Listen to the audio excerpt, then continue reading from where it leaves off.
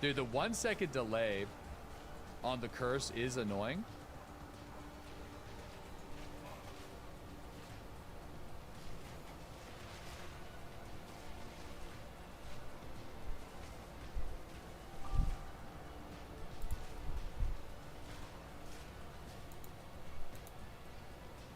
Cast speed, support gem.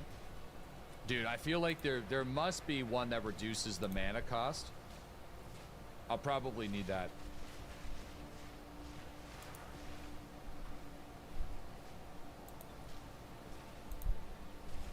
%100%. Or it could be Arcane Tempo. I feel like Arcane Tempo would work really well on this. Mana on kill. Inspiration support. I don't think that works. Yeah, because like obviously I could just use my mana flask, but it does take shit down quite a bit. But now we just got to find a way to apply Wither on a target. And we're really cooking with gas.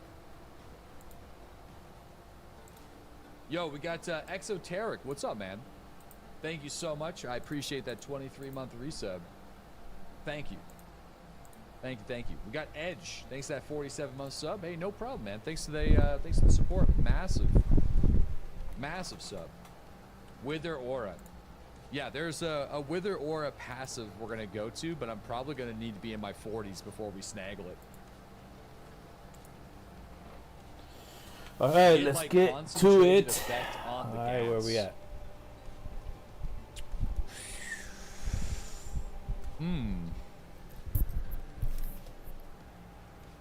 Right now I got corrosion on the gas. And comorbidity. Comorbidity? Sounds like a weird one. But I guess we could always put that on something else. Like toxic growth. I mean, we could also corrupt it. I could corrupt my gas arrow right now and probably put one on there. It ain't bad what I got. I don't think. But it could be better. I'm just going to keep going with this build. I think I got 2 Val Orbs. You know what I'm saying? Like... You can't decide whether or not you're going to be playing Tarkov this wipe. I'll be playing it a little bit, but we got Kingdom Come Deliverance coming out in February, so I'll probably go hard on Tarkov for a few weeks, and then just kind of... We'll probably do some Kingdom Come, and then... Emits an like aura Kingdom Come that Deliverance, continues... We'll probably kind of do the same thing that I did with Stalker 2. We'll probably just do one playthrough of the game, and likely jump back on some EFT in like March. But yeah, Kingdom Come is in February 4th, so that's probably been like the game I've been looking forward to the most.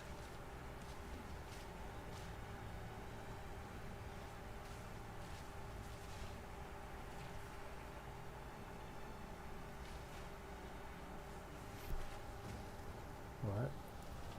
Oh, I'm pressing the wrong button. I'm like pressing my fire when I mean to like put the curse on.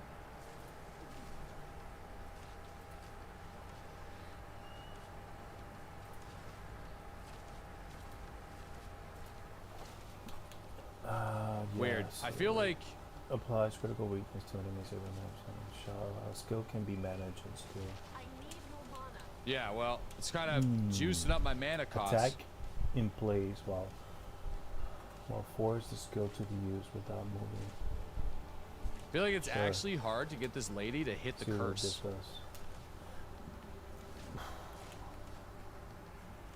It's really hard. Keep on pressing the wrong button. If trying something new opened up a whole new world of possibilities, would you embrace it? If a small change could make a big difference, would you say yes?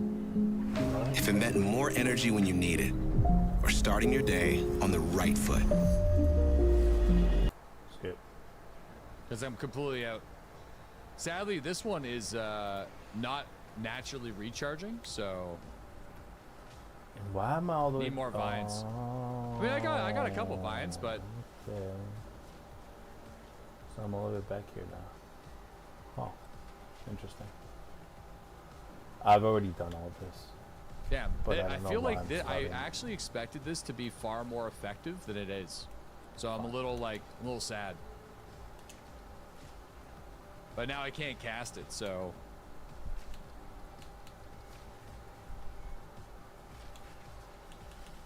Miasma. It's only for bosses. I mean, kind of, but like, I also can't be running out of mana on bosses. Now, that's not good either. Jesus, that hit hard. Anyway,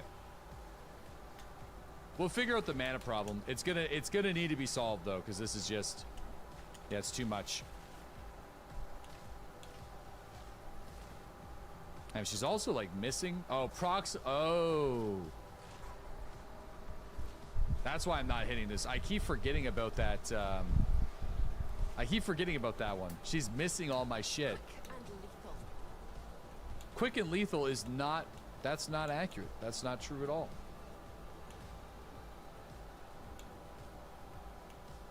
Use the flask. That's what it's there for. Listen, man. Can I hit you with the use your eyeballs? My flask was empty, or is that too rude? That might be too rude.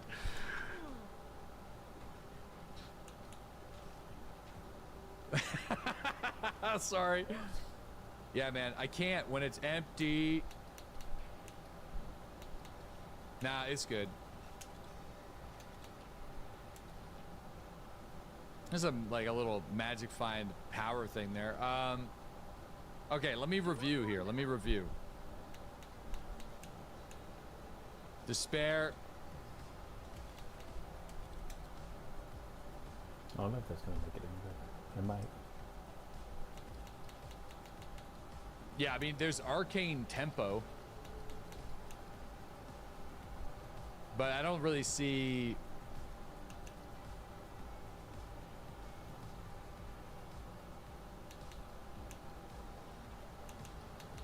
Search inspiration. Oh, there we go. That should do it.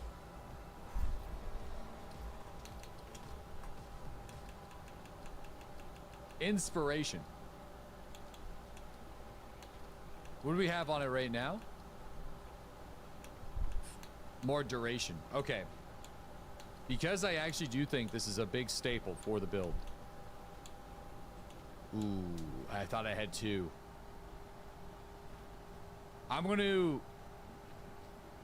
We're gonna take persistence. Yeah, we're gonna take persistence off for now. In Act 3, if we get there, we can put a jeweler orb in there or something. Let's try But this. stop fucking around. No, I'm not fucking around. This is a big deal. This is a big deal.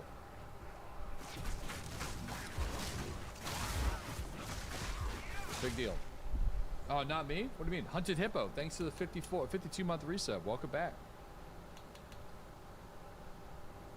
How come when I use a support gem, you only have like 2 or 3 options? You have to click review more gems.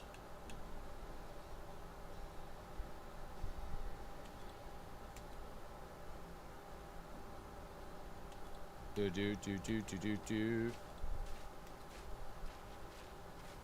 Grow.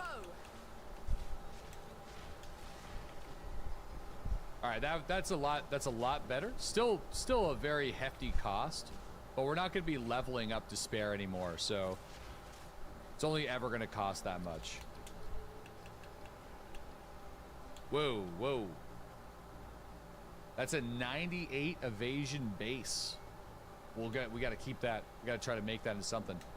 I don't know what it is about Act 2 though. There's just no orbs of fucking alchemy. Like, I feel like I'm getting no exalted orbs. I get no currencies in Act 2. It's weird. It's actually really strange. It's probably because my magic find is so low, but maybe like in Act 1, there's more magic find gear that I'm willing to use because nothing like really synergizes with my build. So if I see like a magic find item, I'm like, oh yeah, of course, let's just use that. But Act 3 is showering with you with it, dude. I'm just It's a famine right now.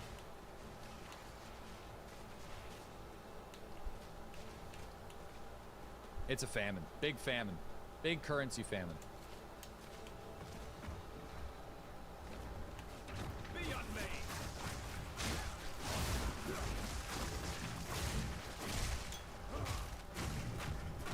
Oh. Advance with me. There Oh, are God. 2 more gates we must open. Oh, yeah, look at the poison damage when everything is hitting, when everything's landing. Look, when it hits, look how much more. That's only with 2 stacks. We could do up to 3 stacks as well. So it makes it's like double the poison damage when it's actually landed on properly. The problem is getting the enemies to stand in it Slay them all. is Yes, kind of annoying. obviously, the But it does work. I feel like on bosses, it's gonna really shine.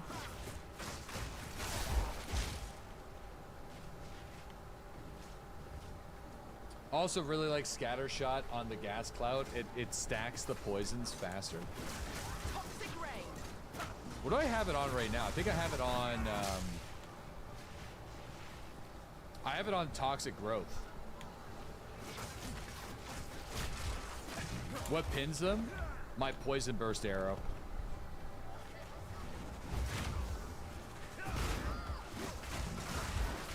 It's just kind of like my regular auto attack because it doesn't use that much mana at all, but it poisons. So I can rock a pin.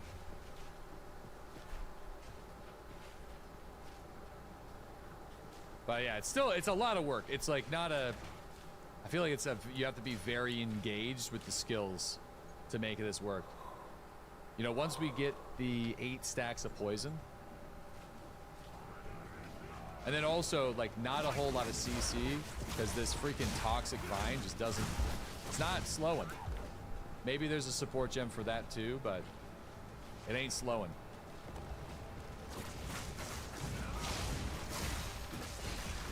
How did the ranger die? I'm on a ranger right now. Don't ask me that right now, okay? Are you from the future? I feel like you could be from the future. Put MAME on it.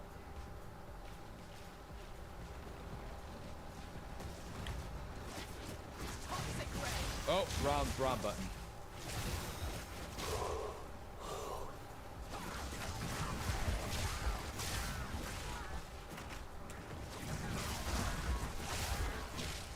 Extra lightning on hit.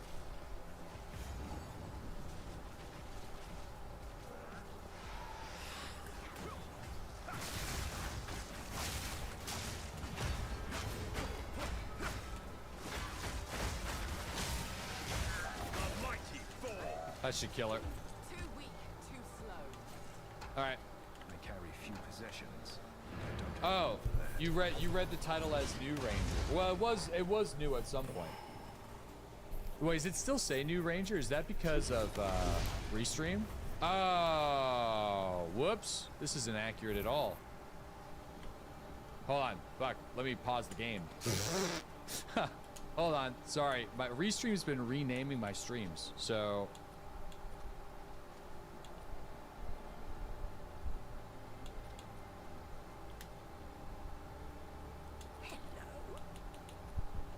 there we go. My bad. Sorry, bud. That's my bad. Sec, thank you for the Prime sub. Really appreciate that. Hunted Hippo, thanks to the 52-month resub. Appreciate you guys. Yeah, we're still building up the Poison Ranger, but I feel like it's not perfect right now, but it's Charging cloud. we're getting there.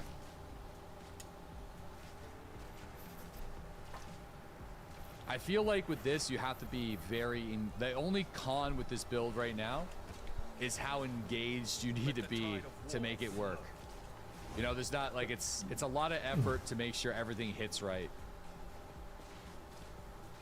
So I would say it's not really like, I wouldn't consider it to be an easy build.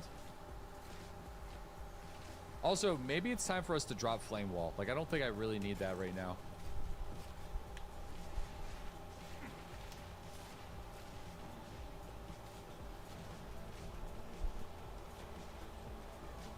Fury unleashed! That's the same way for your witch build? Yeah, well, our witch build was very chill. It was like cast flame wall. That's literally all we needed to do. Ooh. Is this a boss?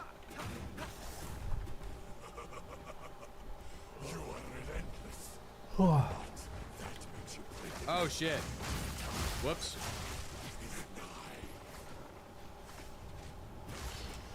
Uh-oh.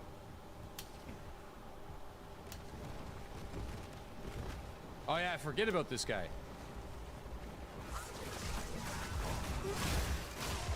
Uh-oh.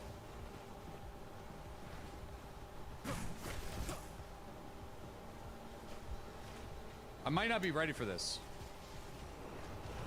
Okay.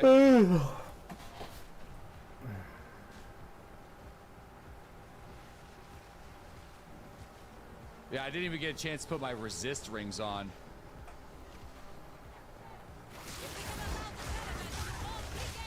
My warriors will swarm them under.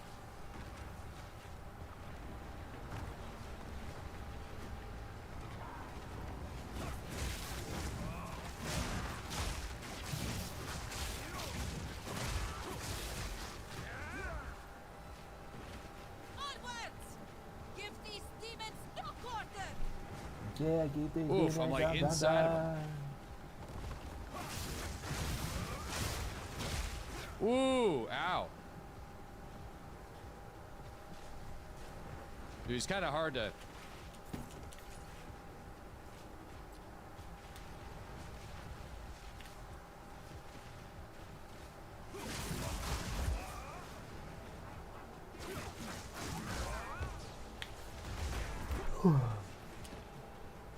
Miasma.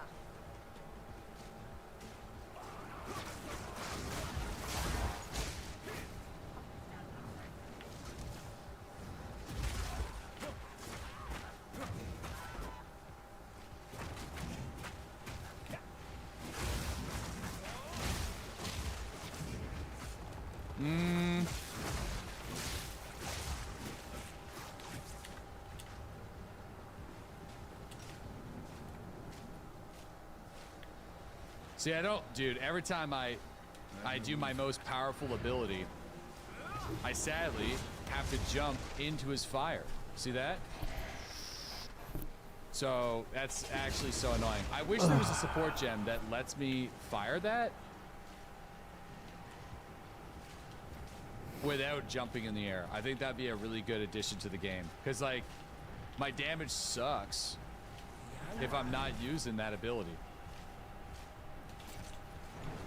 Go electric build? No, I don't want to. I was electric in Act Level 1. It was 6 really level powerful. And then people told me poison sucked. So, like, I'm like, let's do poison. All right, that was a little scary. I'm going to be honest. Speak out. Why use poison? Poison was boring. That's why. Sorry, no offense. It's like, to each their own. I just felt like it was the obvious choice. Can you move in the air like you can? No, if I'm in the air, I'm pretty sure I still get hit. Lightning, I mean. Yeah, sorry. Did I say poison is boring? I meant lightning is boring. Sorry, boys. Not on me. Not on my monk. Maybe on your witch. I felt like it was boring. It might be exciting to you, but I felt it was boring.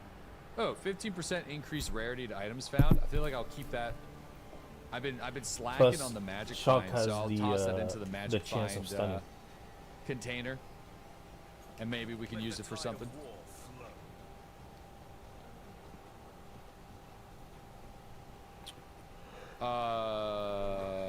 Okay. Hold on to it. And then also we got this thing too, but I have no currencies to mod it right now. So, makes me sad. Just add a socket. To what? The boots? All right, let's go back. Broke boy? Yeah, we're broke. Yep, absolutely.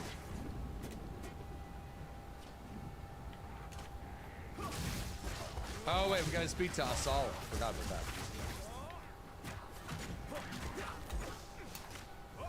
You trying OSRS for the first time? Yo! Nice. As we speak, we now have the leader. For good.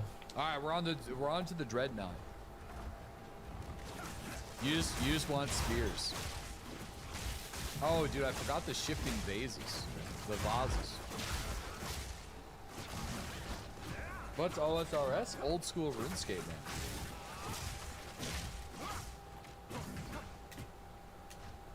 All right, the dreadnought's actually really sick. It's a dangerous place, but Ready yourself. We must prevail. No matter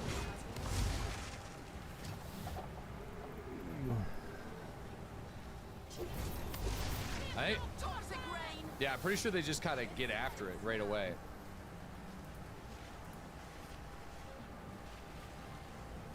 Okay.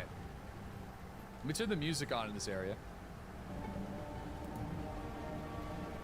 Because I kind of forget what it's like.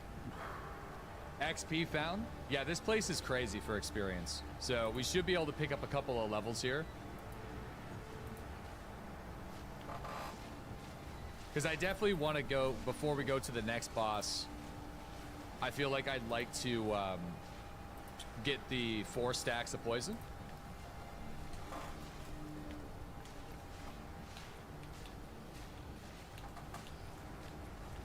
Oh shit, we're getting hit hard.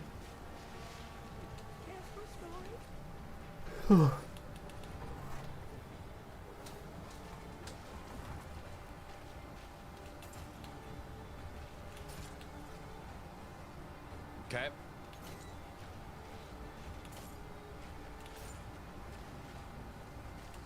Ooh.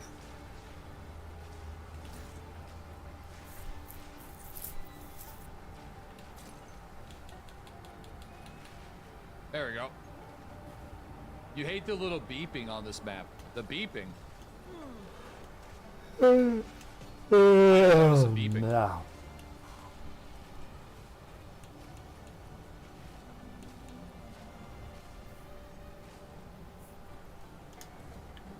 You mean the tambourine?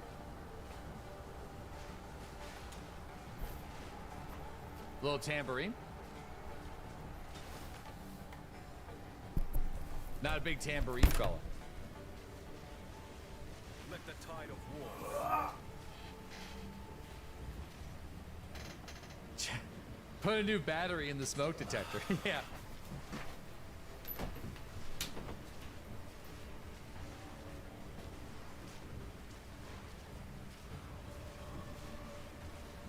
There we go. Look at those rares were getting dropped really well. Because everything was landing properly there. Oh fuck.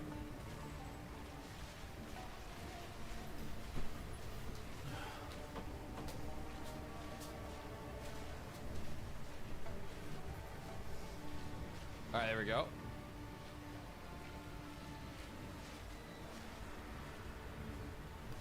This is a dodgy spot though, so I kinda gotta be careful.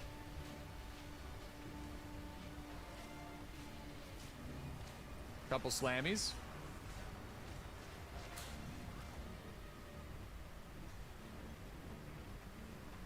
Whoa. Holy shit. That's a lot of guys right there.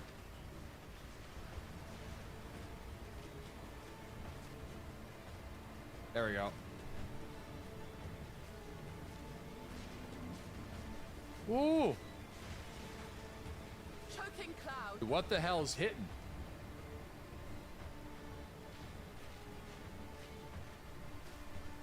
This is still, I think, the coolest zone in the game, in my opinion.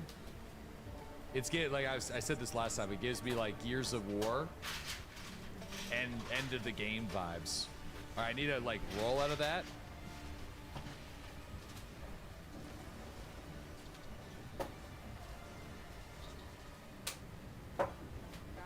Oh. Okay. Woo. Get me in the Be right caravan. back. I need to use the man's room. Choke me, Cloudy. Basically taking everything for gambles at this point. Oh. Might need to upgrade the flasks here. Let's see if we get lucky. Hold on. Give me something good. Give me something good. Charges per second. There we go. Perfect. All right, get rid of those. Let's go.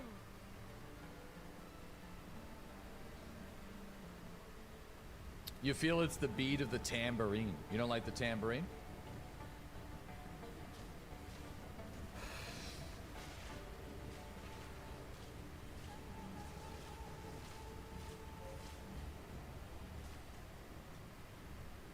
Oh.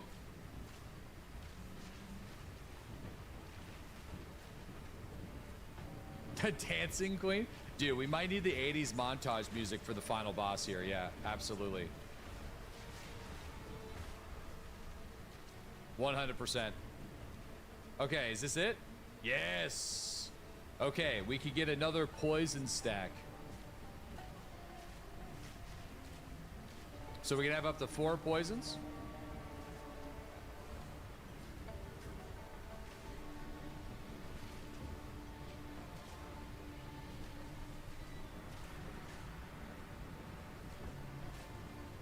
Okay, hold tight. Oh, yeah. Did the witch die? Yeah, it did. The witch died, and the witch was going through this content a lot easier than this ranger, so... I'll tell you what, we got some work to do on this character if we want to be surviving in Act 3.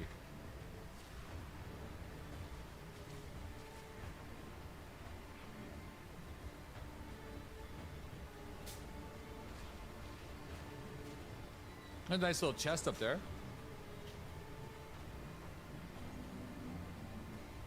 Little checkpoint.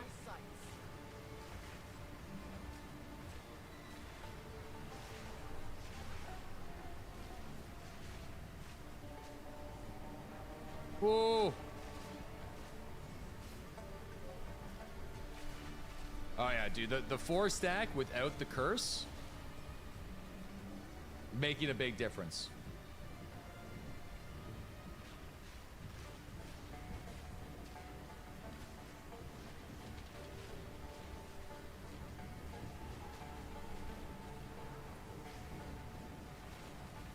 Okay. Yep. It's coming together.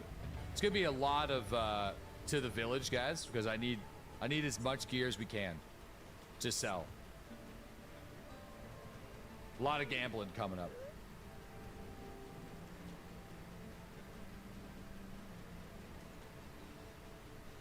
As much as we can possibly snaggle.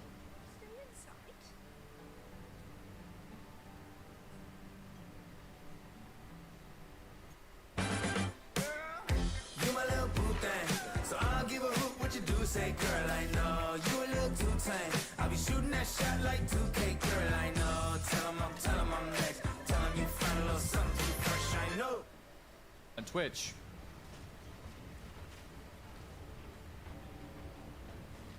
The pain is still real, you know, it still hurts.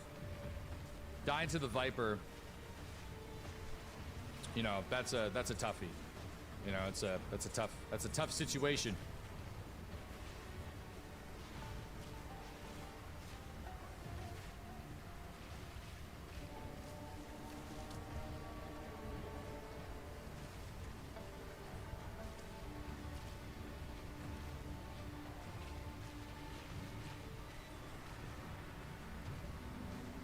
I mean, Too weak, too slow. oh, uh-oh.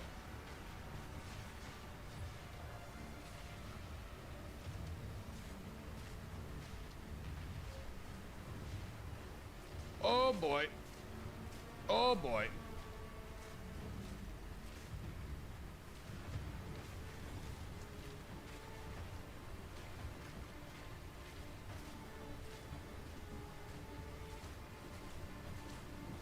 I mean, shit's dying slowly, but it's dying.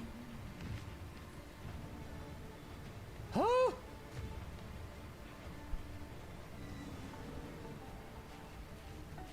Try to get these like mushrooms up here.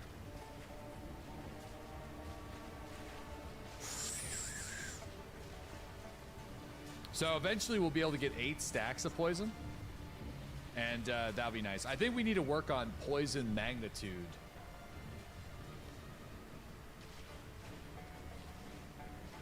Now, if we can. Face me. Poison magnitude increases the damage per tick of poison. So...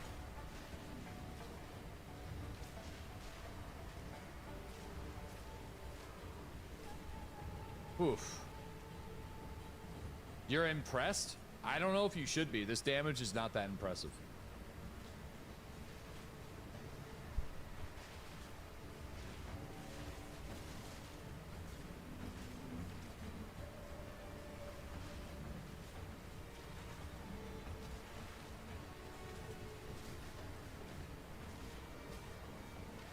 Lightning Rangers are laughing at me right now. They're laughing. Barely broke a sweat. They're laughing. They're laughing. They're having a good build crafting. Oh, thank you. Max Bottom Time. Thank you for the 40-month resub. It's just nice to see somebody who isn't playing Witch. You know what? I don't know if I want to hear that noise right now. You know what I'm saying? I feel like... You know, I don't know, man. Ooh. +1 level to all minion skills. Fuck it. I'm getting rid of it. Who needs minions now, you know? Too soon? Don't want the whole It will town forever hurt, okay? It will forever hurt.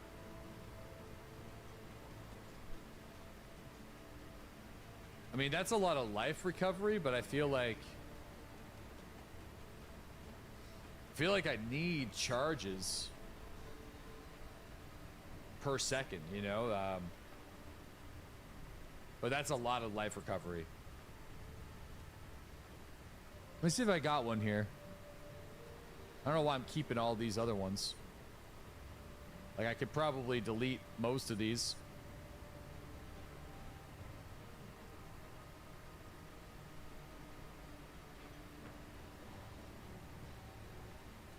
Yeah, your survivability is great. You proved the haters wrong about evasion.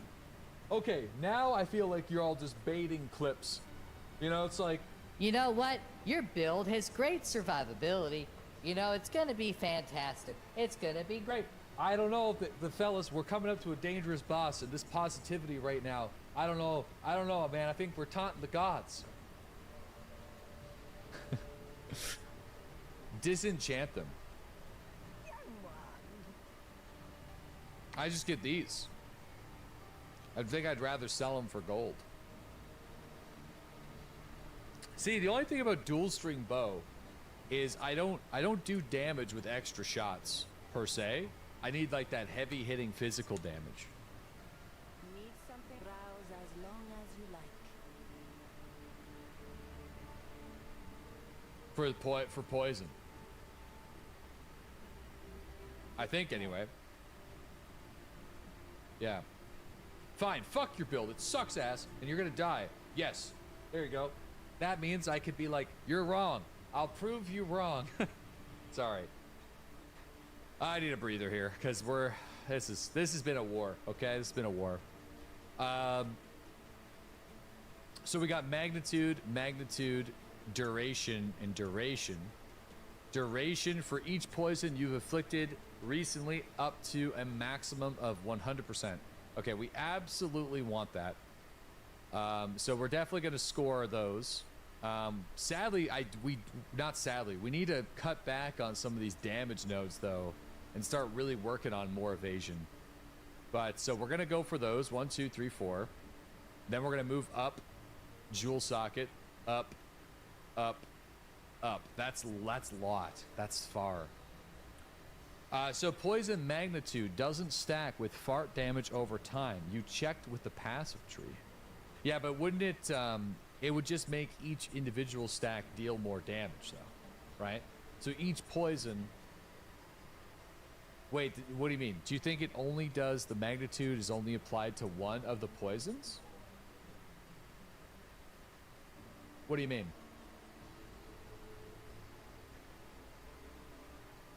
Like poison number 1, so then magnitude doesn't apply to 2, 3, and 4. I feel like that's wrong.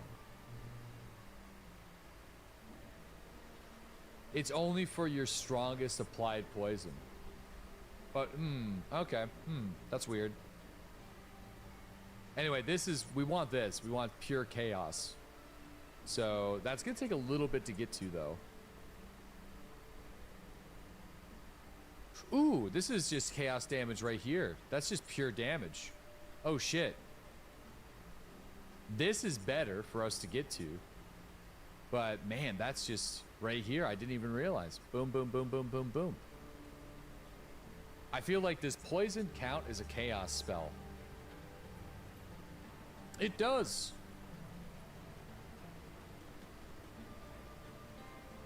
Huh.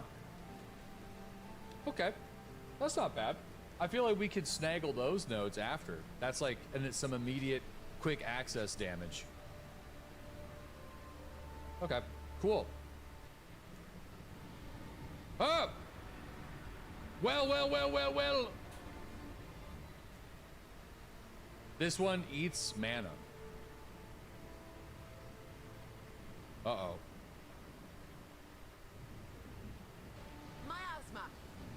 Let me just see how bad it's gonna be, and then I can always switch it up for a different flask. My asthma. You know what? Knock on wood, my actual asthma has not been that bad this year. Hit it with the cough right there. I feel like every time I say that, it's like it hasn't been though. It hasn't.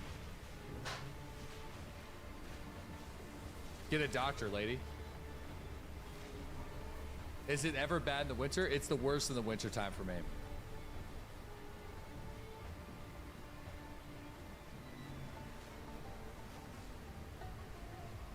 Always bad. I gotta kill these bees.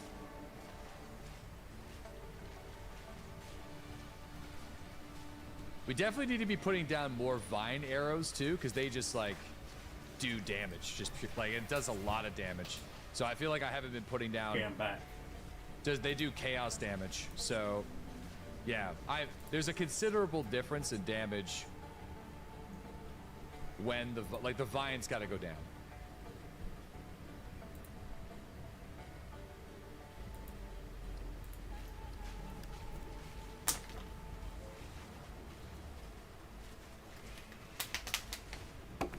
Plague harvester. Oh! Oh, that Let's put evasion. something on YouTube to listen to. Come here, wizard. To listen to. So, no music. Get poisoned, idiot.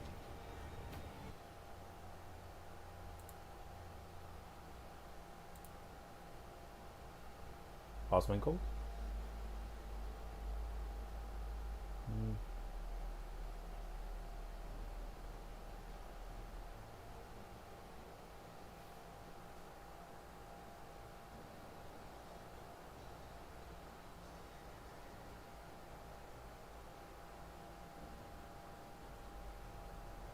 Elon Musk goes on an epic rant. Yeah. There might be a lot to do this Let's do holiday that. season. Why Thanks to not? Kroger Delivery, you can get what you need even with no store. Let's say 2026 at the latest for AGI. Roughly 1% chance of civilization ending in any given century. I think we'll launch the first Starship to Mars in less than 3 years. This is a test of X streaming and a test of Starlink. So I'm just going to do just a quick dungeon run with the Diablo. Try to answer any questions people have that show up on the chat. So I just have my main screen here, and I've got an iPad set up for chat. And I think we've made a lot of improvements, but we'll see how it goes. I'm using Streamlabs right now, so you can use OBS or Streamlabs, and you can stream simultaneously to the X platform and to Twitch. So if you're streaming to Twitch, you might as well stream to X too. The reach on the X platform is hard to beat. But yeah, you can use OBS or Streamlabs or whatever you like. Streamlabs is a little. I thought he was on. He's not on PoE too. I thought he was.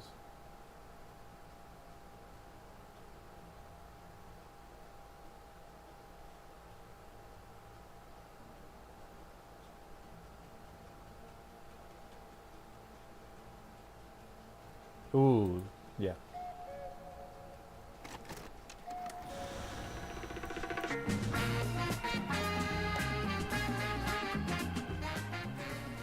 Hey guys, welcome back to another episode of Steak and Eggs. I'm today joined with Emmy, and Tectone is not here. He's been dealing with some personal issues, and he's going to be taking some time off of the podcast to deal with it, so we wish him all the best. However, we do have two other people here with us as well. We have Esfand and Nick. How you guys doing? I'm good. You're good? I'm Nick, good. how I'm about you? sweating. Are you good? I'm great. Couldn't be better. I'm excited to be here. Wow. What a good what a good time. Are you good? I'm good. I'm great. Wow. I'm not at all. Why? I'm just kidding. Everything's Oh. totally fine with me. Yeah, I'm great. I'm not good. I'm great. What do you mean? I'm better. Oh, really? Yeah, I'm greater. I'm greater. Really? Well, if you're so good, why do you keep dying in WoW? Because it's Horde. Oh. Look, you gotta understand. It's a you gotta totally understand. different. You, You see, gotta like, understand. First, I was troll. And I Yeah. was like, this is my chance. Yeah. Sacrifice myself and Right. ruin Soda Poppin's weekly points. Okay. And then Dingo was cast aside. I'm gonna be real. That costume that you had was Oh, that was so fucking good. insane. It was so as a cosplayer, this is the Oh seal no, of it's approval. it's funny because when I opened your stream, I was streaming too. I was like, oh, that's so good. The first message I see is better cosplay than ever. No, I actually remember that message. I took a picture of it and I That was framed it in really my good. room. Every day I wake up and I'm like, that's my was my alt account. motivation. That was really That was good. my goal. Nick's face. What? Oh, I Do you didn't. I think both of you make great cosplays, and I'm so happy No, to be but which friends one's- with both. So, better? Which okay, one's all right, better? we gotta Nick's get Nick being out. so we gotta nice get Nick today. into this. So I've been playing a game, Nick. You've been living this game. It's called 5 Hearts Under One Roof, and it's Yeah. about a guy Oh my with god. with 5 Asian girlfriends, played that 5 too. Korean girlfriends. Yeah. And so, what is it like? I don't have 5. How many? I have That was 0. 4, right? Oh no, never mind. I have learned none of these girls actually like me. They're just talking to me because their viewer count quintuples. I don't think that's fucking true. based. Yes. Oh my god. Yes. That's what they all do. Guys, listen. That's just the way it is. I'm sorry, Emmy, isn't that true? It's so true. Absolutely, yeah. See, they're revealing their secrets now. But you played the game too. I did play it too. And what did you think? It's kind of bad. You fucking but- hated it. Okay, but I hated it because it forces you to replay the same scenes over and over again to Dude. progress to the next part. Wait, so you And- played it too, I S-Fan? did. Of course I do. I invented the game. How is Nick the only person who didn't play it? Well, because I'm Well, he's playing it in real experienced life. in it. Yeah. Go ahead. Well, I mean, you saw what I had to do in WoW. I had to, OnlyFans. It's you only can have one character in the guild. Well, Uh-huh. I had Chance give me 2 characters, so I can keep them both separate, or 2 of them separate from one another. Oh, Smart. yeah. Yes, Yeah, really right. Smart. You gotta keep it in the dark. Yeah, With exactly. this podcast, we'll probably, if they see this, You have I'm in like 2 trouble. different phones too. Go. I do. I have multiple phones, actually. Oh, Very Yeah. good idea. Yeah. Why do you have multiple phones? Well, just because, if I'm with one of them, I put Yeah. the other phone away so it doesn't ring. What? Okay. Yeah, no. I mean, you know that's normal, right? Do all guys do that? Those who are The cheating, ones yes. that have enough money Those who to are buy cheating, multiple yes. phones have multiple phones. That's just Okay. I have 2 phones for streaming. I have 3 phones. Okay. Damn, you have 3 phones. Wow. Oh, she Because has three- AT&T three, sent me one, and Stream Elements sent me one. Okay, so you have 3. So I have 3. Stream Elements, what the hell? Why the fuck did Stream Elements send you a What about phone? us? For a sponsor. What a bunch of bullshit. Yeah, we can get phones. Yeah, I didn't get a fucking phone. I've had the same phone for 5 years. Okay. Well, never mind. Yeah, so you played the Never game mind. too. Oh, yeah. Did And you I- beat the game? No, I hated it. Really? So you Oh my hated gosh. the dating game? Yes. We're talking about the actual game. Oh, Which girl no, did no, you no. pick? Yeah, the game was okay. Yeah, yeah. But it's I had the exact same issue as Emmy. Mm-hmm. ADHD kicks in at a certain point. I'm like, bro, I cannot sit here and watch these scenes. I'm just skipping and I'm just going back Yeah. and forth. And I was like, I hate this game now, and I'm leaving. So I got to like chapter 2. I got But through which chapter girl 2. did you pick or prioritize? I don't know. I can't remember because I had to prioritize all of them, right? Nah. Oh, you didn't? Oh, maybe not maybe that's why I was really. having Which trouble. one did you prioritize, Emmy? The really mean one with the big boobs. Oh yeah, I remember. her. absolutely. Wait, I threw her out of the taxi. Really? Yeah, what? Yeah, I threw her out of the taxi. You idiot. No, but Oh, she man. liked that. I don't That think was she that was did. that was the Yeah. correct decision. Was it? I don't Yeah. remember. Hold on. I think. Yeah, I was I guess I simped out. It's really good tech tone to hear right now. Yeah, no, well, the thing is like I felt really bad because like I kept picking the option that I thought would be the good dating option. Oh, and they were all wrong. And then this is the worst part is so there's like 4 girls that are normal. And then there's the 5th girl that's basically, well, they called leveling her like love meter up. They called it retard maxing. And so basically, I don't know why, but I got every single one of those right. Does that say a lot about you? I think it says a lot about the game. I Okay. feel like it's the game that's retarded, not me. Yeah, that must be it. No, it must be it. Oh. But you never beat the game either, did you? No. How do you beat it? So you go through all the chapters and then you finish it. Yeah. And then you can, there's a romance option and it's like a secret ending. And I think there's like the bad ending, the secret ending, or the good ending and the happy ending. It's like, you know, one of those big surprise, right? And so it's one of those games. And I obviously got the bad ending first because I pretended to be myself, which was a huge mistake. And so, yeah, I've done this before in dating. It's happened. That's rule number 1. Yeah. Actually, Never be yourself. Never be yourself. Always lie. Say what? What do you mean? Or why?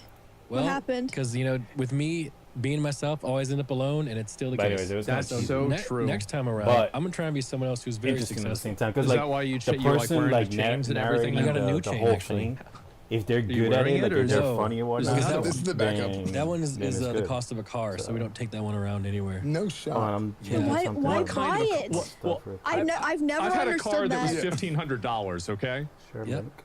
What kind of a car are we talking about? Yours. That's impressive. Wow. Copy. You spent all that fucking money on that? Yeah. Why? Just cause? Well, Well, Kamala Harris paid for that. technically, Yeah. I still have some change left over after that one. She didn't. That's true. But so I was nominated on the top 25 complex streamers. Yeah. Oh, yeah, I was I ranked saw that. 22nd, right? And Congrats. it was like all the big boys, right? Yeah. And this is like kind of like a hip sort of news article, right? Oh, yeah. So it's like, for example, like a soda pop would never be on said list, right? I mean, course. It's the, But- I mean, I don't want to cut you off. Go Yeah, ahead. but the thing is, and as I scrolled down to the top of the list where I wasn't, I noticed something. Oh, What? hey, They how all you had doing? chains. Damn. And You got to be that's why I dripped bought it. out. Yeah. So next year I'll be a little bit lower, and maybe I'll get 2 chains. Yeah, I like Someone that. for top 10. that is actually my reason Yeah. for buying that. It's like you have to dress for the Ooh, that job hurt. that you want, Right. Yes. not the job that you have. Right. I get that. Yeah, that's why S-Fan looks like he's gonna go for a bike ride or something. Yeah, that's weird. Yeah, what do you got that jacket? What the hell is that? Oh, I like the jacket. It's No, it's a Take sick the belt, jacket, take the but belt, I take the didn't belt, think take you the could belt. just dripped out. Like You know I mean, what's I- really funny about this is we actually had to wait longer on the podcast because S-Fan wanted to change his shoes. Well, so I walked in, and then Nick's like, "Damn, you look so sexy today," or something along I those say he looks Yeah. so good. I was Something- surprised. I'm paraphrasing. So he's like, "S-Man, you look so freaking sexy today. Oh my goodness, you're so hot." And I was like, "Oh, weird. don't talk like that. I was like, okay." And then I started thinking about it, and I was like, "Wait, my shoes don't match. I have another pair of shoes in the car." So I ran out of the car and changed my shoes. Make haste. He must That go. was- You keep multiple pairs of shoes in the car, or just Yo, one? the Well, no, same thing I have. happened. There's So a, you there's got a, we into have a buying a lockbox bunch of outside shoes, just in right? case. No, at the dude, studio. he's got like When I was 100 fighting plus. Yeah, that yeah, lady. you're buying a bunch of shoes. You got I- more, I- do you I like- have more It's just how many boxes. pairs of shoes do you have? Like Wait, I'm 5. back in this area again? I have like 50. That's okay, crazy. hold on. I don't know. I don't really spend money on anything other than like tech. go And then I I was think like, that's nice. I think it's Yeah. cool when people collect stuff. well, like, yeah. So I was Yeah. like, with shoes, I noticed this. I was like, if you got shoes that match the rest of your clothes, Yeah, you look way more well put together. Hey, there you are. but it's all for naught though. Yeah, it doesn't really matter because I'm just, you Listen, know. I lost 60 pounds. I got good drip. I got a haircut Yeah. once or twice, and Wait, where's nothing the changed. safe? I'm still alone, and I cry myself to sleep at night. There it You is. need, Still- you're still you need to saying- stop being such I a saw the doomer. Instagram story. You're gonna get the doomer aura and like repel But all but the the. thing is, but I didn't have it for a while, and it didn't change anything. Uh-huh. So why not just embrace it? You should, yeah, just be an incel. I think I am. You're actually an incel. No. Yeah. So You're in here's good what I company. think happens. Wait a second. Yeah, I mean, you're in good company. I'm an incel. So I think here's what happens. Whenever people lose a lot of weight, Yeah, you have they're not funny anymore. Oh, yeah, they're not funny anymore. No, what actually happens is... That is crazy how that happens. Really Well, is. no, I mean, I think it does happen if, like, that's, like, their whole, like, the source of their humor, right? Yeah. But what ends up happening to a lot of supposed to people go is, next? I think they put so much of their self-worth Use it as a in trellis. their weight or their lack of self-worth into their overweightedness that when they lose a bunch of weight, they're like, oh, I'm a god now. And then the ego through the roof. That did not happen with me in the slightest. Yeah, he already had that. Really? ego. Yeah. My ego could not be bigger since I You was were never 17 on that. state You champion. were never that fat though. Well, also because you were an athlete. Right. Never And, that and fat. you've had like, I mean, you don't, Good. people, I feel like people who He don't do, wasn't. and it's obviously, He I was mean, never I'm that using fat. athleticism as an example. Yeah. But, you know, You just have like pictures you now? had Were you something else. ever obese? Do I have the obese picture? now. I do have the picture. I do. Were you This ever is so. I obese? don't know if we can Huh. show it. Maybe I can send this Oh. to Yeah, production. send it. And let me see if I can find it. Do you remember what year this was? The first time we ever went The to WePlay. first Games Expo. Okay. Let me see where that was. Was that June, I think? It's back when we were firing on all cylinders, man. Yeah, it was back whenever we were actually doing pretty well. Yeah, That I was a- remember that was a sitting long in time the ago. meeting room. We were all eating McDonald's and memorizing our note cards and taking notes. Uh-huh. Yeah. Remember back when we were a team, guys? Now we're all fractured and shattered and canceled, huh? I try. I try. I tried. Are you ready? Yeah. Let me see. Doesn't hand me. That's crazy. I do not remember Nick looking like this. Every day. Wait, I went over there. I just realized that. Yep, That's me. not the same guy. He was, Yeah. yeah. Thing is, that Nick was. You were there, S-Fan. Cox Business Fiber Internet delivers upload speeds just as fast as your download speeds. For just $50 a month, get Cox Business Fiber Internet and a $100 Cox Business prepaid MasterCard. Fiber availability limited in select areas. That Nick was loved, though. Why did you take Yeah. this Doesn't have to picture? travel to What do you mean? I still love you. I was. It's not the same Here, thing. you toss over here. What do you mean it's not the same? It's not. Why would you? Okay, and he caught it. You just like He's whipped, got an auto box. he whipped it so fast. It doesn't fucking matter. Yeah, it's fine. I got it. I've done He's this a lot. had it for 5 years. I have, yeah. It's probably not going to be 6 if I keep doing that. Yeah. But yeah, no. I mean, that's what it was. So do you think that was a turning point for you? What? That photo? No. No, it wasn't. Okay. No. What was the turning point? Why did I decide to lose the weight? Yeah. Well, Yeah. when I realized Because he was fat. No. I just had a feeling the end was nigh. Ooh. Yeah. You thought you were going to die. Yep. Well, Damn. yeah. Or do you? End of what? That's deep. The 10-year. Right. The tenure. Okay. Yeah, for sure. Yeah. Amy, have you ever been fat? Nope. Why not? Can't. Really? No, not really. You got to have more self-confidence, Emmy. You just got to try harder. Try harder to be You fat. gotta eat more If food. you went out to like dinner when I ate, like after a month you'd be fat. Should I try being fat, you think? Maybe, yeah. Listen, Do you think it'd be like, if you're hungry, do you think it'd be really bad if like I spent a month and I was like, guys, I'm gonna see how much weight I can gain? Would that be bad? Yeah, it is. It's like, because that'd then be you get dumb. fat. It's like, it's No, like, but that'd I be could the probably dumb lose thing it to do. all as You well. purposely just trying No. to you know how hard it get is. fat from No. yourself. Okay, well, I don't know. I don't no think one it's in- really that easy. no one in my Stop eating family food. is not- fat. hold on. It's I not wasn't even that paying easy. attention. Okay, so I was Not getting fair. fat. I was 148 pounds. What? And yeah, Shut up, bro.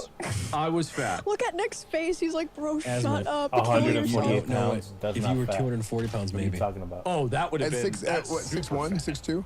What? 6'1", 6'2"? Sure. Okay. Yeah, I'm a tall guy, and it's no big deal. And 148 I and just you're so over and then I was 6 like, feet? I'm getting Yeah, fat. that's not And so what I considered fat, started bro. doing is I just stopped eating food. And then the problem went away. Technically, you're not wrong. Yeah. And I also did that. Yeah. Because people are like, oh, Nick, you took Ozempic, blah, blah. No. Well, I they just, think S-Fan took Ozempic too. Because they didn't see me stand up for 2 years. I didn't know Ozempic was something you could just get. I don't think Like, it is. I thought it was like, I'm pretty sure you have to get I'm pretty prescribed. sure you have to it. get prescribed. oh, okay. I don't know. Apparently Bean's taking it. Oh, hey, Is it well, working? now everyone knows Good for me. him. I Yeah. don't know. No, I mean, there's nothing to hide. To be fair, I'm not going to lie. There's some people that do take Ozempic and they still eat a ton, so it doesn't make a difference. Yeah, I mean, there's nothing to hide. So, like, Just like anything else. Yeah. Doesn't matter what plan you go I mean, into. Zach is like, right. If you do if you're wanna gonna take lose weight- pills or whatever, you Just still stop need like eating a food. like put a the fork down. good Just stop. If you're gonna eat food, just plan don't that do you it. It's that follow easy. and, Yeah, no, it's been good, simple. like, You know what I did? What? How I started you know, was like, I started cutting corners exercise, on and calories stuff like that. and like So- things that I don't didn't- believe it. I don't think calories are real. Well, they kind of are. Calories. Yeah. Believe it or not. All right, Osmond. Because like, how many calories are in a piece of wood? Some. 0. No, there's calories. Actually, I don't wonder know. why. Yeah, I have If it no has idea. like Okay, go ahead. termites, So it you would take the have sauce some in type of food, calories, right? but Like it's mayonnaise, an insect, butter, and all that insects kind of also stuff. have Yeah. calories. And things that didn't like physically fill up my stomach, Yeah. I would stop eating them. I would try to eat like physically large foods so that I don't get like hunger pains Uh-huh. that are like lower calories. So I'd have like a really big salad, for example, and I Salad's would got dressing and cheese Yep. and stuff though. and I would get no dressing on it because that little bit of dressing, That's like a rabbit. Yeah, I was gonna Like say a it's rabbit. like animal food. I'd be sitting there on stream just chowing down salad over the Oh, course of like man. 2-3 hours. I tried to eat a salad before. It was bad. It was one of the worst days Zach, of let my me life. ask you a question. What? Do you think you're healthier than I am? In what regard? Just overall All health. of them. All of them helps. Let me think. Probably not right now. No, because you've been exercising a lot. I haven't been exercising that much recently. Yeah, I've been lazy, honestly. Nick's probably the healthiest person here. Yeah. Actually, you work out again, right, Sven? Yeah, but I'm still getting into it. Like I'm like, that was part of it. I stopped lifting altogether. That was Yeah. part of the reason that I was able to lose weight. Uh-huh. Because whenever I start eating, metabolism I turn into a trash compactor and I start Yeah. eating everything. I love eating food. Yeah. I do too. Yeah, I'm not- it's great. It's hard for me to eat food. So you know, it's catchy. I've heard of her. When she came here, I'm not kidding you. I bet she puts it away. She went on the NMP diet. She Oh. gained 10 pounds. What? Damn, she got fat as hell. Oh my That's god. like 10% Bro, of her she weight, went from probably. 85 pounds to 95 pounds. That's That's wild. still That's a tiny. lot. She was Oh, Really, 85? jeez. That's wild. I mean, I don't know. Listen, you can pick her one arm, man. That's crazy. Yeah, she's not. But the thing is, she's like my favorite person on the planet because she can fucking throw down, bro. What? Dude, we'll go out to eat. We'll kill. We spent $500 on appetizers at a God steakhouse. damn, Wait, that's how much? crazy. $500 on appetizers. How is that even possible? Wagyu. Wagyu. Oh, it's possible, trust me. Yeah. Fucking I've been there, That's bro. that's Was the that good the shit. photo that you Definitely posted? possible. Which one? Oh god. Well, one in the black dress. Yeah. Yeah, that was the start of that night. Oh fuck. And the thing is, man. and dude, I'm not kidding Yeah. you. Like, and then after we ate all that food, we were walking down like the bar street, yeah. and like, she's like so like universally good looking Uh-huh. that like every dude was just neck snapping as we walked by. Yeah. And I'm thinking like, dude, I'm that guy. She's with me. Oh Yeah, man. let me see my car, guys. You know, but you know, It was like an ego moment. I'm telling you, when the 2 weeks she was here, I Yeah. mean this sincerely. I don't think I've had more fun. Really? Like you guys know me, right? I'm usually like kind of like mellow. and like kind of Yeah. depressed. Yeah. No, bro, kind of. Yeah, I'm telling you, I cannot wait till she comes back. When is she coming Oh, back? I'm sure. We're, the same time I come back from the Streamer Awards. Oh, that's pretty soon. Oh shit. Yeah, That's like week. she's actually month? going to the Streamer Awards. Really? When's this video come out? It's coming out on Friday. So Streamer Awards are on Saturday, right? So she's actually my date for the Streamer Awards. Oh shit. Yeah, Damn. yeah, it's gonna be fun. Wait, so is Nora going? No, Whoa, That's what was it crazy. What possible? about Fan is Famping going? yeah, Wow. What about is AC going? yeah. Are you going, S-Fan? Am I going? Are you? I'm going. Wait, are you Yeah. actually? Yeah, I'm going. I'm going. I'm definitely not. I'm probably gonna watch it and criticize everything about it the day after, and feed into the Twitter hate threads. Yeah, that's what I'm gonna do. Obviously. Yeah, I don't think I'm going either. But I will not be feeding Twitter hate threads. Again. I'm gonna tell you right now. Me and Extra Emily's plan. We are going to get blackout drunk. Really? Before Yeah. the show? Before, during, and after. Oh, good. That's a great idea. Okay, that's great. I'm tired of going there and losing, so I'm gonna go there and have fun. Yeah. Tired of it. Do you think you're gonna win? No, none of them. The 3 awards I'm up for. No, You're up for 3 well, including awards. OTK. Oh, wait, right, what okay. three? What three are you up for? Just chatting with Emmy, Right. and then best streamed event, Oh yeah. which is the road trip. Man, Critical week. I We're gonna lose the uh, Ludwiger Sea Dog again Yeah. for the 18th year in a row. So. Oh, they did that one thing. Yeah, true.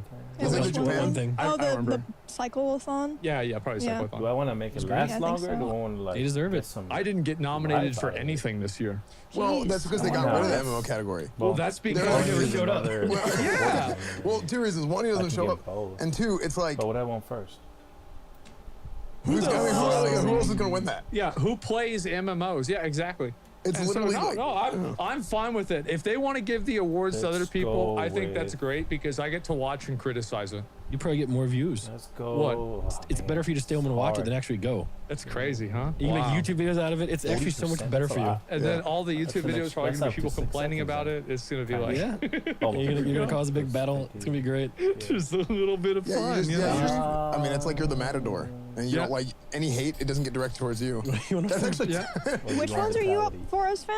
I got sports, which is the new category. They got rid of Okay. MMO for sports, actually, All right. which is great. So Damn, how much bro, you nerds get? stay You losing. get your own one. I gave her I'm gonna $25. close my eyes and I'm just Oh, okay. gonna. So what did I give her? I gave her $25. pick which one. And I'm gonna no, tap so my sports, controller and then really GTRP, fast, and then I'm or gonna count RP to like is role play, sports, 5. And when I say and 5, then I'm just gonna I guess stop. 3 including and us see today. where Hey, it congrats, stops, man. okay? Thank you. I think you could win one of And those. go. Maybe. I mean, One, the thing is 2, 3. Who the fuck is 4, gonna win sports 5. if it's not you? because I think guess it's Sketch is time. in there as well. the thing is, it's you have W Kinda wanna community, collab, I'm not you gonna lie. have people that are really big on social media and they're like viral and stuff. Yeah. All right. So actually, this kind of goes back to what you were saying. we gotta sell some stuff. Because and get Nick back ended up into on the that list, action. which is the complex list Yeah, of like yeah. top 25 streamers. So if you There's like a are different now category watching, of streaming, which is like got this is the Osman more Gold like in the mainstream video. sort of people that don't really know streaming, it's a podcast. but they know who these people are. You Big got, on Yeah. socials, That's- whatever. That's Like why I was Ninja. surprised. That's why it was Ninja. such a big deal. Nick. Yeah, Ninja's Yeah.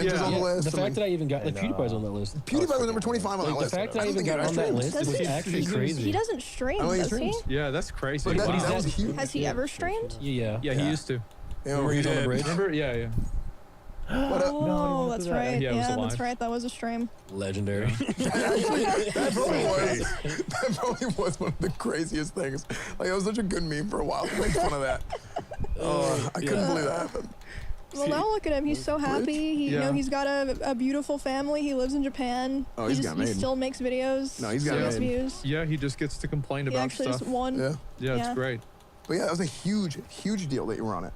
I know. Because you It's broke crazy. in. Yeah, at least for a little bit. You think Yeah. it's because of your shorts, or Yeah, I mean, on Twitch you've been getting like 35, 40K. I don't know how we ended up on that list. I don't understand it. Yeah. But I did notice the lack of chains, so that's why I had to buy one. Whoa, there it is. If I wasn't on the list, I would have not bought said chain. Yeah. Yeah. Maybe I should buy chains too. Yeah. That'd be a good idea. A couple of them. Yeah. 3 How much chains. was the one that you have on your neck? Guess. I think $2,000. Okay. More. $3 grand. I mean, Watch it be like $20. Excuse me? Do you guys have that Lixie knife? Any of the Lixie knives left? Yes, I believe so. Hold on 1 second. Let me check. Here we go. I don't even want to say now because I'm going to get embarrassed.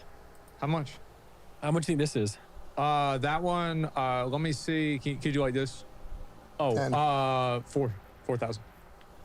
So you think this 4,000? one, that's smaller, this one's less expensive? Well, maybe because it's closer and so I can see more Yeah, detail in it. It can. So this is it's a 5. smaller chain, Okay. This is but 12. it's better quality. because it's more expensive. $12? And that's your not as nice Okay. one. You put the other one away. Yeah. Wow. Yeah.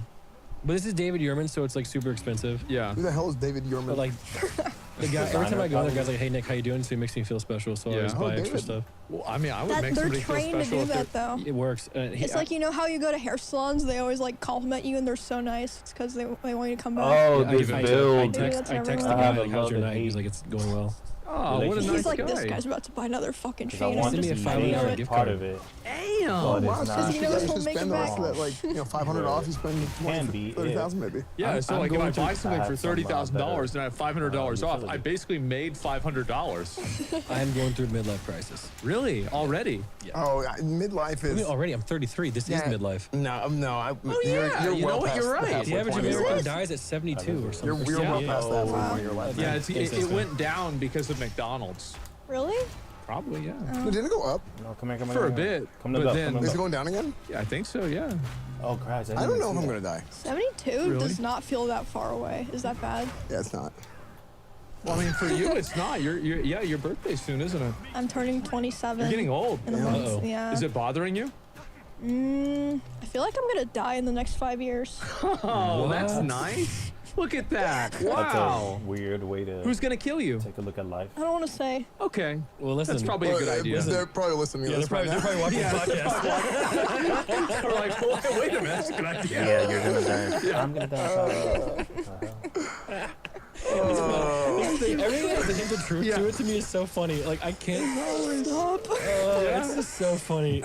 Yeah. Oh, edit that one out. Okay. What else happened this week? No, they probably heard Arcane. it. Arcane? I know none of you motherfuckers watched Arcane. Actually, maybe did you watch Arcane? I was watching Arcane with a certain So someone, good. Yeah. and You didn't finish Arcane it? was we didn't good. finish Both- the end of both season seasons. 2. Season so 1, I still good. think Yeah. is better than season Dude, I feel 2. bad for you guys because you're all like Blizzard. I don't know. Like, Yeah. I don't know if kids is the right word. Like Blizzard people. Okay. And then I was like a Riot kid, and like they're doing like Yeah, because Arcane. you're, they're like, making all 20 these other years games, old. and it's like So- Blizzard. Yeah, Like well, Blizzard weren't does, even Blizzard around does their own content. when They have Blizzard like started, sexual assault started in the allegations. beginning where it was There's good. like breast milk Blizzard's no thieves, more. Blizzard's federal gone. investigations, But the company has FCC changed so much, violations. man. Yeah. You just Arcane use is- OTK Arcane's or so good. That's the other one. okay. Do you like the amount of And people who Riot have is never only played good League and because never what will, they're who are doing like, with this League, is so good, the honestly. characters are so good, it's just really cool. But I mean, now I that they watched have like part the of Arcane. I thought it was very series, good. That's by I did. I love it. And yeah, it was actually good. Like I was impressed because I Yo, didn't I really need know to a use lot that one. I'll about be right League back. lore. Because like I never really time. liked playing. Like if I didn't play WoW, I probably would have played a lot of League. But I just never got into it. It was just never my thing. That's kind of what happened to me. Yeah. Because I Imagine quit. the path if Aswin was a League streamer instead of a WoW streamer. That would have been I hilarious. don't know what would have happened. I feel like it would have been really bad. I think it would have been bad. I feel like Yeah. it already was bad. Because I you mean, can't really talk much like while you're playing League. Yeah, you can. In game. Yeah, But you can talk you in just between yell. cues.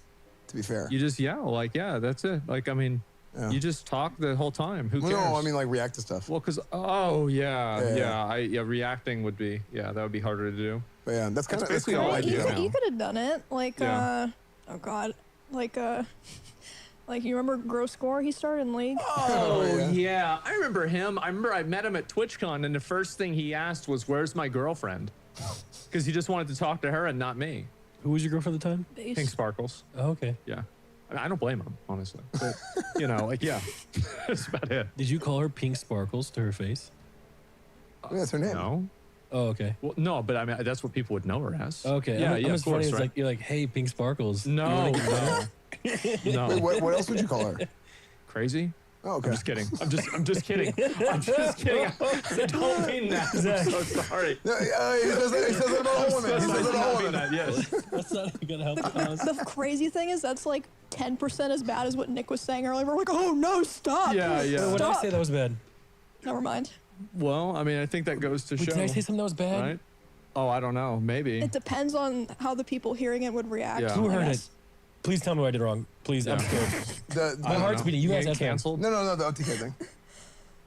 What? No. That was a good one.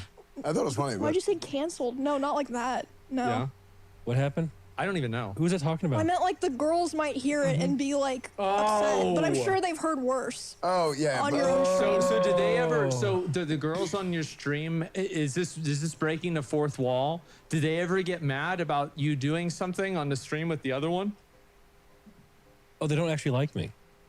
So it doesn't Oh. matter. So why would they get mad? Oh, that's so. That's a good point. Yeah. so good. There you go. Problem solved. You actually got it made. Wait, so they're just Yeah. like, when's it my turn next Yeah. to be on the? Maybe. Yeah, on the show. Yeah. That's it. When did the viewer cycle to me? Yeah. And now, a word from our sponsors.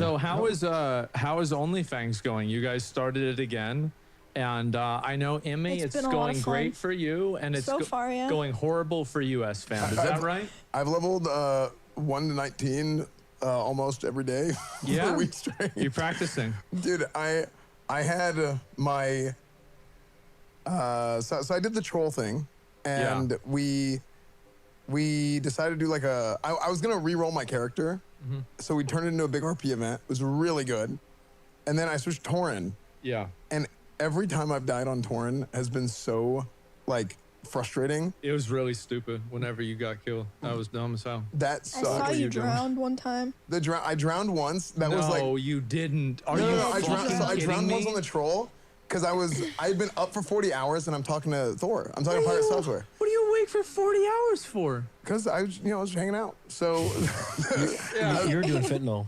no, wait, what? What's Am I? That's meth. What You is- do meth if you oh. want to stay up late on. Oh. Fentanyl is like if you want to be a zombie. Oh, I didn't do either of those. How you have 40 hours? I was very tired, Oh. Okay. which is how I died. I was just like kind of zoned out listening You to like Thor. happy when you died so you could go to sleep? I kind of, to be Yeah. honest, it happened, and my only thing that I could do was laugh. Like Yeah. that was just like I actually drowned. That's hilarious. Of course. Yeah, it's like I mean that's the thing. What you gotta, level you gotta, were you when you drowned? Like 8. So it was were like I you- was like Were you reading a Reddit post or I were you was- reading chat? no, I was talking to Thor, Okay. and like we were talking about like, Wait, like so I saw you the were clip. He tabbed out. You tabbed out. no, this is another one. There's another Wait, how one. many times have you died? I've died 3 as troll, 3 as Tauren. You died 6 times? I haven't died at all. Yeah, but I mean, here's the thing: I've never leveled this horde. I don't think that. No, it I've does. never leveled I've at all. never Neither leveled has this horde. Emmy. I've never even played Yeah, warrior. but it's Actually, I have a different. little bit, but it's different whenever like if you play the game a certain way and like your muscle memory is a certain way, like you start doing certain shit. That's true. Like you have a confidence that I don't have. Right. So I don't- I'm always like I think you're I'm dead prone on to it. Pally. Even when you died to those goblins, I think even on Pally you died there. No, because I don't think I would have. Oh, you're talking about my bad. I was thinking of the bristleback boars. No, those, yeah, because That was GG's. I killed those guys, and then Yeah. but here's the thing: I might have killed the 2 of them on Paladin, but I was like, oh, I'm not gonna be able to kill these guys. So I turn and run, and I'm like, holy shit, I already got respawns. So the night before off stream, I'd been in that area doing that quest for like an hour, and so like my muscle memory and kind of like internal clock was set to like respawns being at a certain time, but we had overspawn, we had hyperspawns happen at that time. Because there's so many people online versus like 5 a.m. Yeah. So like my internal clock was just off, and I was like, oh, holy shit, I already got respawns, and I was like, GG. So you got killed. Yeah. And then the other time was really funny. Yeah. The tab out one, but I mean I was done. They just respawned right on top of me. I was done anyway. Yeah, that was it. Yeah. I mean, I can't play a lot of hours. I play like 3 or 4 and I get off. Emmy, how many times have you died? 0. Why not? Game's not hard. You weren't reading chat? well, how many I people read are you chat the whole playing time. solo, or are you grouping with people? She's doing both. Mostly solo. Well, you did dungeons. You did a lot of dungeons. Yeah. Wait, what level are you now? 30. Have you been 30 for a week? No, I hit 30 like Saturday. Oh. Yeah. I'm not going super fast. No, you're doing good. You don't 30 need to. People are going to have to restart. Well, it's gonna be a long time before if we're I anyway. die at like 40, 50 and I have to restart, it's gonna be like fuck. And then I'll probably start doing a lot of hours. Well, Yeah. here's the thing with this: it's if people die for their first time and they're new, like you're kind of new, but you're not like new. Yeah, no. But if people are new and they die for the first time at a really high level, I think they're gonna get like demoralized and they're gonna start like tilting and die a lot. Like, That's what I Dude, do. they just don't have that dog in them. Like for me, like I was like, bro, like now I gotta do it. Like last Yeah. year. That Like, was crazy. There's Like, just something wrong with me. It's like league player brain. No, I get know. it, and I 100% get it. I don't. I'm not doing that shit. I'll Well, tell you that you've right played now. the game a million times, so I get it. You're Yeah, sick of no, it. fuck But for me, that. it's Hardcore new, isn't even so. playing the game. It's like Yeah. hardcore is like this made up thing that people Yeah. made to do just so they can get some more juice out of a game that died 10 years ago. You are so right. It's all that I know. Like it's like I want to throw like Miz, you, and people into a mythic raid. What I do every week, 6 out of 8 mythic. You guys would never even kill the boss. Yeah. You wouldn't even. You'd have no idea how to do it. Why there's just like so many buttons, you know? Because it actually takes skill. At what point does a salad become a Zalad? When you add the egg roll, the Zaxby Sensation Salad. Cashback on dining, cashback on groceries, cashback on gas. The TD Cash Credit Card lets you customize how you earn cash back so you can earn more. TD Bank, unexpectedly human. It's hard to do Mythic. I mean, I don't think it's really that hard. I mean, I think for someone who doesn't play the game at all, like Emmy. Yeah, maybe. Like, I remember, like, I used to raid Mythic a lot, and I hated it. I hated raiding because people are stupid. It kind of gets too much too. Yeah. At a certain point, like there's all these different modes and whatnot. Overstimulation. Yeah. Yeah. I mean, I think it's cool, but I'm just saying, like, hardcore WoW. Yeah. Is not really WoW. No, it's not. It's like it's But it's good content. It is, yeah, but it's a test of patience, not a test of anything else. Right. Yeah, no, I get what you mean. Like, for completely. example, Seer. If you put him just say in any raid, he's gray parsing every single day. You think I wouldn't? Forever. That's it? But he's never died in hardcore WoW. How about that?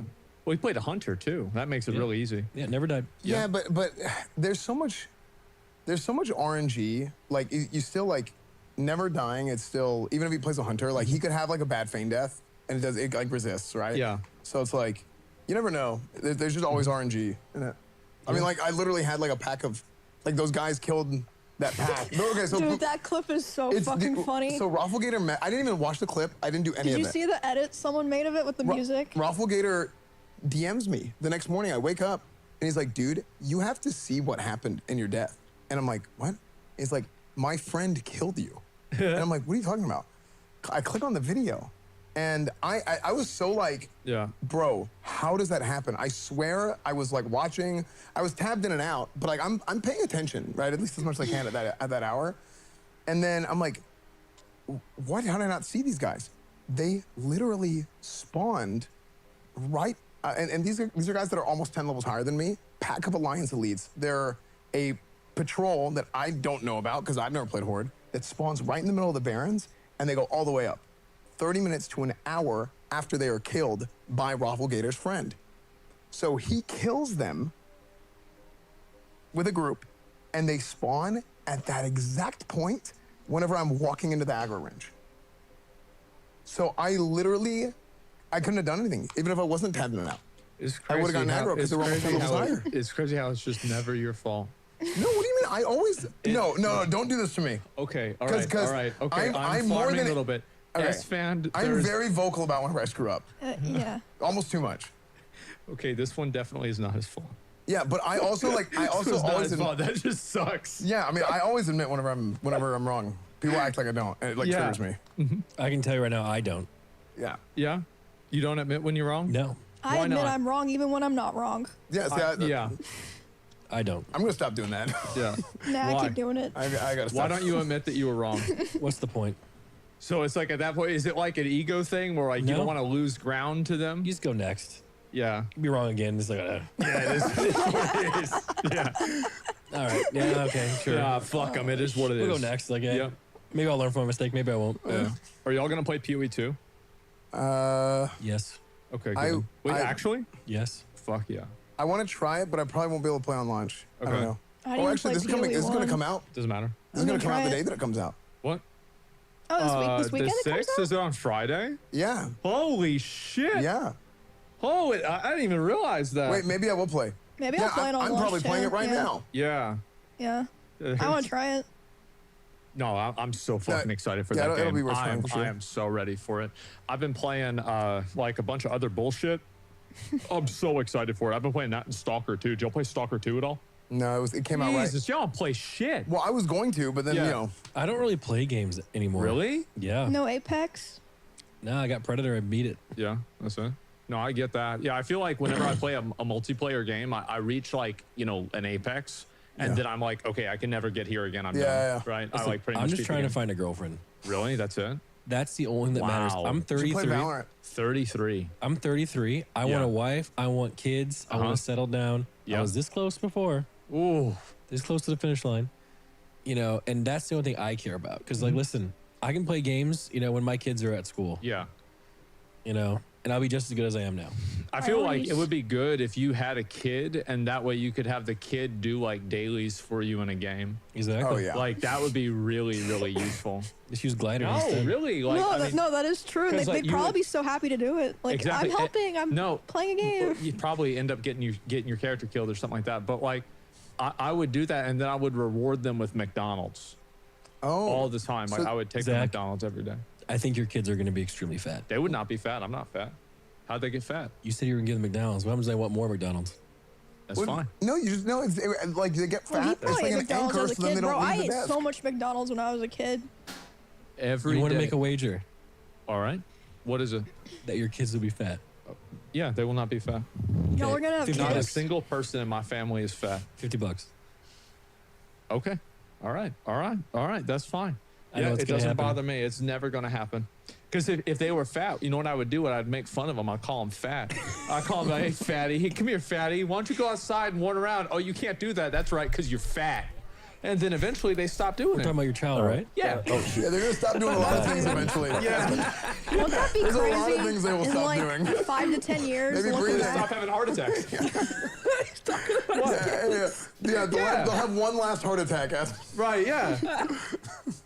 Aspen's gonna have the most like terribly. Dude, the kids. No, I'm just gonna say that kid shoot up a school for sure, dude. Oh, look.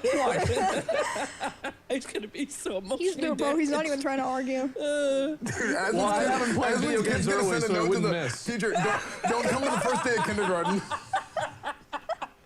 You're going to come to first grade, bro. Zach, we can't put this on First grade. I'll raise them up on Halo. It'll be fine. He said worse. Yeah. This is what happens when the org's been beat down so much. We got nothing left, man. We don't care. I feel so relaxed nowadays because, like, I don't have hardly any sponsors. I don't need to worry about anything. It's like, am I going to make a joke about having kids and having them be school shooters? Absolutely. Of course I will. Well, It's great. Yeah, I mean, there's jokes and there's not jokes, right? The thing is, it's obviously a joke because I do those too. like when's Zach having kids? He's on the computer all day. Yeah, I mean, let's be honest. When are any of us having kids? Oh, I am trying so fucking hard, dude. Yeah. I might if I'm not dead in 5 years. If. 5's a long time. Yeah. Probably 3 or 4. Ooh. Will you speak at my funeral? Absolutely, I will. Thanks, Espan. Mm-hmm. I know it'll be really good, and you'll. Like, we thought she would make 5 guys. Yeah. and after we were 20 wrong. minutes, he'll start talking about his stream. Yeah, I'll be like, guys, by the way, can I get the raid for this funeral? Yeah. Yeah, because I've been thinking about doing other stuff, and like, you know, I was thinking about playing WoW again, but you know, it's like I got all this other stuff going on, and so it's like, yeah, I used to do this with I'm doing Emmy. all these org things. Yeah. I don't know why. Yeah. Well, hey, Pain. you don't worry about that much longer, buddy. Pain. I'm very relaxed nowadays. Everything is totally fine. I never really get stressed out. It's great. And I'm trying to think of the last time I even got stressed out. I cried last night. For what? Dude, I was on my phone. Yeah. Midnight. Is that whenever you posted the picture of you and Milena? My phone recommended me these old photos of me and her. Yeah? And I just started scrolling through them. And how Damn. happy I was. And then I started I'm crying. back. And I Let's get posted back to, one to my Instagram. Act Wow. 2. Huge mistake. We need to get to Wait. Act I 3. thought you were joking. Why was it a huge mistake? Well, Act because 3 she kind of is doesn't want to be on gold. the internet anymore, and she's doing her own thing. Oh, so I she- deleted it. It is. But like, The to be only fair, comment that today. picture is the jackass emote of me. So it was Yeah. the original. So that's why I thought, okay, maybe I can share this one. Right. But I So probably she shouldn't. doesn't want to be on the Today's a internet goal at is to all. get to Well, I don't know, but when she, I don't know if she wants to or not, but she doesn't. Doesn't want Yeah, to be it's involved. like yeah. yeah. Sometimes you just don't want the attention. I get that. Like, to be fair, she never really liked it in the first place. Yeah. So I don't know. I mean, I was a little kid getting on the internet as soon as I could. Never Like, did. I would like. Would you let your kid have social media? Absolutely not. No. I feel like it should be 16 instead of 13 for the. Actually, no, just make it 18 Bro, for the I don't social media know. sign up thing. I feel like there's a lot of like experience and like, because I was on the internet early, right? Just like But it wasn't like it is today, bro. I know It's predatory today. It And is. that's coming from me. It is. But at the same time, like there's a lot of like Savage on that part. life lessons and like wisdom that I feel like I've gained over the years, and it was because I was exposed to the internet at a young age. It's and like, not- because there are some things that were worse back then. Bro, TikTok is not the same as Arena Junkies. Arena Junkies doesn't have an algorithm that's based to keep you on there 24/7 and That's cloud fair. your mind. That's you go on that's a AJ legitimate back in the day, argument. you're fighting against real people who are just like you. Yeah, that's fair. You know, it's a different thing, dude. Nowadays, fried. Yeah, I mean, like for me, I think back at like the early internet of like early internet, but it's like YTMND and like Newgrounds, like Flash videos, like all that kind of stuff. Like Bedroom. yeah, like I mean stuff like that. So I'm like, okay, like I got to experience a lot of different stuff. But then like when you're there, you see a lot of shit too. The thing is that even if your kid isn't looking at 2 girls, 1 cup, and he goes to school, his friends are going to show it to him. Yeah. And he's going to be involved with that or not. And so I look, it's like if you're trying to be a parent and you're trying to prepare your kid for the real world, I say get them in there. Get them in there and look at what they're doing. Pay attention to what they're doing. Make sure they're not doing anything weird, but trying to protect them So from what it. would I you think do is a as mistake. Zach, Yeah. with your own words here. Yeah. If you saw your child at 7 watching 2 girls, 1 cup, what is the play? I would say, like, why are you watching that? I'd ask why you're watching it. And he was like, oh, I thought it was cool.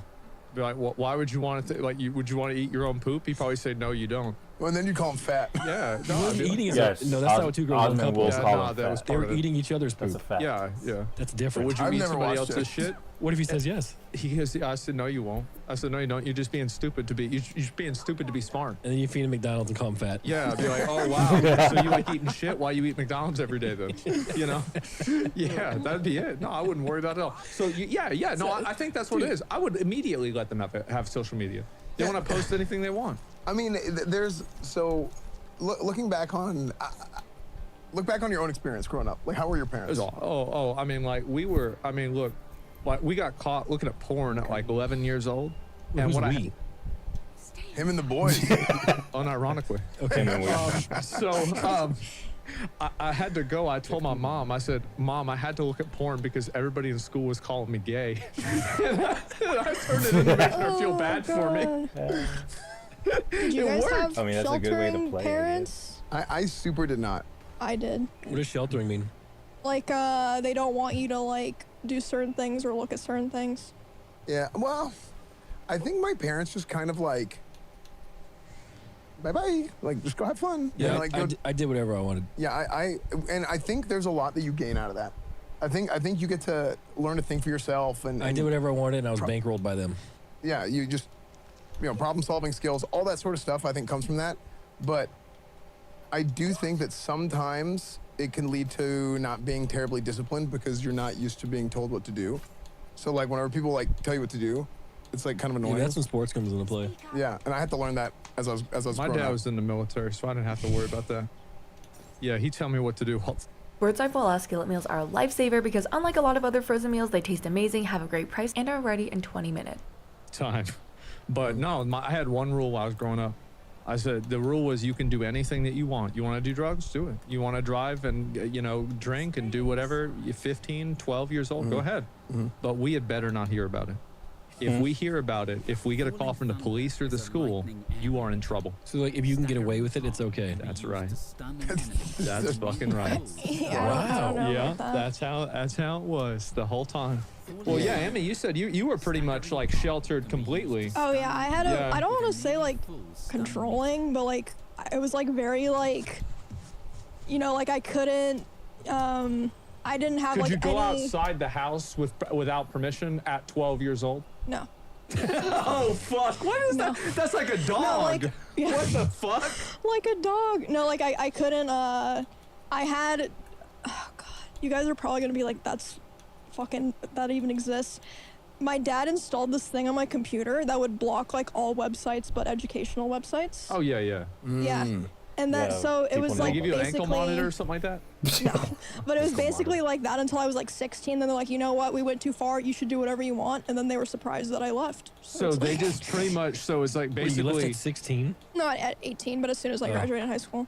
So you left at that reminds 18? me of like You're whenever better than me. PETA lets an animal go I that's left like my been house. domesticated for like I its left whole my life and parents' it house lets at it out into the 16. wild and the animal immediately dies. Literally. I moved out. Because it has In no 5 years. idea to go live how to with, live. So like, was Yeah. that So it's crazy, stressful? right? Like So whenever my you could just sister, go my and be younger like, do sister, whatever the like fuck No, you I was wanted? like, thank God I can, Yeah. brothers. like But my buy the youngest food I sister want to eat was and do whatever the dating. fuck I want. They I didn't just let you started eat what you streaming. wanted? So it's funny because when I was older than really her, young, obviously. like Yeah. up until like Older than 8, I me. had probably the same diet But I you ended up did. moving Like I would eat like a fuck ton of parents' McDonald's, like house. junk food, Nice. microwave food. And then one day they're like, you know what? This is bad. We're gonna only buy like whole grain healthy shit now. Yeah. And I hated it so much. Like at school, I would just be like fucking fiending. Like my friends would Yeah. give me all their cosmic brownies and shit. Because I Cosmic was brownies are just so like good. wanting to eat The shit little so bad, and now look at Yeah. me. I eat Hot Pockets and like nothing else. Yeah, exactly. No, I mean, I used to. 'Cause that's what I wanted to I do. told my mom I only wanted to eat things that were blue because I thought blue things tasted better and green things tasted worse. I'm serious. That's just what it is. I've never been wrong before either. Yeah. What's blue? Cake. Blue cake. Blue lifesavers. Blue candy. slushies. Blue Skittles. raspberries. So candy and sweet things and no salad. No, ain't no fucking salad. Like I did not eat a salad. No, absolutely not. I think you gotta feed the kids everything. Yeah. You just gotta just shovel food down their throats. And Really? yeah, because once you get older, you're like, ew, that looks gross. Yeah. Because now you start to like have like, you know. Oh, I free-willed- I don't have the same problem he has. I love all kinds of food still. It's just like Yeah, it's when I can disgusting. choose, I Yeah. will eat garbage. Well, I just mean But in general, I think it's he doesn't wise. even eat vegetables. So. You eat asparagus, Zach? That green shit? Fuck no. Oh, Asparagus is so good. it's delicious. With bacon and butter and shit. I never had it. Okay, like I maybe had like one bite of it one time and that was it. I would try You like it. corn? You like corn? Yeah, yeah. You Corn's ever good. eat corn the long way? Yeah. Hell yeah. Yeah, Long John Silver. Yeah. No, Long absolutely. way. No, I eat corn. I feel like potatoes are a vegetable, right? Yeah. Kinda. I mean, I think that they. I Really? just made this up. But yeah, I think that they're a vegetable. They are. Potatoes are vegetable. Yeah. Yeah, they're grown underground. Yeah. Well, I mean, They're Wait, spud. Just because they grow in the ground doesn't make vegetables are grown them underground. specifically Wait, no. vegetable. There's other things that grow in the Then ground. what that is is aren't. a worm a vegetable? Like a No, fruit. because it's alive. Wait, what? Vegetables are alive until you take them out. Yeah. Talk to a vegetable. Talk to a worm. Talk to a dog. That's true, but that's above the ground. Yeah, I don't- I'm aren't not there gonna lie to there you, aren't any man. underground A dogs? dog is a There's fruit. some dogs Yeah. underground. It's a fruit. What? Oh, you're right. Dog is a fruit. What Dog is is a it with fruit. Emmy? What is it with girls wanting to be in relationships with things that aren't humans? I see What? this a What are, you, lot. what are you talking about? Yeah. So I see this all the time on Twitter, and it's some girl, and she posts a picture of like a dog in a suit, and she says, "Hear me out." Maybe. Why do they do that? No, I think it's Maybe hear me 'cause- out. I need attention. No, it's hear me out. I'm tired of Yes. men. A dog is better. Yeah, she's like, maybe the dog will They be want nice to me. attention. Jesus Christ. Well, maybe she should be deserving of being nice to. Yeah, maybe she a bitch. Yeah, maybe. True. I disagree with all these statements. Women are princesses, and they should be treated as such. No, I'm not. But I'm Bro thinking, said I'm he was talking an about that insult individual 45 person. minutes ago. I mean, who knows? We have to tell them that, and then when they say they don't, that's not good I enough, treat all then you women become an insult. like queens I Oh, feel really? like anybody, publicly. Yeah. man, woman, or child, who says all X is Y, probably there's a common denominator here, and it's the person saying it. Well, So here's the maybe thing: they're is the that I ones. feel like True. anytime that I have people on the internet that act like that, there is like basically there's 3 words: unresolved personal trauma. Yeah. That's what it is. It's Yeah. like somebody goes on the internet and they got problems with another group of people. I'll tell you the reason why. It's because you don't have problems with men, you have problems with your dad. You know, you don't have problems with women, you have problems with your ex-girlfriend. That's what it is. Every fucking time.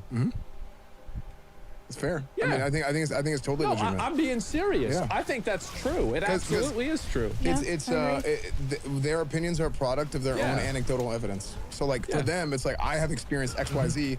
Well, it's like yeah, you have experienced this with this person Yeah. as an And then individual, on as the an individual. internet, they meet 100,000 other people who think the same thing, and they're like, oh, it's true. That's the problem with the internet. That really is like we got to find a way to make sure that dumb rid of the people internet. can't talk. Yeah, like figure out a way. I don't know what they can do. Any ideas? Well, I figure like maybe I don't know. I mean, You know what's I got- crazy? I actually have a lot of ideas. People are all I about know. like free speech. Yeah. Like free speech until they realize like wait a second. until they get outvoted, and then it's like, and they're like whoa, wait a second. we don't really mean that. I saw in the recent election they were trying to get rid of the 19th Amendment. Do y'all know what that one is? Which one is that? I can't count that high. Big mistake. Big. It was, Hey, look, that's that's the one that let here women 19, vote. like the level I died. That's the classic again. Oh. Yeah, women's suffrage. Yeah. Oh. Yeah, they're I trying to wasn't a get. fan of that They're anyways. thinking about getting rid of that one. Yeah, that's the right to vote. Yeah. When I always found this to be quite funny. Yeah. It's a bit racist. Okay. And sexist. That but means it's funny. gonna definitely be funny. I always found it funny that your people, Zach, The white people. the white man. Yeah. No. The white man gave black men the right to vote before their own women. Yeah. That to me blows my mind. No, it doesn't. Why not? Everybody knows. What does that mean, dude? Everybody knows. Everyone knows what? I don't need to say anymore, but I think it makes sense. Guys in the comments, am I right? Yes. I think it makes sense, right? He's Amy, it makes saying sense. that they were like, black men are a higher Well, tier I would than all I mean, women. whoa! I would not say that. That's awful. I said they, not you. Of course. I just find What do that you to be mean they? funny. Yeah. What do you mean, people? What do you mean they? Those people who did Yeah. the thing. Isn't it crazy history? Who are all dead, by the way, now. So, no one alive. Are they all dead? Well, Probably, yeah. Mostly. the ones who did it are. No, that's not true. Because Jerry Jones was in a picture at a school Who's with Jerry segregation, Jones? owner of the Dallas Cowboys. Yeah. And he was Oh. literally yelling at a black girl to not go to school. And he's the owner of Dallas Cowboys. So What? Is that real? yeah, yes, it's real. Look it up right now. That's probably wild. true. Yeah, I believe that. Yeah. You can see a picture I of didn't it. even know that. That's yeah, funny. it's real. Holy shit. He's walking around owning the Cowboys. Yeah. How old is he? It's like 80 He's something. really old. He's struggling to get by. I remember I had one time some guy typed the N-word in my chat, and he put in his ban appeal. He said that his racist grandfather was on the computer, and he put it in there. And I was thinking to myself, I was like, you know what? Maybe that could be true, because like they grew up in a different world. Like even my dad tells me crazy ass stories of what the way it used to be. I wonder, like, whenever we're old, if we become old, like, I mean, this won't be because, you know, the 5 years, but like, everybody else, like, I've been almost accurate on every prediction so far. You were Almost accurate. Wait, what have you predicted? well, Everyone does. Don't worry about it. as a matter of fact, I'm never 100% right, but I'm like 80% Wait, right. what's Yeah. my prediction? Your what? prediction? Yeah. 47 and then. Well, it depends on what choices you make. what was the prediction? What was the prediction? What was the prediction? Oh, he's Yeah. asking for him. Oh, you want to make a prediction on Nick? Yeah. Do it. I think it can either keep getting worse. Nah, this Or- shit's way too basic. Come on. Oh, close your eyes, close No. your eyes, close your eyes, close your eyes. No, you can't. No. Okay, wait, okay, but first of all, you're putting me on the spot. If Yeah. I had time to think, it would probably be So you're not like a detailed. magician. No. Put your hands up like this. My prediction, Okay, now this will help. Nick, I You don't think read his palms. if you make the right choices, you will look back at all this and be like, you know what? That was a great time, and I'm happy now. If you make the wrong choices, it's only gonna get worse. I swear to God, I've read a horoscope that was more personal than that. Wait, hold on. No, Wow. do me. I'm ready. For what? You will die in Oh, class Esfand? tomorrow. You're gonna die. You're gonna die at level 18 again. And you're gonna blame 19. something else. I mean, I always blame myself. Yeah. Why does Reddit say otherwise? Because they're smarter than all Yeah. of us, You will right? get another Well, hate wait, thread. do you have a prediction for me? You will get another hate thread. Oh, wow. Same for Nick, I mean, too. Wow. There might be a few coming from this And me. episode. Yeah. I feel like that's been happening to me a lot. Like I kind of I feel like there's this one dude. He's been making hate threads about me, and he's Oh on, yeah, the you guy saw with this, the guy gooning who and hating. likes the lolly pictures on Reddit too. Not just lolly. Furries, No. feet, No. fudas. Oh, Okay, why'd you put feet in with those weird people? well, there's No, just a feet and lot of Fuda sounds the same. there's just a lot of anime stuff like that. I Okay. feel like the fuda and the feet, is that about the same? Like, what do you think? Are you kidding me? I mean, Are you kidding me? Feet and Fuda are the same thing? Feet and Fuda. Asman. Dude, Feet and Fuda sounds like a restaurant. Every single person in this room has feet. And every single person in this room No. well, I don't know. I'm just saying. Like, I'm not sure. I don't think it's that big of a difference. I just think it's weird. All right. That's all. He took that personally. I do think feet is less. Yeah, it's less weird. I think like look. The exaltation of feet I think is weird. That's but, fine. But you know, yeah. it's like. Listen, I'm not saying it's weird, but put it in the same category as furries and food as I'm asleep. I feel like furries have been pretty normalized now. Like, why? Yeah, they Because have. there's a lot of them. Why? I like furries, but I don't think it's normalized. When's the last time a furry ever bothered anybody? Yeah, I mean, I don't know about that. I mean, I've always wanted to go to a furry convention. I figured it'd be like going to a zoo. Go with E-Rub. I mean, really? Oh, you actually should, and you should stream it, or, Yeah, or, no, or E-Rob streams it. I would actually be down to go to a furry convention. I have a friend of mine. We went to high school together, and he makes fursuits now. You probably get some paid creds for that too. He makes a lot of money. Chance bought a used fursuit. What, 1,500? It was something like that. It was actually the used was more expensive. So what did it smell like? It smelled like somebody was sweating in it. Oof. I bet they were. And there were holes. Yeah. In where I would assume. Yes. That's crazy. Wow. The mouth to breathe. Yeah. And the eyes to see, Yeah. Eyes to see. and the ears to hear. No, the ears were not to hear. Oh. And now, a word from our sponsors. Attention Steak and Egg podcast enjoyers. Did you know we also have a Patreon? That's right, you can get even more Steak and Eggs goodness by heading over to patreon.com/steakandeggs. We've got a whole bunch of different tiers that all unlock extra bonus super Steak and deluxe Egg, boys. exclusive reward Steak content. So you can go check it out to directly support our podcast. Jay, do you have anything to say to our potential Patreon members out there?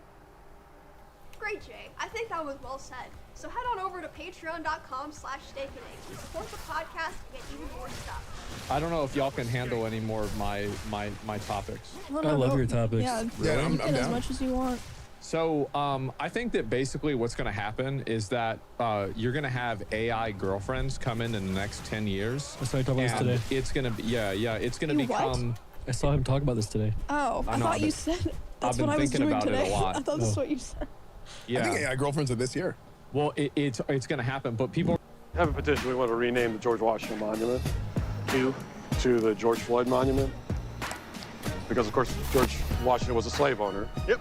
And so in some ways, we're going to have AI companions, and it's going to become so normalized that people won't be able to make fun of it because it will be seen as like you have an AI girlfriend. If you can't get a real girlfriend, it'll be seen almost like a disability. That's what I think is going to happen. Well, do you think eventually there will be a thing where like real girls and real guys are like posting on Reddit, like asking for relationship advice? Like, is this cheating if my partner spends more time with their AI shit. partner than me? Wait, that actually probably gonna happen. So okay, is it? Absolutely. But is it's it not real. cheating or not, Emmy? I mean, is it different from like? Playing a video game? Are you thinking, is it different than playing a video game or something? Like doing No. a hobby? No. Okay. Well, I was gonna say, is it different than like looking at porn? But some people consider that cheating, some people don't. I think it's different looking at porn. Because like emotional investment. Yes. I think I agree that I once think it gets I agree that I emotional, then think it's cheating. cheating. I just wanted to like consider other perspectives. There's no reason to consider other people's perspectives. They're always wrong. So here's something to think about, I think, is look at where it's there's a giver of emotion, giver of feelings, and a receiver of feelings. Right. Okay. So does the cheating occur when you're giving or when someone else is receiving? Either. I Giving. think. Both. Either. Both, yeah. So either? Okay. Yeah. So it's like at stage one. So as soon as you Yeah. start feeling emotion towards this fake Oh, entity. true. Yeah, receiving might not necessarily be. Right. 'Cause, like, how's that someone's fault? Because you turn it hell on. is I going mean, to like you go grow inside of a strip feelings club and you get attention. for It's some, like, like, yeah, because plastic? you're Oh, inside a I strip meant like club. if it were like two real In people. a Yeah, emotional I'm effect comparing way. the AI to a real person. So like, if I'm giving affection to Who this does that? AI, but no real person is receiving affection, then is it cheating? Yep.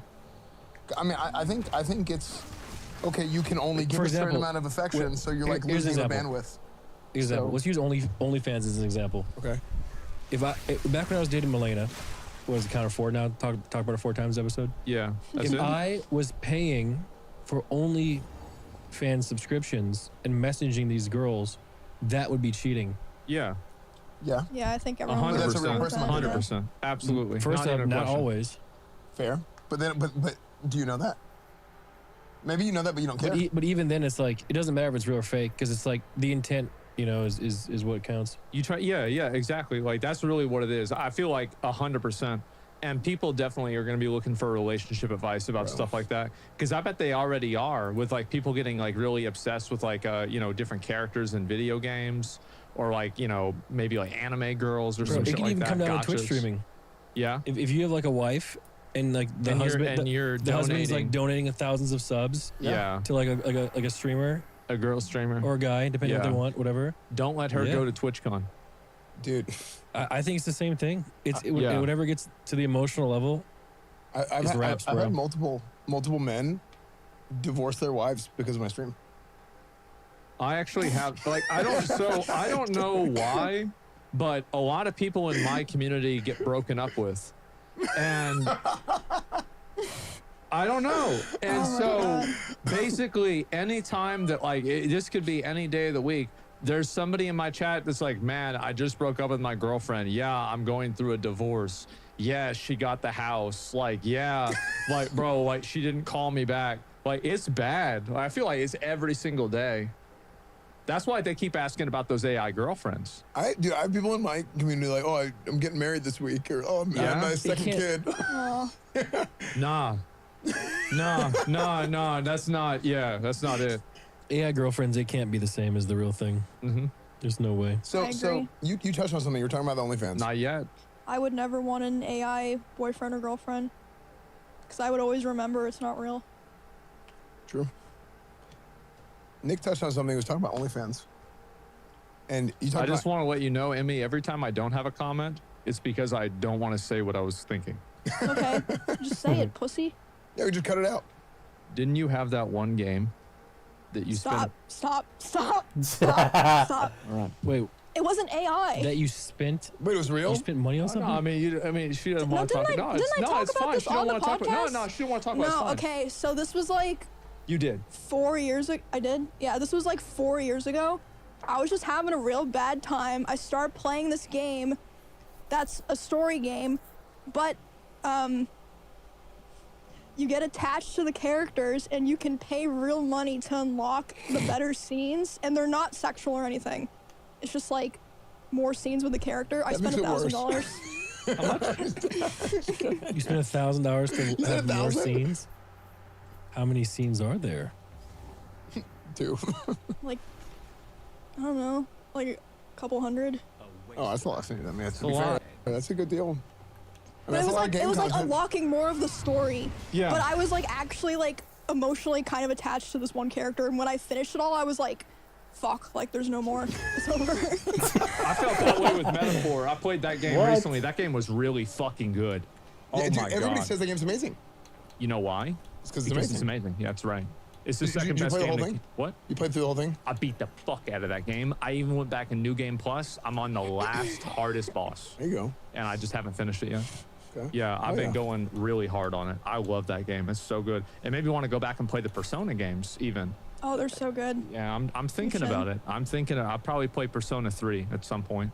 But yeah, y'all should definitely. I don't even know. Like, Nick, when was the last time you played a single player video game for yourself?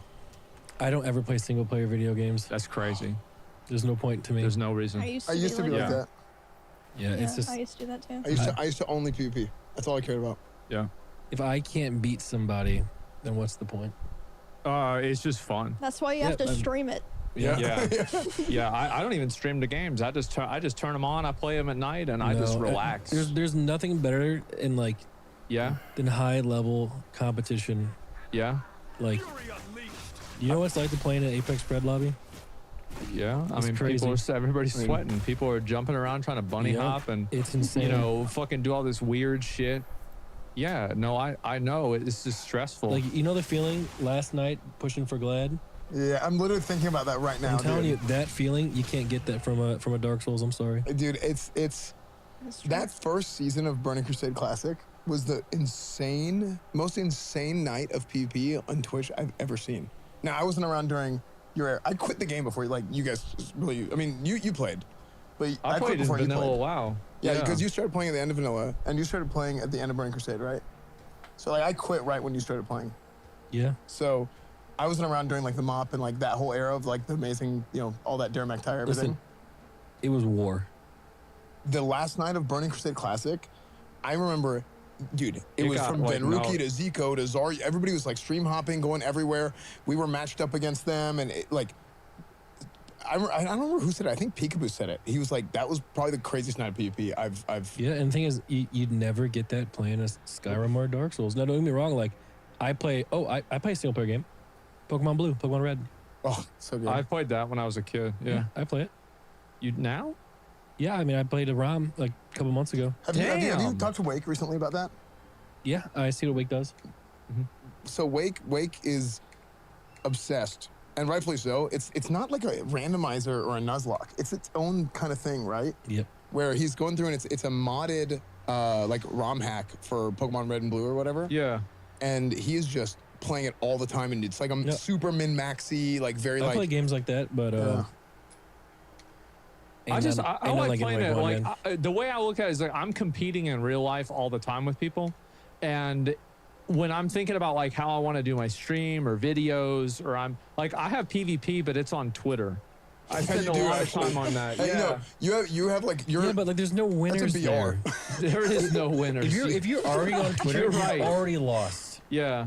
I've never made a Reddit post that I didn't regret. Yeah, I don't know how y'all do that. I remember, I think it was like 4 or 5 years ago, I was like, every time I've ever posted a thought or an opinion on Twitter, It's always made your life worse. it always made my life worse. Yeah. So I just only post like when I cosplay or like made something or whatever. From now that's why you get more likes than everybody. I've started posting a lot of stuff recently. I'm gonna start posting way more. And Hey, man, It just it keep works making my for life you. worse. what? It works for you. It does, and people like it, and some of them don't like it. A lot of people don't like A it. lot of people, most people don't like Dude, it. yeah, you say it's like PvP on Twitter. It's a It BR is. on Twitter for It's you, like dude. turn-based PvP. It's not even turn-based, dude. You're taking it from all sides. It It's, is. Like, dude, no- sometimes you're not even logged in and people are looking for you. I will see. They are. They'll make a separate character and attack that instead. It's like I had this one thing. So I played this game. It's called Mouthwashing. Okay. And it was like, it's actually a really good stream game. Like, I would recommend you try it out. Okay. And there was a bunch of drama about that. People get mad about me playing this game. It's like any time that I play a game, everybody in the community of that game, it's like their own personal 9/11. Yeah. Why? Because, well, like tomorrow, you know what comes out tomorrow? Girls Frontline 2. It looks The so volleyball? bad. So fucking It's embarrassing. so bad. It's so It's a fucking gotcha game, shameless. obviously. Oh. Yeah. It is one of the most shameless fucking games. It's like, it's one of the games where they even commit when they make the game. They say, we will not add male characters into this game. Because people, especially overseas, do not want male characters in gacha games. Why? Because that's competition. I'm sorry. Explain competition with who? Think of the The user versus. Yeah. Think about the dumbest perception that you could possibly Wait. have. That's what it is. So if there's another character in the game that's a male and Yeah. there's female characters, the person playing the game is competing with the character in the game? Well, they- Well, they- because ruins then the the female illusion, dude. characters will interact with the male character. Yeah. Yeah. It ruins the illusion, dude. You don't get it, man. You don't get it. Yeah. No. There's Oh. a big audience for it's not all gacha players because the most popular games like Genshin Honkai have a lot of guys in them, but Why are people There- like this? There's got to be some cucks who play gacha games who are just like, I wish there was a dude. So there is, it's funny you say that. So there's a game where you can NTR the, there's a PvP system, Okay. right? And this PvP, you heard of this? you told me about this. Right. So Hi, it's Ryan Reynolds, and I'm here in the North Pole to remind you the holidays are a magical time. It's what I would say if we were a big wireless company. there's a PvP system, and if you beat the other person in PvP, you get to fuck their character. No way. Would not want to use their waifus because they wouldn't want to lose them. And have their I don't know. I hear these Their things. waifu I realize NTR. I'm not that bad. What? Dude, I hear these things and I realize I'm not that bad. There's you a might be lot right. worse It can out always there. be You might be worse. right. No, this is, I'm telling you, like, they're having some real, people are like, I'm telling, in 10 years, people are going to be attracted to animals that aren't even real. There's Pokemon. That's been Oh, a true. thing. They already are. Yeah, you're right. Vaporeon. That's always been a thing. Pokemon. Well, I mean, like, I feel, yeah. I mean, that's kind of true. Yeah. I mean, like, most furry characters don't look like real animals. No, but that doesn't stop them. Yeah, that's what I'm saying. By the way, They're not even real animals. I looked up Girls Frontline 2. Yeah. On Google, the first line under the the name and the image. What does it say? Rating 1 out of 5. What a surprise. Facebook. Is that bad? Oh yeah, Oh, it's bad. 1 star. Oh It's god. 1 star out of 5. I'm probably Okay. still gonna play it. They're gonna make Oh no, I mean, millions. that's even better. Like, Yeah. there's like a range. Wait. It's like if something is really Why bad don't or we really make a good, game you like play it. this? What? Why don't we make a game like So this? this is what I want to do, right? You saw that the 5 like you know like those dating games like Super Seducer. Yeah. I want to do a game like that with streamers. Oh, dude, yeah. I do. We were playing. I was playing the Korean. But yeah, I want to do that with streamers. But Yeah. the thing is that I don't think that anybody would want to do it the way I want to do it. I'll do it. Oh. Yeah, you need to elaborate. I'm doing it right now when already, you Zach. say you don't think anyone want to do it. No, Why? I'm very creative. Yes, we know. I'm that down, you're dude. good. I told my chat. I said if they all buy Atomic Picnic, then I would promise that we would do this, knowing that. What? I didn't know that. I did. You promised that I would do it? I said I promised. I said if everybody buys Atomic Picnic, I promise that I will try and convince everybody else that we should do a 5 nights. At I think whatever. that the plot device 5 should be that you're a mod for a popular streamer. Oh God. Yeah. No.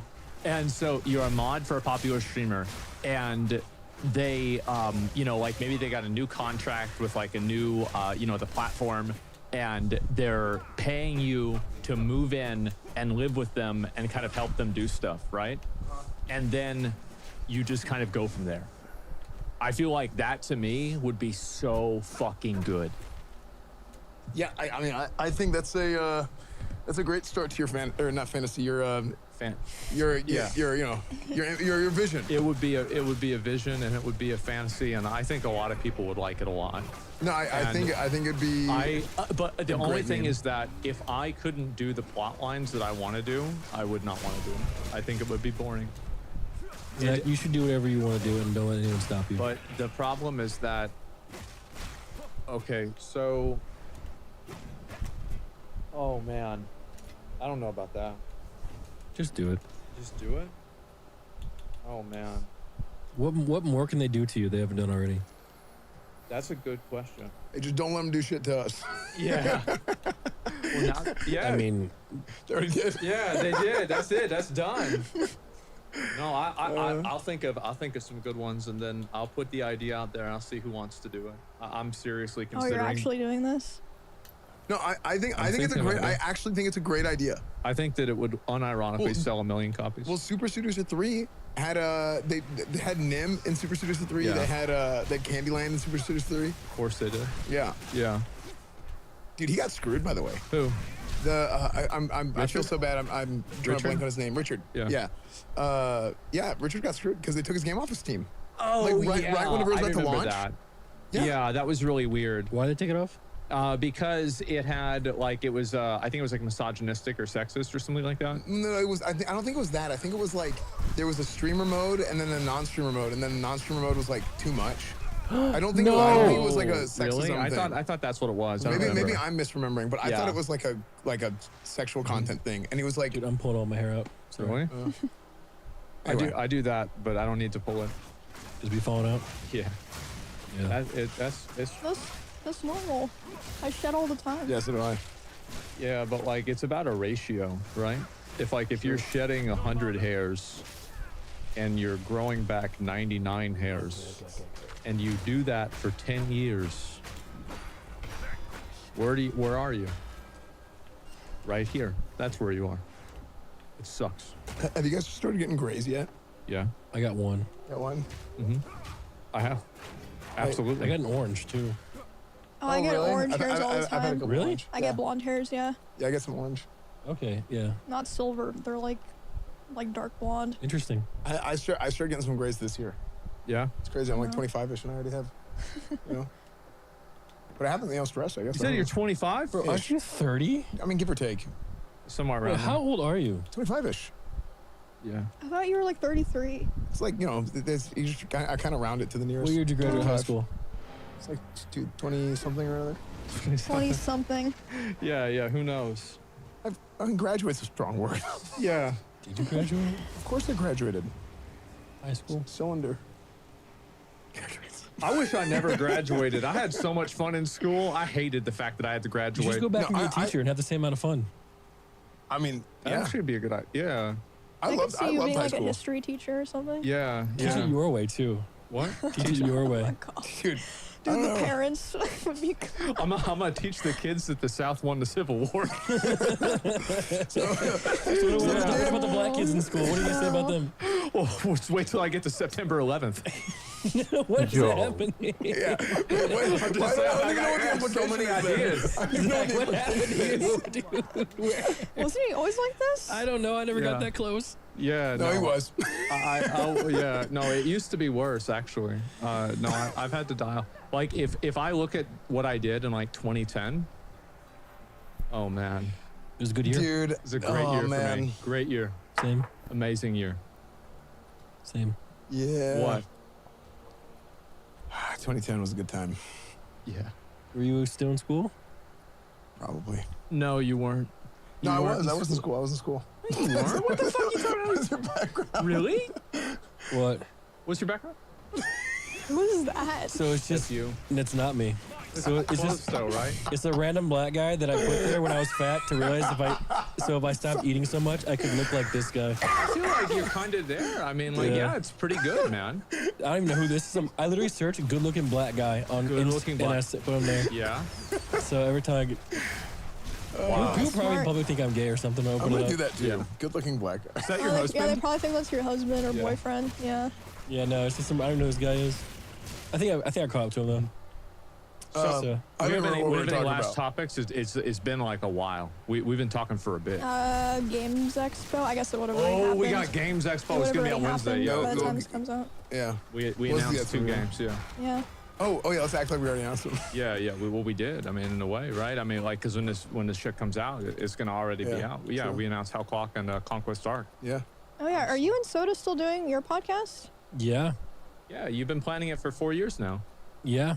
Well, it should be soon. It's all paid for. They just have to build the set. Yeah. And So what are you whenever gonna chance- do on your podcast? You're just gonna talk a bunch of shit? So you see how you held back today? Yeah. We won't.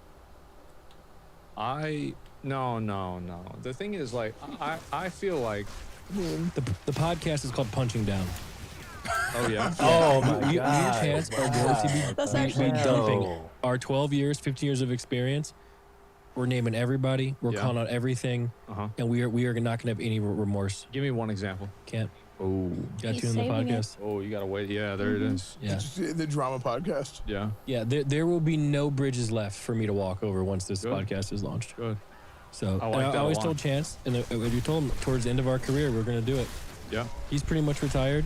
Right. I'm probably by the time this episode comes out, I'll be canceled. So Yeah. we don't really care. Shit. Yeah. Well, how about that? Yeah. Well, guys, thank you very much for watching the new episode, and we appreciate it. And as I said, I mean, we're trying to figure out what we're gonna do, how we're gonna do, like where we're gonna go with the podcast, what you guys want to see, etc. And so make sure to leave a comment, let us know what you think, and give us your feedback. And thank you again to S-Van and Nick for, Thanks for having being us. on the show. Yep, Yeah. thanks for Good. coming. Yeah, it's super fun. I always love coming Yeah. here To the podcast. to the podcast. Right. Of course, that's what he meant. So yeah, anyway, thank you guys very much for watching, and we'll see you all in the next one. Peace.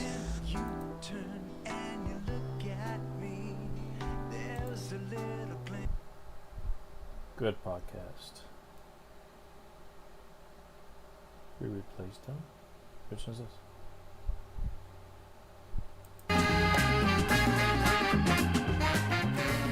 Hello, guys, and welcome back to Steak and Eggs, episode 79. I'm Emmy. I'm with Asmon. And our good friend Lakari, and we're here for another episode. It's getting cold outside. It's cozy. PoE 2 just came out. It's a good time of year, I think. Yeah, who gives a fuck? we've all So, been playing Lakar, that. you've been playing PoE 2, right? You already know say this. who's gonna give a fuck and then Yeah. change the topic to something I was already talking about.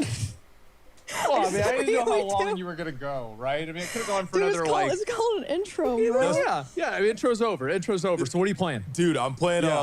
I literally. So I've been playing hardcore, and I just Wait, started. you're playing hardcore already? Yeah, Jesus dude. I'm. Christ. That's He's just how I he's am, that man. kind of gamer, bro. Yeah. So I'm Yeah. going Infernalist. I haven't gotten the Ascendancy yet, but I'm pretty excited about it. You're playing Seems like- Minions? Huh? Playing Minions? Oh, so only like a little bit. I didn't want to play the Minions. I kind of just wanted to like burn stuff with like fire, Right, You know, yeah, like yeah. because I did the same build in PoE1 where I just dropped meteors everywhere. And, where like- you run, or it's like the cast on, it was a cast on crit or something like that? Meteor Storm? No, it wasn't cast on a crit. I just like kind of dropped meteors, and it was like an okay. ignite build. It was Yeah, like my yeah. own custom build, so it was pretty cool. I swear everyone's playing Witch. Like literally everybody. I was playing I Warrior. I said this. Oh yeah, you were playing Warrior, And then I what learned- happened? Yeah. Oh, is Melee like kind of rough in that game? So I this one guy, like I was talking shit about Warrior the entire time, and this guy sent me, he says, "How does Asmon think Warrior's bad? Look at me killing the Act 1 boss." And the video is almost 9 minutes long. It's like, okay, bro, like this guy's fucking garbage. And to be fair, there's a lot of one-shot builds with Warrior, and Warrior's actually very, very good. But it's like annoying to play. It feels clunky and like kind of shitty to play. Even though I actually think that at a base level, it's actually a good class. It looks very slow. It's slow. Yeah, the only ones that looked good to me were Witch and then Mercenary. The other crossbow? the other range ones, Mercenary yeah. looks broken. It looks so good. It looks so good, Yeah. man. Like I remember my first character I was doing hardcore on. I actually went a ranger, then I picked up a crossbow, and I started using the crossbow on a ranger, and I was like, why did I not play mercenary? Ranger looks kind of boring. I don't know. That's Maybe one I'm with just a the hater. bow, right? Yeah, the one with the bow, yeah. When I was watching the trailer, I felt like of all the range classes, Ranger had like the least going on. Yeah, I don't know. I used to play Dota, and I one-trick Wind Ranger, and I just, I just wanted to make it happen again. But Ranger did have like one cool ability I kind of wanted to try to figure out how to make work, but it seemed like kind of hard. It's called Snipe. It does a lot of damage if you can like land it on a perfect attack. It's a guaranteed crit and does a lot of damage. But the problem is like you're stuck there for like 3 seconds. So it's like Sounds like too much thinking. it's not like Bloodborne parry. It's kind of like I don't know how to explain. It's like you're just like sitting there and you're charging up. You gotta like time it like perfect. Oh, like Monster Hunter. Yeah. It's like imagine having a great sword. So in like that you game. flash or something like that, and then it's like that's your That's time your to like shoot. flashing. You like attack like right then and there. Warrior has another ability like that too. Oh, actually. does it? Yeah. I don't know how it plays because I quit because I'm not stupid. But yeah. And Emmy, you weren't stupid either. You played a witch at the beginning, right? It just looked the coolest. I want to do the blood mage shit. Oh, the blood mage stuff. Yeah, you're doing the one that turns into like the succubus looking thing. Oh, like the demon form? Yeah. Well, I'm probably gonna get the demon dog. Honestly, main reason why I play witch, they're just cute, man. You know, like I'm just gonna be honest. Hey, witch is cute. I just like them. So I mean, they fair did enough. really update the character models. Yeah, like yeah. I don't know, Emmy, did you ever play PoE1? I didn't. I've only played Never. some of the later Diablo games. Okay, Yeah. so you played Diablo 3, right? Yes, and a little bit of 4. Ooh, D4. Yeah. Bad. How much did you play Yeah. D4? I didn't play it at all. Really? Oh shit. Dude, listen, man. Blizzard has burnt their bridge with me, man. Yeah. And like, I'm gonna be honest, dude. Like, hey, Is it because they killed you? Well, Wow. I mean, they did kill me, and it's just like I just feel like they just keep missing. You know what I mean? Yeah. They just keep missing, and it's just like, dude, GGG, Path of Exile, man. Yeah. They treat their player base so well, and it's just like, I'm not gonna continue to be treated like crap. You know what I mean? You don't want to be you feel stupid when you're playing those Dude, games. It's like, yeah. It's not just PoE replacing Diablo. Marvel Rivals is better Overwatch. And when I played it, I was like, it's not bad, but I feel like it's not really gonna stick. Like, cause a lot of those like new multiplayer games, they don't really stick past the first like couple weeks. That is but true. dude, I see so many tweets of people just like obsessed with Marvel Rivals. So I was like, maybe. Thank you so much. Don't you save me. Who is it? Caroler. I love carolers. Silent night. Get deals on all your last-minute holiday needs. DoorDash.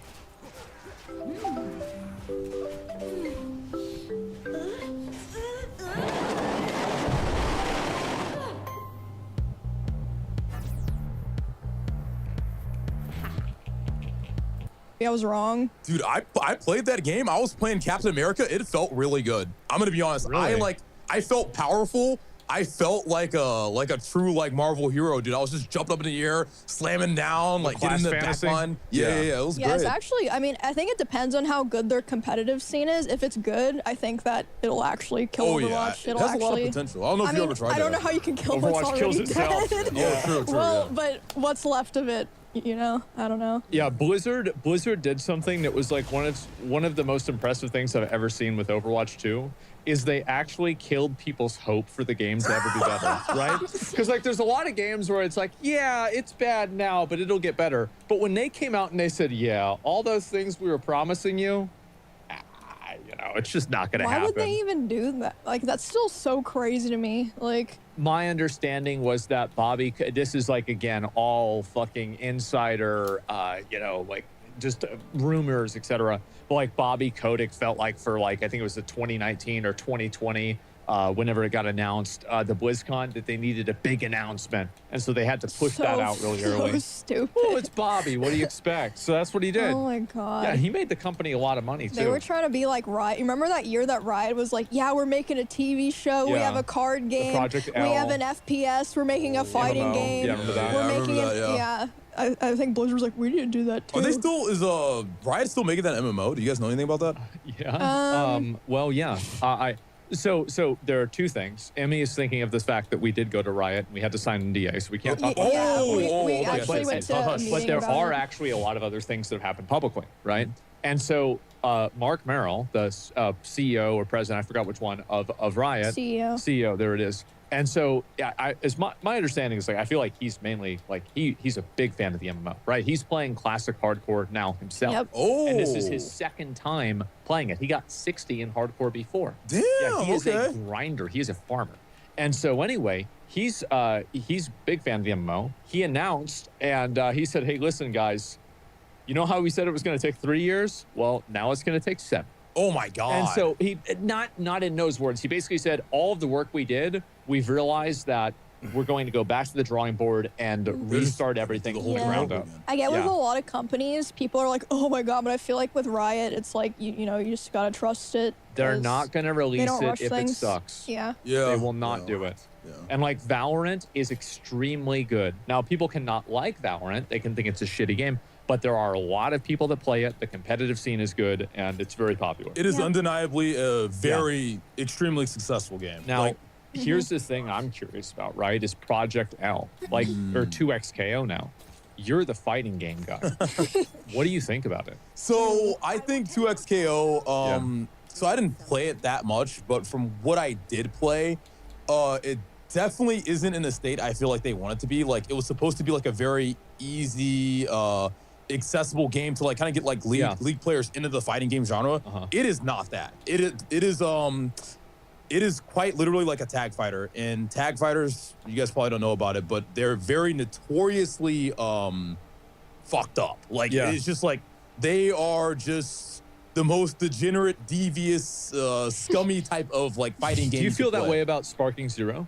Or does that qualify for that? I feel like it kind of does because you can swap characters, right? Sparking Zero could have qualified as a fighting game if they cared enough to balance it, but man, that game is literally just androids just bouncing up and down across the screen for like 3 minutes. It's quite like the competitive scene for that game is quite literally a joke. It did have a lot of potential when it first came out. There were so many mechanics and like just so many things you could do. Like on the surface, it was like such a simple game. First week was crazy. Yeah. And it's just like So there's like so much thing. Like people were discovering tech for that game like every second of the day, essentially. But it kind of just boiled down to like, we're just gonna like stall by,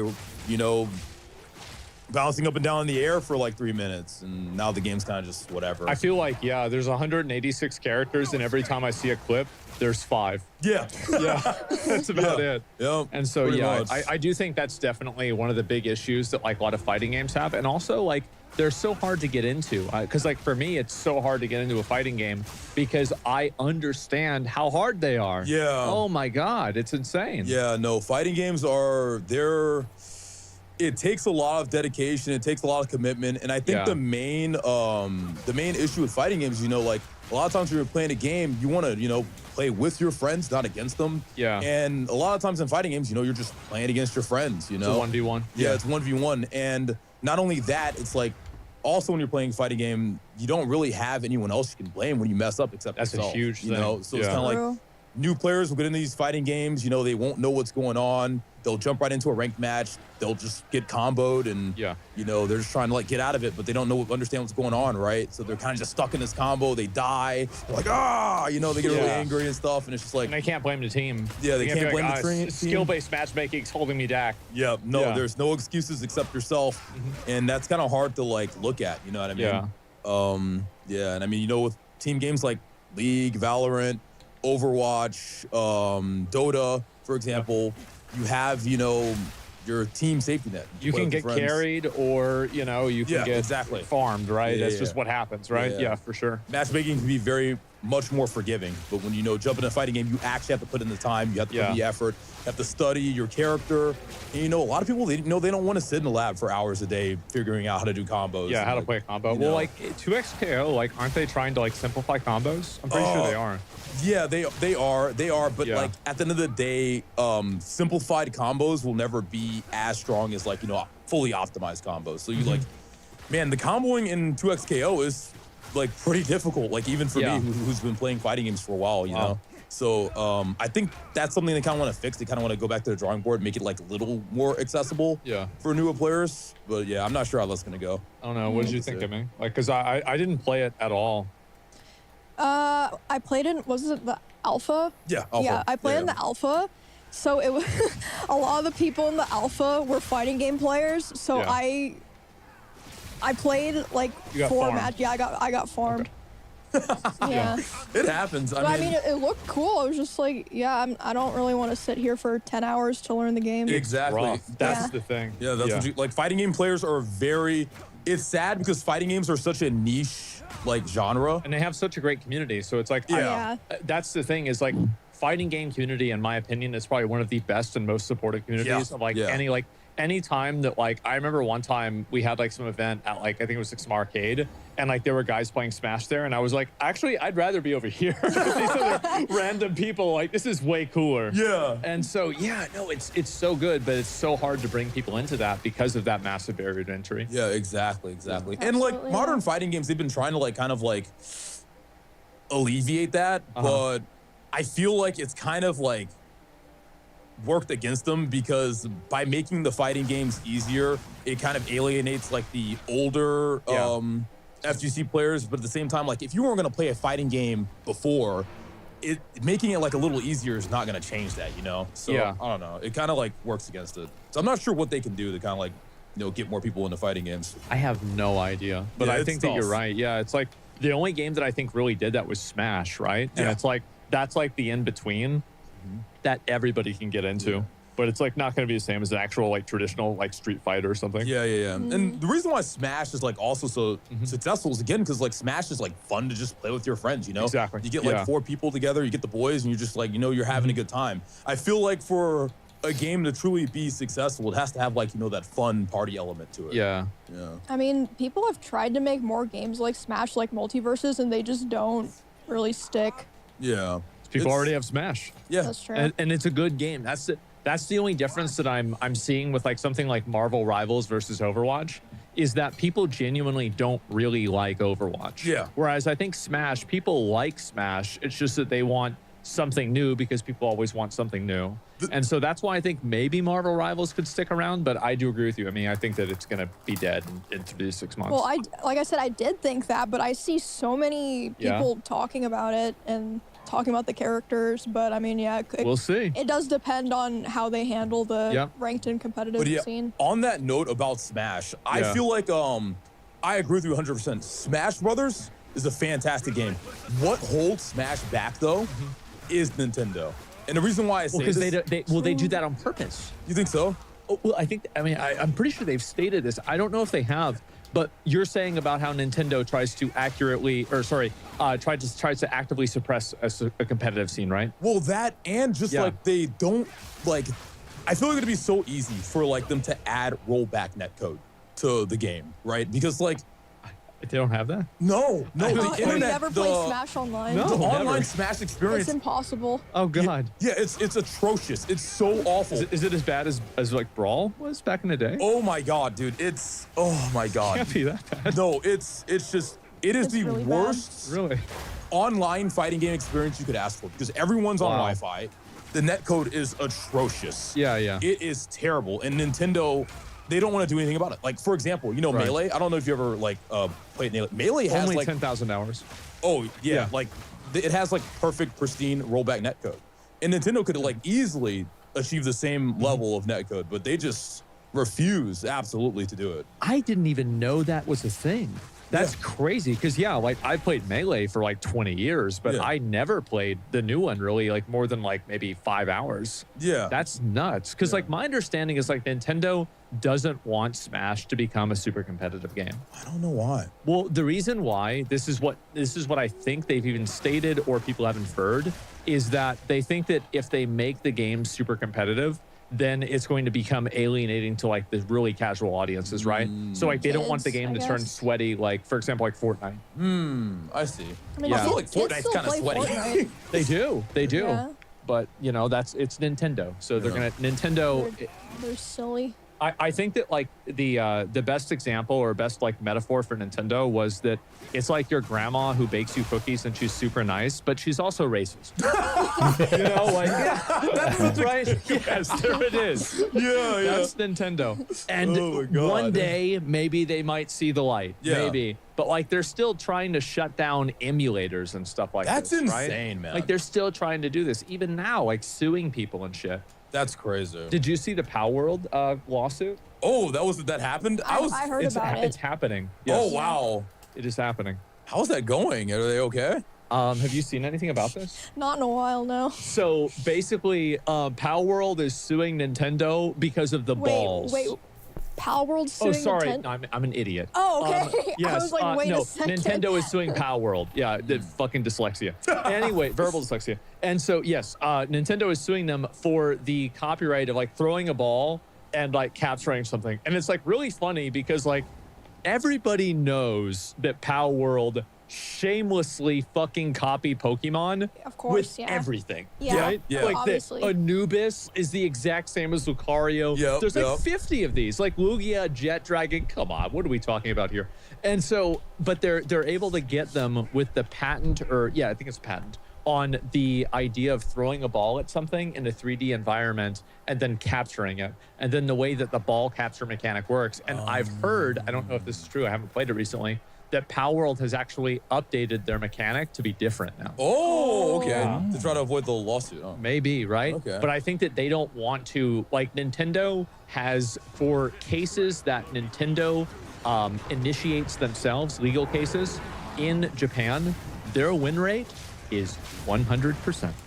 Oh, really? And Power World is also made, Pocket Pair is in Japan. Oh, that does not. So that spells things, doom. yeah, things are not looking good for Power World.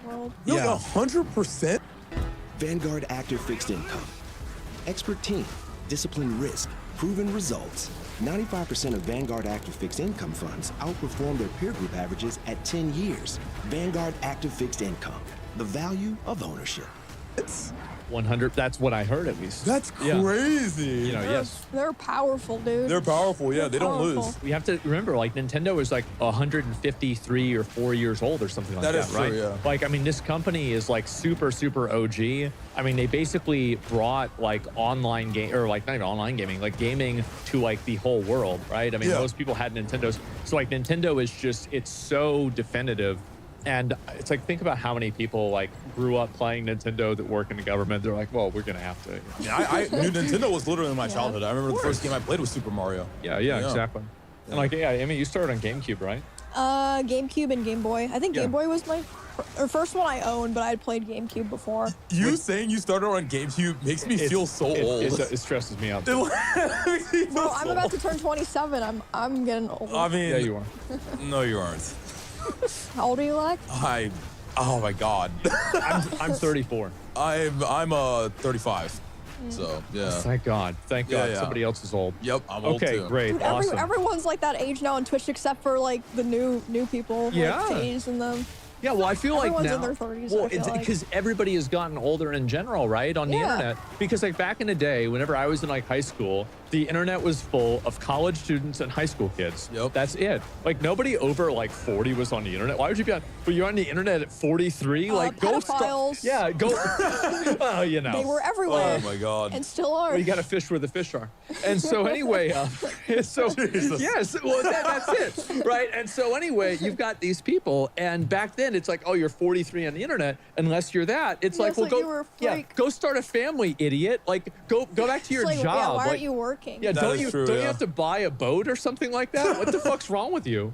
Oh my God, Asmund, do you remember the old internet? Oh, yeah. Like how I don't think people could survive. What do you mean by old internet? Oh my Like, God. when? I mean, like the things people used to say back then on the internet. Yeah. Like, Well, so basically, here's the best way that I can explain it. It's that the internet, and this changed in like, I think 2008 because of Facebook. Because Facebook was the first time that people started using their real name, their actual address, their real phone number, and they started connecting their real life to the internet. But before Facebook, the internet was not a super reality of life. It was like an alternate reality. Yeah. Yeah, you And should get so, with a lot yeah, of stuff. like everybody was an anime girl.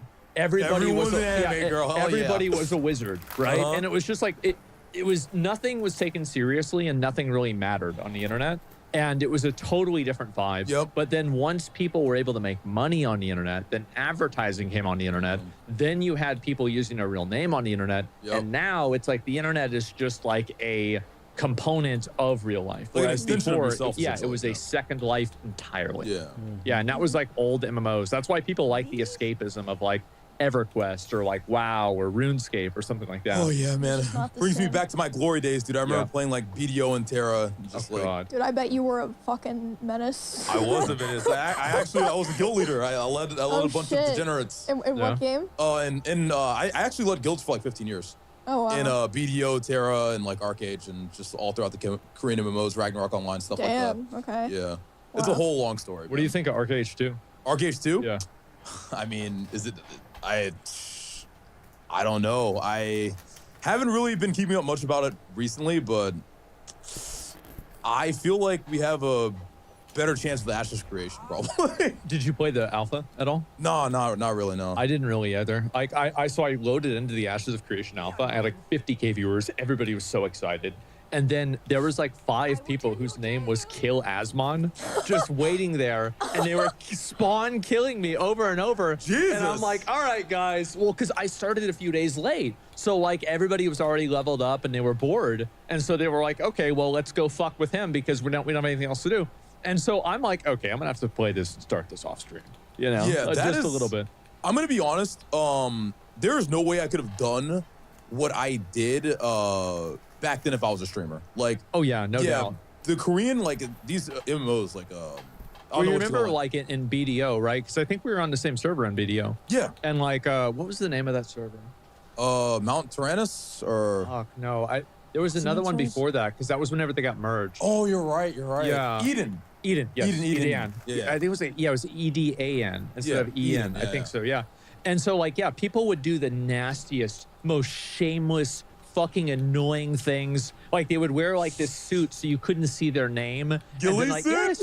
And they would sit there waiting because there was the level 49 to 50 thing where it was like, I think it was at 44 or 45. I forgot where you would level up to where you could be a free kill. Like now you could be a kill. And they would sit there waiting for people to ding from like 44 to 45, immediately fucking kill. Yep. It was so fucking annoying. Oh man, I'm so sorry. I'm I sorry. started a few days late, so Yeah. No, yeah, my guild used to do that all the time. I know. I'm fully aware of that. Yes. No, it was a really good time, but I think that like, so did you play Throne Liberty? I didn't actually. I didn't.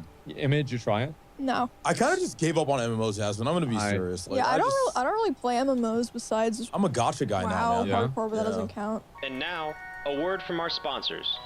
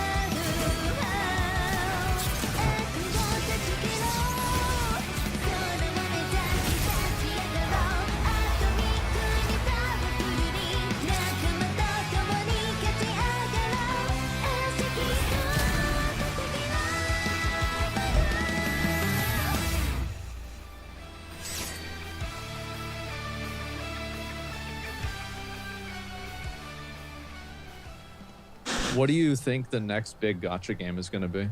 Ooh, well, I was thinking it was gonna be Girls Frontline too, but did you play it? I do. Did I play it, bro? I'm playing it. Oh shit! I'm going in, baby. I love that. Is a game. Is it that good? Well, for me, okay, got for it. me, like gacha is a very everyone has their gacha. Yeah. I feel like this one was made for me. It's like it's just mine, Yeah. Okay. The girl, the art. Oh my god. I've already seen everything. The Yeah. girls Yeah. Have you seen it? No, that's the one with like the feet on the login screen, right? Hey, That's hey, correct. I'm just gonna be honest. If your gacha game doesn't have a dorm, it's written off. You need a dorm. The thing is that, what's really sad is that you're right. I think that you're totally right. Like now, yeah, my gacha man. games. Yes, they're so big now. And like, so they have that Neverness to Everness game, and then they have the. I saw that. That I one's saw good. that one Yeah. might actually be it. That looks really good, actually. I don't know if it's going to be that one or that Anada game, like the Project Mugen game. Did you see that? Ooh, yeah. I saw that one too. I don't know which one of those is going to be better because I haven't seen anything from these games that was actually playable. There was like a Chinese demo of Neverness to Everness, but like I wasn't able to play it because like I got in the last day and I was like, fuck, all right, I couldn't log in.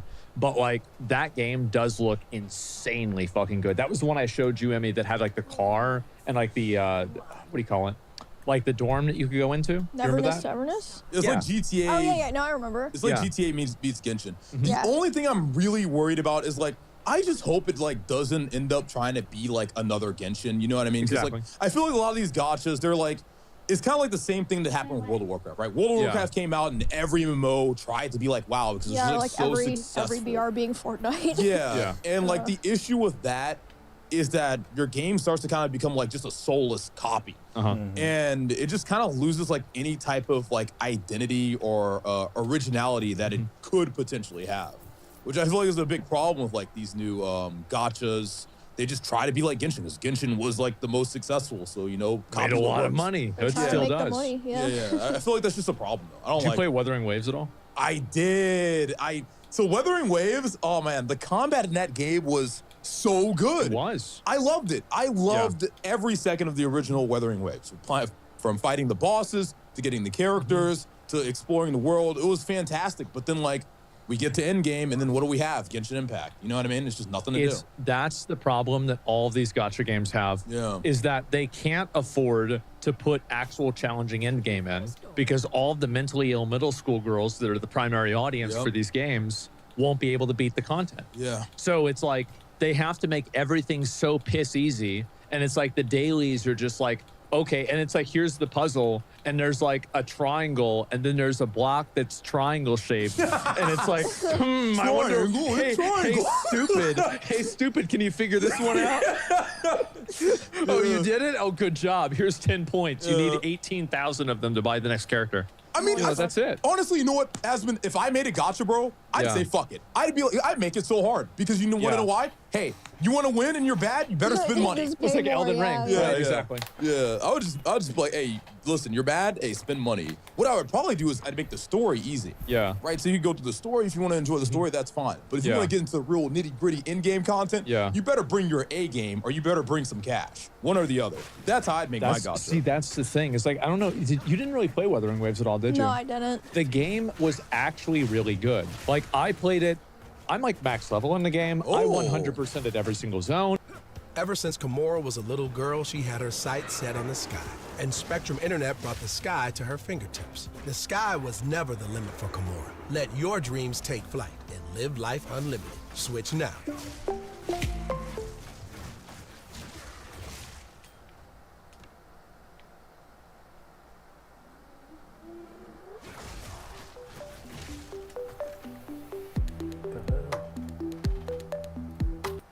I completed all the Winners quests. win. I beat all the different levels. I have everything done in that game. I beat that game so much that I quit playing it. Yep. I was like, okay, I'm done. I've beat this, and maybe I'll come back for 2.0, right? I don't know. But like that game was so fucking good. It was so but it good. had the same problem that all these games have, and they're just so fucking boring at max level. It's like, okay, go around, there's like 15 wind chimes in every single area, and you have to click on all of them. It's like, Who wants to do that, man? For the 15th time, who wants to go around and click the wind chime? You know what I loot mean? a shiny rock and it says 1 of 573. Holy shit. Oh no. It's so bad. Yeah, it's so bad. That's I hate bad. it. I hate The every combat second of it. seemed good. I really- played the first like hour of the game. I mean, the combat is godlike. It is Yeah. so. It's one of like the best gacha combat systems I've ever played. I love this so much. It's a lot better than Zenless Zone Zero. Oh, What a joke that shit is. Ooh, how do you feel about ZZZ actually? I played it at the beginning, and on the second day of my playthrough, I thought that it would be more entertaining and engaging for me to end my stream and go buy a mattress. Yep. I mean, honestly, I have to agree with you 100%. Where ZZZ messed up is I feel like they had such good art, such good, like everything was good except the gameplay. And the gameplay really fell short. Was just like, it just, one thing I noticed about ZZZ is like, why are all the ultimates just damage ultimates? Like, in like other gachas, you know, ultimates kind of do something different. Was But it a every primer or like any sort of like empowerment? Or yeah. something like that? It's just like there's no uniqueness. It just felt like every ultimate like was the only difference between the ultimate was the animation. Yeah. And I like that kind of really turned me off like just immediately. Did you try this one at all? No, I was going to, but then you and Yeah. Techie were always saying such bad stuff about it. I was like, yeah, I guess I just won't. Yeah, it's definitely it's not it. I mean, if you're gonna play listen, if you like ZZZ, that's great, but like I feel like characters do look good. I feel like they know the game is cooked. And do you want to know how I know they know it's cooked? How do you know? Because of these character demos. Like this is like the Jane Doe one when that came out, and then there was the next cinematics. One. Yes. Yeah. And like the cinematics, it's like this is hentai. Okay. Like let's be honest. Yeah, what are wait, we so doing? There's here? Jane Doe. There was like the shower one. Yes, the shower one. The shower one, Was there another one? Yes, of course there was. There was the other one where it was the girl and she's in an office building and then she takes off her heels for no reason. And yeah. I remember that. So there's like 3 of them, right? And and then the other character hugs her boobs, right? Because it's the short blue character. I forget, Kuzco or something like that. And that's how I know they know the game is cooked. Yep. I mean, if you have to go to that level. Yeah, if you're playing ZZZ, you're just gooning. At the end of the day, you're just gooning. That's all you're doing. I really tried to play the story. I really did. I tried to sit down and play it, and all it made me do was fix my sleep schedule. Damn, that boring, huh? So fucking bad. Damn, okay. And like, I will maybe try to go back because people have said, oh, they've made it way better. They've made it way better now. Yeah, sure they did. Yeah, we'll see I heard about they're that. like revising the combat system or something. Well, I mean, maybe you can play that. So basically, you can play this game with a garage door opener. Oh, yeah. Like, all you do is you just hit the same button. Yeah, and it's like, people are like, I remember when I played it the day one, everybody's like pogging, like, he's so good. It's like, okay. No. Okay, so you got to understand what we got going on here. The game, it's basically autoplay, but you get to push a button at the same time. Nah, do they do a gacha or like mobile category for the Game Awards? They do, right? Okay, they do a mobile game category for Game Awards, and it's going to be between this year, in my opinion. Like if we're talking about gacha trash games, probably between Wuthering Waves and Zenless Zone Zero. Yeah, that's what I can't think of any other game that's come out that has even been close to that. I'm trying to even think what the other alternatives would be. Games? Yeah. I don't even know. Do people still play those trash like hour sync games like Clash of Clans and stuff? Oh yeah. Oh, Clash of Clans is actually huge. It has like a competitive scene too. It Yeah, does. I know. Surprisingly. No, it actually is fun. Yeah. No, it's a I good. don't play it It's a anymore. good one. Yeah. Yeah. I had an open invitation or offer towards the people that made Clash of Clans. If they would sponsor me for the game, I would spend an amount of money to where I could go from Town Hall level 1 to 16, which is the max level, in one day. Could you actually do that? Theoretically, as far as I know, the answer to that is yes. That's crazy. How much would that cost? How much would that? So, based off of the current calculations, it would cost somewhere between $11,000 and $16,000. That's insane. Yeah, so they'd have to pay for that part too. I mean, Yes. when you think about gacha games, that's really not the worst. Isn't that sad? Yeah, because I mean, think about like people who spend on How Honkai much and money stuff. have you spent on Honkai Star Rail? I don't even know. I'm gonna So it's guess a and say lot. like 5 or 6 grand, and I don't play anymore. That's the that's saddest not too part. bad, actually. Okay, she's lying. There's no way. So you have, I know that you have a maxed out Blade. You have a maxed out Kafka. Yep. Like, let's see, what else did But you have? You had, I don't- you had maxed out Sela. You No, I had, don't. well, not maxed out, but you had her. I think you had like 2 or 3 copies of her. That's a good amount of money. That's like maxed out $500. character in Honkai Star Rail, I think it's like around, to like get it guarantees like around $2,000 each. Yeah. Yeah. Well, that's I don't have a maxed out Zila. It's close. I mean, like, No, it's not. It's not. I have 1 copy. Really? Yeah. You're the one who has a maxed out one. Of course. Yeah. It's all right, you know. Yeah, of course I do. You're surrounded by, you know. No, I know, but Yeah, it's a safe space. You can say I it. rolled Tell us. for Blade. I liked his design. I rolled for Kafka, of course, and then I think after Kafka, I stopped rolling on the banners because I just like wasn't playing as much anymore. No, you had Silverwolf. That's the other one. Oh, I right, actually that's maxed out true. Silverwolf. No, I have like 4 copies of Silverwolf, so you're Yep. right. Oh. So it's more than 5 or 6. Trying to lie. What That's about all you? I'm not lying. I just don't remember. Oh, yeah. So do you want to know my total gotcha spending or just on Honkai Star Rail? How about both? Okay. Well, there's actually a command in my chat. I forget. I think I've. People ask that much? Oh, yeah. Well, my mods just made it. They calculated all my gotcha spendings. So I think I've spent a grand total. It's probably more at this point, but recorded around $49,000 on gotcha since I started playing gotcha. How long ago was that? I started playing gotcha when Genshin Impact released. When So was that? 4 years ago, 4 basically? years ago, Yeah. yeah. So I've been playing gotcha for 4 years now. Genshin came out 4 years ago. Yeah, 2020, crazy, yeah. right? Yeah. That was in COVID, right? And it's almost 2025 now, so it's almost 5 years ago. It's crazy. Yeah, I think out of that 49 grand that I've spent on gotcha total, I spent like around 5,000 on Honkai Star Rail. Yeah. Pretty sure. Something around there. That's really, I spent more than that. How much did you spend, Asmund? I don't know. Probably like between 10 and 15,000 on Star Rail. Oh, well, I did. mean, I spent. I paid. To be fair, I also got really lucky with everything because I'm really good at getting the drops for those characters. I am. I always win to 50-50. It's great. And Must but be yeah, nice, man. Well, hey, I mean, if I'm gonna stream it and I'm gonna make a video out of it, fuck, why not? Yep. Absolutely, it's totally fine. And so as soon as honestly, as soon as the videos for Star Rail didn't get as popular, I just quit the game. Damn. Yeah, well, I did. I was like, okay, well, people are Gotta gonna do watch. what you gotta do. Yeah, do what you gotta do, yeah. Yeah, I played it for a while off stream, but well, actually, so I went to buy a new car, and I had put the money aside to buy the new car, and I went to buy the car in cash. I go to the person, and I'm like, okay, I'm going to buy this, and I'm going to do this. Here's the account number, and he's like, yeah, I'm sorry to say, like, your account is overdrawn, like you can't buy it. Damn. And I realized that Acheron had come out in Honkai Star Rail. It's a really good character. Oh my god. And so I had spent the amount of money to completely max her out, and it took me down to where I couldn't afford the car anymore. That's insane. So I had to have my dad lend me the money. Asmund. Yeah. That's crazy, bro. I know. I didn't know it was going to happen. God damn. All right. Well, Yeah, it was so stupid. actually, I have a question for you, Yeah. Asmund. So when you spend an egregious amount of money on like these gotchas, do you Yeah. ever get like, do people like ever like say like, what are you doing? Why are you wasting all of this money? Like, do you ever get like yelled at or flamed by like your community for it? Oh, Yeah. of course, Okay, so that's like yeah. a normal thing. Oh, No, yeah. that even happened to me. Oh, really? Yeah. Oh, wow. Okay.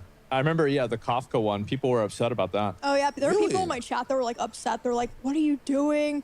Why are you promoting gambling?" Why are you crying? Oh, I see. Yeah. Okay. Yeah. I guess that's like a normal thing. Yeah. Yeah. I mean, I guess what they don't understand is like, it's just like, if you are not a streamer, like, I do not recommend spending that much money on a gacha. Like, of course, if you have like the income to do it and you really enjoy it and it's like your hobby and it makes you happy, then of course. But like, I definitely don't think you should spend as much as a streamer because like at the end of the day, like, not only can we like write it off, not all of it, but like, a decent amount of it, it is at the end of the day, for content. So If you're playing these fucking games, like in my opinion, I feel like if you go, here's the thing, it's that you play a gacha game, you're going to eat dicks. Yes. Don't go to the dick shack if you don't want to eat yes, dicks. exactly. gotcha games are just designed to be annoying. Yep. They are programmed to make you want to waste your money to take off the ankle weights that they put on you. And so it's true. It's like, why is it, ask yourself the question, why is it that you need to have a cap on energy in every single one of these games? You don't. You don't. You don't. Why does energy even need to exist? Just to make you log on every day, because every day you log on is another day that you might spend money. Also, you don't That's want to it. overcap your energy. So, like, Yep. it's just like it's all manipulation. Mhm. They're there to manipulate you. They want your money. Oh, yeah. They just want to make you spend money. They're designed to make you waste your money. But like you mentioned the Game Awards earlier, Emmy, Mhm. what do you think should win Game of the Year? Wukong. It's not even Of a course, question. it's not even. Yeah. Okay, yes. So, obviously. so for Game of the Yeah. Year, there's Wukong, Shadow or Erdtree, Yeah. which, I mean, I'm not should surprised not it's be there, there. but It should not be. It's a DLC. Yeah. Yes, but it's can you basi- can you yes. play Shadow of the Erdtree? not by itself. Okay, Okay, so you no, can't. no, Okay, I there we go. agree. So It it's not a game. shouldn't be there. Right. But I understand why, because it's basically a new game. If you think about the hours that you can put into it. I understand why people do a lot of things. Yeah, That doesn't I make it agree. right. I don't think it should be there. Okay, But so Wukong, Shadow or Erdtree, Final Fantasy VII Rebirth, which I don't think that should be there at all. And then what are the other? Metaphor, Refantasio. Ooh, Metaphor? Metaphor should Okay. win. So That- did that you? deserves How it. much Metaphor did you play? I played like, I mean, Okay. you know, you spend like 30 hours in that game and you've only. Astrobot's there and Balatro. Balatro. Okay. Oh, but I was saying, like, in Metaphor, you spend 30 hours in the game and you're only 2% of the way through. So really, I like, yeah, the game, like, dude, that's why JRPGs are amazing, because like the For me, it's the opposite. I do like JRPGs, but I don't want to spend 300 hours in a game. Yeah, there's just so much content in the game, and it's just so good. It's such good content, and the soundtrack is just godlike. It's probably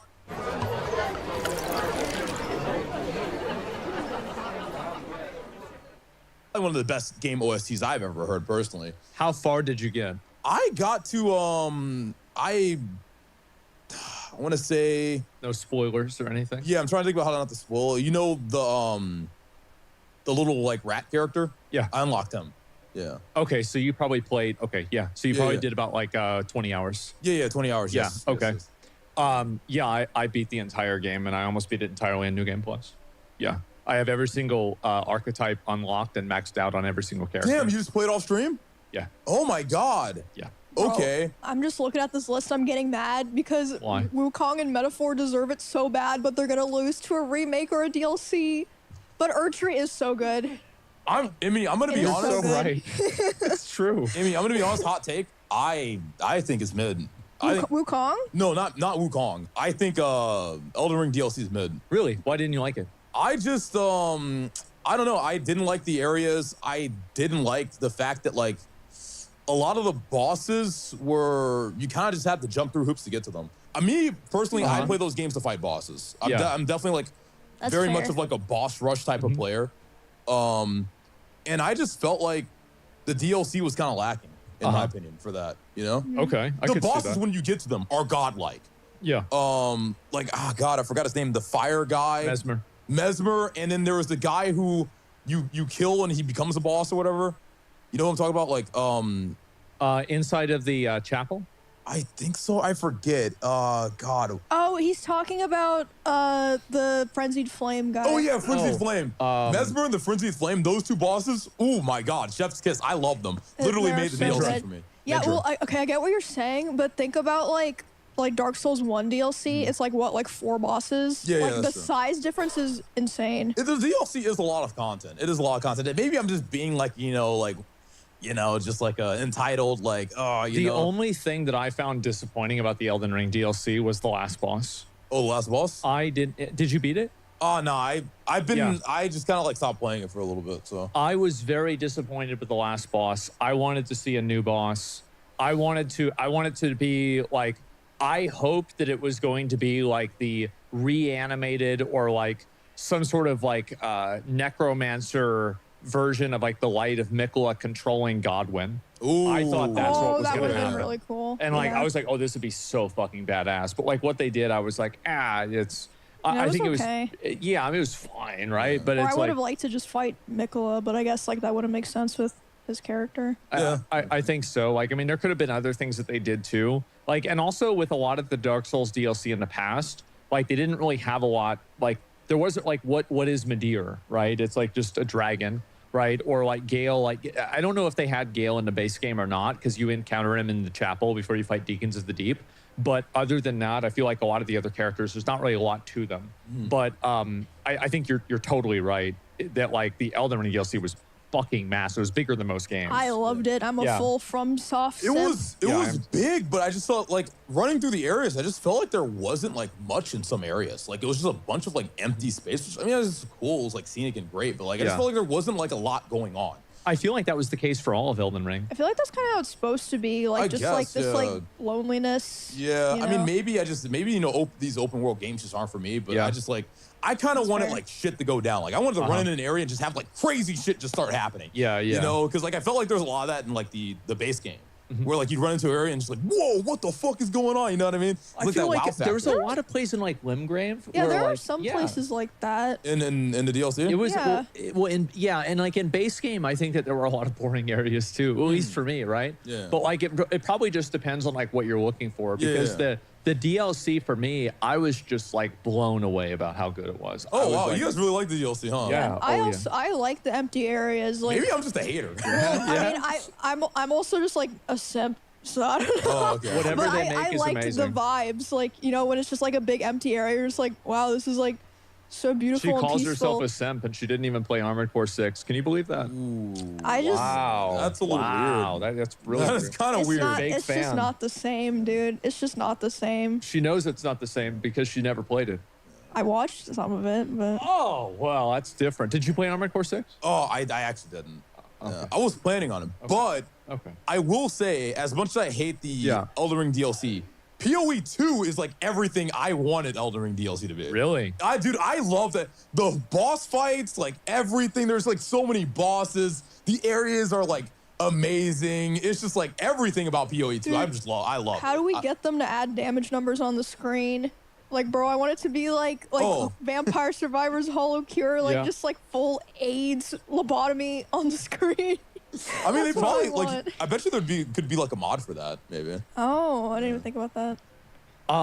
There is, as far as I know, not a mod, and I completely agree. I want damage numbers in PoE. Why is that? Because I'm an idiot. I'm a monkey, okay? I want to see the big numbers. That is true. That's like, it. Imagine like putting in a node and then seeing your damage just go up. Well, it's easier for casual players to understand, like, oh, I'm better now because Yeah, it did 50 instead of 30. I need that because there's so many fucking options. There's too many variables. I sit there like swapping out my abilities and my items like, I don't know which one's better. Yeah. And then like if you had like you know, you could cast an ability and then see the number and then cast another, like, oh, this one does more damage. I want to use that. Yeah. Yeah. Yeah.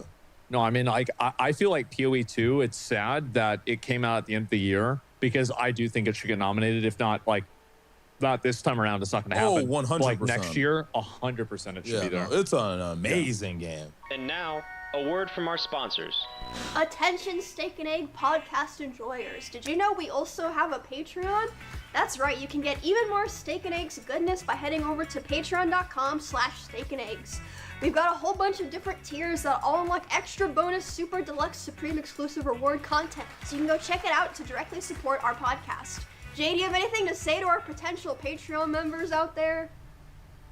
Great, Jay. I think that was well said. So head on over to patreon.com/steakanteggs to support the podcast and get even more stuff. So you played Black Myth Wukong, though, right? Oh, no, I didn't actually. Jesus. It's so good, Lucari. It's so good. People keep telling me how good it is, yeah. It is the game of the year, in my opinion. I do. I think that, like, if it wasn't for Black Myth Wukong, I didn't play the new Final Fantasy game, right? That was the one, like, you played that. I didn't play that. And so... But it's a remake. Well, it's like a half and half. That's my understanding. It's not a full remake, I mean. It's like, Yeah. It doesn't matter. It's not a new game. It's going to win. Final Fantasy VII, by the way, is going to win Game of the Year, guys. Really? Yeah, of course. It's one Wukong of the... deserves it so hard. I think Wukong will win. I just really do, because people just talk about that game so much. Okay. We'll see what happens. Is this like panel voted or viewer voted? So both. Can you guess Okay. the percentage? panel is more? I said yes. Guess? Yes. 40-60. 60 panel. 90-10. Wait, what? 90% of the Is vote. panel? Yes. Oh. Well, then And- maybe Wukong could win then. That's why it's not going to win. Because it was not critically well received by a lot of people. Really? Yes. Wait, why? A lot of reasons. And most of them are stupid.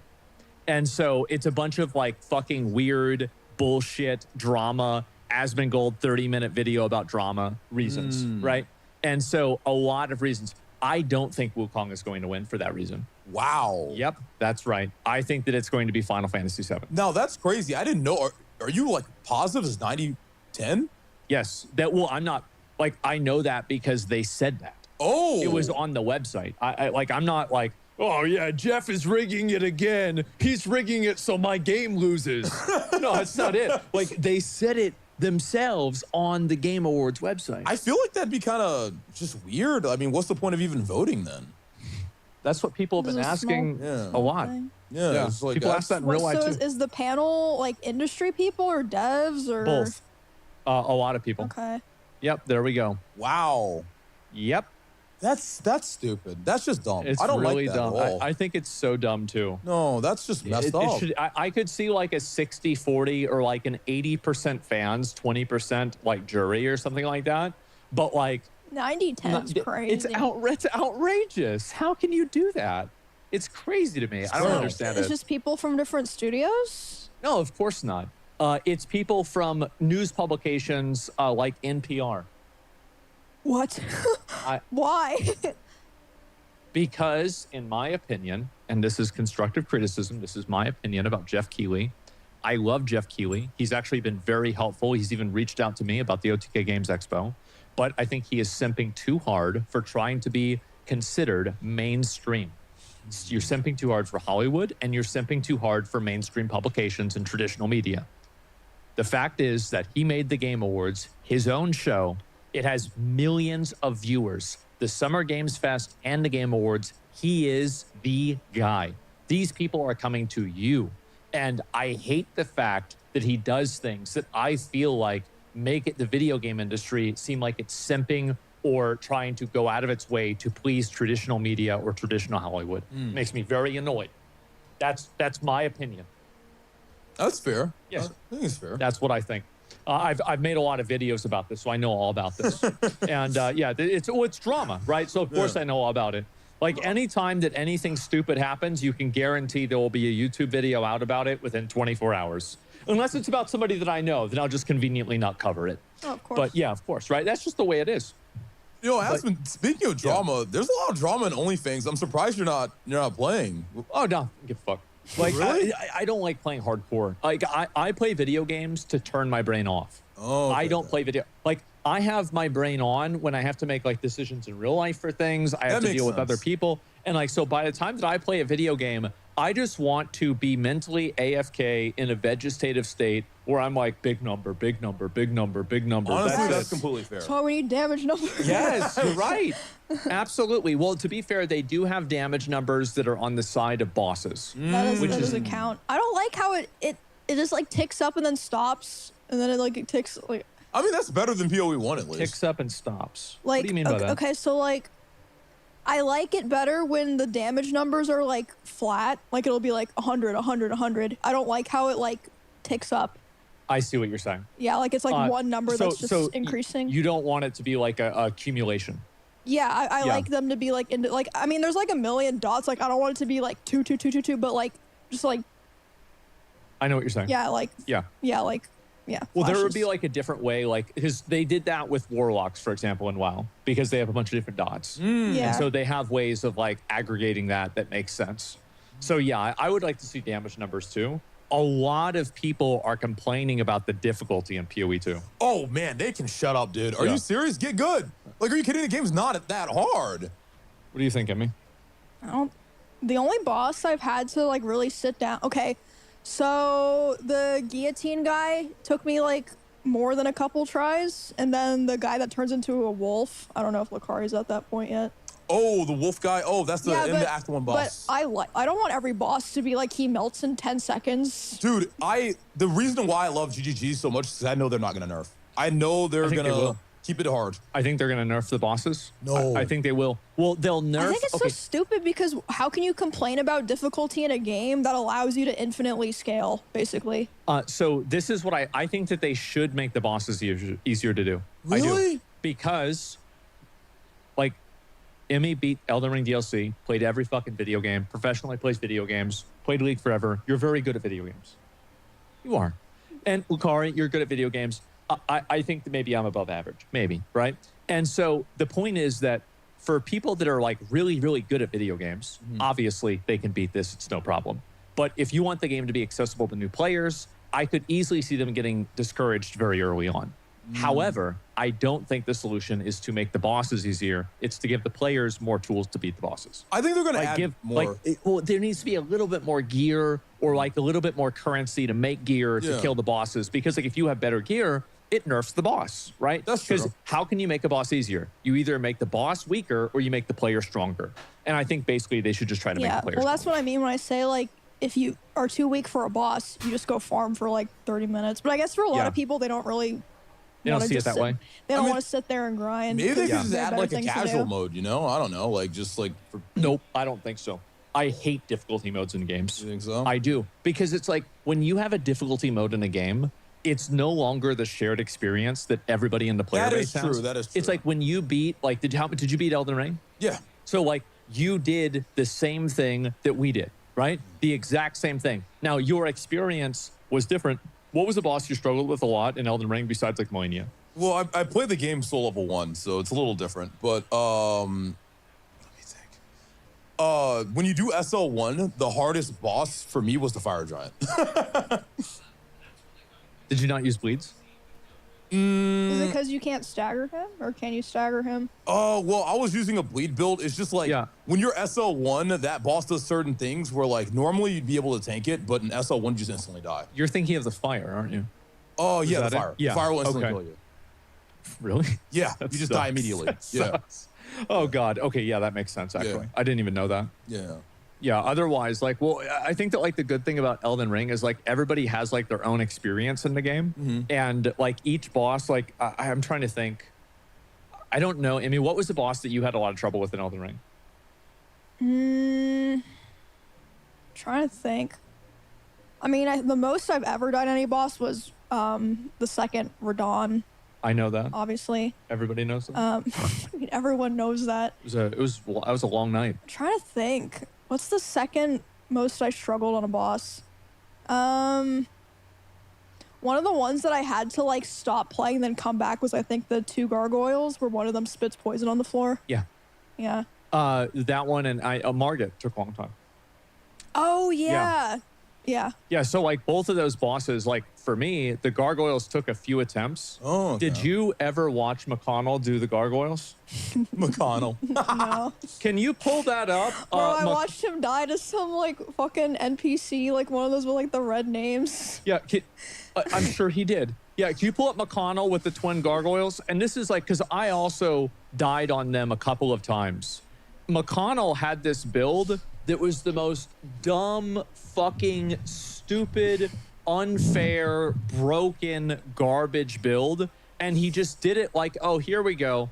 Oh my god. Fuck. No, you know, I was doing the Whirlwind Axe quest. It's not showing up. And WoW, and McConnell was Yeah. on the call with me, and at the start he was like, oh, this reminds me of when I watched Asmon fight, I think it was Artorias, and I was like, fuck him. I was Damn. like, Oh my well, I'm glad for you. And then it took me 5 hours. By like 4 hours, he was deafened in the call. He just fucking left. He was like, I can't watch anymore.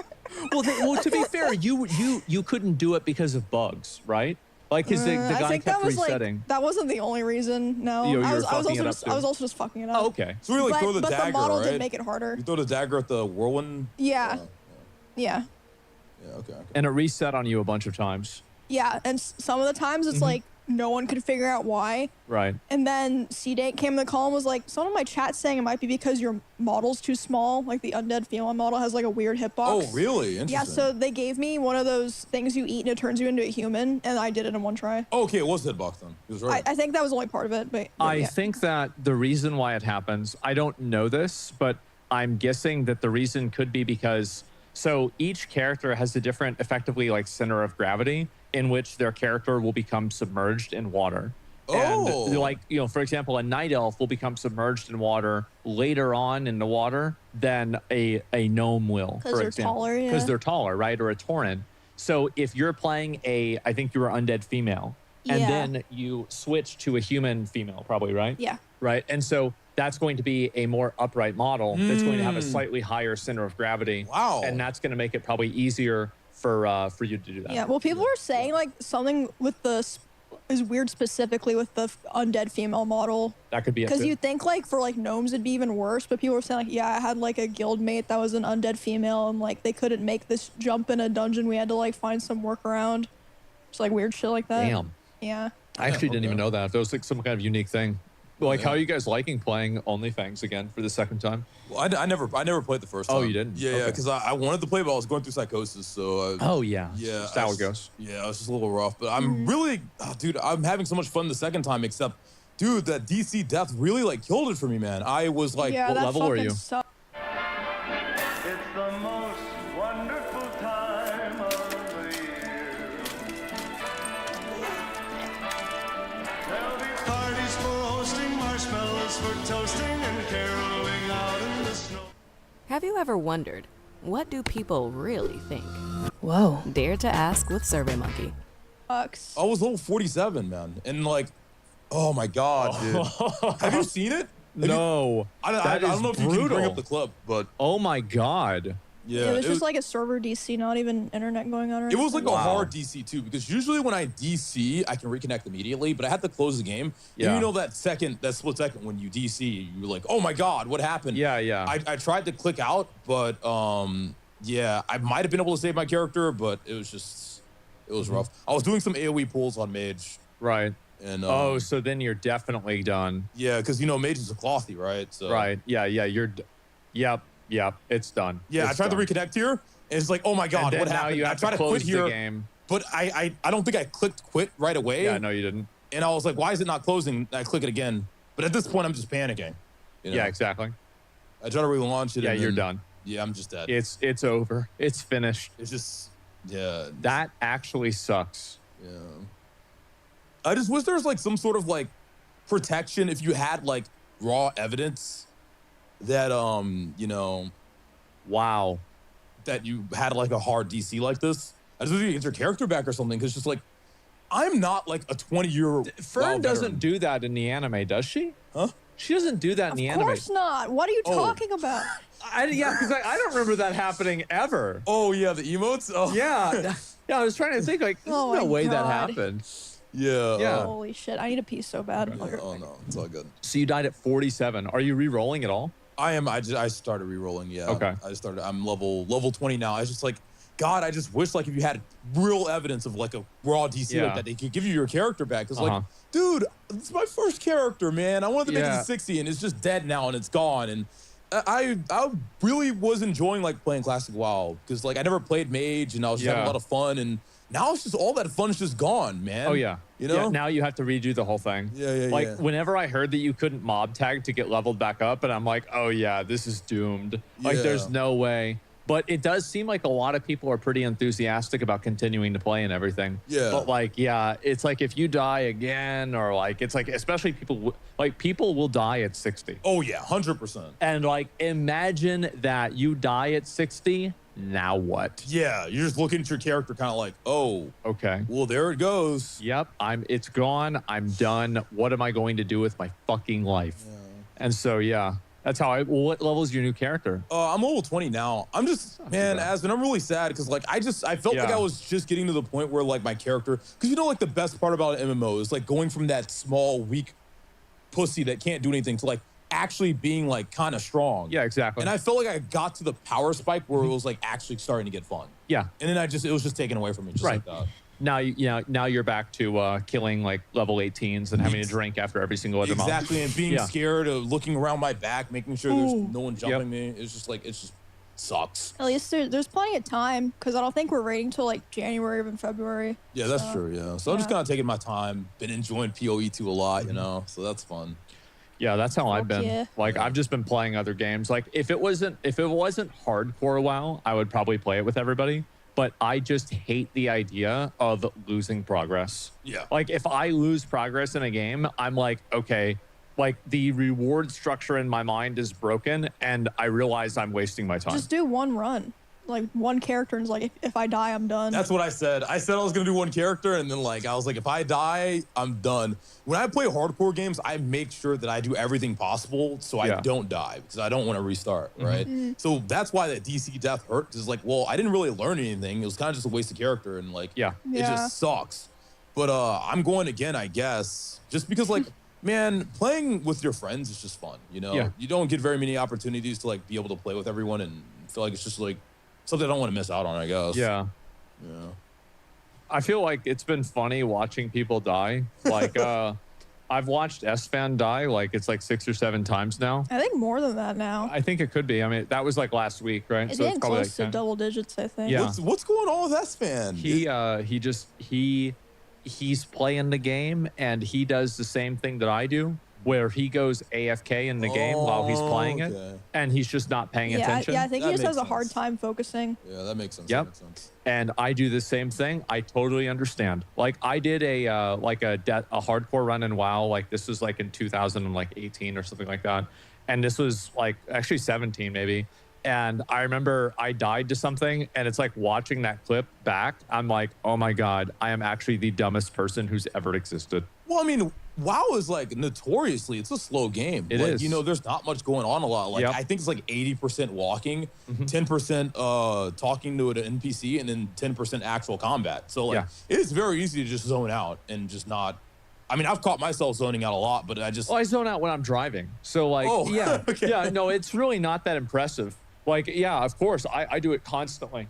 So, like, by the time it's in WoW and it's like you're killing one mob and each mob takes 20 seconds to kill, oh, yeah, I'm AFK. I'm gone. I'm somewhere else totally. Yeah. I'm paying attention or thinking about something completely different. Yeah, it's rough. It's rough to keep like mentally like just locked in. Especially like, you know, you've been playing for like what, 10 hours, 12 hours. You got to go long sessions if you actually want to get anywhere in WoW. Oh, yeah. It's very like, I mean, I don't blame SFan at all for dying so much. I mean, I just think it's just like, you know, it's just one of those things where like he also only played Paladin, right? So he's kind of like a one trick. Yeah. Yeah. It's definitely it's hard to unlearn bad habits, and I think that playing a class like Paladin teaches you a lot of bad habits because you have a lot of get out of jail free cards that other classes don't have. Yeah.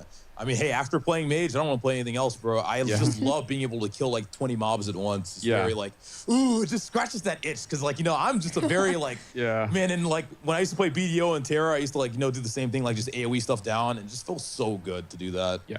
I feel like any MMO that doesn't let you AoE farm, bad game. Oh, I agree 100%. Yeah, just bad game. Like that's just the way it is. Yep. I'm trying to think, like, there are a lot of games, because, like, in BDO, you were able to do that, like, crazy. Oh, yeah. And, like, Throne of Liberty, not so much. I didn't like it as much for that reason. Yeah. Oh, I mean, just like, the way it played was so shit. I just did not like it a lot. Yeah. But, yeah, I'm actually surprised. I mean, you've liked PoE 2 so much. Because, like, the game's been, like, PoE is probably one of the most notoriously hard to get into games. Wait, why? Because of how many like complicated, weird systems there are. I think they made it easier in PoE too. Yeah. A lot of it, I'm just like, you know what? I'm not gonna read all this. I read like 3. This one sounds good. You know. Okay. Yep. It's that simple. Maybe you got that gamer in her, man. Respectable. No. Well, actually, when you are a fighter, and this is your reward. Medalla, the mark of a fighter. What was it? I was watching one of the trailers. They're like, oh yeah, like you can uncheck the show recommended and you can see all of the options, and I was like, guys, this might not work out. That's a lot of when I unchecked that, I was just like, oh. Yeah. Oh. Yeah. I was like, guys, this might not work out. I might not actually be able to play this game. PoE 1 has like 5 versions of that. Oh yeah, PoE 1 has like a version of that for everything in the game. Yes. Yes. There's there's each skill, there's each level of each skill. There's additional levels that you can get for the skills. And then there's also alternate versions of the skills.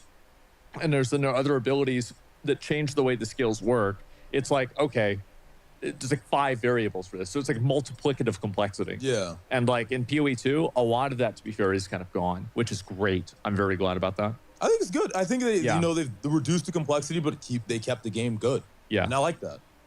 Yeah. I like it. It reminds me of playing Diablo in high school. That's good. Before Diablo 4. Before Diablo 4?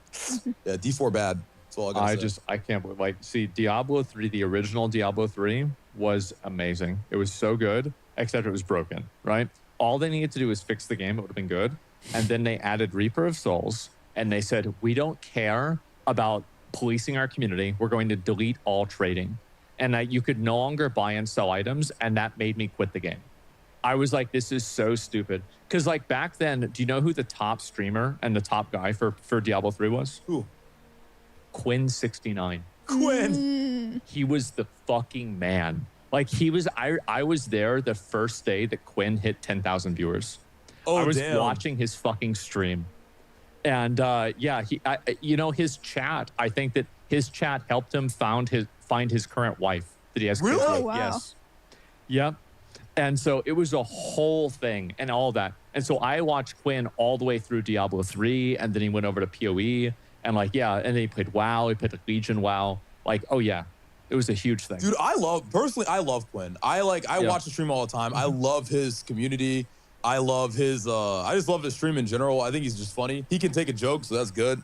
I always like a streamer that can take a joke. It reminds me of like Forsen and like it's like that type of like chat culture. I just really fuck with it a lot. It's really nice. It's crazy how he invents ways. Like people were telling me that my build is really bad, and like they were telling me that I was actually doing less damage than Quinn, and I was getting really upset. Yeah, they call it a Quinn build. Well, yes, and I was like, oh my, am I retarded? What's wrong with me? Like, what is this? And I'm thinking, like, am I really bad? And then I watch Quinn play later. I'm like, no, this is way worse. Dude, I watched Quinn play Hardcore Pal World. Oh my fucking god. He died so many times. Did he ever beat that or no? No, he didn't. Oh. He got to the last gem boss in Hardcore Pal World, and the boss had, I think it was like, the red bar. All of the pixels of the red ball weren't there, but it was still alive. And so it was like a fraction of a hit, and it kills him at the last second. Or the time ran out. Oh, I think the time ran out. I remember that. It was one or the other, and he died right there, 0.001 away from beating the entire thing. That's insane. Yep. I wouldn't play. It's like dying at level 60 in hardcore. It's like it's like you're basically there. Yeah. That's like dying at level 60 in hardcore, and you're killing Kel'Thuzad in Nax, and you've never had anything bad happen, and then you stand in one of the red void zones, and the boss dies, the void zone goes off, and you die at the same time the boss does. That's what it was fucking like. It was embarrassing. And I never did Hardcore Pal World. And of course, he turned everything up to like 2x or 5x or something like that. And it was way harder than it needed to be. Damn, okay. Oh, yeah. Yeah, because I remember whenever I played it, I was like, yeah, this is a joke. It's not really that bad. But like the last boss for that game took me like 27 minutes or something like that. Like the legendary. Oh, it was actually kind of badass though, right? And like doing it for that long. Nice long fight, yeah. Yeah. Did you ever play Monster Hunter? Oh my god, I played Monster Hunter World. I played it a lot. How much? I have like 200 hours in that game. I used Sword and Shield. Okay. Yeah. Nice. Yeah. Like, did you play Wilds at all? No, I didn't. Oh my god, it's actually very good. I was really excited. So I don't like really playing betas for games. Yeah. So I just like kind of wait for them to come out. Like for Metaphor, I didn't play the demo. Yeah. Yeah, or the demo or whatever. I just kind of wait for them to come out, and I just enjoy them when they come out. But I heard a lot of good things about it, so I'm pretty excited. Only good things. Only good things. Like if it wasn't for Grand Theft Auto 6, because I think Grand Theft Auto 6 next year is going to win Game of the Year. I feel like Monster Hunter probably could be up in the running. Oh yeah. Because like I was hoping that Dragon's Dogma 2 was going to be really, really good, and it was just. I heard it was like really bad. It wasn't really bad. It was just like very. Did you play the first one? I played a little bit of the first one. Yeah. Okay, yeah. So like basically, there is a certain type of like soul and vibe to the first game that, like Dragon's Dogma 2 should have been like it should have been the quality of Elden Ring. And it was just basically everybody called it a tech demo for Monster Hunter. basically, Oh right? my God. Because like the game plays really well, but there's nothing to fucking do. Oh man. And no so yeah, content. exactly. It's just like and like all you do is like fighting. I felt like I was playing Goblin Slayer or like I was watching the anime because everything you're just killing goblins. That's all you do. All you do is kill goblins. You just go from one pack of goblins and then there's another pack of goblins. And then guess what it is? More fucking goblins. That's And crazy. then maybe you kill a dog. And that's about it. That's hilarious. Yep. Yeah, I played that game for about 100 hours. Damn. So beat the fuck out of that. Like the ending of that game was so insanely fucking good. And everything else about it was so insanely fucking bad. That's so disappointing. Yeah, I know. I was so sad about it because it should have been amazing. Did you play Dragon Age? Dragon Age? No, I didn't actually. Oh my God. That was the man. Am I missing out, Aspen? Not with that one. Oh. Not without that game was a fucking joke. It was so Did you not see the trailers for it? No, I didn't. They were so. They were like it was like the game was made for people that it was like whenever you took something that was like, I'm trying to think of a way to put it.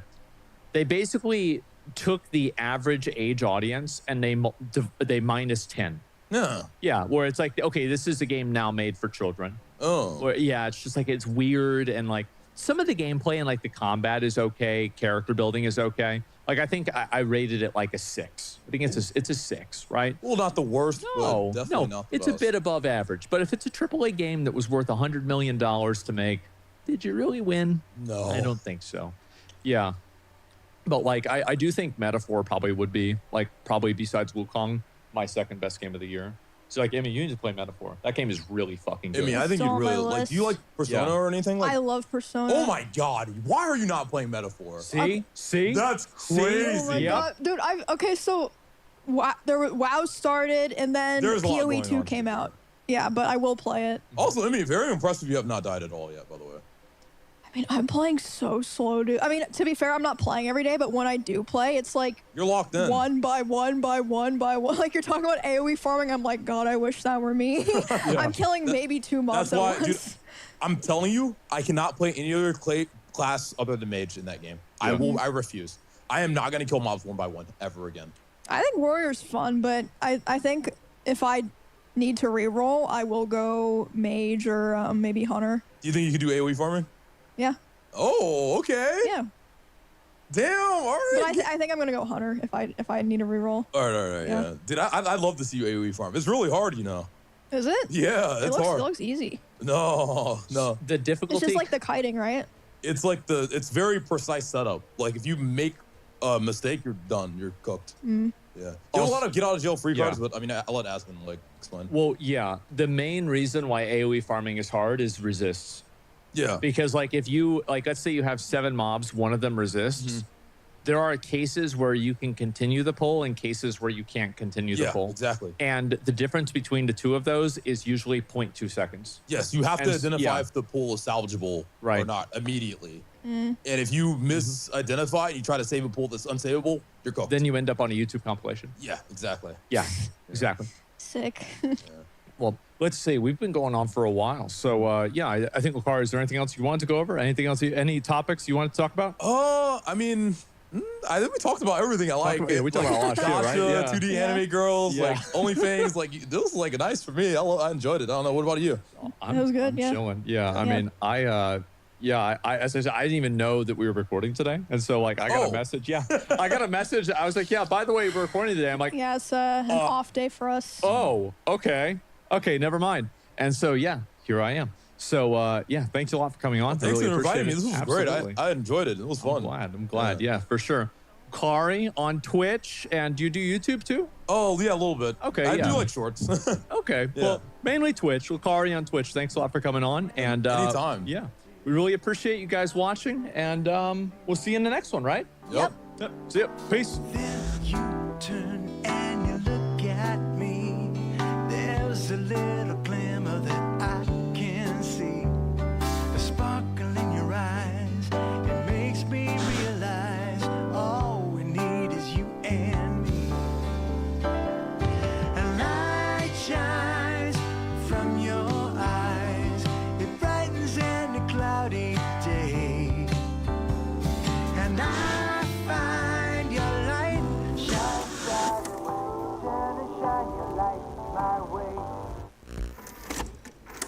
I was wondering, what do you think it was the best WoW expansion? Vanilla WoW was the best version of WoW. Okay, by a mile. classic. Yeah. All right. The reason why is because the entire game mattered. Whereas, like, as soon as Burning Crusade came out, it made it to where, like, you took the game that was like this big, and then you turned it into just Outland. And so, like, the entire end game and everything, like, for example, like in like classic WoW, there are things that you do that have interplay that are like at level 30 or level 20 or level 40, right? Especially, right? With like the Songflower and like different types of like little bonuses and buffs and things like that. Yeah. And like getting rage potions and just like all of the interplay that the game has just like all the way down. Yeah. And like world buffs and having all these different, like it felt like a real MMO experience. Yeah, Whereas exactly. I think that as soon as the expansions started coming out, then it started turning into being a much more guided compound. Like it was concise in a way that was like not great. And it's like all the dungeons became uniform. Yeah. And it just it's not really, it stopped feeling like a world.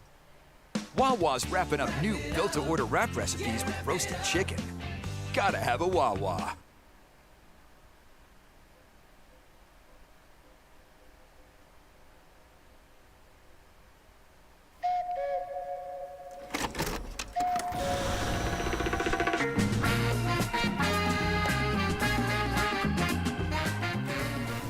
Hello, guys, and welcome to Steak and Eggs, episode 77. I'm Emmy. I'm back from Japan. I'm with Asmon and Techie. Of course, it's nice to be back in Texas. So what'd you guys do last week while I was gone?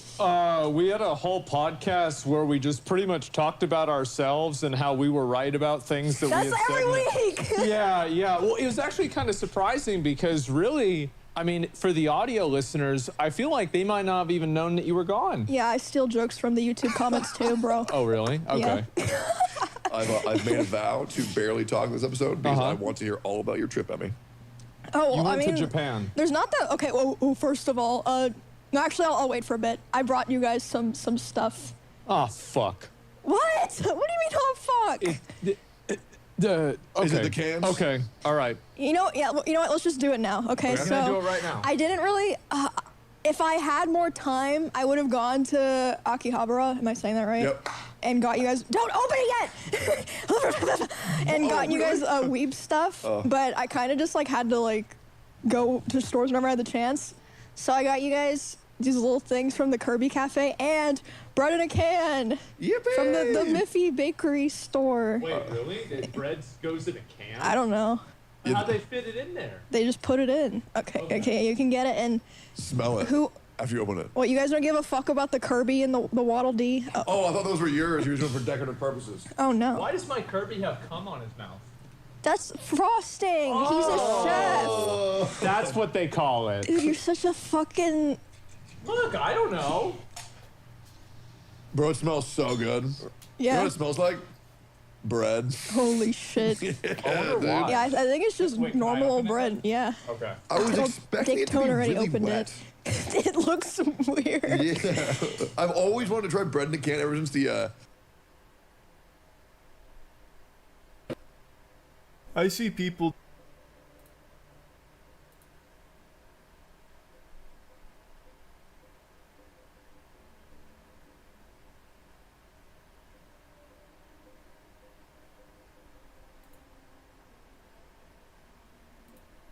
Aerospace engineer and pilot. As well, I wrote a computer program called X-Plane. X-Plane is a flight simulator that lets pilots practice flying on their personal computers at home so they can then fly their real airplane more. My name is Austin Meyer, and I'm a computer programmer, aerospace engineer, and pilot. As well, I wrote a computer program called X-Plane. X-Plane is a flight simulator that lets pilots practice flying on their personal computers at home so they can then fly their real airplane more safely. As well, people that aren't pilots at all enjoy flying X-Plane because they get to enjoy the thrill of flying without all the cost and the risk. About 5 or 6 years ago, I made a special version of X-Plane for the Google Android operating system.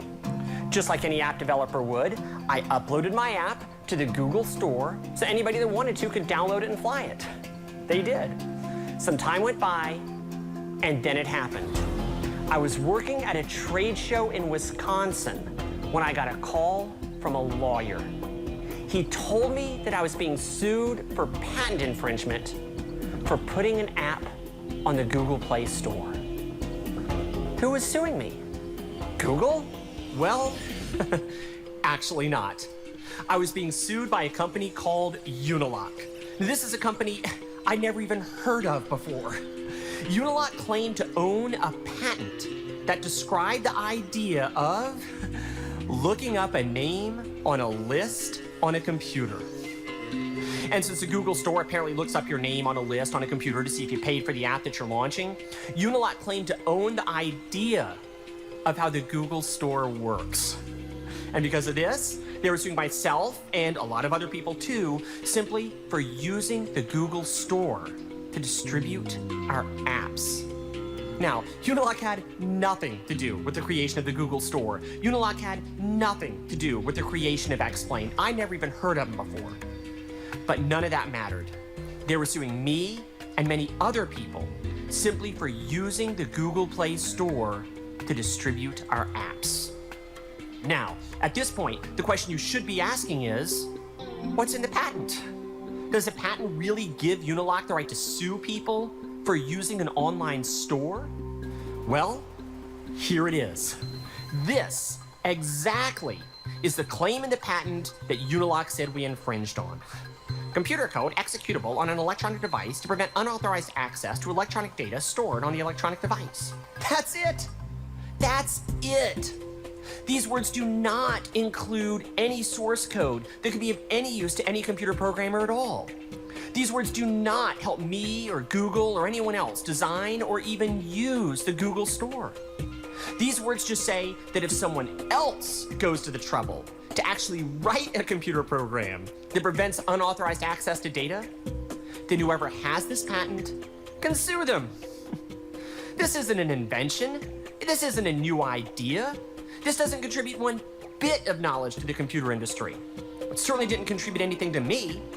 It just says that whoever wrote down these words can sue anyone that actually makes, or in my case, uses, an app store.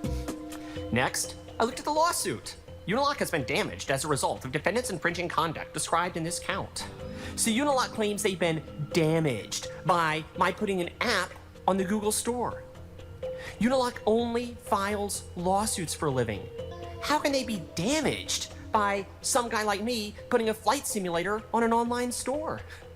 I tried to figure out how Unilock was damaged by looking at their lawsuit, but they never really seem to specify exactly how they've been hurt.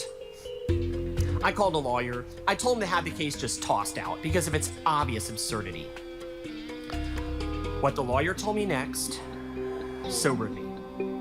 He said that it would take about 3 years of my life and $3 million to defend myself.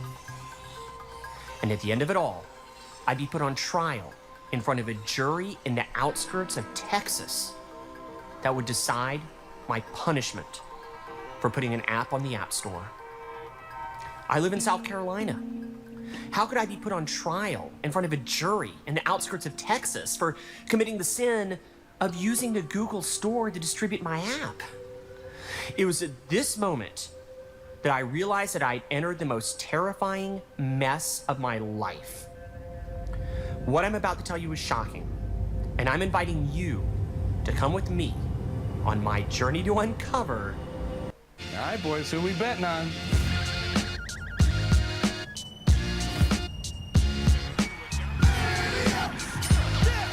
The sports book for every kind of player. Hard Rock Bet. Roll with us. The patent scam.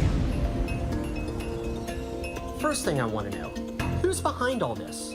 I hit the net to find out. Who is Unilock? Controversial patent lawsuits. What does this company do? Unilock patent infringement. A dozen lawsuits filed just last week? Let's check out their website. Members only. Maybe there's something in their source code. Oh, there it is. Patent it, commercialize it, reap the rewards. Who owns this company? The Marathon Patent Group? They're not inventors? They just own patents? And they're traded on the NASDAQ Stock Exchange? What's a patent troll? So what is a patent troll anyway? My first trips were to go talk to the experts and find out for myself.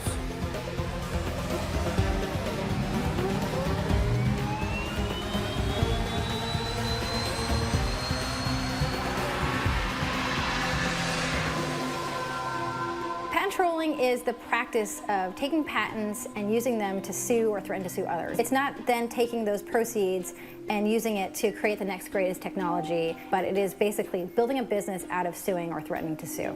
Unfortunately, patent trolling has become a lot more common in the last 10 years. Last year, patent trolls sued about 3,600 companies, and there were hundreds of patent trolls active in the federal court system. The estimates vary, but they generally come over $10 billion a year. The vast, vast majority of plaintiffs are not inventors. They're people who have purchased patents for nothing from bankruptcy estates of failed companies, or they've just purchased patents for very, very little, and their sole goal is to make money by suing people. It doesn't even matter if the patent actually should never have been granted. The cost of invalidating a patent is so high, of defending yourself in a patent litigation lawsuit is so high, that almost everyone ends up having to write a check. Almost everyone ends up having to write a check. What kind of check are we talking about here? Well, as it turns out, the average settlement that a person has to pay to a patent troll to make the lawsuit against him stop is $340,000. That's right, the average person is forced to pay the patent troll $340,000 just to end the lawsuit, because they don't have the $3 million to defend themselves. When I tell people about my lawsuit, they always say the same thing. They say, hey, Austin, if Unilock says the Google store infringes on their patent, why don't they just sue Google? Oh, let's think about that for a moment. If they sued Google, I think Google has $3 million. Google can defend itself and probably, over years, win. But if Unilock sues as many people as possible that use Google, then think of how many people they can sue that don't have the $3 million to defend themselves. Those companies will be forced to settle, even if they've done nothing wrong. And once it became how obvious it is to make easy money by filing these patent infringement lawsuits people can't defend themselves against, you can pretty much figure out what happened next. Companies like Unilock were formed. Companies that exist only to file lawsuits. Now, here's just how far it can go. Unilock, the company suing me, is owned by a much larger company called the Marathon Patent Group. The Marathon Patent Group does not make anything. They don't invent anything. They just sue the companies that do. And the Marathon Patent Group is traded on the NASDAQ Stock Exchange. That's right. The NASDAQ Stock Exchange was designed to foster innovation. And now the NASDAQ hosts the Marathon Patent Group, a company whose only function is to sue. And it's all based on holding a patent. So, are these patents brilliant? Well, let's take a look at some. These are real patents. Method of video gaming over the internet. Method for voice communication with an entity such as a plant. Snowboard training apparatus. Animal ear protectors. Forehead support for a urinal. A hose to breathe from a toilet bowl. A reality alternate method. A domestic animal telephone. Method to search for event photos on the internet. Self-hair cutting apparatus. An anti-eating face mask. Method of swinging sideways on a swing. Exercising a cat with a laser pointer. Self-defense weapon key holder. Apparatus to simulate a high five. Dog nose art apparatus. A bib for use while operating a motor vehicle. A buttocks kicking apparatus. A stick that a dog can fetch. This all seemed just too crazy for me to actually believe. I had to talk to someone who was experienced in this. I found a guy by the name of Kevin O'Connor. Kevin's developed and sold companies worth billions of dollars, and he was also being sued by a patent troll, so he knew his way around the block.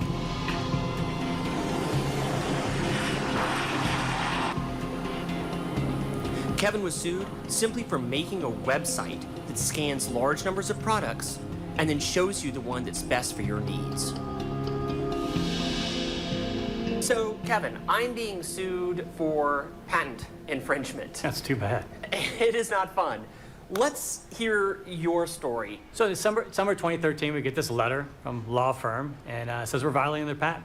And they claim to have the patent that facilitates bilateral and multilateral decision-making. It's been around since caveman days. It's baffling how anyone could have a patent on that. I mean, it's basically decision-making, dating all the way back to probably Neanderthal days. People deciding whether to trade chickens for cows. I mean, it's basically how humans interact or communities interact with each other. They had the patent on it. Okay, so you got the letter. What did the letter say? The letter basically said they got this, it's called the demand letter. They said that they've got this patent. They believe we're infringing in it. We can settle now, or we can go through prolonged discovery. We're going to have motions in the court. You're going to have to incur lawyer fees. You know, the more this goes on, the more expensive it's going to become for you. Once you got this lawsuit, what'd you do? I mean, the first thing you do is you research the hell out of it. You're trying to figure out, you know, one, is this a valid patent? Who's behind it? Who else have they sued? We did a lot of research. They kind of picked on the wrong company. You know, we have one of the largest knowledge graphs in the world. So we did a lot of research on who is behind this. Who are these lawyers? Who are these inventors of this patent? And we found a pattern. We found a very disturbing pattern. It was basically, there's these two people. We believe they met in Harvard Business School, Eileen Shapiro and Stephen Matz, that had. They were not technologists, but somehow mysteriously they had I think it was maybe 10 technology patents. You never know who's behind these shell companies. In our case, it was LumenView Technology, not sure who's behind it, but there was a series of these shell companies that were prosecuting these portfolio patents. And they were very, very aggressive. Once we learned all that, I was pissed. I was so pissed. I knew we didn't infringe. I knew we could win. It really just came down to money. How many dollars have you put into this so far? We got $350,000 to $400,000 invested in this. And 2.5 years? Yeah. And it's still not over? No. No, it won't be over for, I don't know, another year and a half. How much more money are you going to spend? Well, I committed $1 million, so I'll keep fighting it. All right, so I'm being sued by a patent troll right now for using the Google Play Store. I've been in this now for about 4 years, and there's no end in sight. What do I do? I get asked this question a lot. Are you rich? So I guess the big question is, can you afford the pain? So your lawsuit is a particularly absurd case, which is you're being prosecuted not for developing technology in violation, you're simply using someone else's technology. As consumers or businesses, we use thousands of technology products that could at any moment be in violation of thousands of different patents. I mean, anyone is at risk. And what kind of legal system is when anyone could be guilty of patent infringement at any given time and their lives destroyed? I mean, really? Is this the kind of society that we want to live in? This is just terrible. This is a travesty. There's something about the people of Florida that makes us go the extra mile. At FPL, we're working every single day to ensure you have reliable electricity while keeping bills as low as possible. FPL, working for you every single day. This holiday, Verizon will turn your old or broken phone into a gift. Trade in any phone in any condition and get Google Pixel 9 Pro with Gemini, an AI assistant from Google. Plus watch and tap, all three on us. Survive the holidays with Google, powered by Verizon. So what do I do? I tell most people, I mean, you're a little deep into it. I tell most people to settle. It's not worth it. Why should I settle when I know it's the wrong thing to do? You know, ask the guy that owns the liquor store why he pays $100 for protection and not take a bullet in the head, right? I mean, the right move is to take a bullet in the head, stand up to the extorter. Smart move is to pay $100, get the protection. I've thought a lot about this problem, just trying to figure out, like, how do you pull people together to go after them? You know, how do you build some kind of deterrence system? It's complicated. Fighting one off, I'm not sure that's the solution. Fighting one off isn't the solution, and settling involves encouraging them to do it again.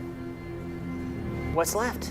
I've gotten to learn the way they legally operate and set up money and go after people. It's a very asymmetrical fight. It's kind of like terrorism, where they can come in. It costs them $400 to file a lawsuit against me. It cost me $2 million to go call their bluff.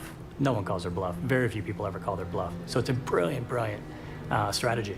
And for them, no downside whatsoever. For you? For me, it's nothing but downside. I think a lot of these patent trolls are sociopaths. They know the damage and the carnage they create in society. They just don't give a shit. They don't care. It's the almighty dollar. It gives greed a bad name. An idea is not private property. You can't own an idea. It's not possible. You can't own a concept. Look, I've been inventing for 40 years. My belief, ideas are cheap. Turning a good idea into a successful product and company, that's really, really hard. What the patent office has done is completely put everything on its head.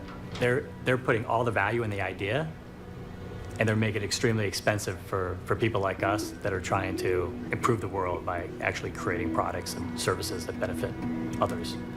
So that's Kevin's story, and I'm starting to see the tip of the iceberg in this ongoing national disaster. The lawsuit against me has been dragging on for about 4 years now, and there's no end to it in sight. I've watched my daughter grow up from age 1 to age 5, always under the threat that I'd have to turn over my savings for her future to a lawyer that's suing me for using the Google store. This has cost me time that I will never get back. But, am I the only one in this wretched situation? Coming out of college, I knew that I wanted to be a programmer. I knew that I wanted to create applications that people enjoy, people wanted to use every single day. So the idea for Ditto really came from watching thousands of people try to buy glasses in the real world, and we realized they were really struggling. You know, that's really what kind of made this exciting. Like, we felt like we were really solving a consumer problem. Well, I started it in my basement in 1997 with 2 other people. It was basically just, I wanted to stop annoying my friends sending them emails all the time, so I thought, you know, I'll just put all this on a website and they can come check it out when they want to. Okay, time out. Just wait 1 second here. This guy is Drew Curtis, and he runs a website called Fark.com. He was sued for posting news at his website. Okay, now I'm gonna reach the patent. Writing 3 key messages. Purpose, answer the question, why should I be interested in this? Guidelines, 2 to 3 statements that support the headline and entice the reader. For example, answer the question, why is this news? Present facts or statistics or other evidence to show why your story is important or interesting. The statements don't necessarily have to relate to each other, but must support the headline. 30 to 40 words in total per highlight. That's it. That's the patent. That's the patent that the patent troll used to sue Drew Curtis for posting news at a website. All right, sorry for the interruption. Back to the movie. And so I kind of flipped over a napkin and started drawing it out. It was just an exchange of economics for power. The day my brother got back from Afghanistan was the day that we actually went live. And we sold out. We sold out. We did this in a nightclub here in Chicago, and it sold out in about 17 minutes. We had a lot of fun. My wife and I worked hand in hand, and we were the first photographers in the event. So we've gone to lots of great places. We photographed lots of great people, captured memories for them. Running my own business definitely made me happy. It was something that I always wanted to do, and just having the ability to be creative and share your creativity with the world was something that I think everybody wants to do. Eventually, one of my apps, White Noise, became extremely popular. It even became the #1 app on iTunes. And that's when I was able to focus on my startup full-time. I was able to watch folks who came in as interns from college grow into senior managers in the organization. It was almost like getting to, be a parent or at least an uncle. It's been the best thing ever. When you're building something and the first customers say, like, wow, that really helped us, there's no greater feeling. It was December 31st, 2013, and I was with my family ringing in the new year, not knowing what light ahead of us. And we had champagne glasses in our hand, and at 12:04 a.m., my email lit up on my phone from a patent attorney.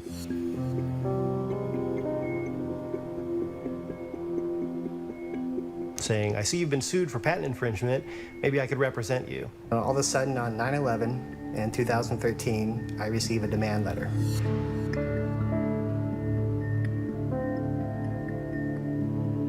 The demand letter basically stated that I infringed upon a patent, and it didn't tell me how, or it didn't tell me why. It just says, we believe that you infringed upon this patent, and if you do not cease and desist, we're going to sue you. In February of 2012,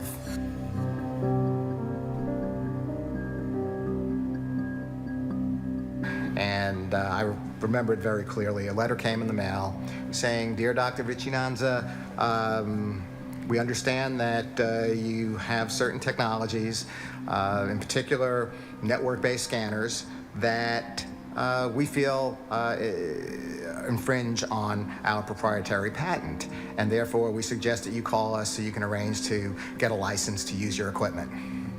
Yeah, we'd been in business for about 10 years when I got hit by a patent troll lawsuit in 2011, out of nowhere.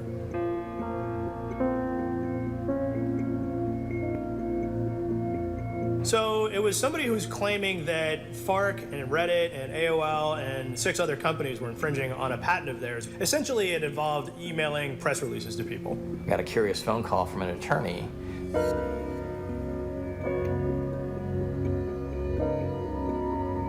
That claimed that I was infringing on their patent.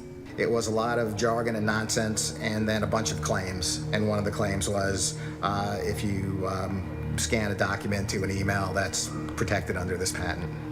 What the patent said we were doing wrong was taking a document, putting it on a scanner, and pressing a button, and having that scanned to an email.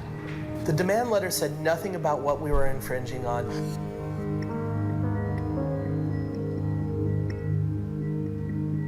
Nothing about what we were doing wrong or what they were even trying to claim against us. So this is usually what you get. This is a demand letter.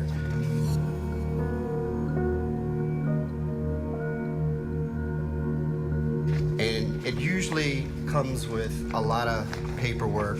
These are, 4 patents here.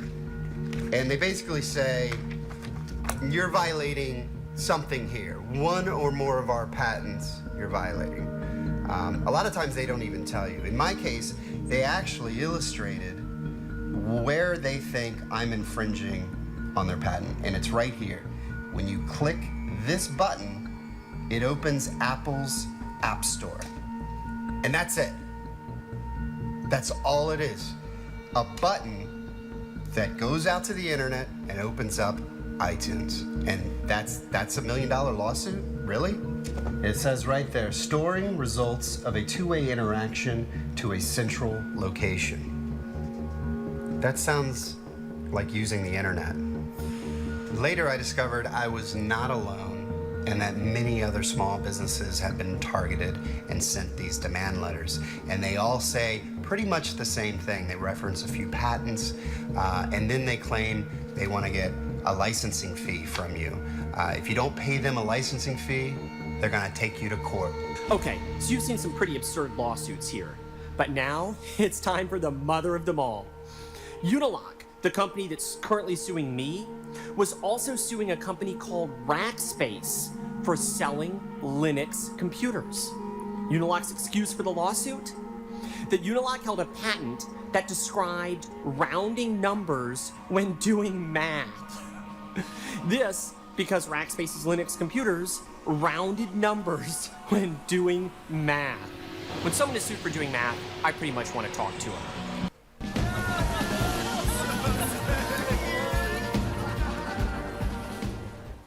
We've been accused of running Linux.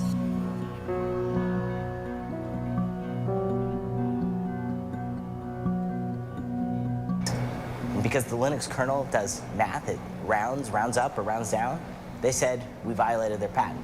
You know what happens when you have a phone and it rotates like that? We've been accused of having a free mobile app that rotates on your phone. We have an accusation right now that we send email. We have been accused of selling cloud computing services. They said, if you charge somebody money for providing a computing service, that violates our patent. So you may notice that Unilock's lawsuit against Rackspace was for selling Linux computers. Why Linux? Think about it, and the answer becomes clear. If they were to sue Rackspace for running out time on Apple or Microsoft operating systems for rounding numbers, any jury would just laugh it right out of court. But when they choose Linux, that's an operating system that most jurors just don't know much about. Turns out, Linux rounds numbers just like Apple and just like Microsoft. All the operating systems work on the same computers. But by choosing Linux, Unilock introduces just enough doubt to stand a chance of succeeding. And it's that tiny little seed of doubt that drives the entire lawsuit. They don't really care that their interpretation is ridiculous on the face of it. And the trolls don't even care how nonsensical or irrelevant their patent is. The thing about these user suits is that we're all now users of technology. So that's why you see folks who are angry about patent trolls, not only including tech companies, but retailers, your mom and pop store down the street. If you have a scanner in your house, do you? Do you have Wi-Fi in your house? Absolutely. Do you have a smartphone in your pocket? Of course. Okay, so those things make you a target for a patent lawsuit because you are using the technologies which are at stake. But historically, patent holders won't go after users because they don't want to sue their customers. The thing about patent trolls is they don't have customers, so they can go after folks without worrying about their reputation in the marketplace. When I received the demand letter, most of the screenshots were of Apple's App Store. Well, I'm an end user of that technology. I didn't invent that technology, I'm just using that technology. But they're claiming that end users are violating their patents, even though Apple has a licensed patent, even though Apple says their developers are not infringing. It doesn't matter to the patent troll. It doesn't matter. If they can pin that interpretation in any such way, then they force you to respond, because their point is not to win. Their point is to make you spend money. If they can make it more expensive for you to prove that you're right than it is for you to pay them off, then 99 out of 100 people will just pay them off and go about their business. And every one of these people are coming in and running around and saying, well, Newegg could not have succeeded but for my patent, which is utter bullshit.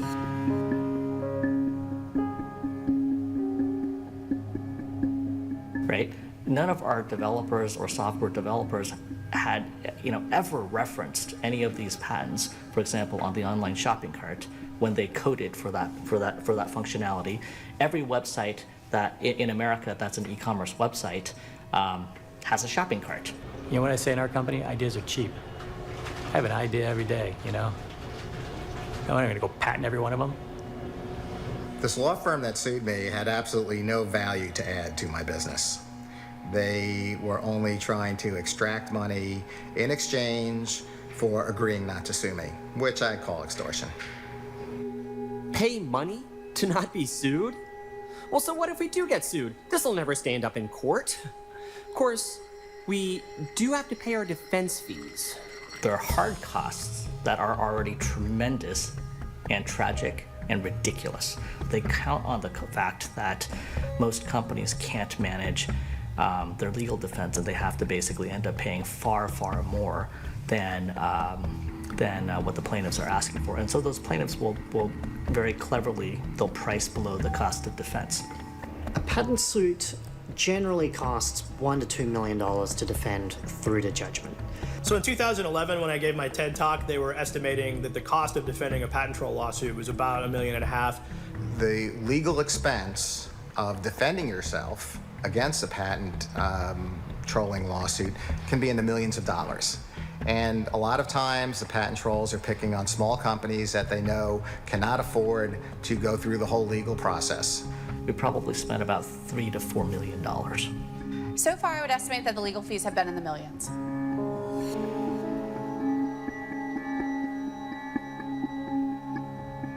And I think we're talking about several million more before it's all said and done. My small company couldn't afford that, and they knew that. It would be $500,000 or up to defend against the patent infringement lawsuit. And how much money did you make in the year leading up to the patent infringement lawsuit? We made about $30,000 profit in 2013. Every case that's been brought against us so far has been by MPEs where there was no product for us to buy or no service out there in the market that we could have bought.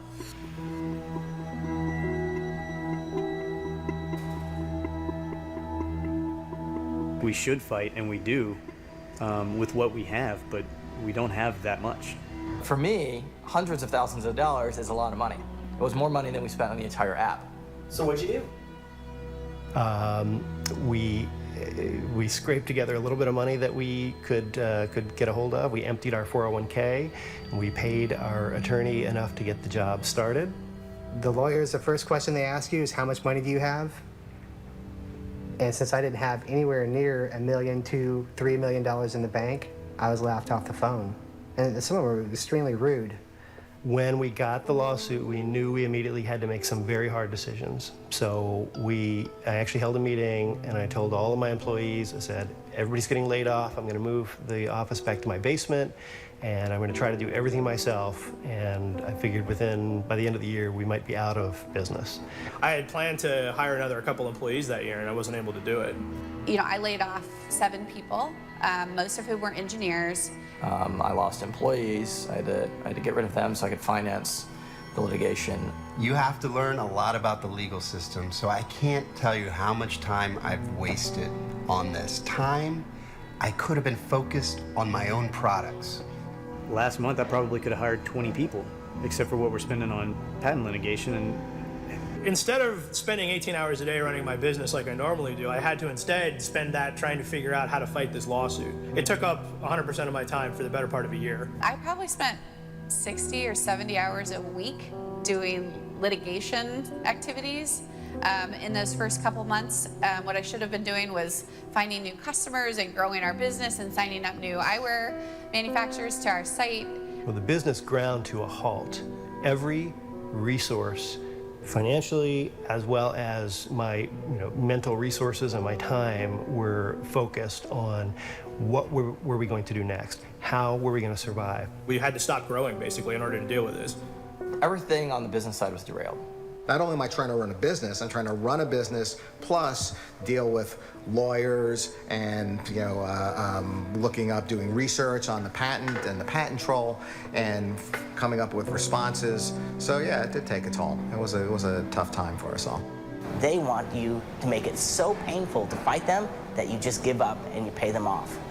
And even my boys, they knew that their dad was tied up with this, that my mind was elsewhere, and we consider 2014 a whole year lost. Overall, yeah, I would say it had an effect on my kids. They missed their dad for about 3 months.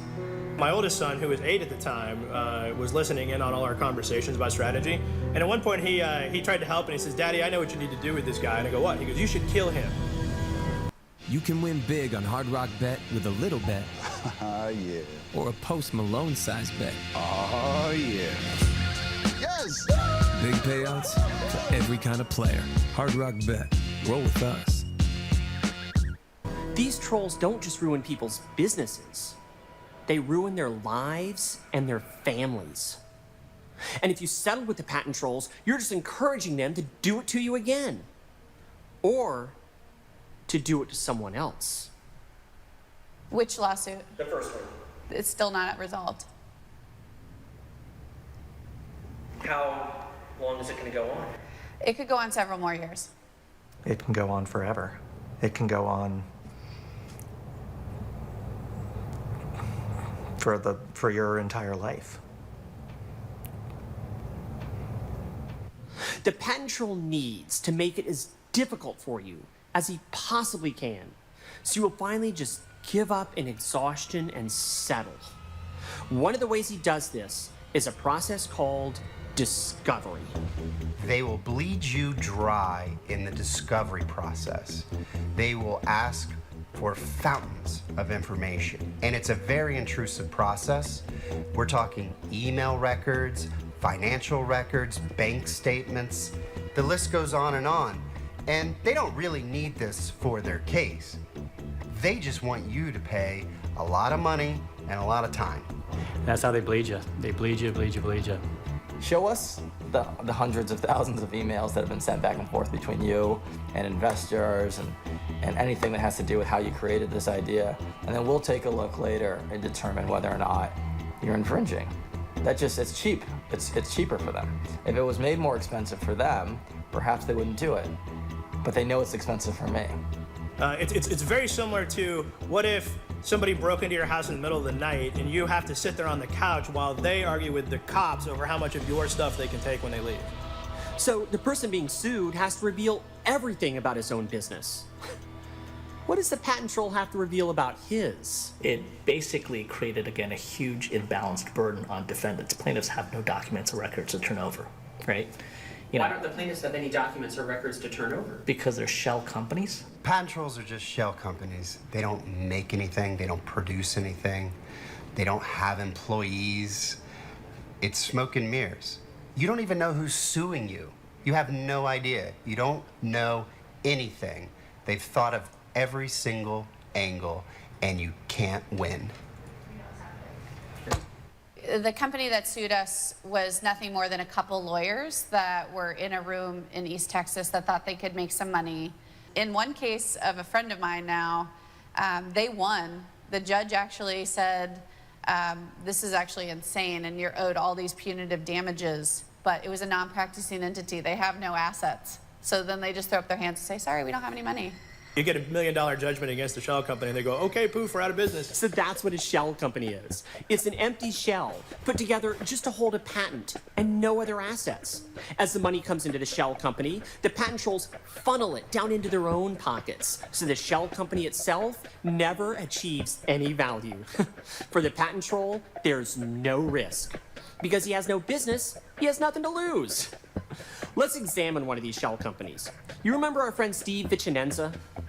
In order to use my $200 scanner on the network, I would have to pay them $120,000. But who are we paying this $120,000 to? The patent troll was an entity called Project Paperless. Project Paperless? Yeah, that's a shell company. But who are they suing? Well, it turns out there's a directory called the best businesses to work at in Atlanta. The businesses on that list were the ones that were sued for using scanners. The best businesses to work at in Atlanta.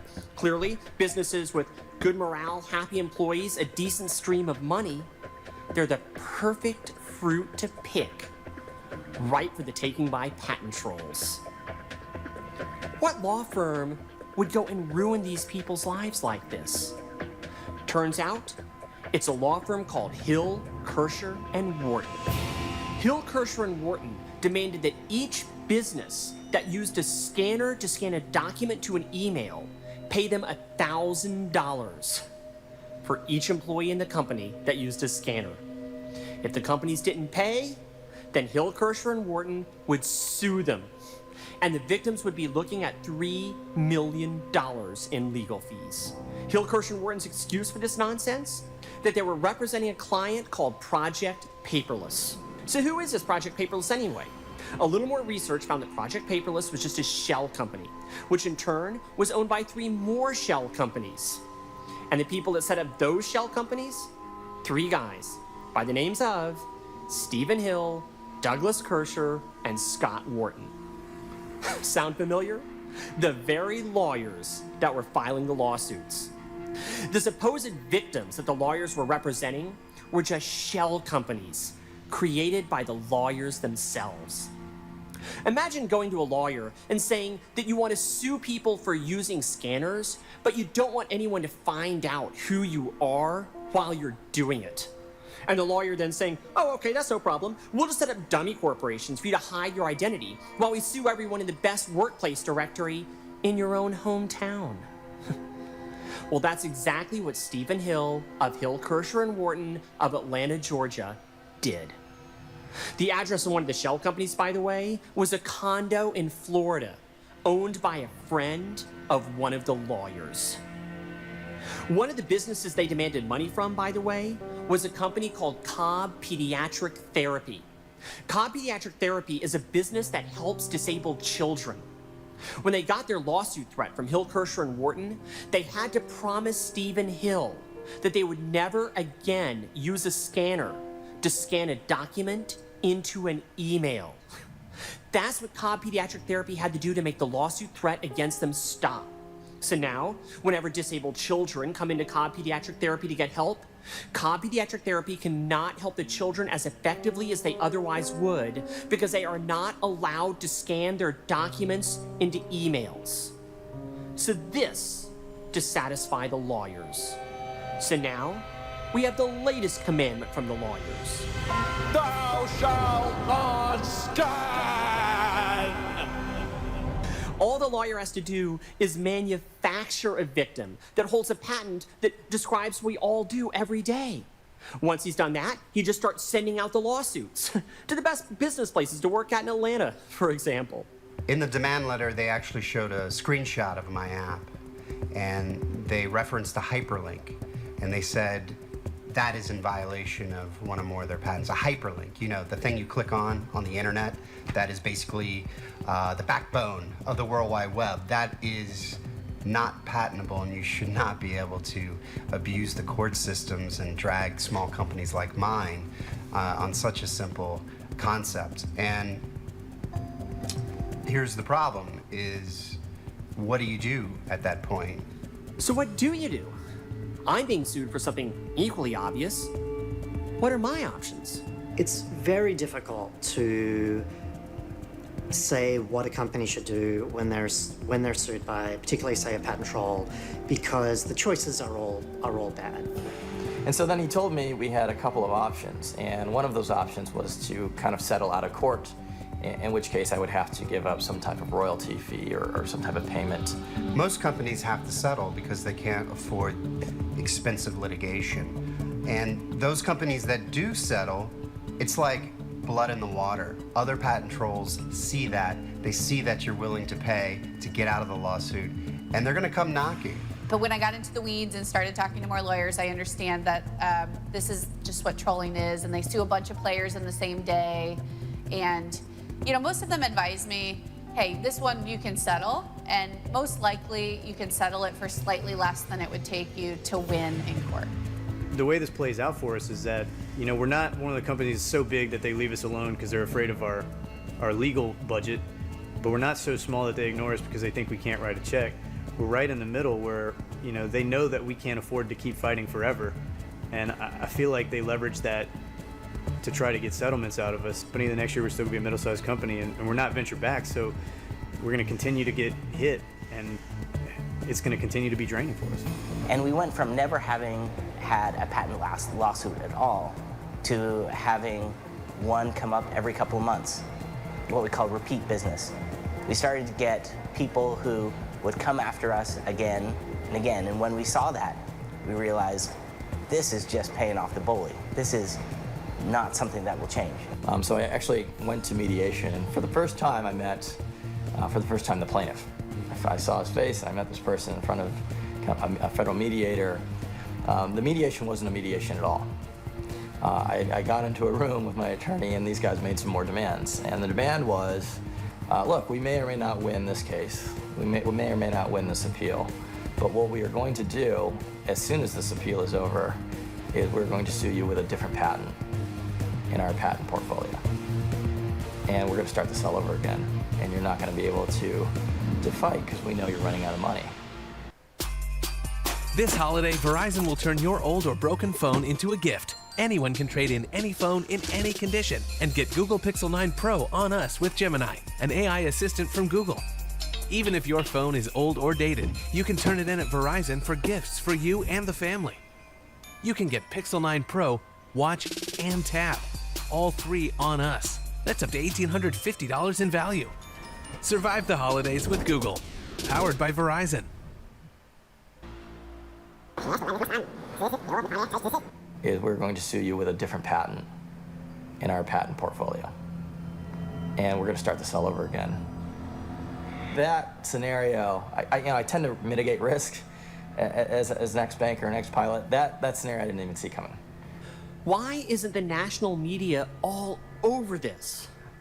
Well, now it's time for our next step down the rabbit hole. So when these people settle, can I go ask them all about the settlement to find out what happened to them?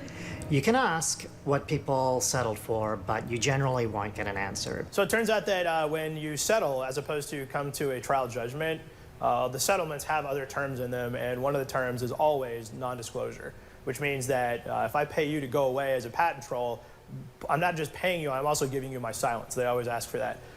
9 out of 10 times, the first thing that the patent troll asks you to do is to sign a non-disclosure agreement. In my case, they would not even tell me which specific claims we were infringing on unless I signed a non-disclosure agreement. So we've been approached by numerous patent trolls in the past, and unfortunately, because I'm under a non-disclosure agreement, I'm not allowed to really talk about the specifics or what happened. The specifics of the lawsuit are covered in a non-disclosure agreement as part of the settlement agreement, so I really shouldn't talk about anything specific, like who sued me, how I was sued, or the specifics of how I infringed upon a patent that I really can't even talk about. I just don't want to talk about current things, but I can talk about what generally we've been accused about. Yeah, I can mention that I am in ongoing cases, but we're not going to mention names, and we're not going to mention, yeah. What law firm was it that sued you? I really can't say. What was the name of this company? I am not going to talk about that. Who were the lawyers that were doing this? I can't disclose that. What truly makes me sad is to think about the people who are silenced. Silence is a part of the agreement. Did this troll ever offer to settle with you? We did end up settling this case. For how much? We have not disclosed that. Are you allowed to disclose it? No. Why not? I don't want to get into that. Can we turn this off for a second? Turn it off. Tell me about the success that you've enjoyed from the products you've brought to market. I'm not able to discuss that. Why?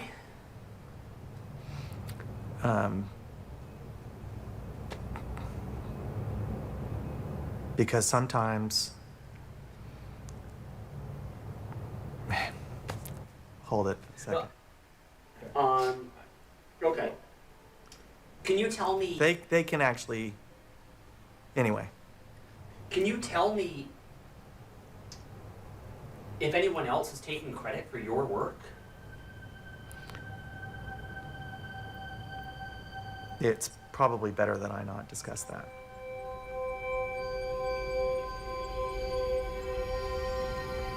They're not even allowed to tell anyone what happened to them. And as a result, the problem can never be made public and solved. What court would even allow this? It's mostly in Texas. Unfortunately, there's one particular district, the Eastern District of Texas, that is perceived as being very favorable to patent owners, and over 1,000 patent troll lawsuits are filed there every year. Why do they pick Texas? It's a number of reasons. The patent trolls pick Texas because they believe that the juries there are friendly to patent owners. They pick Texas because they believe that the local rules of practice are favorable to patent owners and make defending a case very expensive. And they pick Texas just because it's far away from a lot of the people getting sued, and that alone creates financial pressure because it's a distant and inconvenient forum. So the place in Texas, is it like someplace right inside of Dallas where we come to DFW and get right to work defending ourselves?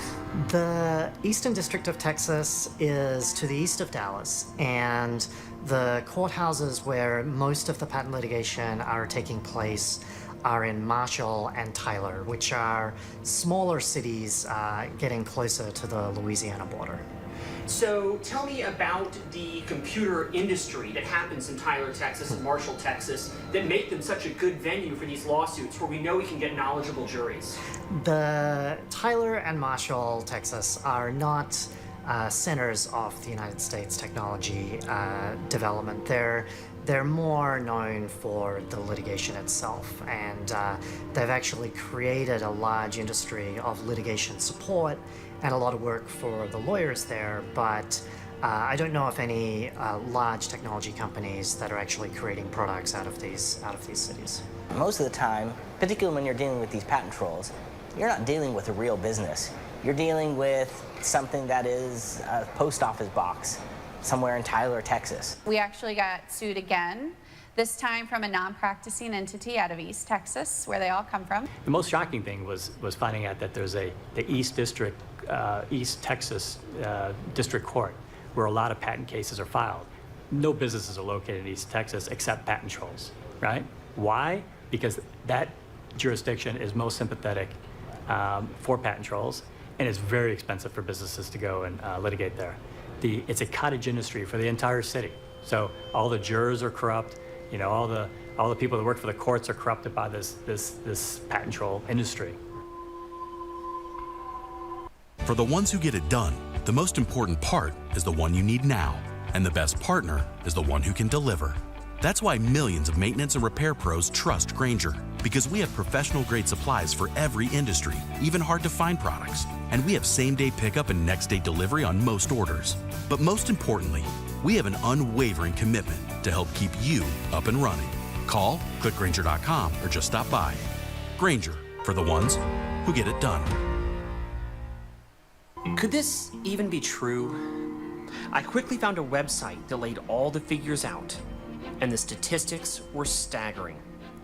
44% of all the patent infringement lawsuits in the entire country are being filed in one tiny, isolated district of Texas. And 95% of those cases are filed by non-practicing entities. Companies that invent nothing, they just file patent lawsuits. Now I was onto something. I signed up for an insider analytics site called Lex Machina and did a search of all the patent lawsuits being filed in the US. And I started to see something very peculiar. The same name kept appearing on a huge percentage of these lawsuits. William Ellsworth Davis III. His name is listed as a lawyer in 419 patent infringement lawsuits. Another name kept coming up, Thomas John Ward Jr. His name is listed as a lawyer in 725 patent infringement lawsuits. So, well over 1,000 cases were handled by two very busy lawyers, all in the Eastern District of Texas. It just doesn't seem possible somehow. Then, I started looking to see what judges were handling these cases. And that's when I saw it. Judge Leonard Davis and Judge John Ward? Bo Davis is Judge Leonard Davis's son. Johnny Ward is Judge John Ward's son. The lawyers are the sons of the judges. So, if Judge Leonard Davis and John Ward can encourage more patent trolls to file more lawsuits in the Eastern District of Texas, then their sons are the ones that will rack up the billable hours. Or perhaps a percentage of the take. Now, both Judge Leonard Davis and John Ward have just recently retired, and they've gone to work for the very law firms that represent the patent trolls and their victims. Now that the Eastern District of Texas has been established as a patent trolling haven, the judges are working at the law firms that handle the cases. The odds of getting a case dismissed early on a Rule 11 motion or on summary judgment, almost impossible, to the point where I think many defendants were counseled by their other outside counsel to not even bother filing those, summary judgment motions because, and the outside counsel again would say things like, you don't want to piss off the judge because he's going to get upset with you for filing this. Why they do it, only they know. It's between them and it's between God, right? But there are judges in East Texas that, they use discretion in certain circumstances that we've become aware of. For example, where someone files a venue transfer motion, if the judge denies the venue transfer motion, there's a pretty darn good case that on appeal, that judge will be overturned by the Fifth Circuit or the Federal Circuit. And so the way that the judge gets around being overturned is he just doesn't rule on it. He just will not rule on the venue transfer motion until right before trial. And judges continue, there's some judges like in East Texas, they continue to refuse to fee shift. They essentially are, in the post-Octane world, half of all fee shifting cases have been granted, fee shifts have been granted. In East Texas, since Octane was issued by the Supreme Court, there have been 0 fee shifts. Until finally it just got so damned egregious, right? It finally got so egregious that people started filing what are called writs of mandamus up to the Fifth Circuit and up to the Federal Circuit. But there are companies, right, that at the end of the day, either because they've been victimized so many times or because the companies have principles, they realize somebody's got to do it. Someone's got to do it. And if we don't do it, if people don't complain and start building up a record of abuse, of this wrongdoing, or abuse, it's not wrong, it's technically not wrong, but certainly abuse, this will just continue forever. So the judges never toss out patent trolling lawsuits, no matter how ridiculous the claims. The judges never grant your motion for a change of venue, no matter what state you live in. The judges never make the patent troll pay your legal fees, no matter how asinine the lawsuit. The lawyer advises you to not even ask for these things, because it might anger the judge. And this is a venue where I'm being sued? Shakespeare said there's something rotten in Denmark. I say, what the heck is going on in Texas?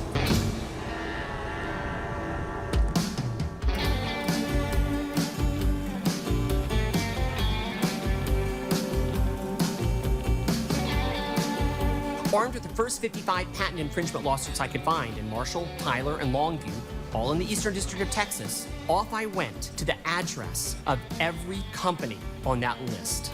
First stop, Marshall, Texas. Of course, I imagine Marshall to be a thriving business community. I mean, with all these big tech companies, lawyers, and courts, the airport was sure to be busy and bustling with lots of air traffic. Right?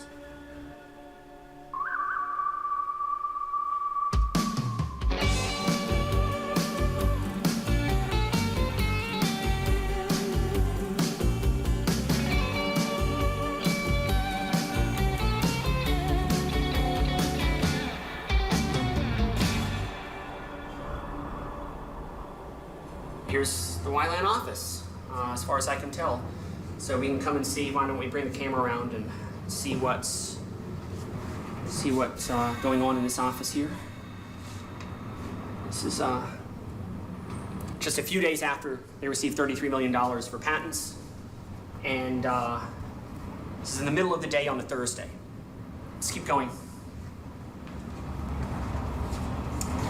Here we have Per Diem Co. Per Diem Co. filed a patent infringement lawsuit. Hello? Hello? We'll keep walking. If they come out, we'll go talk to them. This is the office listed for a company called Lodsys. And if anybody wants to travel to Marshall, Texas and see it for themselves, we're at 505 East Travis Street. Lodsys is well known as being one of the biggest patent assertion entities in the world. They sue a lot of people for patent infringement. This is their address. Hello? And they claim to be from Marshall, Texas, where we are now.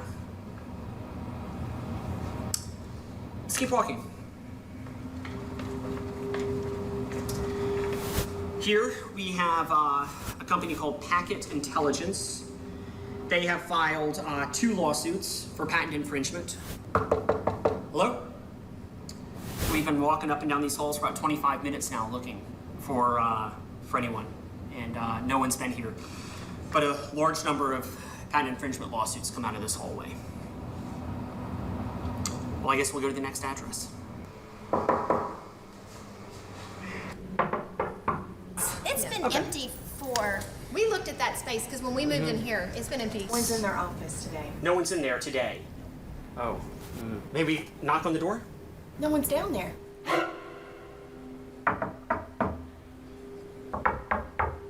This is the address used for a lawsuit for patent infringement that QualiCode filed. How about Lake Cherokee hard drive? Could we see them? No, this is just an accounting firm. We do the... Oh, I see. What about Bluebonnet Telecommunications? Same thing. What about Starco LED Technologies? They're all the same. Oh, they're not actually No, here. the only entity here is A&G LLP. Are these companies here?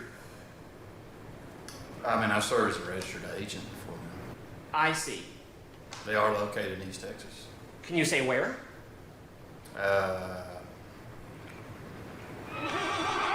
When I went up to Suite 1504, I saw a company called Collins Investigations. I said, these companies are filing lawsuits that cost $3 million to defend against, and they're all based right here in your office that's about 15 feet wide. What's going on? And he said, well, patents are property just like anything else, and I have no further comment. And that's when they showed me the door and closed the door in my face, and this is the next thing I saw. Baxter Building Law Offices on the door. The address for many, many companies to file patent infringement lawsuits. The Baxter Building Law Offices, 104 East Houston Street. McCool Smith, sounds like a law firm. McCool Smith. Empty, nothing there. Leggett Hagen, whatever that is. East Texas Boot Company. Gotta see who they are.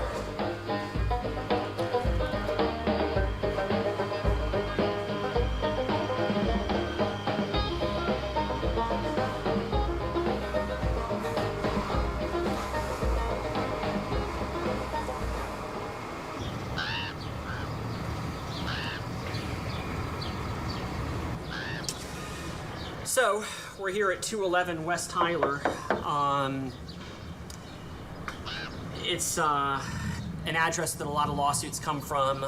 There doesn't seem to be anybody here. So this company's been suing Intel, Dell, HP. Yet, as far as what they produce, well, their office is kind of this kind of rundown place, the blackout shades and curtain behind it. When I look up Aloft Media, Aloft Media sues 10cause over weather patent. Aloft Media sues SAP over a messaging patent. Aloft Media LLC versus Yahoo. Adobe, Microsoft, accused of infringing on browser-related patents. If you're wondering where these patent infringement lawsuits are coming from, if it's from Aloft or Strachan or Azure, this is it. So I guess this is innovation, American innovation now. 55 addresses, each one a so-called business that was spewing out nothing but patent infringement lawsuits. Almost every office was deserted, a registered agent, or in one case, a mailbox at a UPS store. But the businesses claimed in the lawsuits did not even exist.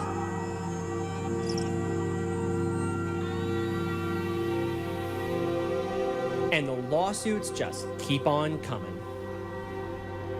The people behind the curtain do not want to be discovered. You know who they are? No. But there has to be some way we can find someone on the inside. Someone that's a real patent troll. There was the famous case of the scanner troll who sent thousands of letters to small businesses demanding payment for companies that used scan to email. No, we already know who that guy is. That's Stephen Hill. Next. There was a patent troll that sent thousands of letters to cafes and hotels and a bakery and funeral parlor demanding payment just for providing Wi-Fi. Ah, I don't know about that one. Let's see, patent troll says anyone using Wi-Fi infringes on his patent. He won't sue individuals at this stage. The guy behind this? A lawyer named Raymond Nairo. A real life patent troll in Chicago. I gotta see this for myself.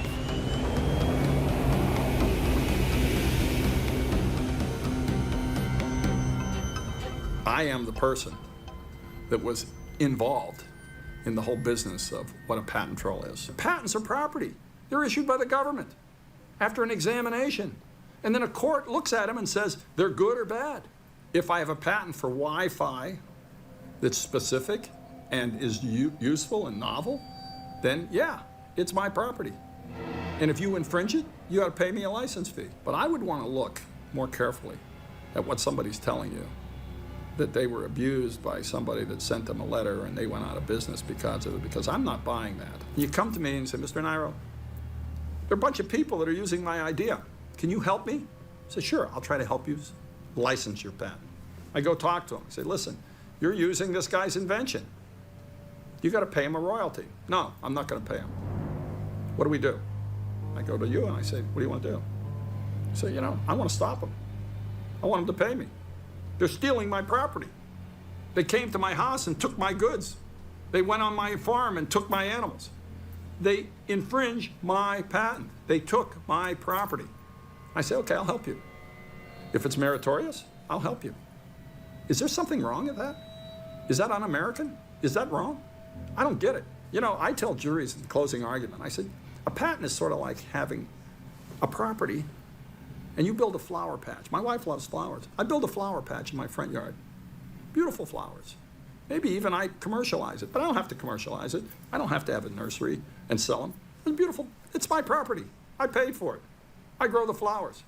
And some guy comes along and walks right through it, crushes the flowers, puts a path right down the middle. What am I supposed to say? Oh, that's great. That's okay. You can trespass on my property?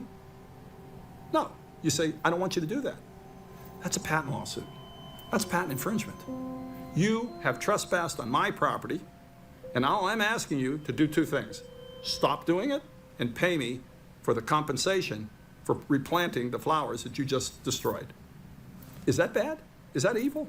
Is that wrong? I don't think so. I'd like to have somebody show me the statistics on how often this doomsday scenario that you guys seem to be portraying really happens.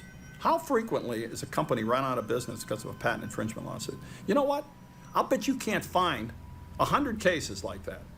And if you can find 100 cases like that, then let Congress take care of it. But 1,000, 2,000 never happens.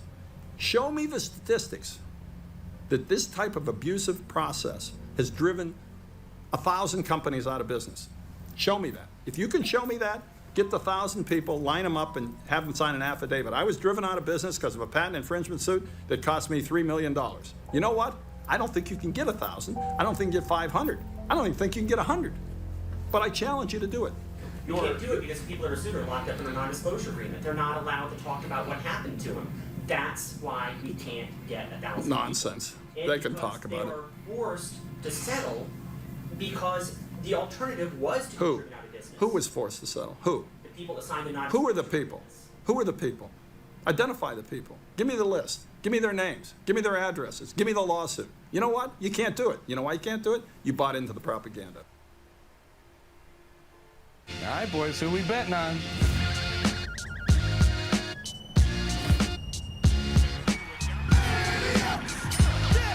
The Sportsbook for every kind of player. Hard Rock Bet. Roll with us.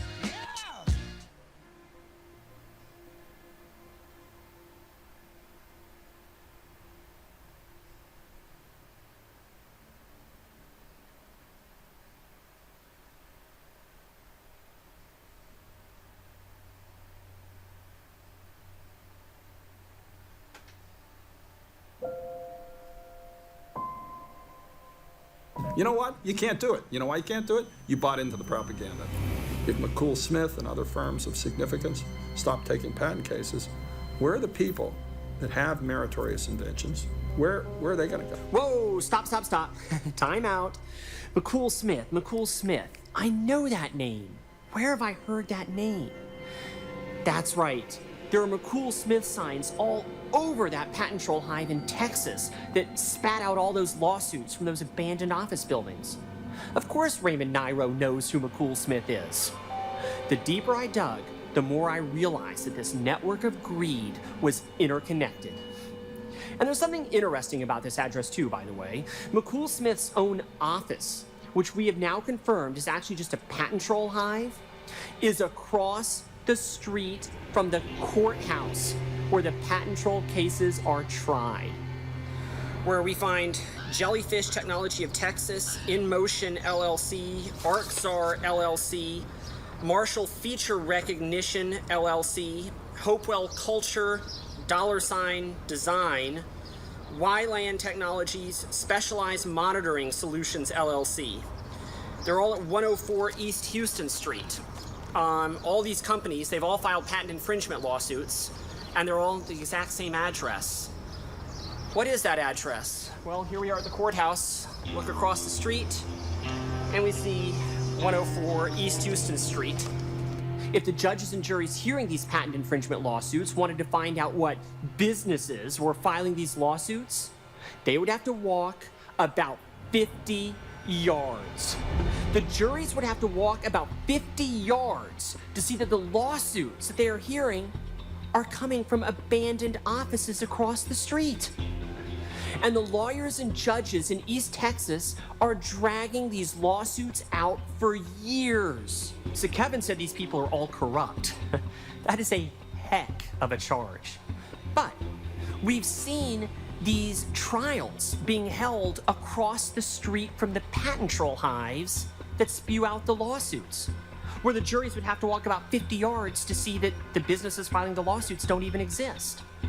We've seen the judges that never toss out these lawsuits, no matter how asinine they are, while their sons are racking up the billable hours representing the trolls and their victims. We've seen manufactured victims, clearly empty companies that could not be hurt in any way by the rest of us working for a living. But is it always this way? Could it ever be that a lawyer might actually find someone that believes he's the first person to think of some obvious idea? Well, you remember our friend Mike Skelps? He makes a living by going to marathon races and photographing all the marathon runners. When he's done photographing the race, he uploads each runner's picture to his website so you can look up the pictures by the bib number, you know, the number on the marathon runner. Needless to say, Mike was sued for patent infringement, and the guy that sued him claimed to own the idea of looking up a marathon runner's picture by the number on his chest. Who would take out such a ridiculous patent? Meet Peter Wolf. The essence of the patent was to allow people to search for their pictures, event pictures of marathon runners or triathletes, to allow them to search by bib numbers using a computer system. Marathon Photos started their business in the mid-70s, so that had been around for a long time. What I came up with in 1999 involved doing it on the internet. It's a method of doing business. And what is the method? The method is to allow people to order the pictures online, as opposed to the other method of going through the postal office and sending letters back and forth. The difference is, I'm not sure if I can even explain it. It's more for attorneys to hover over and recognize the difference. You know, I'm fairly lay at this, but so in 2006, when the patent issued, I thought I was home free. I ended up contacting some attorneys and asked them what we could do. They said, well, we can sue them. When we filed a claim against Mr. Skelps, it forced him to hire attorneys here in California, and I used my existing California attorneys to fight the battle, the legal battle, of proving that he was indeed infringing on the patents. If the patent is presumed valid and they don't adhere by it, they run the risk of being punished. And then my attorney would have to respond, and this gets very legal. And, you know, I had no qualms about it. I felt somewhat sorry for Mr. Skelps. What was his name? Mike Skelps. Mike Skelps, yeah, Mr. Skelps. Why do you feel sorry for him? Because I think he spent an awful lot of money trying to fight when we could have sat down and resolved these issues rather reasonably. How reasonably? What do you mean rather reasonably? I mean, I don't want to go into the monetary situation, but I have probably about a dozen licensees, or had a dozen licensees, that just came and we reached a reasonable agreement that did not impose hardship on them in any way. And they simply paid me a small royalty, a reasonable royalty. Gosh, I just can't imagine the $300,000 settlement offer. A requirement to make the lawsuit stop represents no undue burden on somebody that's making $30,000 a year. Quite frankly, I think the lawyers that negotiated for me, you know, they were shooting high, willing to settle for a lot less. What Mr. Scalps, now they were putting hundreds of thousands of dollars into this to file all the necessary paperwork. So those lawyers wanted to get something out again. And that's usually the consequence once a lawsuit is filed. Is he a patent attorney? Does he represent the United States Patent Office? Once the Patent Office issues a patent, that patent is presumed valid, okay, unless it is proven invalid. The patent is presumed valid, just like a person is presumed innocent. A patent is presumed valid if it is issued by the United States Patent Office. Who is he to say that it is not valid? When the patents were overturned, did you return any of the money to the people that had to pay you? No, typically in a license agreement, you explicitly say that any money that has been paid is non-refundable. The agreements that we wrote involved non-disclosure agreements, and they were also confidential. I have quite a few patents. I wanted to know what makes a good event photograph. Is it important to photograph their entire body, or just the chest up, or get the face? Most people like to see their face. One of the answers that I got was that a good event photograph includes, for runners at least, to show the legs. That's the most important part, because they run with the legs. Whereas before, I was taking pictures of the chest and up. So now it became obvious to me that getting their legs in the picture would be of value. We came up with the idea of putting an advertisement into the photograph, branding and advertising into the photograph, and getting paid by the advertiser and giving the pictures away for free to the participants. Huh. It's fascinating. If you leave out garbage, you're going to get cockroaches. If you leave out garbage patents, you're going to get patent trolls. So, the question we should all be asking is, who keeps approving the garbage patents? I'm Robert Williams. I'm an attorney, formerly a patent examiner. How much time does a patent examiner give to a patent? Okay. The quota that each examiner has to meet under the count system is a certain number of counts per week. An examiner at a high level will only have about 4 hours per each count that they have to get within that quota system. So, of course, when I hear that, what I hear is an examiner has 4 hours to decide if a patent is valid. Mm-hmm. I've currently been in litigation over someone that's suing me for patent infringement now for 3 years. And this 3-year absurdity of a lawsuit was started by somebody that only had 4 hours to pop the patent out of his office with an approval. Doesn't that seem crazy that someone is only allocated 4 hours to approve a patent that could then result in years and years and years of litigation?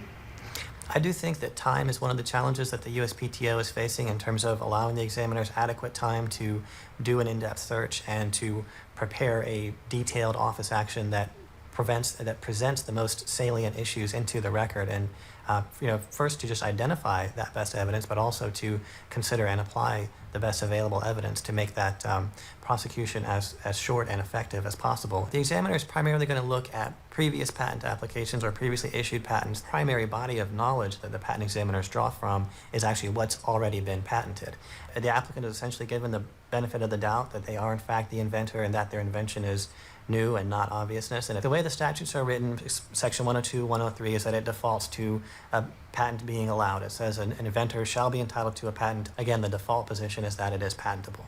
Of the IPRs that go through the full process and reach a final decision on the merits, roughly 75% or more were completely invalidated.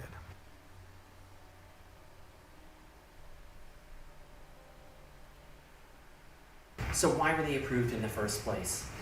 The only answer I can give as to why those patents were approved in the first place is because the examiner decided, based on the evidence that was available to him or her at the time, that that application merited being allowed as a patent. You're going to have to give me for asking here, method of swinging on a swing. Mm-hmm. This was approved priority date, November 17, 2000. Mm-hmm. Have you seen this one before? You know, I think this probably is an example of a limitation of the evidence that was available. People may have used that method of swinging on a swing prior to the putative invention date, but there's no documentary evidence of it. And so if you have to act based on evidence and there's no evidence available to contradict it, then legally we're kind of stuck. So there was no evidence that anyone had swung on a swing sideways before. And since there was no evidence of that, the patent had to be approved. That's the only conclusion that I can draw, but I don't know specifically what went on during the prosecution of this patent.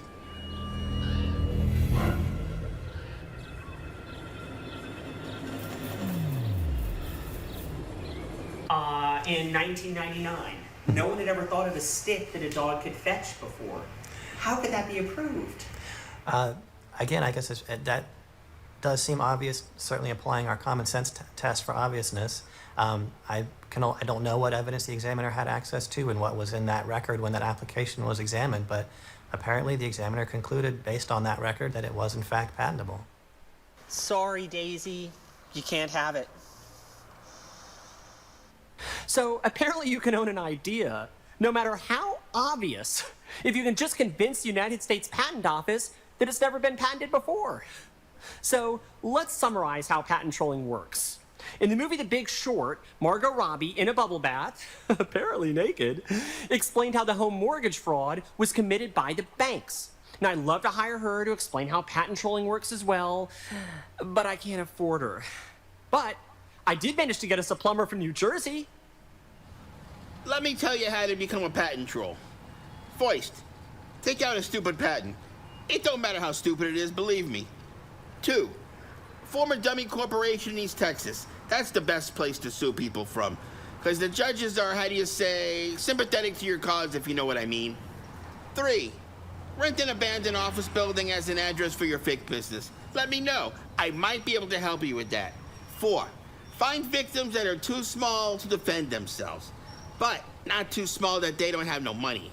5, now you sue them.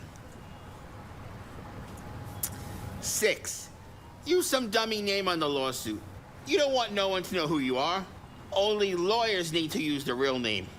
7, offer an average settlement of, let's say, $340,000. Make sure to call the licensing fee. 8, force your victim to sign a non-disclosure agreement so they can't say what you did to them. 9, just sit back and watch your buddies, the East Texas judges, refuse to toss out the case. Because their sons get to take the cases on both sides. It's perfect. 10, use the money you just made to repeat steps 1 through 9 forever. I'm done. You've seen how this affects me and many other small business owners all over the world. But how does patent trolling leak into your life? Well, here's a recent patent. It's for a communication device capable of being used for voice communication. Yup, it's a patent for the telephone. And it was approved by the United States Patent Office on August 17 of 2010. Yup, the United States Patent Office approved a patent for the telephone on August 17 of 2010. And here's a little glance at the details of this patent. Dial. Connected. Send. Over. Disconnect. End. Yes, that's in the patent. How to use a phone. The patent trolls have now patented how to use a telephone, so they're suing Apple. Here's the lawsuit. Apple accused iPhones are capable of being used for voice communication.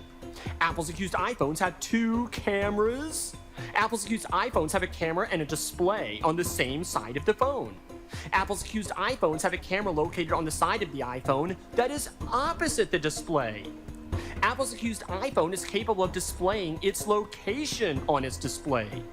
Apple's accused iPhones are wireless communication devices. The 664 patent is presumed valid. So now, of course, Apple's having to pay huge legal costs in defending themselves in court. Fees, obviously, that are passed on to you and me every time we buy an iPhone. No wonder these Apple devices are so expensive. We're paying off the patent trolls. But I have a Samsung Galaxy. Oh, John, they're suing Samsung too. Huh. Of course they're suing Samsung. Of course they're suing all of us. They're patent trolls.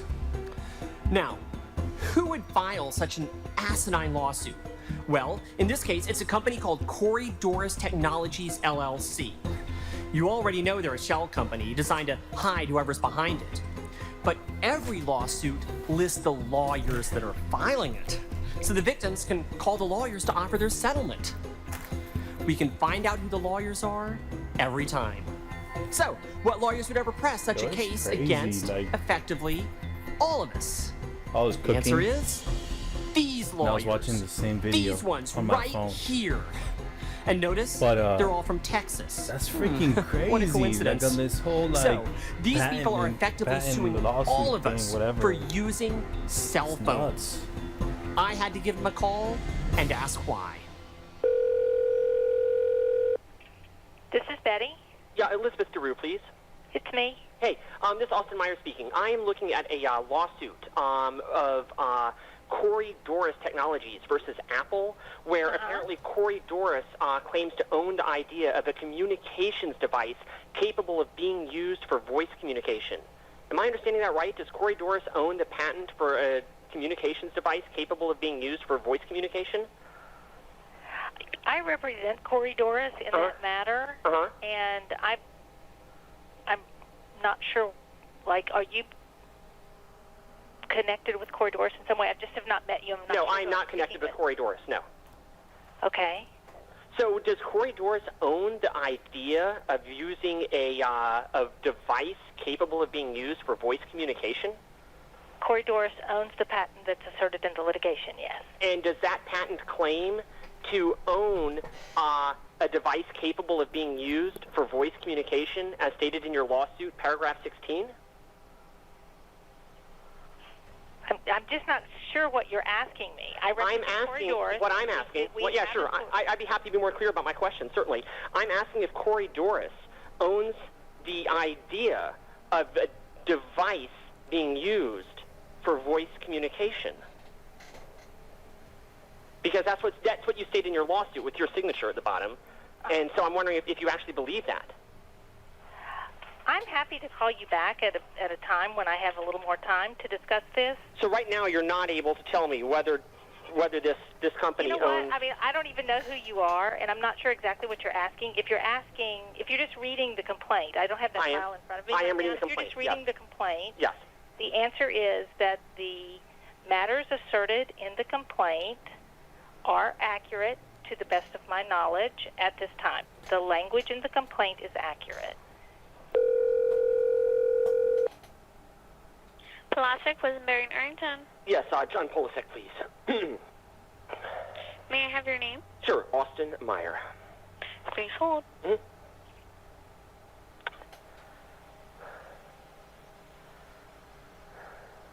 Hi, Mr. Meyer. May I ask what this call is in regards to? Yes, this is with regards to patent infringement suit between Coriodoros and Apple Computer. Okay. Well, Mr. Polasek is not in. Would you like to leave a message for him? Wow. Hello? Yeah, Otis Carroll, please. This is he. Hi, this is Austin Meyer speaking. I'm looking at a lawsuit filed against Apple Computer, a patent infringement lawsuit on behalf of a company called Corey Doris Technologies, LLC. And I noticed in this lawsuit that you claim that Corey Doris, LLC, owns the idea of a communication device that is capable of being used for voice communication. Or at least so it would seem by my reading of the lawsuit. Am I misunderstanding something about that lawsuit? You know what? You may not be, but you're talking to the wrong guy. You need to call the patent lawyer who's involved in it. I need to call who? I'm sorry? You need to call. There's another lawyer listed, one of the patent lawyers. Give him a call. John Polasek? Yeah, give him a call. I'm just curious, why is your name on the lawsuit if you're not the right person to talk to about said lawsuit? Well, you know what? I don't have any reason to talk to you right now.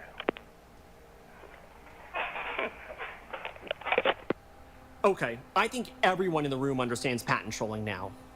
But does the federal government understand it? When someone asserts a claim that's not valid, that's called patent trolling.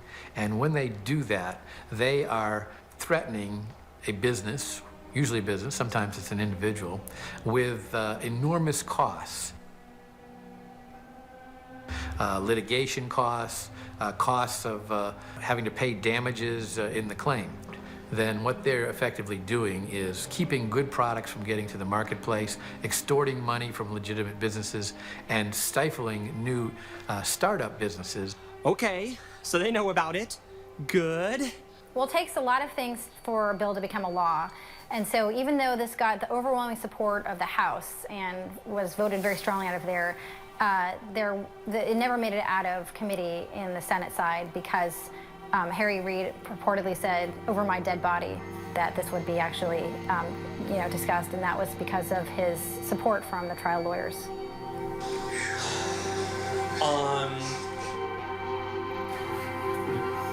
Okay. It's not really good footage. Yeah. It makes you want to strangle Harry Reid. Yeah, I mean, you can say reportedly. But I don't know if that. You said reportedly. I did. Okay. All right. Good. Oh, so close. They know about patent trolling, but they just don't care. They're siding with the trial lawyers and hanging the rest of us out to dry. Of course, most lawmakers are lawyers, so maybe that shouldn't have surprised me at all. So many software developers out there who have been shut down, their apps have been pulled off the stores, their websites have been shut down, or they simply settle and they pay, and they're just lining the pockets of these patent holders who aren't really doing anything with that intellectual property. So I think it's just like it's an extra tax on our skill, on our craft. And is the tax decided by the government and the voters? No, Who decides the tax? the lawyers. Everyone should be concerned about this. This is an $80 billion tax, right? Because they sue everybody. And at the end of the day, all these costs show up in two forms. One, good companies go out of business because they can't afford it, so the consumer misses some great product or service. Or it gets passed on in increased cost of goods, so it's gonna cost the consumer at the end of the day. Who's getting rich? Once again, it's the lawyers. At Biz2 Credit, we know you need to fund your business on time.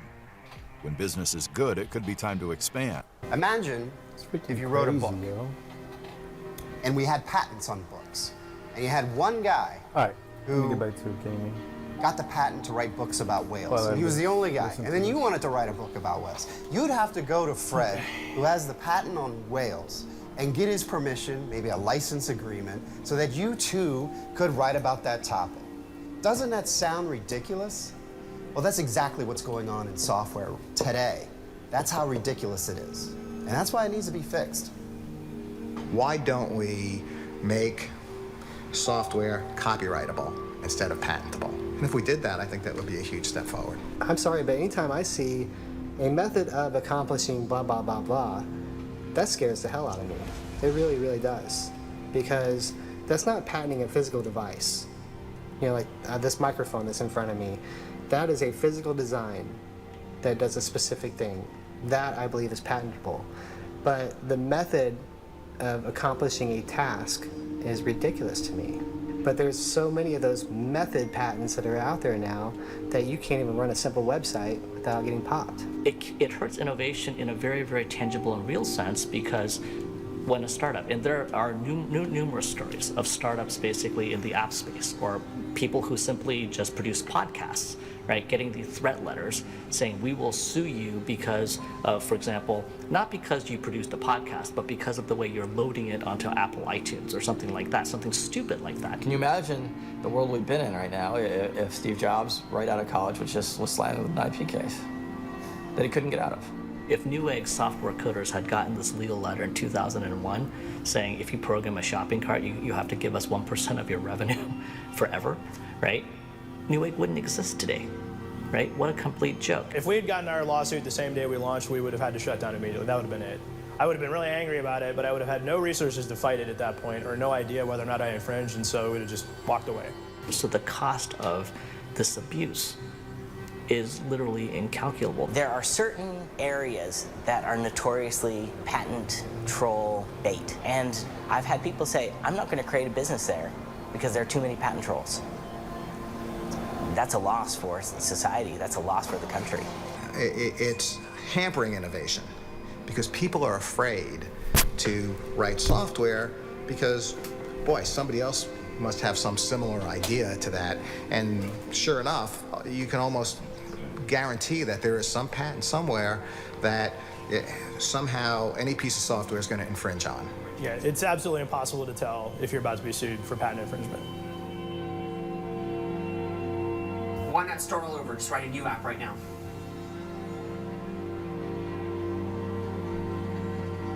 Wow.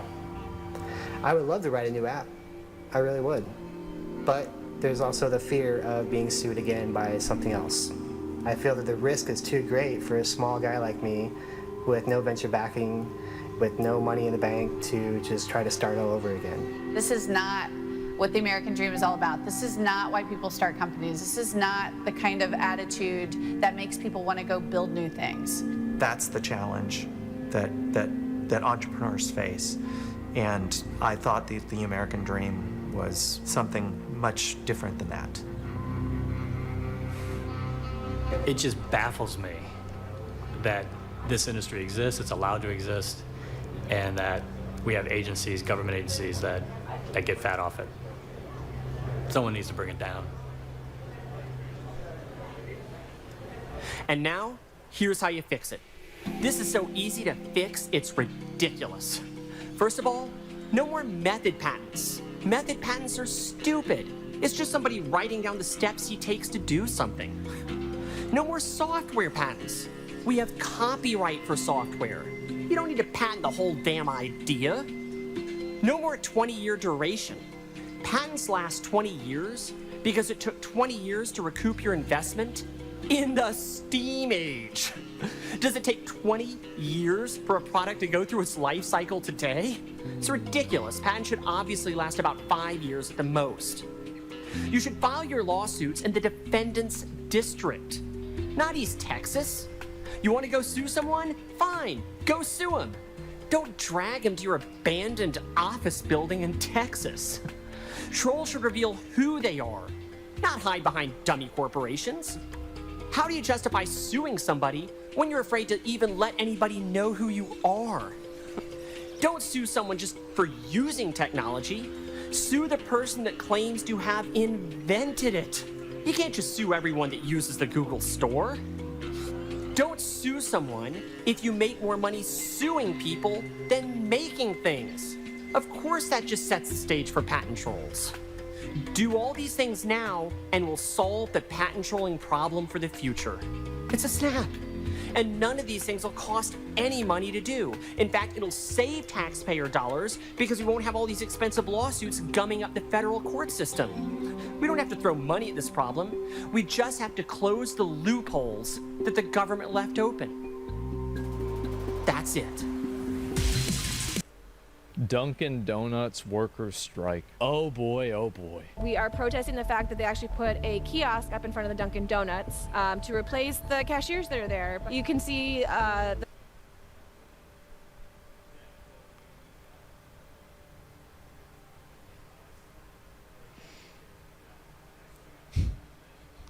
Welcome to the future. The writing on the wall for a reduction in workforce, and I think that's the thing that we're looking out for. They've already installed QR codes on the table, and we are worried that the next step is a tablet. Next step could even be a robot one day, and we need to be able to have a. It could be a robot. No, it will be a robot. Yeah. Flippy is inevitable. Say in the workplace, If we allow automation in, it's just going to take customer service, away. It's going to take. That's the goal. Yeah. That's the point. Please work faster on it. Service out of customer service, and that's not what people want. They hate workers. It's not what people want. Who decided that? I want it. I do.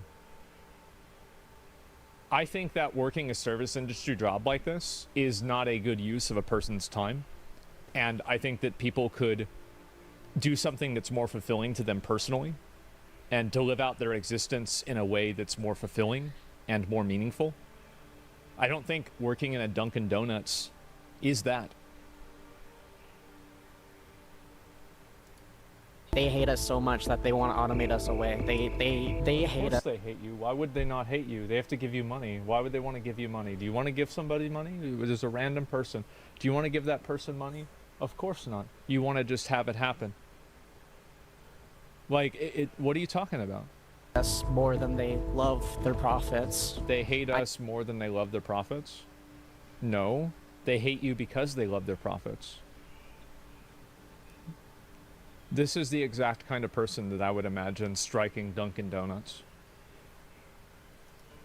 I am an anarchist, so yeah, I do believe that hierarchies and places of power cause violence, and that's pretty much all they do. You think that profit over people is going to last forever, or do you think that late-stage capitalism is just going to death spiral so hard that we have to ultimately kind of level the playing field and create a new society? Well, some people have to get shot. Developing news today. But it's not you. People love saying stuff like that because they think it's never going to be them, right? Everybody likes saying this kind of stuff because they assume that when this happens, it's all going to happen to somebody else, or somebody else is going to have to do it. Yeah, that's always what it happens. Anarchists complaining about violence.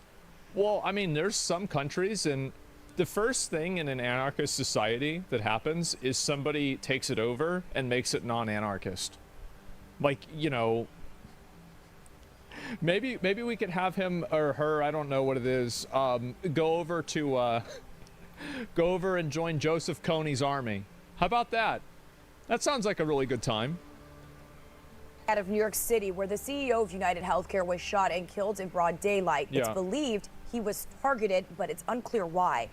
Mm-hmm. I hope it's not me. Yeah. Did you know that every Thanksgiving? Yeah. Yeah. Okay. Especially since most of them don't own guns. Yeah. I think that the mindset of that is it's so just not realistic. It's just not. I'm an anarchist, but not on some weird political shit. I just don't care about the laws. Oh, well, yeah, of course, right? But that's not the same thing.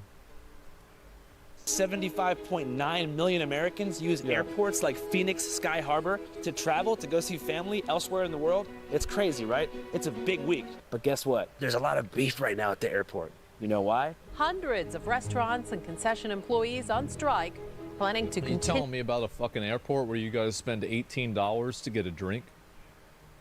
You telling me they're striking over there?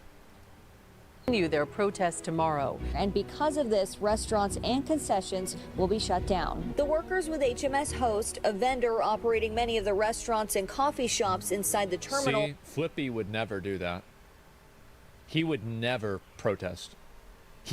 Flippy does not even have the word union programmed into his language model. He doesn't even know it exists. He'll work on Christmas. He doesn't care. He's happy. Flippy is pro-consumer. He is. say it's time for their demands to be met. The workers say they want what most American workers want. That's the ability to keep food on their table and a roof over their heads. Employees think about that and stop thinking about trying to keep these shitty fucking jobs on life support. They're thinking about it from the complete wrong direction. If none of these people had to worry about like paying money, if like everybody just received, if you received the same amount of money every month, regardless of whether you went to this job or not, I bet 99% of these people would never go to the job. So you don't care about the job. You don't give a fuck about the job. You care about the money. Want better pay, healthcare, and retirement plans, especially after the pandemic. It's just become very clear that we've gotten to a point where the things that we are asking for are falling on dead ears with the company, with HMS. But it's because they're losing bargaining power too. The employees have no bargaining power anymore because all of the company executives know that they're just going to replace these people with robots soon. So who cares about what they think and who cares how they feel? HMS Host paints a different picture, claiming it's offering 12% raises and better benefits, and in a statement says the strike, quote, serves to hurt the traveling public and the HMS Host associates who continue to work during this difficult time. So, we're going to go to a protest, specifically a Phoenix Sky Harbor food service anti-automation protest. We're going to meet up with some Dunkin' Donuts employees that... There is nothing less valuable than unskilled, uneducated labor. It like, that's what a horse does. Those are the people that are going to get replaced as fast as possible. Low skill, no education labor. That's it. Bro, that's why I just told you. No, I'm just saying, right? Like, yeah. I can understand why they're fighting for their livelihood. No, I know, I get it. Like, I mean, it's easy to understand why they're doing it. Yeah, of course. May or may not be being replaced by robots in the near future. And we want to ask some of the employees about how they feel robots pose an existential threat to the American working class. My name is Winona Rue, and I work at the Dunkin' Donuts in Terminal 4. There's 2 kiosks, like, at the front. No one really uses them, but the way it works really sucks, and it's like less efficient. I love how they're playing this music as if this is some like 70s like sci-fi movie. Oh my god, there's a kiosk, and then you have to go in there and you have to click on the buttons, and then it's like, oh my fucking god. Than just going up and ordering. They don't even put the work into the kiosks that they need to have them operate properly, if at all. It's making our job harder because there's all kinds of stuff in the system that we don't have or that we do have that's not available, and the prices are wrong, and it just makes our job. This woman's bringing up a really great point, and I think that what she's saying is completely accurate. She's saying that the on-hand demand for different items isn't accurate in the kiosk, and I think that she's 100% right in what she's saying. Completely accurate and actually misleading. Yeah, it's a logistics issue. Yeah, it is. So much harder She's than right. just actually going to the table and talking to people ourselves. They'll send an order through on the kiosk, and it'll just silently pop up on our screen. So we won't even, unless we're actively looking at it, we're not going to know about it. We're just sit around like wondering why there's people in the lobby, and we're like, oh, there's a order. Yeah, it's really not efficient. They're down more often than they are usable. They are not connected to any of our computers at Dunkin' Donuts, so we have no idea what anybody orders. And then they'll come up to us all angry with a receipt. I have a roofing company. You work at Dunkin' Donuts. Who the fuck is being ignorant? I made $350,000 last year. I'm fucking ignorant. It's frustrating on both. Just go lay down, fat ass. Go wait. What a fat boy. What's he doing? What's he getting mad for? He needs to lay down. Both ends. It's like, why is that even there? The thing is that Flippy, you know what Flippy would say? I'm sorry, dear customer. I love you. I will fix your order right now immediately. And that's it. Yeah, it won't be an issue. Nobody needs to get harassed. I think they're just trying to squeeze every penny they can out of the entire experience, and to allow people to do it themselves just makes it quicker and easier for the company. Do you feel like Well, if it makes it easier for the company and it makes it easier for the customer, then Does the company serve customers or does it serve its employees? It serves customers. If it serves its employees over its customers, it no longer is a company because it's going to go out of business. Like, these people, again, are just completely fucking delusional. Enjoy your job? No, I've worked customer service for 5 years. I don't enjoy this. I'm here for the Exactly. paycheck. It would have Fucking been more exactly. Yes. You don't care. You don't give a shit about this. You just want the money. profitable for them to like agree to this contract, because they're really suffering now that we're out like demonstrating like this during Thanksgiving. This is the busiest travel time in the whole year. And we have to make a disruption in order for them to listen to us and for them to know that we're serious. They will listen. They're gonna speed up those kiosks. They're gonna improve the kiosks a lot. What kind of existential threat do you think automation poses to the workforce? People want human interactions as much as people want to say that, you know, AI and automation is the way. People that come through the airport, they don't want to continue to serve themselves. You know, they want to sit down and relax and not have to think about everything and allow somebody to take care of them. As a server, I don't want to be relegated to a glorified food runner at the end of the day where, you know, I don't think that there's a lot of like a glorified food runner.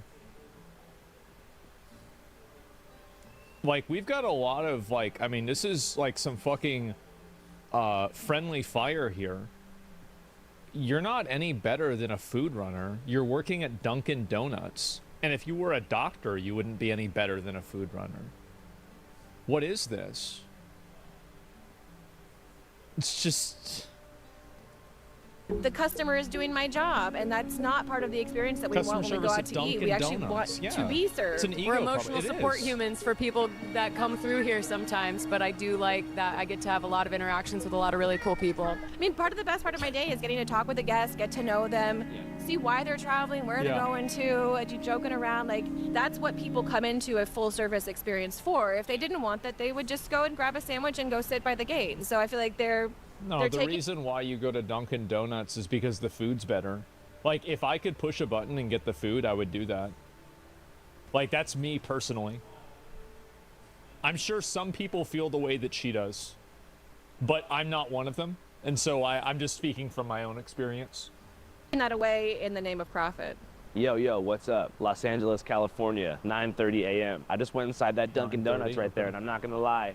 There was, in fact, a kiosk. There was no human interaction happening. You had a counter dividing two classes of people, the working class and the consumer class, with no cross-verbal traffic at all.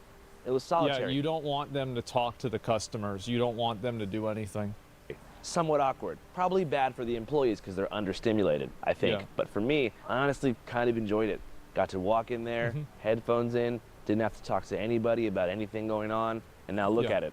I have a perfect oat milk infused 16-ounce Dunkin' Donuts coffee in my hand. You know, I've never drank a cup of coffee in my entire life. I really mean that. Not even once. Never. I have Dr. Pepper. Why would I need that? But that's not why I'm out here filming this. What if I told you there's a service that we use before we go into the field missing out? to see how the mainstream media is covering both sides of the issue? Well, that's true. And that service is called Ground News. It's a dope-ass news aggregate that every single day compiles thousands of articles and ranks them from left to right with their bias comparison tool. So you can break out of your echo chamber and figure out what the heck is really going on. They also have a dope-ass tool called Blind Spot that allows you to see stories not being covered by the left or the right. Full disclaimer, Ground News does cost money, as it should. So it's the best in the business, and the only tool that I can think of today on the market that can snatch you out of that nasty echo chamber that so many people find themselves stuck inside.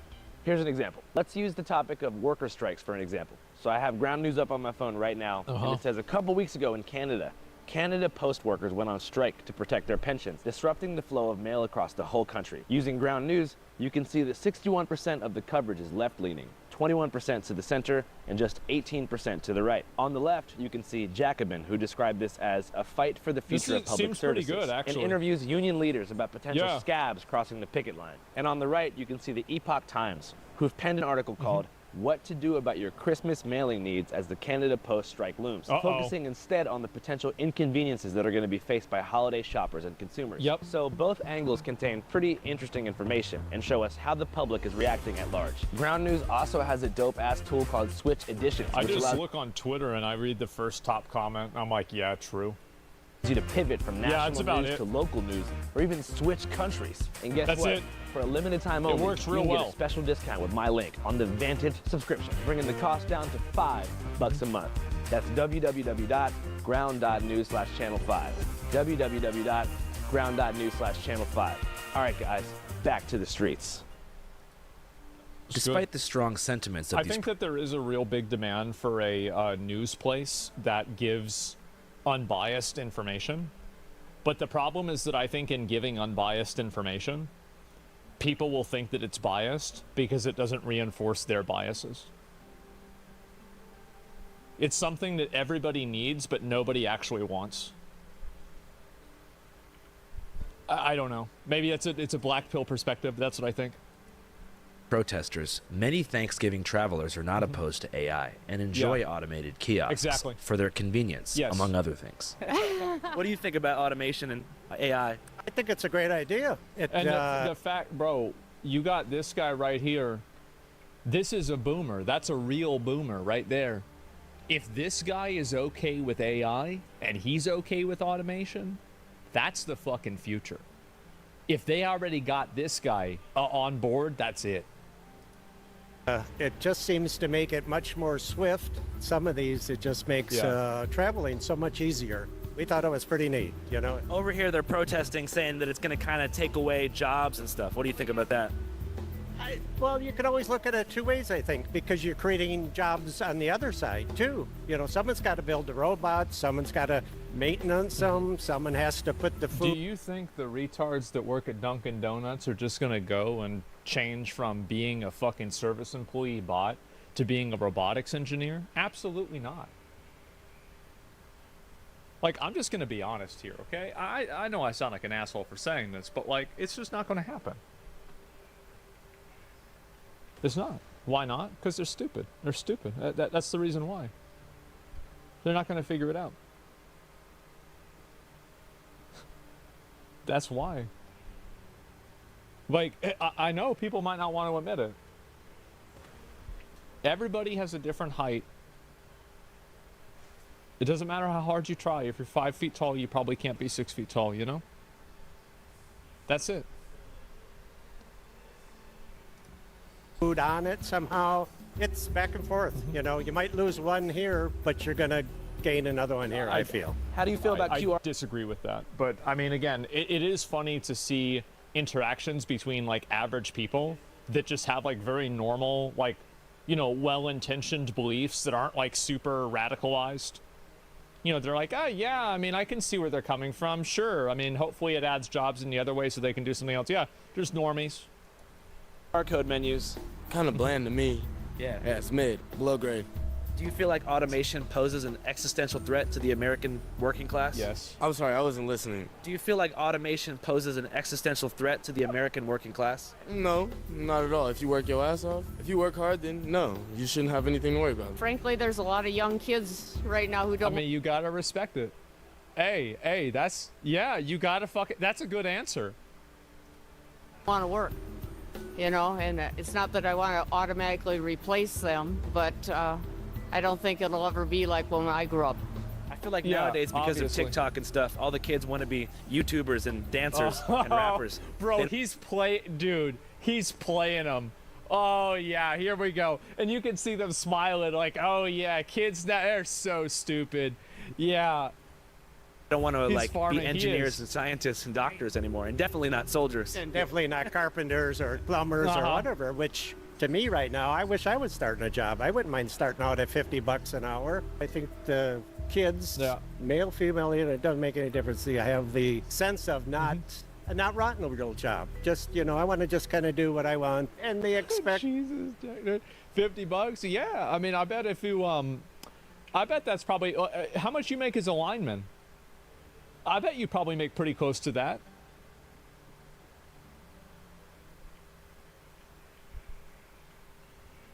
60? Yeah. Now, you could die. That's bad. But other than that, yeah, you make a lot of money. $20, $30 an hour to start. They want a new house bad. right away. They want a new car, a new boat, a new Sea-Doo, whatever it is. And it's like, give me a break, dude, you know? Yeah. Are you pro-capitalism? Yeah, I guess. Hell yeah. Yeah. Yeah. All right. Yeah. It's better than everything else we got, like being shoved in our face, right? Yeah. So I guess I'll take capitalism. You're optimistic about the future of American capitalism. About that specifically, I'm not optimistic about that if it keeps continuing, no. How come? Well, because it's hard to live. I mean, I live in a studio, converted from a garage, two blocks down from my landlord's McMansion. Like that's how I live. Yes, you are a serf. You are a peasant. You just don't know it yet. That's right. That's pretty much, give or take, how I've been living for like 5 years. Mm-hmm. I've been getting a taste of the real world for like years. So like I don't know, like why do these people have to? Why do these people deserve anything better than what I have, you know? For sure. Because they have it and you don't. What do you think about deserve, bro? Like, what are you thinking about deserve? You thinking about deserve? Deserve? Oh. Here we go. Here we go. Yeah. Yeah. What are your passions outside of working here? I mean, I do art, I guess, yeah. What kind of art? I draw, I guess, yeah. That's cool. Do you ever think about, like, you know, after this going into illustration? What do you draw, though? What would you, Illustration or something like that? No, that's fucking insane. Wait, because, what? like, even going into illustration or something like that? No, that's cool. Do you ever think about, like, you know, after this going into illustration or something missed like that? No, that's what the outcome was insane of the video, because, like, the last even video. in our current society, because, we have I had to take a call. like as much, you know, like. Aerospace engineer and pilot. I think I stopped over as well. Hold on. I think it's like over here. Apple accused iPhones are capable of being used for voice communication. All of us for using cell phone communication. In regards to? Okay, I think everyone in the room understands patent trolling now. But does the federal government understand it? Yes, they do. When stores or websites have been shut down, or they simply settle and they pay, and they're just lining the pockets of these patent holders who aren't really doing anything with that intellectual property. So I think it's just like it's an extra tax on our skill, on our craft. And is the tax decided by the government and the voters? No. Who decides the tax? The lawyers. Everyone should be concerned about this. This is an $80 billion tax, right? Because they sue everybody. And at the end of the day, all these costs show up in two forms. One, good companies go out of business because they can't afford it, so the consumer misses some great product or service. Or it gets passed on and increased cost of goods, you know? So it's gonna cost the consumer at the end of the day. Who's getting rich? Once again, it's the lawyers. Imagine if you wrote a book and we had patents on books, and you had one guy who got the patent to write books about whales, and he was the only guy, and then you wanted to write a book about whales. You'd have to go to Fred, who has the patent on whales, and get his permission, maybe a license agreement, so that you too could write about that topic. Doesn't that sound ridiculous? Well, that's exactly what's going on in software today. That's how ridiculous it is. And that's why it needs to be fixed. Why don't we make software copyrightable instead of patentable? And if we did that, I think that would be a huge step forward. I'm sorry, but anytime I see a method of accomplishing blah, blah, blah, blah, that scares the hell out of me. It really, really does. Because that's not patenting a physical device. You know, like this microphone that's in front of me, that is a physical design that does a specific thing. That, I believe, is patentable. But the method of accomplishing a task is ridiculous to me. But there's so many of those method patents that are out there now that you can't even run a simple website without getting popped. It hurts innovation in a very, very tangible and real sense, because when a startup, and there are numerous stories of startups basically in the app space, or people who simply just produce podcasts, right, getting the threat letters saying we will sue you because of, for example, not because you produced a podcast, but because of the way you're loading it onto Apple iTunes or something like that, something stupid like that. Can you imagine the world we've been in right now if Steve Jobs, right out of college, was slammed with an IP case that he couldn't get out of? If Newegg software coders had gotten this legal letter in 2001 saying if you program a shopping cart, you have to give us 1% of your revenue forever, right? Newegg wouldn't exist today, right? What a complete joke. If we had gotten our lawsuit the same day we launched, we would have had to shut down immediately. That would have been it. I would have been really angry about it, but I would have had no resources to fight it at that point, or no idea whether or not I infringed, and so we would have just walked away. So the cost of this abuse is literally incalculable. There are certain areas that are notoriously patent troll bait. And I've had people say, I'm not going to create a business there because there are too many patent trolls. That's a loss for society. That's a loss for the country. It's hampering innovation because people are afraid to write software because, boy, somebody else must have some similar idea to that. And sure enough, you can almost guarantee that there is some patent somewhere that somehow any piece of software is going to infringe on. Yeah, it's absolutely impossible to tell if you're about to be sued for patent infringement. So why not start all over? Just write a new app right now.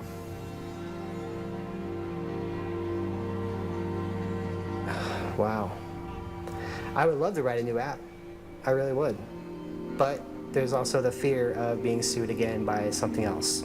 I feel that the risk is too great for a small guy like me with no venture backing, with no money in the bank, to just try to start all over again. This is not what the American dream is all about. This is not why people start companies. This is not the kind of attitude that makes people want to go build new things. That's the challenge that entrepreneurs face. And I thought the American dream was something much different than that. It just baffles me that this industry exists, it's allowed to exist, and that we have agencies, government agencies, that get fat off it. Someone needs to bring it down. And now, here's how you fix it. This is so easy to fix, it's ridiculous. First of all, no more method patents. Method patents are stupid. It's just somebody writing down the steps he takes to do something. No more software patents. We have copyright for software. You don't need to patent the whole damn idea. No more 20-year duration. Patents last 20 years because it took 20 years to recoup your investment in the Steam age. Does it take 20 years for a product to go through its life cycle today?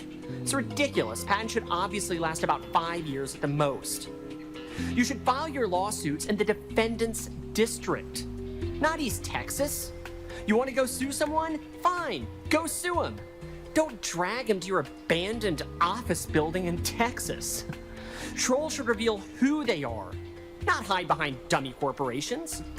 How do you justify suing somebody when you're afraid to even let anybody know who you are? Don't sue someone just for using technology. Sue the person that claims to have invented it. You can't just sue everyone that uses the Google store.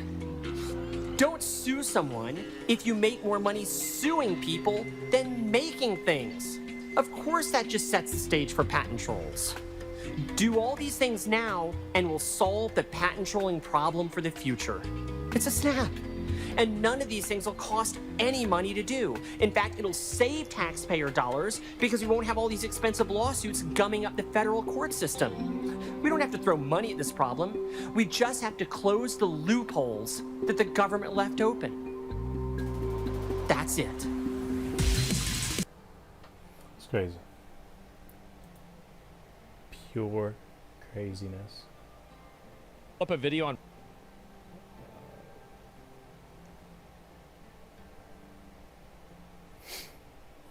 What do we have?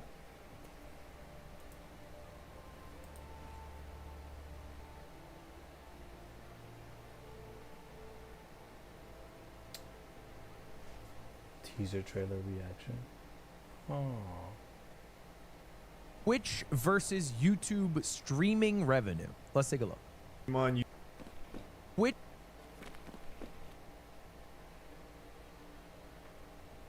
Hi, it's me.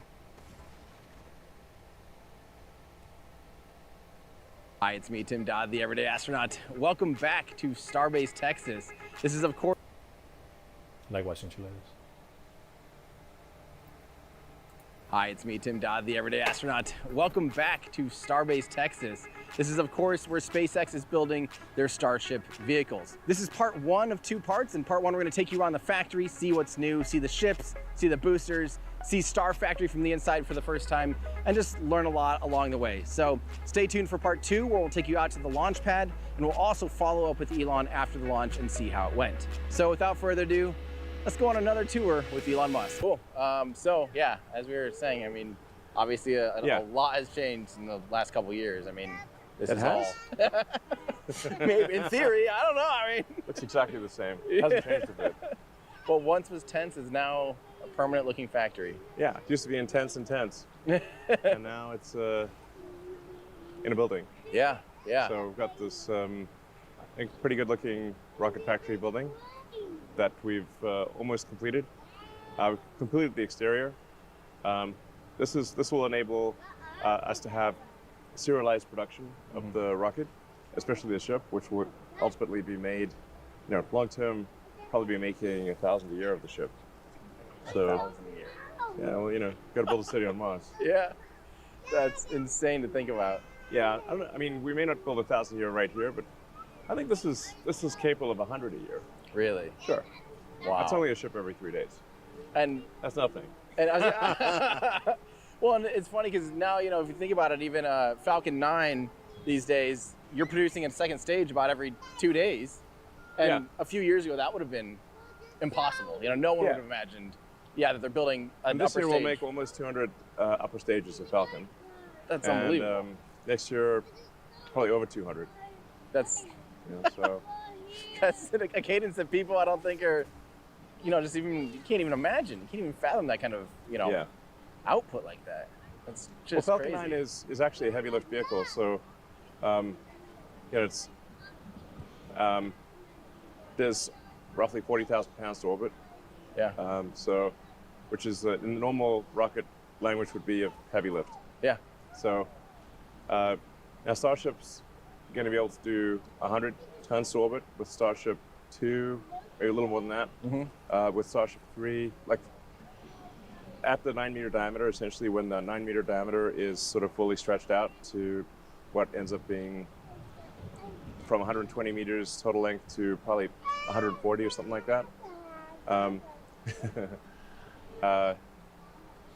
Then this is like a lot of optimizations and engine improvements, heat shield mass improvements, reducing the amount of propellant needed for landing.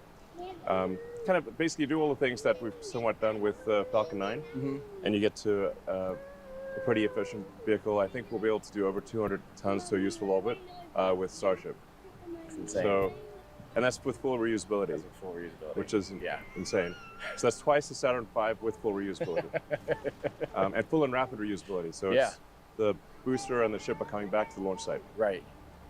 Should we take a look at what's going on in there? So, so as far as, we're seeing all this, you're talking about even version 1 maybe be able to do less than 100, but is version 1 really even gonna, I feel like version 1 in my head version is just 1 is just to the point of, and we're really kind of Starship, we're version 1.67, I don't know. Right, It's like yeah.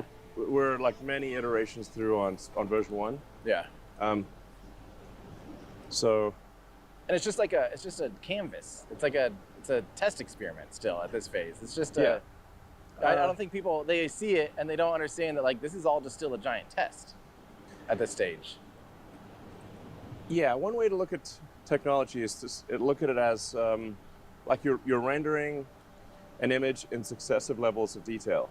So the first layer of the image is very, very blurry and things are out of place, and then with the next pass, it gets a bit more defined, and things kind of shift into place. And you do another pass and another pass, and eventually it's something that is refined and actually works. Right. But we're in uncharted territory with Starship. So it's not like nobody's ever made a fully reusable orbital rocket. Right. And that's really the critical breakthrough necessary for life to become multiplanetary. Mm-hmm. For us to become a true spacefaring civilization, we have to achieve full and rapid reusability. Yeah. So I call it rapidly reusable, reliable rockets. R squared. Or R. RRR. Yeah. Pirate. Space pirates. There we go. So, and it's the thing is that people need to remember is achieving orbit's been solved. I mean, you guys have been getting to orbit for a long time. Reusing it. Getting to orbit at all was solved in the 50s. Right. I mean, so I mean, I really don't think there's another point in an expendable rocket, in my opinion. Or at least I think the math clearly demonstrates that there is no point in an expendable rocket. You have to achieve reusability. We have reusability in cars, we have it in airplanes, we have it in bicycles, horses. Yeah. It's bizarre to not have reusability in any other form of transport. Boats. It would be insane to like chuck a boat away after every trip. Right. But this is how rockets have worked for the vast majority of time. In fact, SpaceX is still the only rocket that has any reusability with Falcon 9. Right.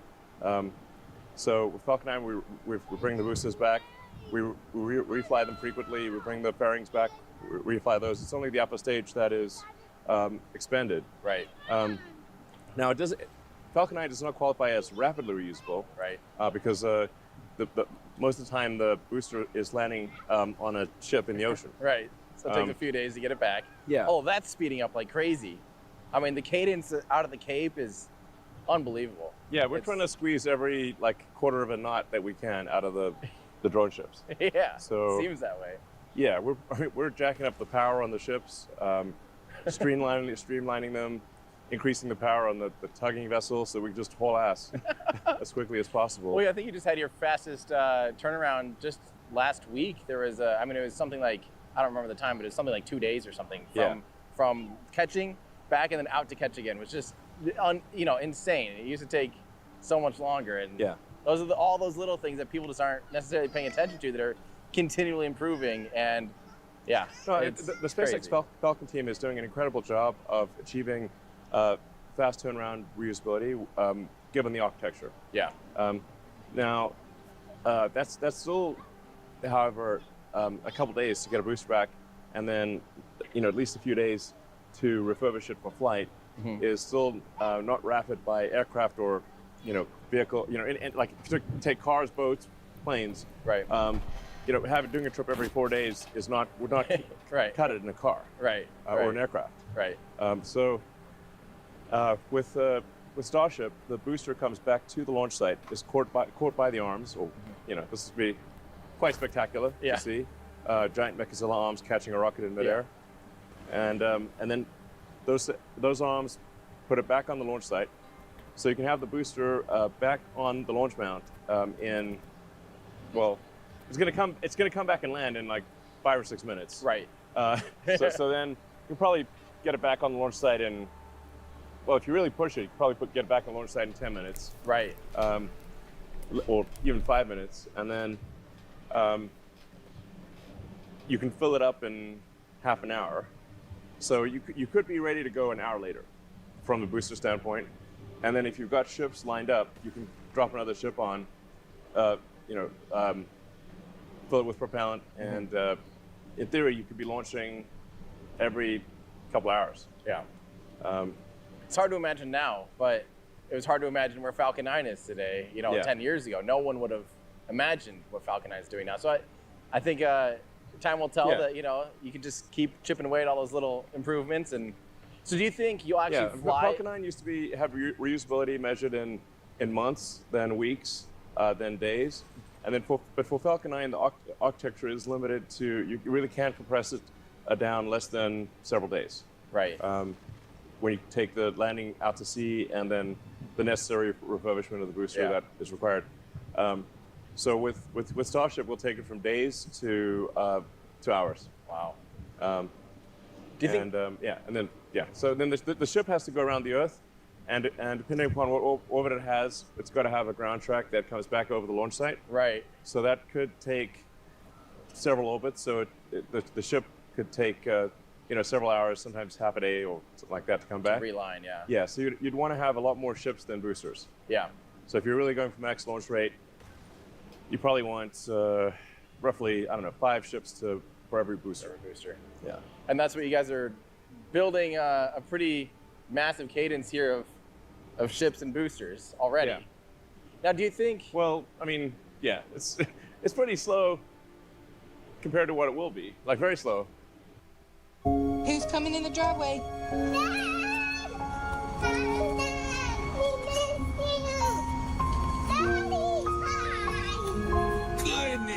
My daughter is being treated for leukemia. I hope that she lives a long, great, happy life, and that she will never forget how Mom and Daddy love her. St. Jude, I mean, this is what's keeping my baby girl alive. You can join the battle to save lives by supporting St. Jude Children's Research Hospital. For just $19 a month, you'll help us continue the life-saving research and treatment these kids need now and in the future. Cancer makes me feel angry, like not in the, feel on the outside, just the inside I'm angry at. When your kid is hurting and there's nothing you can do about it, that's the worst feeling in the world. 1 in 5 children diagnosed with cancer in the U.S. will not survive. Those that donate to St. Jude, I hope that you will continue to give. They have done so much for me and my family. Join with your debit or credit card now, and we'll send you this St. Jude t-shirt that you can proudly wear. Están salvando vidas. Y la vida de mi hija es una de ellas. You ready to go have some fun? When we came here, we didn't know what tomorrow would hold. St. Jude showed us that tomorrow there's hope for our little girl to survive. Let's cure childhood cancer together. Please donate now.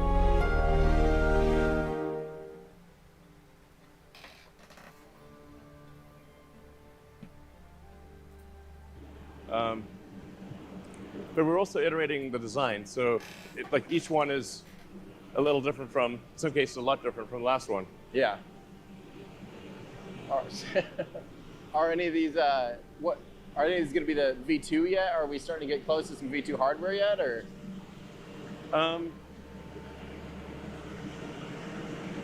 Yeah. The stretch version is basically V2. Well, I guess it depends on whether we call it V2 or don't call it V2. The slightly stretched version is V2, ugly. So, yeah. So you can see, what we have here is a Starship with, you've seen the heat shield side and the non-heat shield side. Yep. It's got the what we call the PEZ dispenser for tossing out the next generation Starlink satellites, the V3 satellites. So those will be very wide diameter, like sort of, 7-meter diameter satellites. Yeah. So 22 feet or something like that. Right. So are these actually going to be are we hoping to see, after, let's say this test goes well tomorrow, do you think the next one's actually going to go for orbit and start deploying testing out, trying to deploy Starlink, or where do you think we're in that whole mix? Is that maybe a few more down the road to start actually deploying payloads into orbit? We'll see how this mission goes. I mean, this year is not about delivering satellites for Starship. It's all about ironing out the design question marks. Mm-hmm. So the major things that remain to be solved for Starship, the single biggest one is what does it take to get through the high heating of reentry? Mm-hmm. So you can see the heat shield that we have there. We have some, let's say that unsolved questions on the heat shield. a bunch of which we don't even know that they are questions, and some we're aware of because there have been challenges in the past, like with Space Shuttle, the sort of the hinge area and the hinge gap, and sealing that hinge gap and not having hot gas just go flowing super fast through the interface there. Yeah, at where the flap hinge is. Yep. Because if you get hot gas flowing through rapidly, that'll cook anything, including the tiles. So you've got a block. We've got a hot gas seal at the forward and rear flap hinge, and so one of the key questions is, does that seal work? Right. We think it'll work, but it may not work. Then there are some, questions of like how well do the tiles stay on? Right. There's a fundamental challenge here where the tiles are ceramic, so they're very brittle. They're like a coffee cup, right, or a dinner plate. Yeah. So you've got essentially a whole bunch of dinner plates stuck to a steel surface. The steel surface is getting cryogenically cold because of the propellants, so it's shrinking. Yeah. So on ascent, the rocket has shrunk. Yeah. So you can't have the gaps in the tiles be too tight, or they will just shatter against each other. Yeah. The gap will be too tight. Yep. Then when it's coming in for landing, the shuttle, you no longer have the cryogenic propellant in the main tanks, and the tiles get very hot. Yep. So now they want to expand. Yeah. So you've got a contracted inner surface and expanding tiles. Oh, geez, yeah. Right. So and the thing is, like, you can't have a big tile gap because then the plasma will get in there and melt the primary structure behind it. Exactly. So like, what's the right tile gap? And that's going to vary depending upon where you are on the rocket, on the ship. So it's going to be like some parts of the ship have cryogenic propellant, some don't. Yeah. There's also how well do the tiles attach? If we attach them and and we accidentally break one, but it's hard to see, then that could be an issue. Right. And we currently think we're probably not resilient to failure to loss of a tile in the hot sections of the ship that are the tank portion. So the pressurized areas. Yeah, the pressurized areas, exactly. So, and so technically the nose will be pressurized too. So if the pressurized areas lose a tile and then you melt that area, that'll cause it to pop. Right. So the ship will explode. Yeah.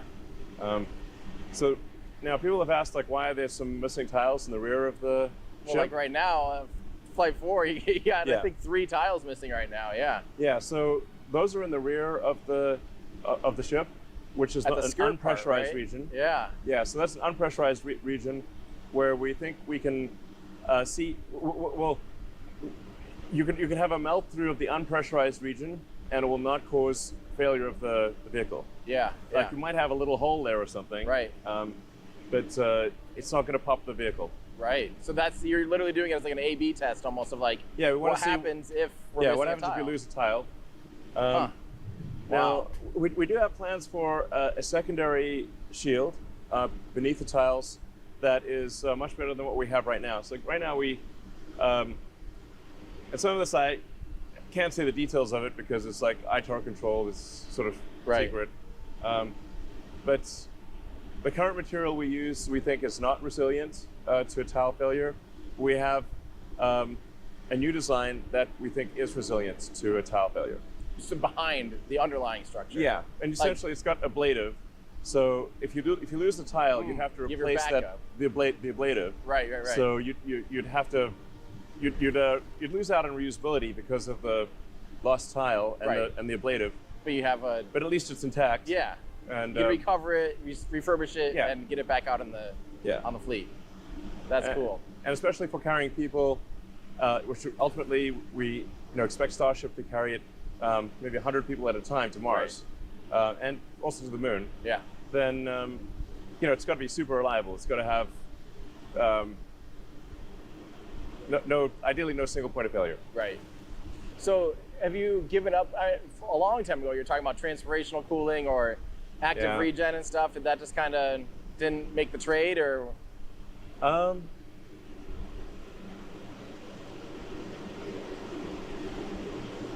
The mass trade that we did, I think it's this point, like it's 4 years ago or something like that, maybe 5.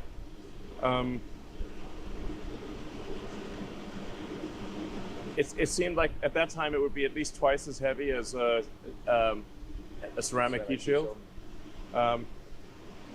Now, since then, the weight of our ceramic heat shield has grown, and then when you factor in the secondary shield, that's additional mass. Right. So I don't know. It may not be that big of a difference between actively cooling a heat shield and having ceramic tiles. Have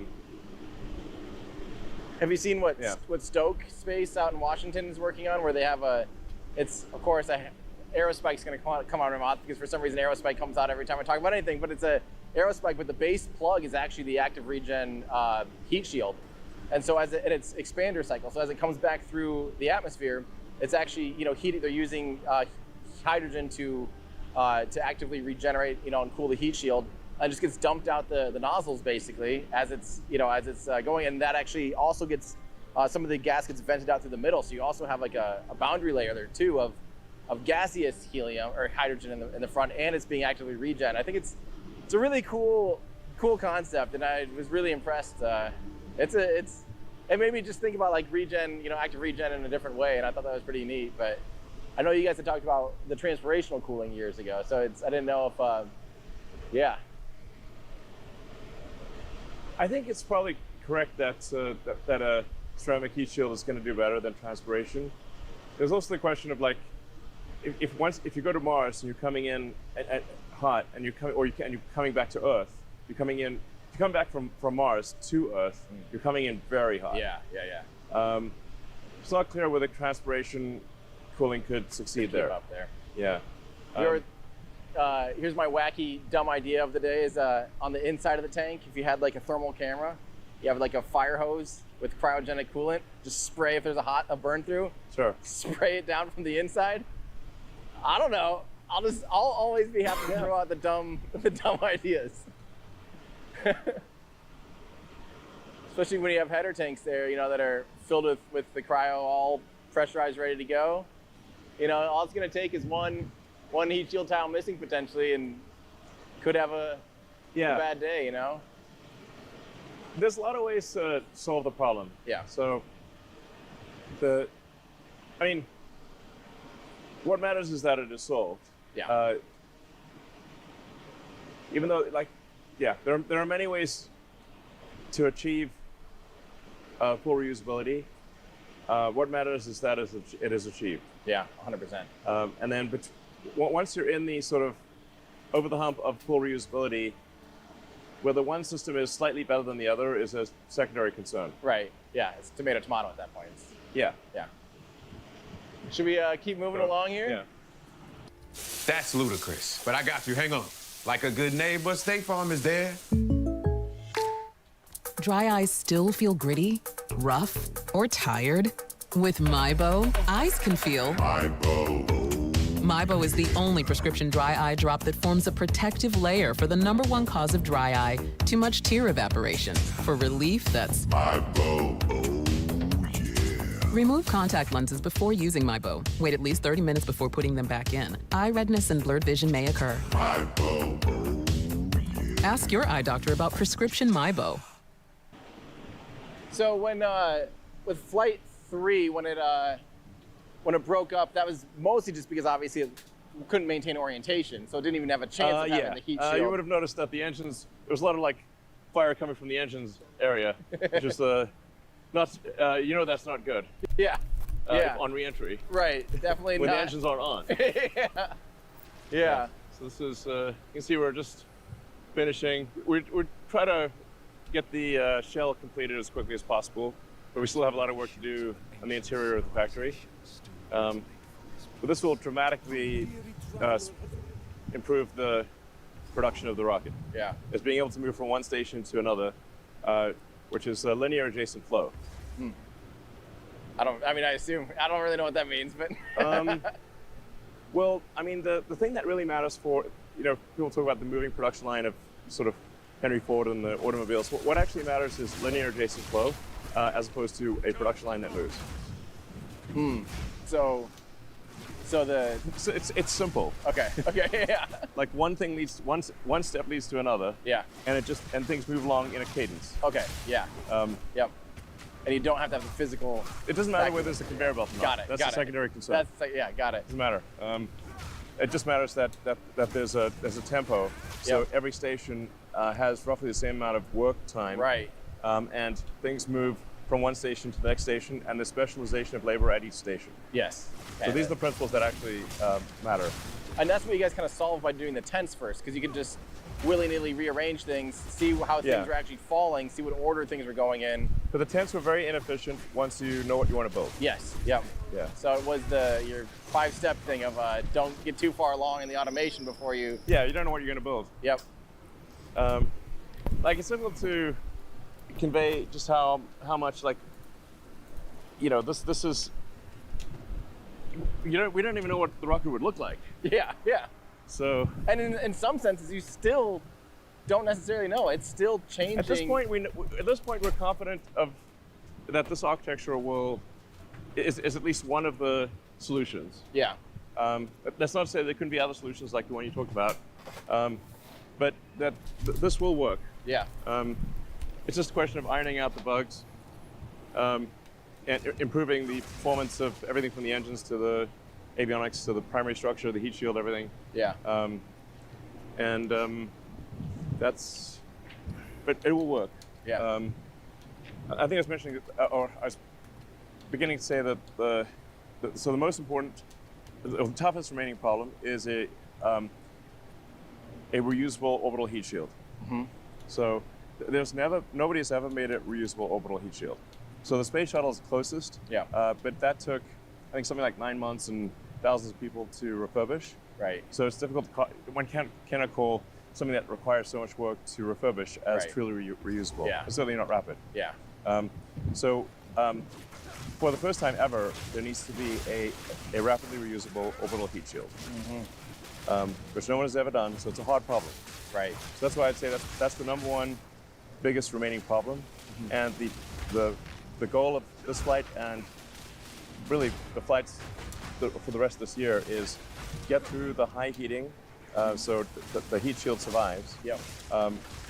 And then the ship is still operational, is able to steer to a specific location and do a landing burn. Yep. In the ocean. Yes. And then the booster, we wanted to be able to, for this flight, to come back and do a landing burn at a specific location. Yep. So, do we know how far out is that going to be? Do you know? It's pretty far out. I mean, but I think we're pretty close to that. If we don't solve it on this flight, I think we'll solve it in the next 2 or 3 flights.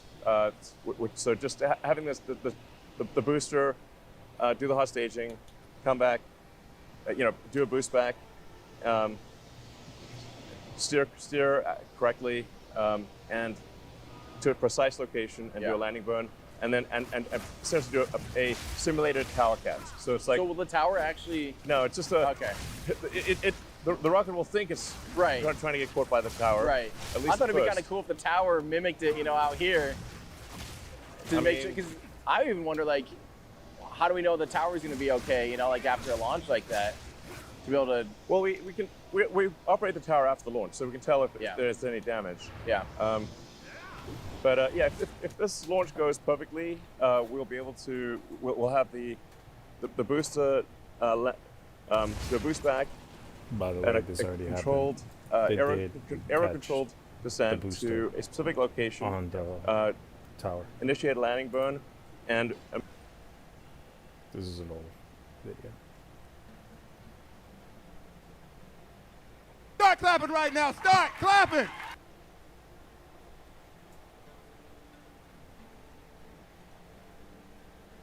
Start clapping right now. Start. Watch this.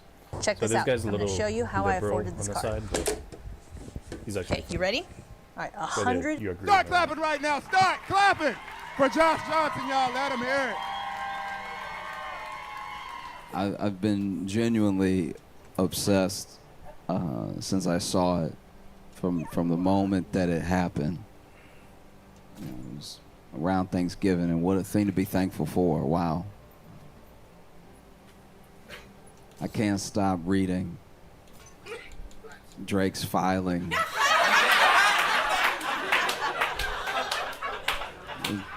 Drake's court filing, suing UMG. I mean, Drake suing UMG, Spotify, I think iHeartRadio, yeah. Like, he's suing everybody but Kendrick. Like, all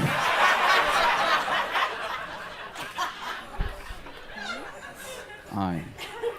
In case you don't know, because I don't expect everybody to just know everything I'm talking about all the time. In case you don't know, Kendrick Lamar is a rapper. He's a phenomenal rapper.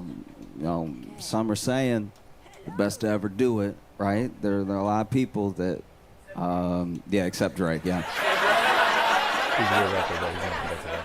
Kendrick Lamar is absolutely killing it right now, and he was in a beef with Drake. Now, if you don't know, Drake was a rapper.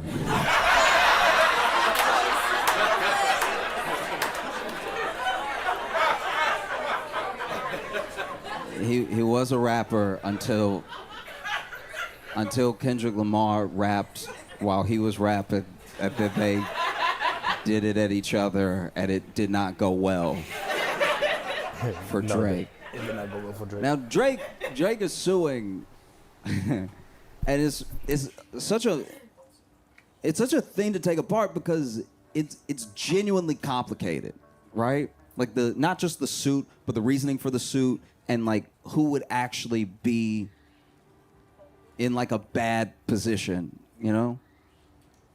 A lot of this, weirdly enough, if you go all the way back, starts with Kanye, now known as Ye, right? Now, during his Life of Pablo tour, Ye went on this rant. Now, Ye became known for rants. That was like a thing as far back as the Yeezus tour. Probably started, I actually think it started when he was touring 808 and Heartbreak, where just mid-concert, instead of an intermission,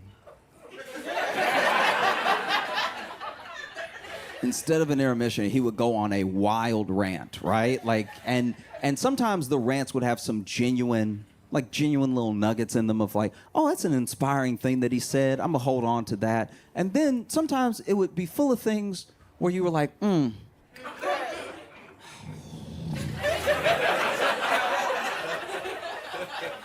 does he know? But he's all right. And in one of these rants that became like part of going to the concert, what's Kanye gonna talk about? What's he gonna go off on and everything? During Life of Pablo, Ye does this thing where he's like, radio lied to you, right? Now, Ye is probably one of the most imperfect messengers of our time. Like, it's sometimes, hear me out, once in a while, sometimes he has something to say that has genuine value in the industry. There are things that he says that are inspiring to anyone who takes inspiration from it, right? And there are some times where he's like so unclear, but he's like about to get there, right? And this was one of those moments, because what he was basically saying was that Drake and some of these artists, they were being artificially pumped up. They were being force-fed to us. We could not get away from them. And he took issue with it because he was like, look, you're being lied to. Something is being sold to you that is not genuine. Something is being sold to you that is completely artificial. It's a machine built by an industry to take your money. The thing that you're being sold has no soul to it. There's no artistry to it. It's just like a complex compound to take as much money from you as possible, maybe to give you the feeling of something genuine, but it's not there, I promise you. It's all been talked about behind closed doors. They've all come up with a plan to take as much of your money as possible, to take as much of your attention as possible, and to have you feeling like you're connected to some of the most hollow people who have ever lived, right? But instead of saying that, he goes, radio lied to you.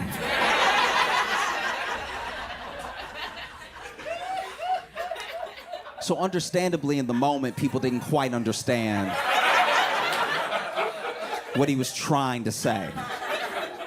You know? And then there's another interview more recently during the beef when it started where, you know, Ye basically says he was, and it's something that a lot of Drake stans brought up, where he was like, a lot of us involved were just so excited about the destruction of Drake, you know? And they were excited because, depending on who you talk to, Drake been a menace for a minute. Like, Drake has been sleeping with people's very significant others.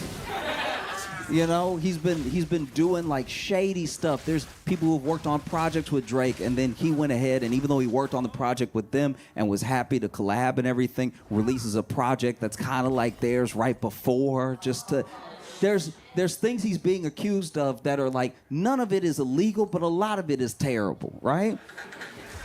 And so, you know, Ye had his own issue with him, Drake, Kardashians, all that stuff. And so he was like, what people don't understand about Drake is that he has a rich baby daddy named Lucian, and Lucian was the top of UMG. And so now at the top of UMG, you have someone pushing Drake nonstop. And if you heard Scorpion, I don't know how you missed it, but it was the most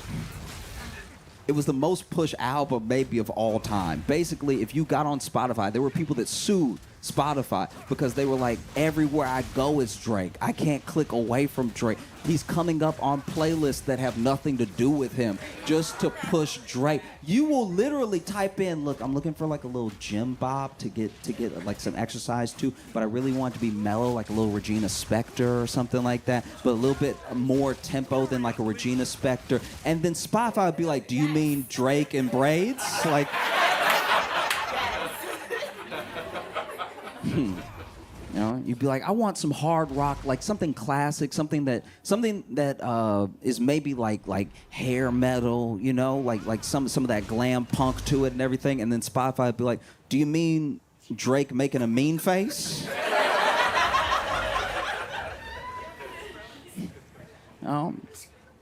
And you know, he files these lawsuits, and the internet comes for him.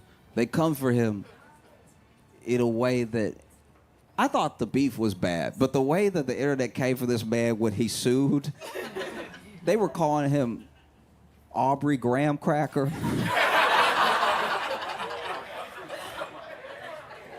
They were quoting lyrics from him. It was I don't know, it was kind of hard to watch. Like I don't even like Drake, and I was like, man, this is a lot. This is.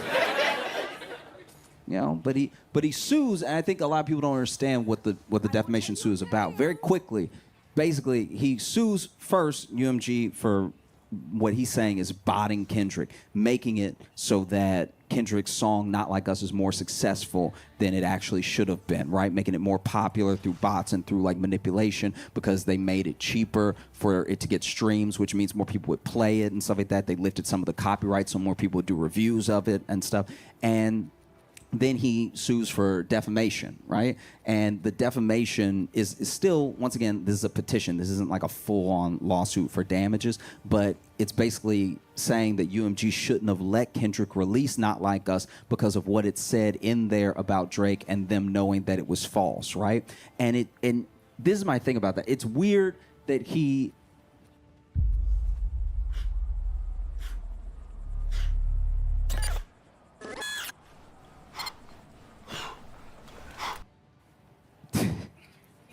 that he sued for Not Like Us but not Meet the Grams, which was so much worse. If you don't know, there's a song called Meet the Grams where like Kendrick talked to his whole family, talked to his son. It was everyone. That's defamation. I felt like he was defamed, as in less famous right then. Like this, it's kind of wild, you know? But here's the thing. This is why some people are on Drake's side. And I'm not just talking about Drake's stance, right? What he is alleging is that basically UMG, who he's been in this contract with, he got a $400 million contract from them in the earlier part of the 2020s, right? And he made the money back so fast, they start renegotiating again. And if you make $400 million back quickly, they probably gonna need to pay you $600, maybe $800, who knows? And that $400 million contract was the biggest contract in music history, right? And so now he's taking these people to task in a way and at a time that is scary for the music industry. You know, music industry is losing market share day by day. I'm a firm believer that no matter what music you like, I don't care what it is, I don't care what genre, you personally, you have not met your favorite artist yet. You haven't met your favorite artist at all. You have to keep listening. You have to keep looking. Your favorite artist is out there, and they're trying to get to you, but there's a machine in the way, right? And so the same machine that built Drake up is the machine that is genuinely in the way of artists who are trying to get to you to be your favorite. Because you already have this connection. You just haven't heard their music yet, but it's coming, right? You just have to keep looking. And it's hard to look right now because of basically what Drake is alleging, that UMG, some of these big ones, they use payola, they use all these things to make sure that their artists are the only artists that you hear, so that your favorite is the best of what's been presented to you, right? And it's a tough thing because to call UMG out for it, for Kendrick, without acknowledging that it, like you know, because you were. Yeah, like that's a tough one. That's yeah, that would be like somebody at Goldman Sachs being like, they stealing all your money. I'm like, yeah, okay, all right, I believe you, but weren't you an executive? Yeah, but I'm suing because they stole from me too. They have no scruples at all. They'll steal from anybody. This is unacceptable.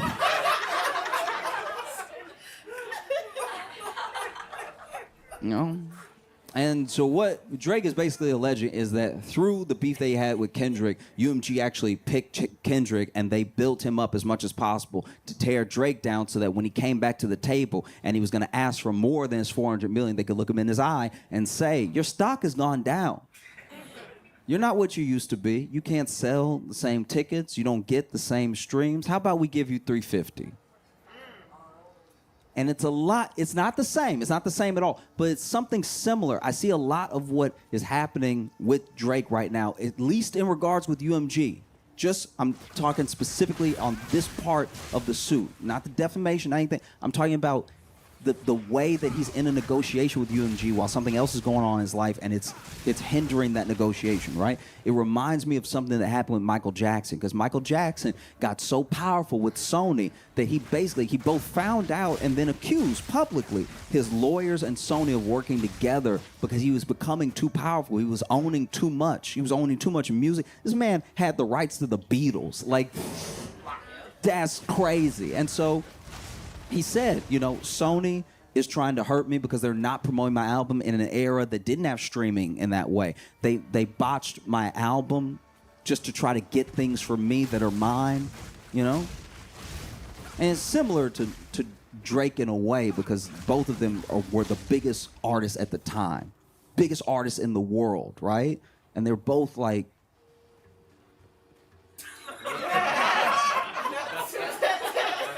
just hear me out. They were both.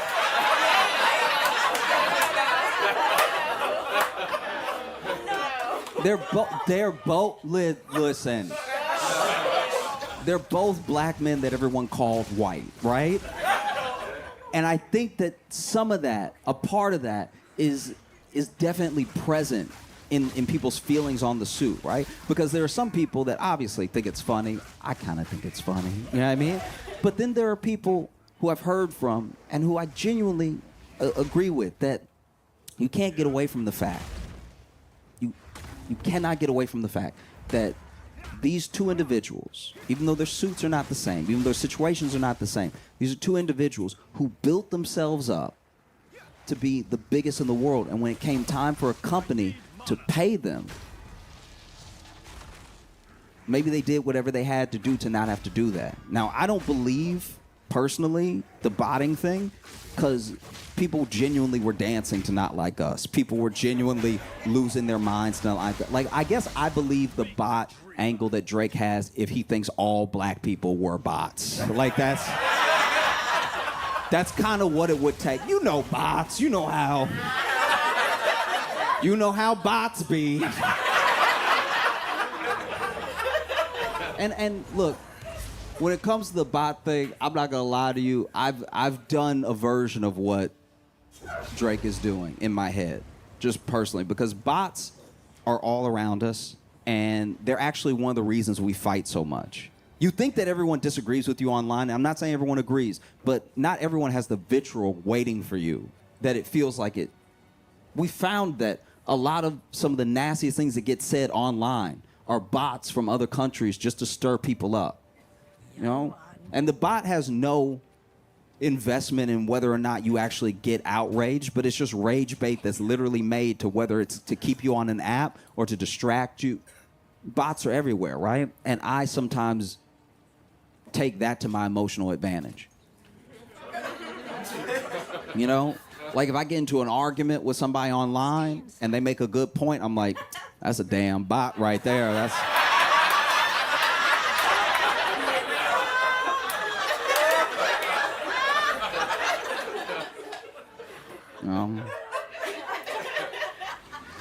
Injured in an accident?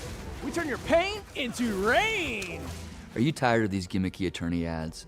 Well, that's just not who we are. At Bogan Munz & Munz, we're serious about our clients.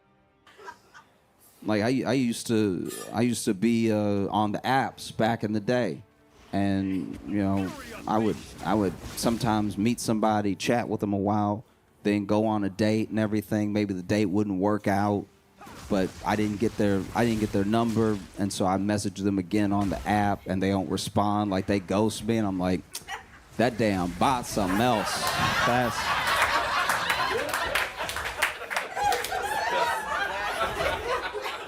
These bots are out here wilding, right? Like, you know? I remember I got to argue with my mom, and she was making some really good points, and she was really, like, letting me know that she was disappointed in my actions and everything, and really told me why, broke it down, how she didn't raise me to act the way I had been acted and stuff like that. And I went ahead and typed in the text, because I saw the text bubbling and everything, and I knew more was coming. And I was like, look, I'm gonna have to cut this bot off. Like this.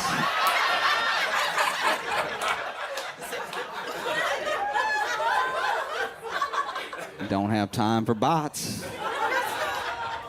It's a good tactic to take. Anything in your life not going the way you want, call it a bot.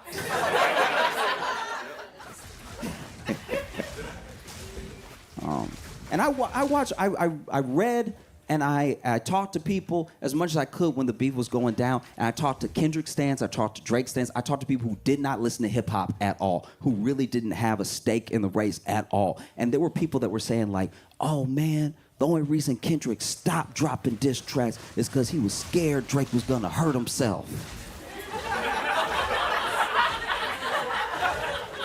Then I talked to people that were like, no, Drake dropped last, so the ball was in Kendrick's court, right? I heard delusional takes, I heard erratic takes, I heard takes that were just sort of blah, whatever. It's two grown men rhyming at each other, I don't care. Like, I heard it all. What I did not hear from Drake stans or hip hop fans at all, the entire beef was, he should sue.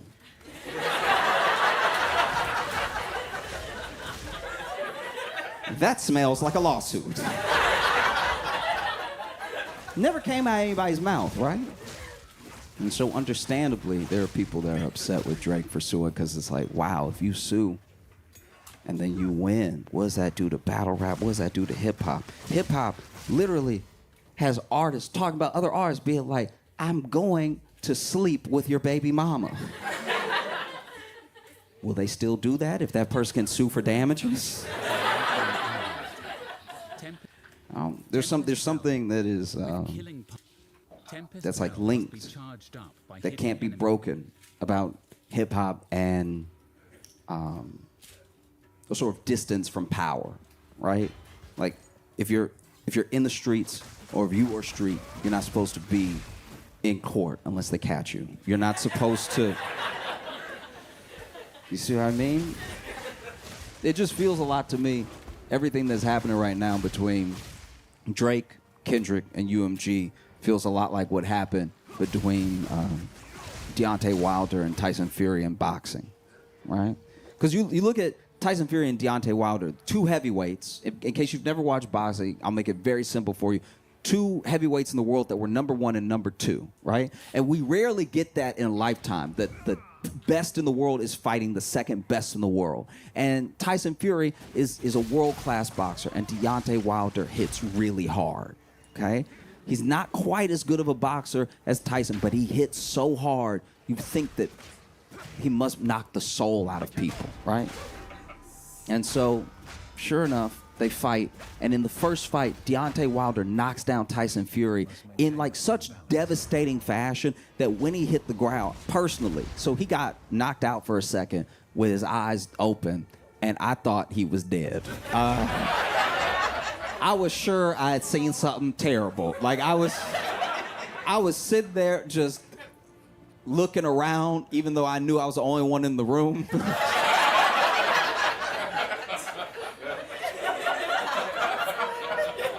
And Tyson Fury had been through a lot. He had battled his way back from addiction, from some serious mental health issues. He talked about wanting to take his life and everything. And this man gets knocked down by Deontay Wilder in one of the later rounds. Even though he had been putting in good work the entire fight, this punch came out of nowhere and it knocks him down. And then out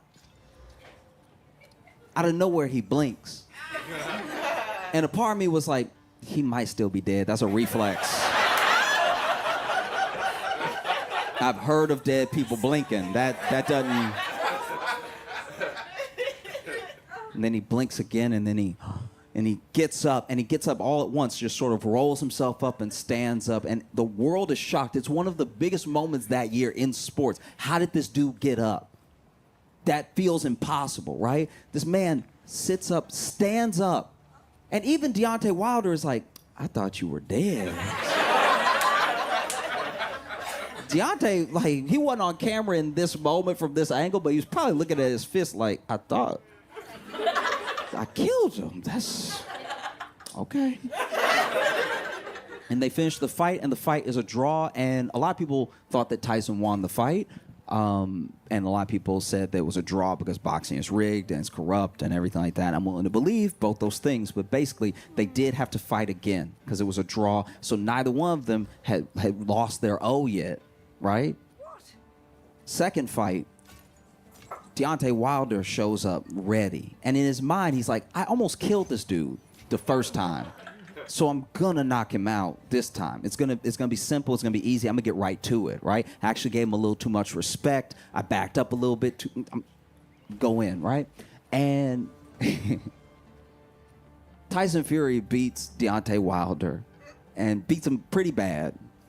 And I kind of thought he might beat him because I saw the documentary in the lead up, and there were people talking about like, oh, you know, Deontay's been knocking out his training partners when they're just holding the pads and stuff. And I'm like, that sound like he doesn't have aim. That's...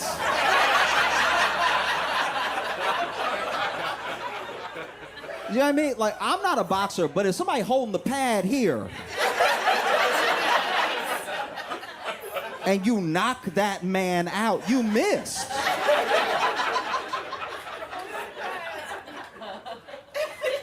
Health First Health Plans offers affordable health insurance plans for every budget, with options starting at a $0 premium. So, you know, Deontay Wilder gets beat in that second fight. They throw in the towel and everything. And Deontay cannot accept that he lost the fight.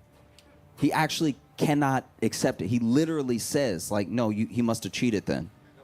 Because I almost killed this dude. This dude must have cheated. And he takes him on this long campaign. They try to investigate him, everything. They even pull out a clause where they have to do a third fight, even though Tyson wants to go and fight someone else now. And he goes on a whole campaign where he's like, no, this guy cheated. He must have cheated if he beat me because I had him. This dude, we thought he was dead. I had this dude. And then he just beats me like that. There had to have been something, maybe he had brass knuckles in his glove. There were all of these theories going around, even in the boxing world and stuff. And that's what happened to Drake. Drake didn't believe Kendrick could beat him. He was like, no, too many people on my side. I'm too popular. I'm too big. I'm genuinely too big to fail. He thought even though he was going into contract renegotiations with UMG, let me go ahead and have the sparring session with Kendrick. Number one, number two, going at it. It's going to get a ton of buzz. And then after I beat this dude, I'll be able to come to the table and be like, pay me my $800 million. Because I just took out supposedly the best rapper, right? And then it didn't happen that way. And so now he's saying, you must have cheated. There's no way, you know? And this is a genuine mistake. Because now, if this actually follows all the way through and goes from a petition into a lawsuit, Not Like Us is going to go into public court records. A stenographer is going to have to type out the lyrics to Not Like Us. I don't think he thought it through.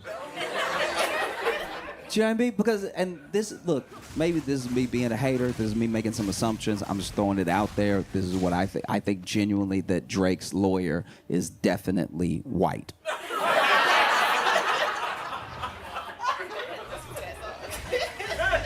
And so now I'm worried for Drake's lawyer that he's going to be in a predicament where he has to defend his client from the and then read out the lyrics to Not Like Us. Now look, rap lyrics in court is nothing new. Rap lyrics get used to, send rappers to jail. It gets used against them and get in all these different ways. It's nothing new. But whenever you're in court and you got to read the lyrics, usually court likes to still keep things proper. So they'll probably do some replacements. You know what I mean? Like, I think when Drake's lawyer gets to the end where he's gonna have to be creative. He's gonna have to have a different word in there. Probably something like, gentlemen.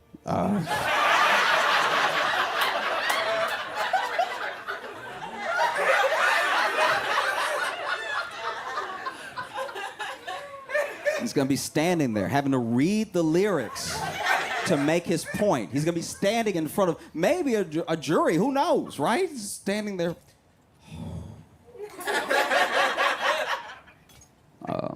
Okay.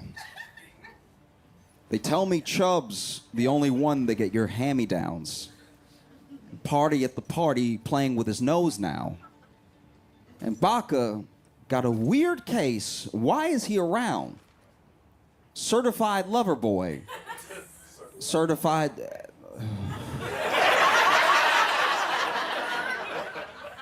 Your Honor.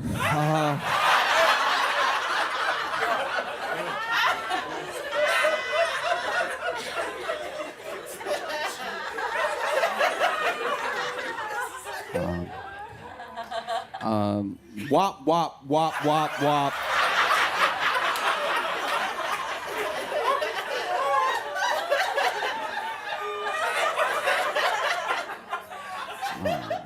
Dot, F them up. Wop, wop, wop, wop, wop. I'm gonna do my stuff. Why you trolling like a female dog?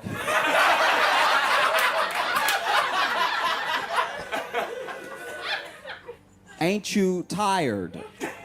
Trying to strike a chord. And that's a lot of O's. And it's probably I'll try. A.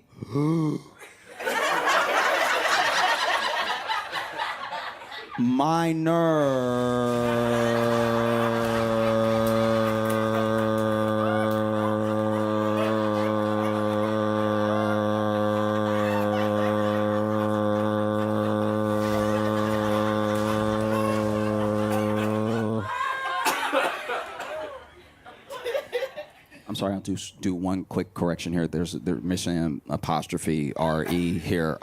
They're not like us. They're not like us.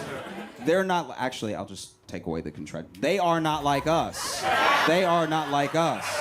They are not like us.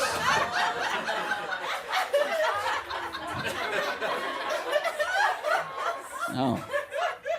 It's brutal. It's absolutely brutal, And I'm torn because there's things in this suit that if it goes through, if they can prove that UMG and even some of the other big labels are still using payola, maybe they have to do such a big payout that they make it not worth it to do it again. You know, that's a genuine hope that I have. Or maybe the government can look at these labels, look how much power they have, and you know, it's unlikely, but break them up a bit. Right? They're already losing market share with us, the people. They already don't have the power that they used to have. Right? No matter how much they push, no matter how much they repeat, sometimes it just doesn't work. Because we know they're doing it, by the way. We already know they're doing it because we know when we look at charts and they're like, this is the top artist. And we're like, who?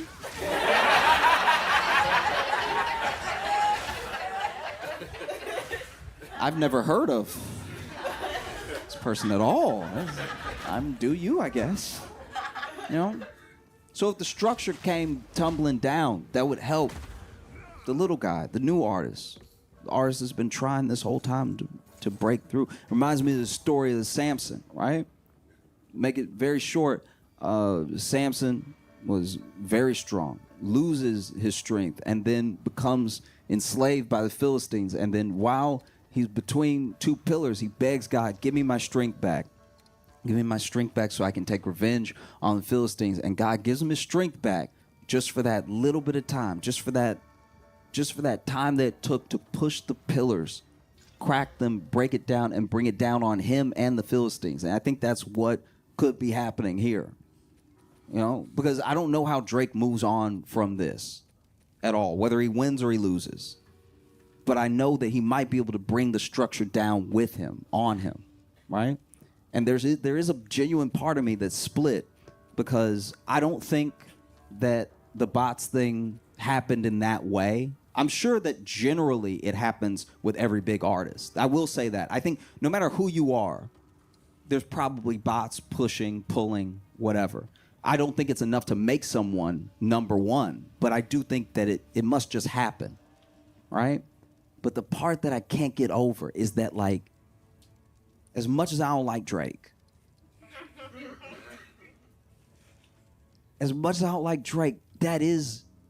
that's a black man trying to get paid what he's worth.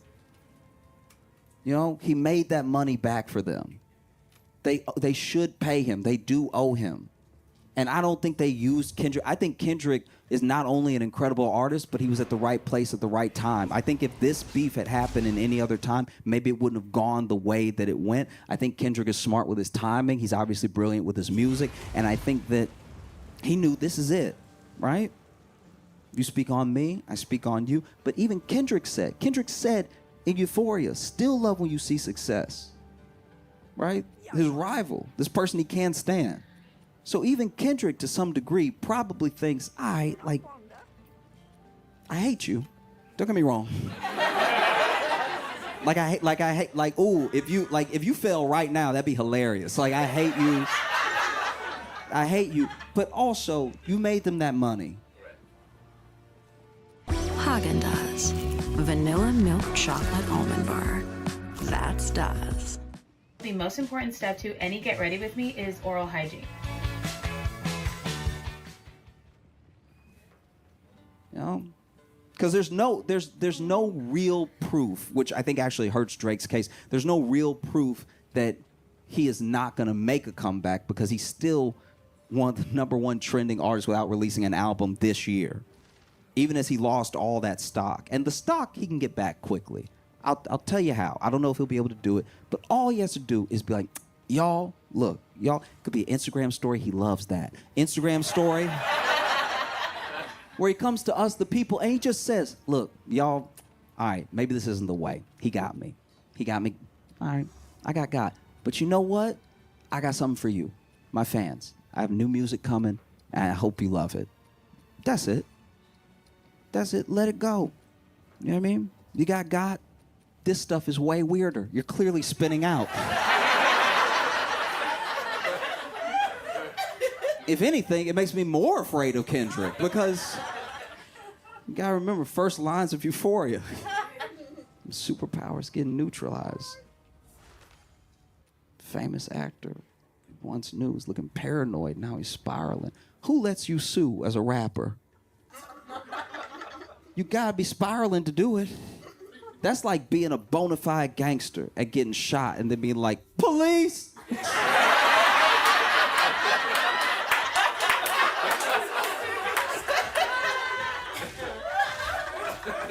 know?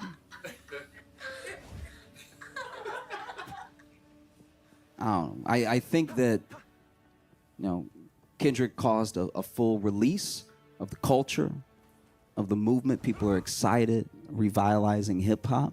There's a chance that with this suit, if he wins, if he follows it all the way through and he wins, that Drake could loose the people from the industry in a small way.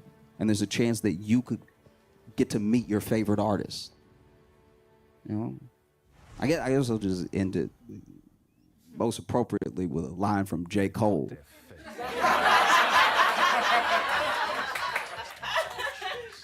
I love to see a black man get paid.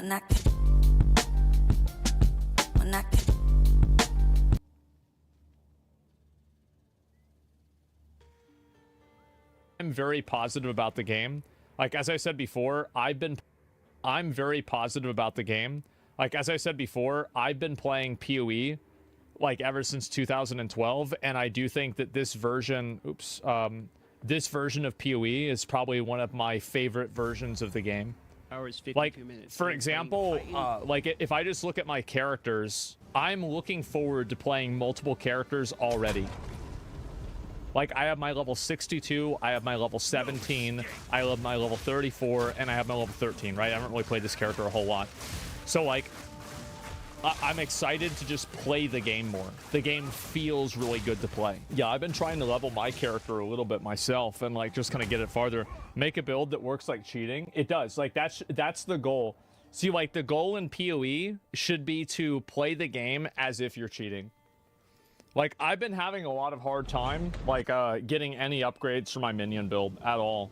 Like, it's been really bad. Have you seen the auto attack warrior build? Shit looks crazy. No, I haven't, but I know auto attack does a lot of damage. Yeah, I'll show you where I'm at right now, because I'm trying to, like, get this character in the maps. The reason why I want to get this character in the maps is so I can get currency to buy gear to make my warrior good. Because, like, my goal is to...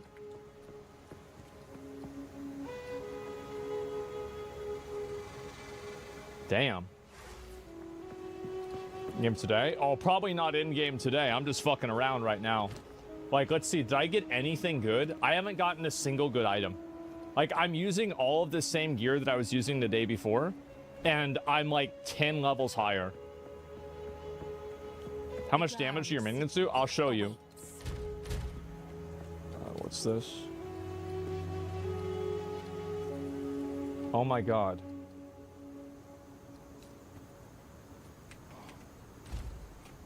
I don't want to look at this stuff anymore. It's gonna make me upset. Yeah, I don't want to see that. Visit the traders. I do. Every level I visit traders. Every single level. It just doesn't make a difference. Beyond help, I recommend. Go over to here. I'm only getting witch gear when I play on mercenary, then roll a witch. I think that it's good for you to get gear from other classes. So, like, oh yeah, I got more spirit. I have 283 spirit now. I prefer you this way.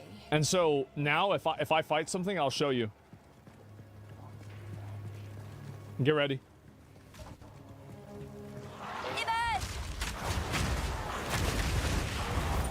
It's just that I take so much damage. That's the problem.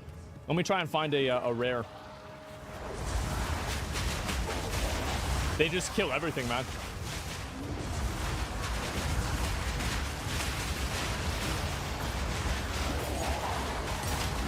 Oh, Jim. Like, I'm just popping the fuck off now.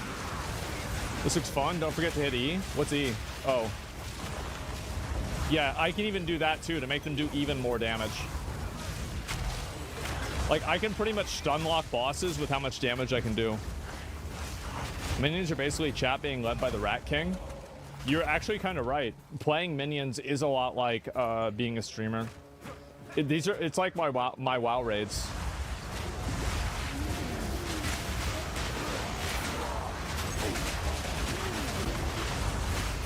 And like my resistances, I don't even have resistances.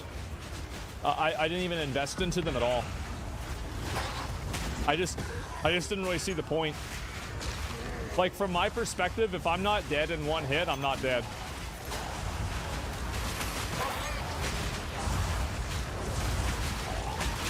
And I just face tank every attack by bosses, and then my minions just kill them. Doesn't matter. Just heal. He'll hit me. It's not gonna kill me. Just heal again. No big deal. The mobs are the random streamers? You think so? I'm surprised I haven't found an elite here. Go ahead and pop this. What I'm probably going to do is I'm going to get a shield, and then I'm just gonna put a shield up every single time that I'm fighting a boss, and just let the minions do everything. Okay, now we've got a fat bitch. Watch this.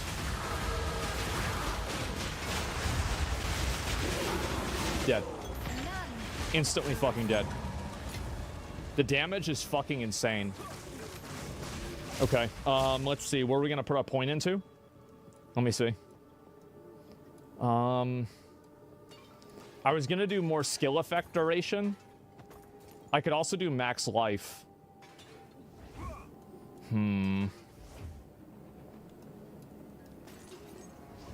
Skill effect duration would be really useful for just quality of life.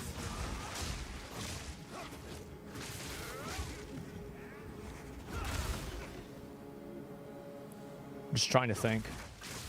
Always damage. I could also just go with more minion damage too. Yeah, you're right. I'm thinking also about getting a little bit more mana regen and then going with mind over matter. Because I don't really use mana anyway. Like, I mean, so it's like, just seems like it's a better option, right? I think I'm gonna max out the skill effect duration. Actually, no. Let me max out my 10% damages. And I don't know if I should go with this, like the 10% chance to afflict withered on hit. I don't really know if that's like a high value debuff. And like, whenever I say I don't know, what I mean is I don't think that it is. It's plus the area. Yeah, the area damage would be really good, but it's area effect, right? It's not area damage. Yeah, it's area of effect. So like, that's only gonna help me with my clear speed, and my clear speed is already really fast.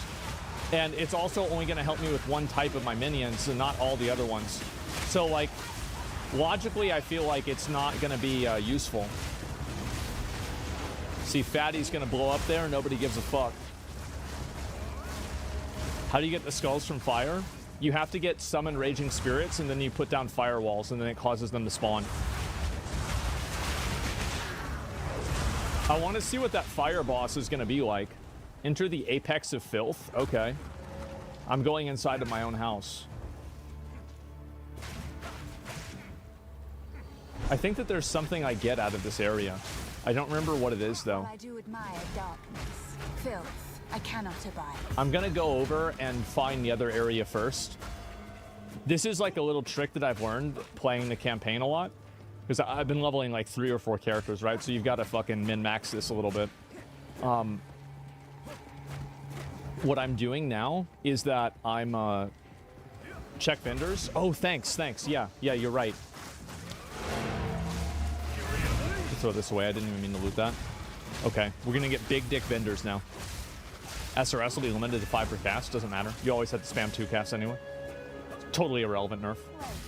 Anything catch your eye? Dog shit ass garbage, trash, bad, not good, don't need it. Okay, all these are bad. Everything here is bad. That's bad, bad, bad, all bad, super bad, really bad, trash. Let's look at Oswaldo, see if he has anything good. Okay, search for Molten Vault. We're looking for Spirit. This is 39 Spirit. Mine's 43 Spirit. But I'd also... what do you guys think? Should I try to roll this? I'm going to do it because I think people want to watch that. About time that one, so. Okay.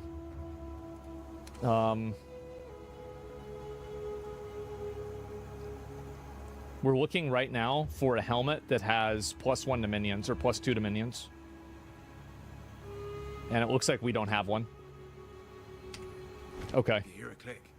Doc. So we're gonna go ahead and add a second augment onto this. If it's not good, we're just gonna put it in the back. That's really good. That's really good.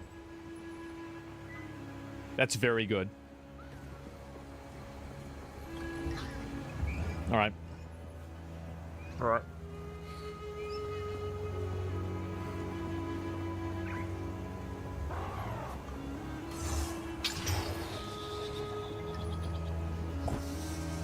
All right.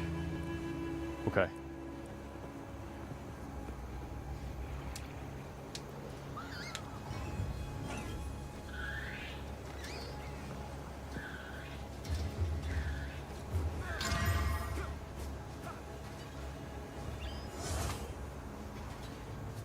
Fuck. Fuck. We're gonna do one more. We'll do one more.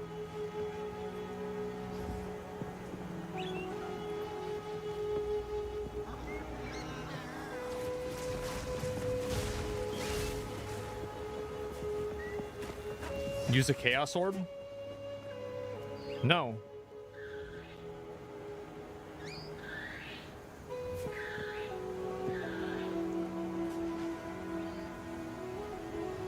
It's 25% chance.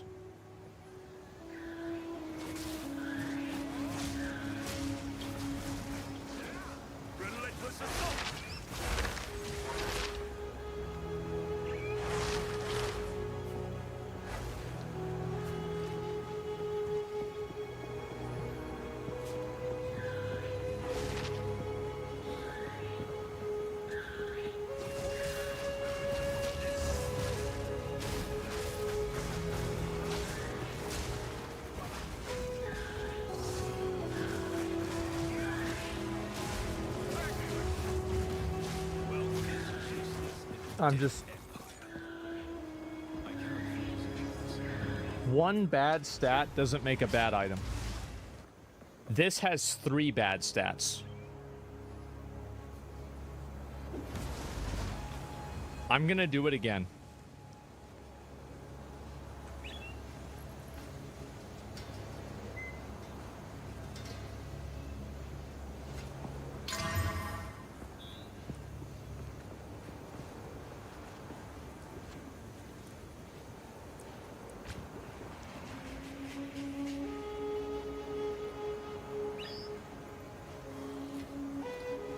I'm gonna use the Chaos Orb on it. There's a 40% chance that I get a really good item.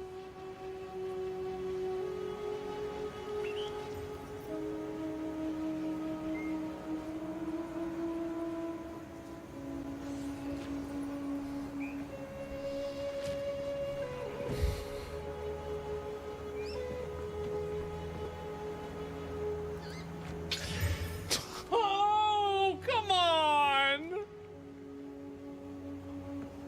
Oh, fuck.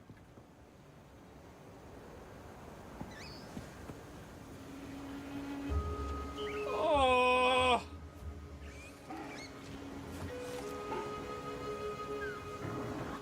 I don't want to do it again, guys. Like, it's... I don't have a lot of these.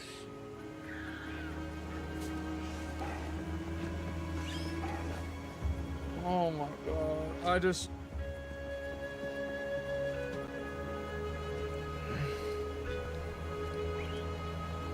Just one more.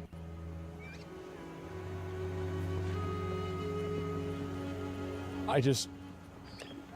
Guys, it's bad. It's a bad item. It's bad. It's a bad item. What am I doing? Wait, oh, I have this necklace. Okay. I am going to alch this necklace. You guys ready?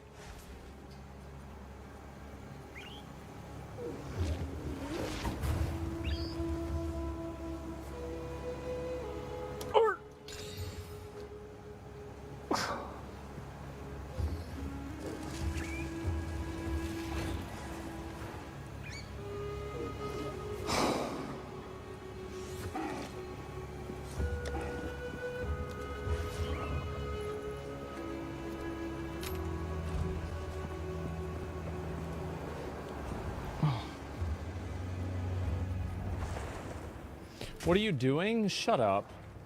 Shut up, what am I doing? Doesn't matter. It's... Look, it's not a bad item. It's just not a good item. Like, I could probably still sell that.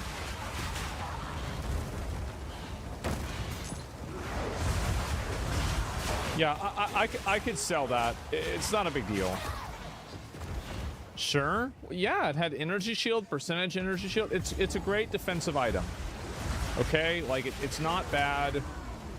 I'm gonna get better gear and I'm gonna be way better off. Everything's gonna be great. Okay, guys. I'm gonna get more. I'm gonna get my currency back and everything's gonna be okay. Now, where the hell do I need to go? I think I need to go down there. I guess where you guys can't see on the map. That's where my character model is. Or my fucking camera, I mean. Copium? No, I'm being serious this time. What was the min-max? It wasn't. There was no min-max. We were just maxing min. Like, it was bad. Just fucking... Everything about that was bad.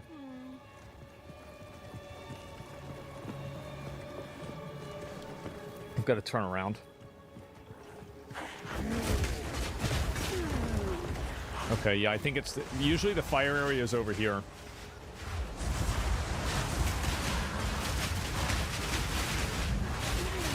See, Pork Boy got destroyed again. See how much damage it does to my minions? Like, basically none. Like, that's why minions are so good now. Like, I gave them so much health that, like, they basically never die. I'm actually really curious to see what's going to happen with this boss. Because this boss kills my minions. But I don't know, like, how fast it's going to happen.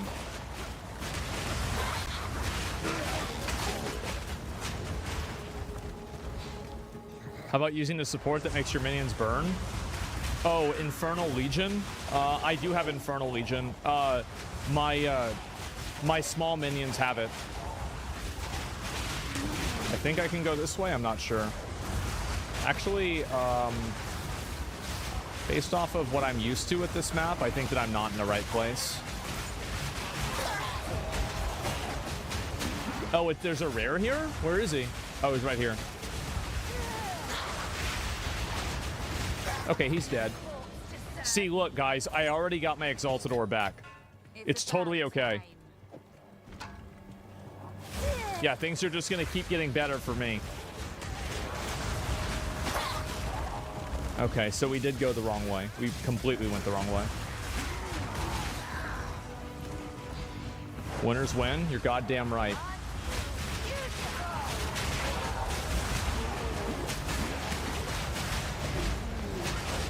Gotta kill Pork Boy over there.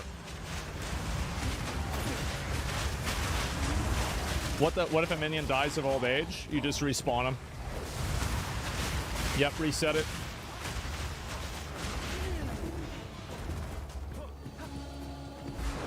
Why is Exalted Orb important? It adds bonuses onto rare items. So each item can have 6 stats on it. A rare item usually spawns with 4 to 6. So a blue is 1 to 2. White items are 0. Blue is 1 to 2. Rare is 3 to 6. Oh. Okay, it's got to be this way. Not lost, I'm just farming orbs. Yeah, guys, I'm farming. This is it. It's right down this way. Yep. Oswaldo, let's go. Okay, let's go. I'm really curious about this boss. I don't know what's going to happen here. How dumb are those nerfs? I don't think that there were any nerfs, really. Like, I didn't get nerfed. I feel like things have been fine. Oh, I can't go that way. Yeah, maybe it's just me, but like... I mean, the Summon Raging Spirits nerf was actually, it wasn't even, it had nothing to do with the Raging Spirits themselves. It had to do with the way that, what do you call it? It had to do with the way that you could auto-cast them. So, like, they had to fix the auto-casting problem. So, like, it had nothing to do, really, with, like, even the way that I was playing it or anything like that. And like, I would use that build, or I would have used that build, but I feel like it was just stupid and it would be annoying to watch. Like, a lot of times this might sound silly. Oh, there it is. But I do try to I do try to choose builds that look good to watch.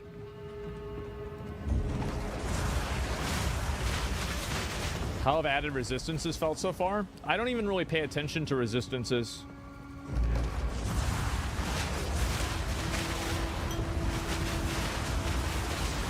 Kill all these guys. I love Lightning Arc.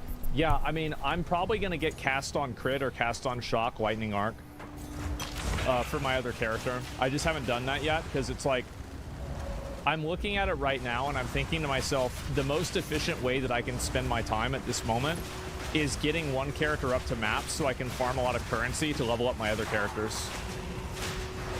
Because like, I've swapped characters like 3 or 4 times just for content, you know?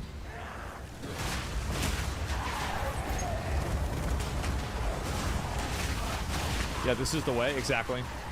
And like, also this character is really good. Okay, so there's this area. There's, I think, 3 of these, and then we can go down and move over to the other side.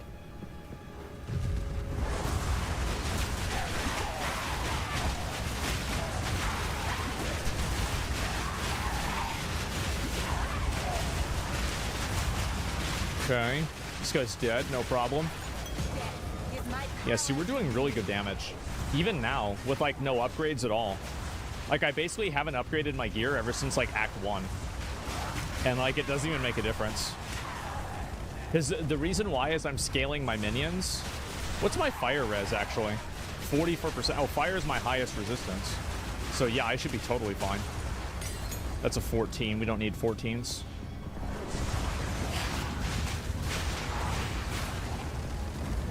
I need to also use Contagion more. I just wish it had a larger range of like transmitting. Right, we need like a COVID gem. What's it have? Yeah. Not gonna lie, shotgunning everything is good. Yeah, it is. I won't get there. Okay.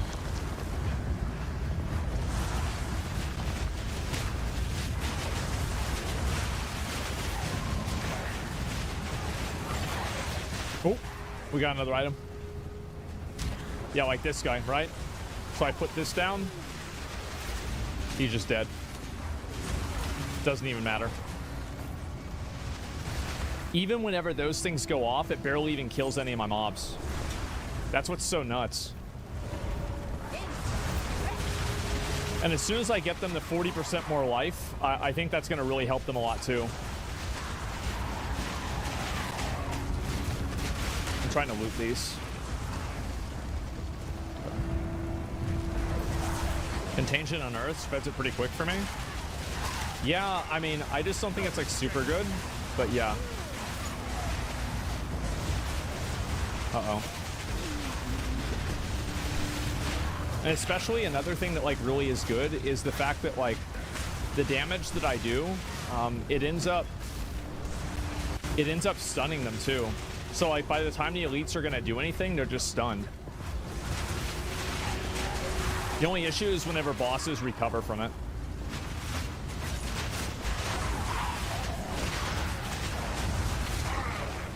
Okay, maybe it's this way? I don't know.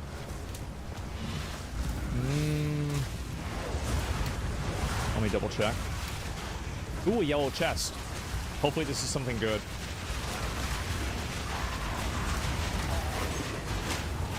But you guys see what I'm saying about how, like, it's very rare that I just get, like, random insta-gibbed like I did in PoE 1 all the time. I feel like that feels a lot better to play. That's kind of trash.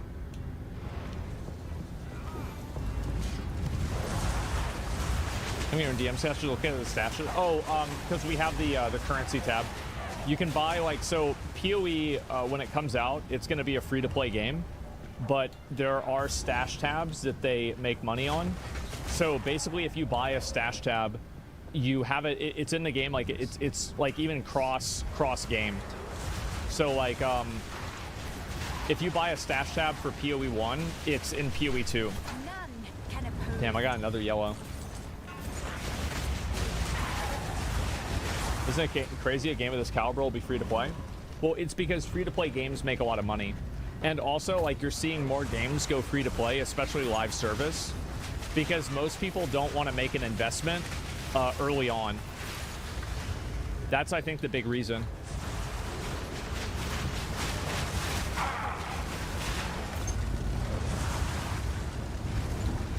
Especially a $70 one. Yeah, exactly. Like, that's, I think, a big weakness that, like, almost every developer has now, is that, like, they can't release a game that's, like, really, really expensive.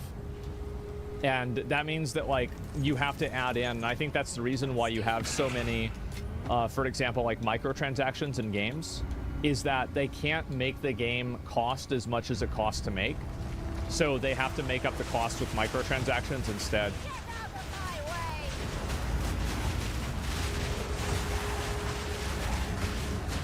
The classic. In your opinion, is there no ragdoll physics on dead mobs? I don't even know about that. I have no idea. I don't give a fuck about that. Yeah, I have no idea. Nintendo model? Yeah. How much do you need to spend on the taps? Well, like, oh wow, there's 2 elites. Ooh. Oh, he's over here.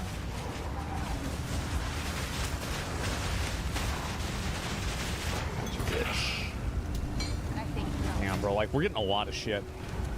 Okay, actually, no, I'm not gonna throw it away. I gotta teleport back and vendor everything. What if your toothbrush could do the flossing for you? Waterpik Sonic Fusion lets you brush and floss with the touch of a button.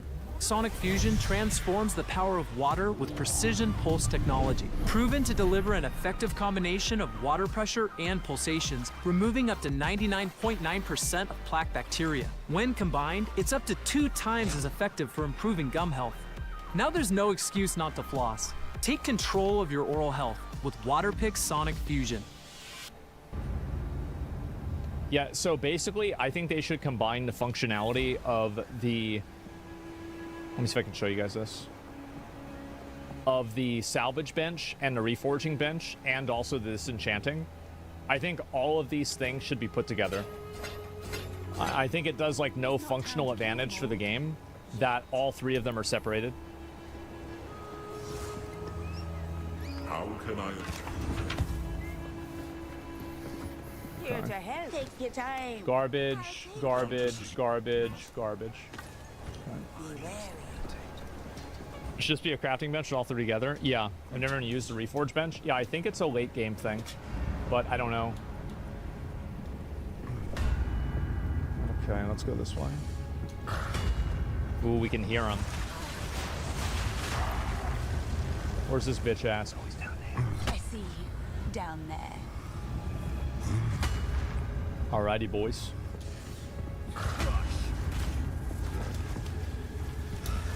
Let's do it.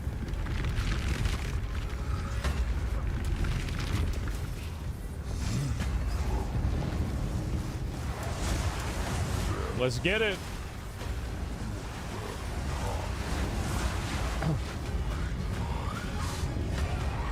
Big dick damage.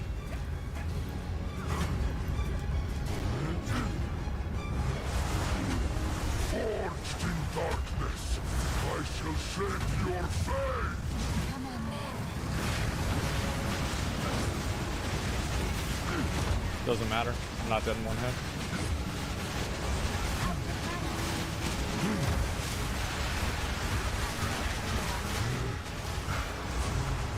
Where's he going? All my guys are dead. I'm gonna step back a lot.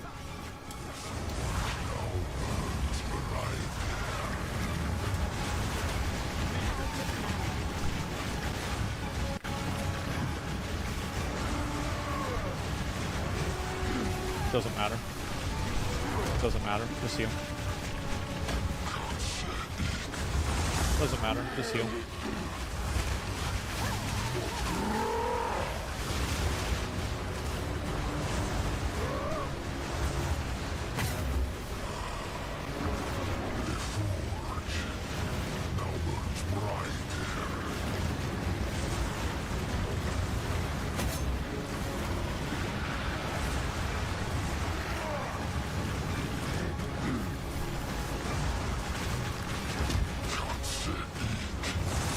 Just heal. It's not so bad. Yeah, it did pretty well. Wealth has never inspired me, but it was a fun fight. Not so good. It's all right. Gaming, yeah, no rares. I know. Rip warrior for this boss. Yeah, I don't know what warrior's like on that boss. Probably not good. Okay, what's this? Is this any good? Magnet piece of shit. Okay, and we'll get rid of that too. And I'll just get rid of that. Like, I feel like mine's already pretty decent. Okay, so let's go back and use the hammer to Oswald. Okay. Keep anything. Nice. Okay, and we got a skill gem. What are we gonna do with the skill gem? I don't really know. I think I'll just put Unearth again. Should be fine. Honestly, pretty easy as melee. Yeah, boss isn't really that hard. You have a lot of money. Why don't you Gamba? You think I should Gamba? Okay. Earth Shatter fucked him up. Yeah, I feel like I did really good damage there, honestly. I feel like we popped the fuck off. A few rings. All right.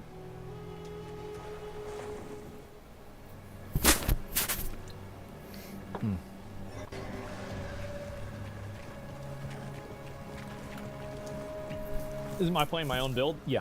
Yeah, I did this.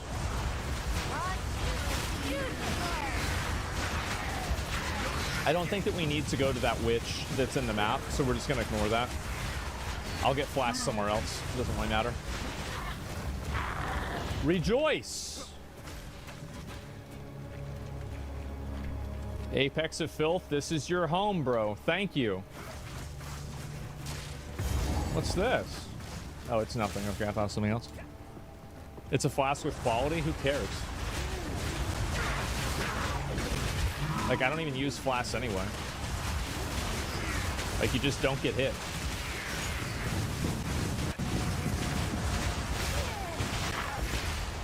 Does drop anything good?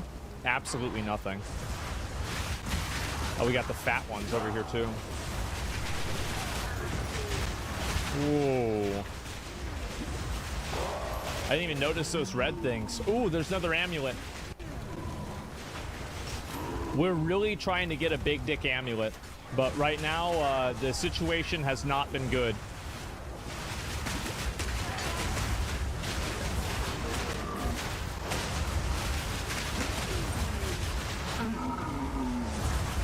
Order one online? Okay. That's called buying it on trade site. Look at these guys getting fucking destroyed. Oh my god. I am going to be really curious to see what it's like for the end game. I'm thinking that... So I'm going to finish this character and get it into the end game. And... Oh, look at that fat bitch over there. Oh, fuck. Teleport on top of me. Here we go. Insta-dead. Insta-fucking dead. I think it's this way. Grip was playing this, was top 3 somehow. Oh, my build? Yeah, the build is pretty decent. Like, it does a lot of things right. I'm thinking about changing maybe one thing with it, but I don't really know yet. Like, right now, I just feel like more minions. Like, basically, I have my extra minions that... Big dick. Okay, let's go with... I think we're just going to go with more damage, honestly. I think we could probably... You know what? Maybe we could go with more health. They're not really dying a whole lot, though. I think we'll just go with more damage, guys. Yeah. Fender check? I will whenever I kill the boss. I'll be this level for a bit. $200. That's a lot of money.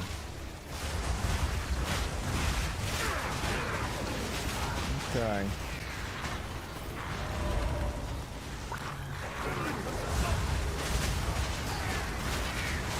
Which website should I use to check the builds? There's a lot of... Like, I tried to look for a warrior tank build last night and see if anybody came up with anything good. I'm gonna be honest. Nobody's made any good warrior video build guides for, like, what I wanted to do. A rare mushroom. Maxroll has some guides out now. Do they? Do they? I was looking on YouTube, so like they might not be, you know, aggregated on YouTube.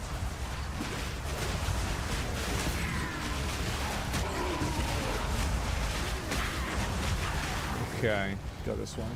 Fuck, I can't. But you guys see kind of what I'm saying about how like PoE 1, like the map design was pretty much similar to this, but the difference is that now, what's this? Ancient carving. When we first came to this place, Ooh. death alone was the king of all that we surveyed. Solemn is high. What's this? We got little and were starving. 2 fat boys. Mountain offered us nourishment. Eating the caps and stems brought us grand visions of a thriving world. It was a promise of things to be. Damn! This will be our new home until our promised land was made real. That's a lot of damage.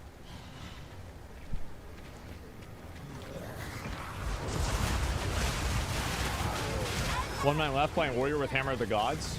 Yeah, no, the ability is really good. It's not that Warrior doesn't have the ability to do a lot of damage. It's just that the playability of the character, I think, is kind of clunky and unfun. So, like, I don't think Warrior is a bad class in terms of, like, performance. I just think that the gameplay type that it wants you to go with isn't fun, basically.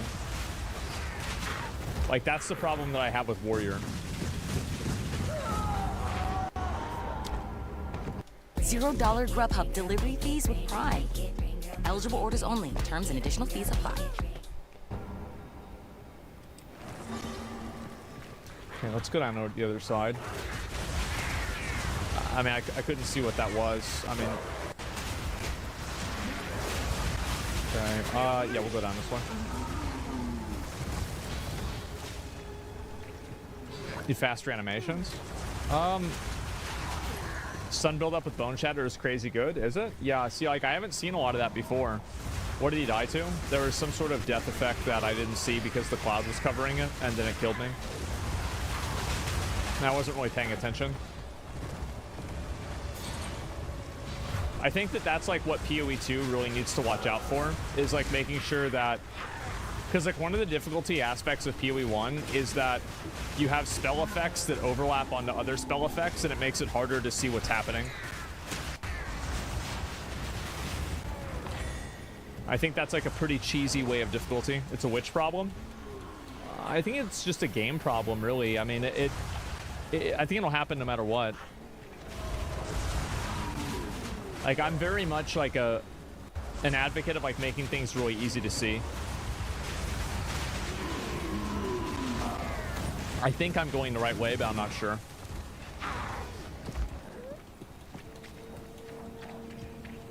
Oh my god, I might not be.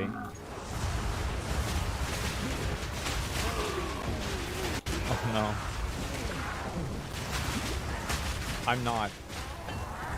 Oh no. Is it down there? Like...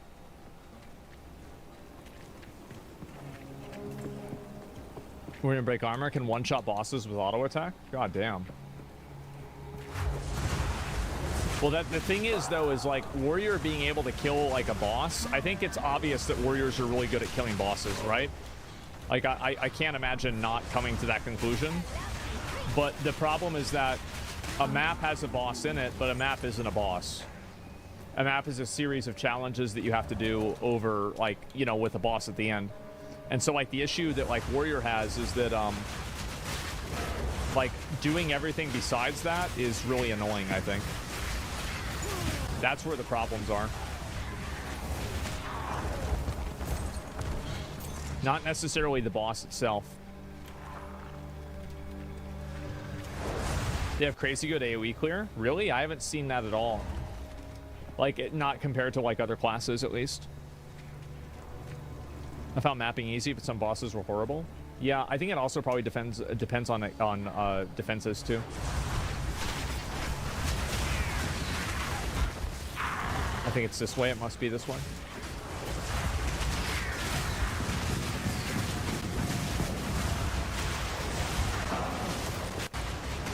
My clear is very good with warrior. Okay. Yeah, I certainly haven't seen any warrior builds that have good clear. So if there's somebody that's doing it right, I haven't seen them. Boneshine won the boss with the hammer. Yeah, no. And that's the thing, is like warrior definitely does feel like the class that scales the most in in-game right now.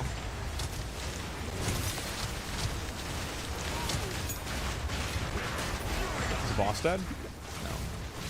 Now it's dead. Okay. Ooh, we get an augment orb. Oh, that's huge. Or not augment. What was that? A Val orb. Yeah, there you go. Yeah. That's what I meant to say.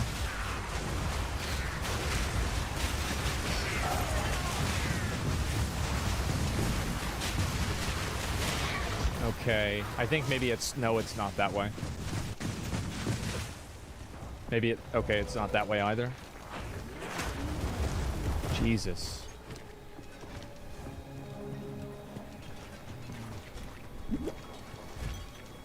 My keys are in the center? I don't think so. I feel like they're on this side. That's what it was last time I did it. But I've only done this area once before.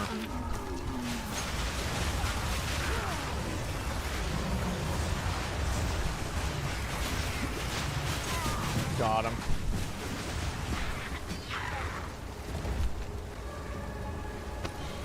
Okay, it's not this one. We're gonna have to try another one. You can use Val Orbs to get 5-link skill gems early if you get a corrupted 4-link. Wait, a corrupted... Wait, skill... A corrupted?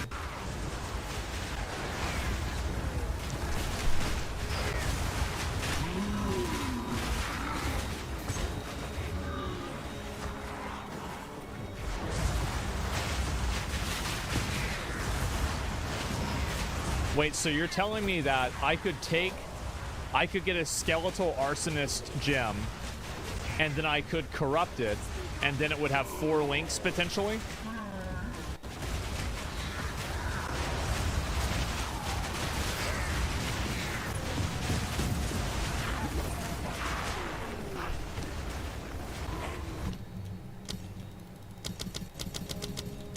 Why can I not make this?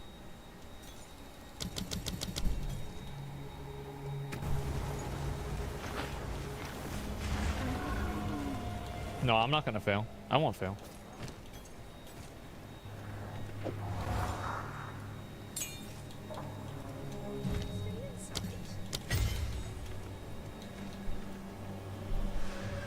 Oh no, but now it has 3. Oh wow, so this is actually an investment. I have to 3-link it, okay. I'm gonna get it on my first try anyway. It's not a big deal, but it'll be nice. Okay. You guys ready?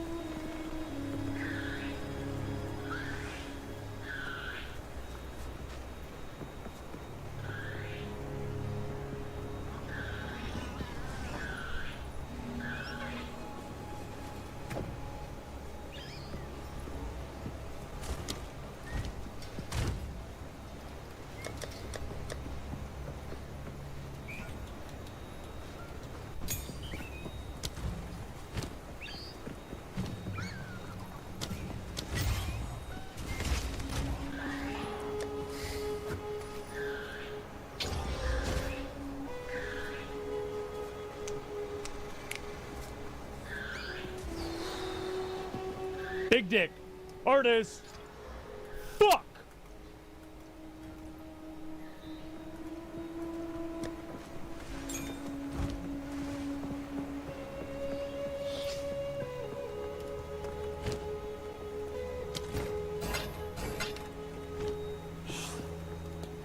Yes. Come on, we gotta get something good off this, right? That's actually pretty... No, it's not good. Because it gives me too much life. Or it's dex. I don't have that many dex.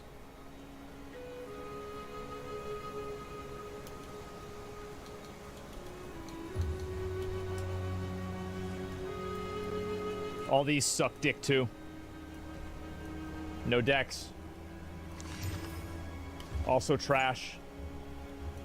Trash. I hate this fucking game. Okay, give me a minute.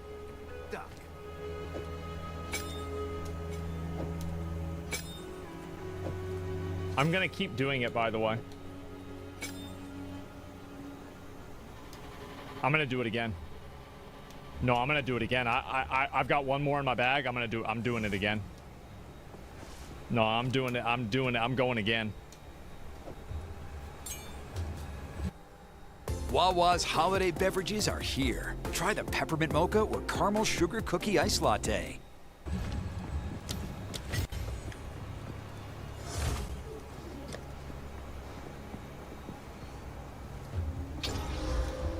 Big dick.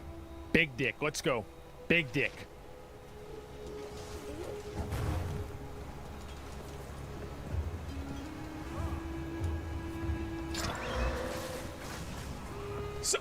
See, guys, I knew it. I knew it. I'm the fucking best. There it is. See? See? Look at that. Who's mad? Winners fucking win.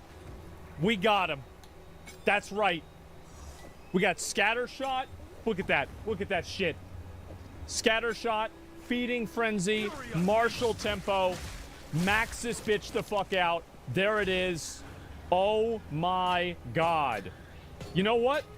We're feeling good. We're feeling cute. We're gonna do another one. I'm gonna alchemy this neck. Y'all ready? All right. You can't win them all. So let me go ahead and put this away. And let's see what we got here. Then we need one more gem. Where's my gem? Level 3, level 3, level 3. Where's level 3? Spirit gem, I don't give a fuck about that. Where is it? Where is it? Where is it? There it is. Okay, support. Okay. And we're thinking about Arsonist. I'm thinking about Minion Mastery. How are we feeling about Minion Mastery? I'm feeling really cute. Big dick.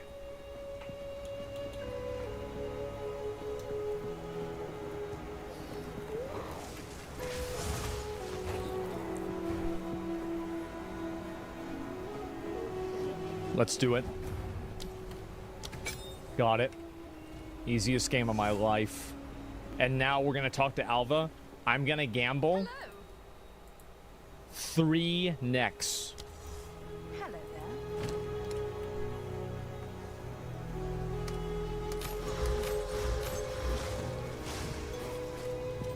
Good luck.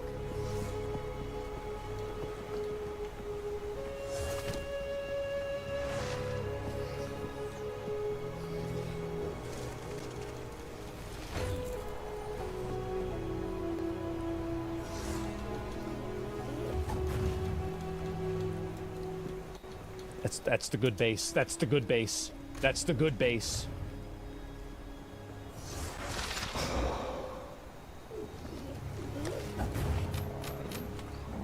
Come on. What are you doing? Okay. Now we get to see the damage. My minions are now more powerful. Oh yeah. That's what it's all about right there, boys. I'm thinking about putting Raging Spirits on, I'm gonna lose a lot of Raging Spirit damage, but it'll probably increase my boss damage if I give them fire exposure. I just don't know whether it'll be worth it or not. Because if I have fire exposure with Ignite, and then I give them Infernal Army, which gives them Ignite on everything, then logically, it would be really, really more good. Do the minus fire res on attack.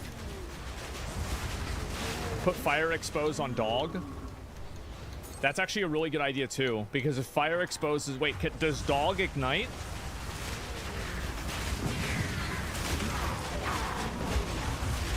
Oh, he does? Oh, I didn't even know that. So if dog ignites...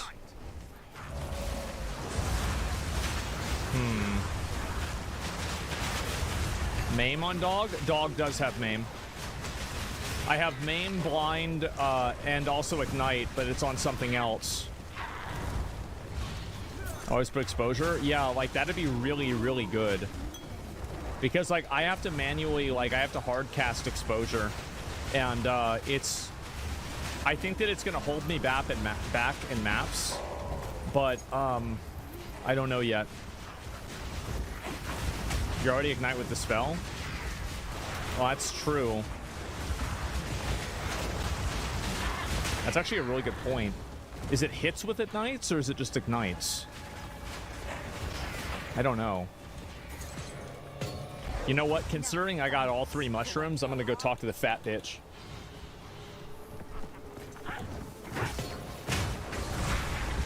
Where is she?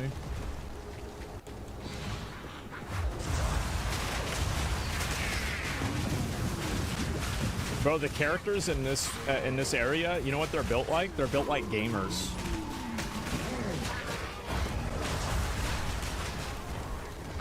We got all that. We got every gamer phenotype. You've got like the really fat ones. You've got the skinny fat ones. Wait, what's this? When we first came to this place, wait, so I can't go in there? was the king of all that Okay. we surveyed. Splendid his high gotta and leave. lonely throne. We got little and we're starving. But this man-made mountain... You like that one right there? That's a gamer. That's a game. That's a lot of gamers. That's a gamer too. Okay, that's not a gamer. I'm not a gamer. Fucking died. Okay, where am I going? Oh fuck, I have to run all the way back.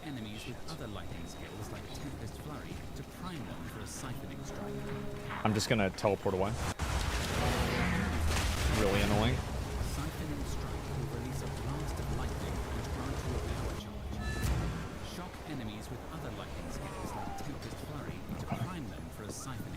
Do you find a Queen of Filth yet? No, I haven't.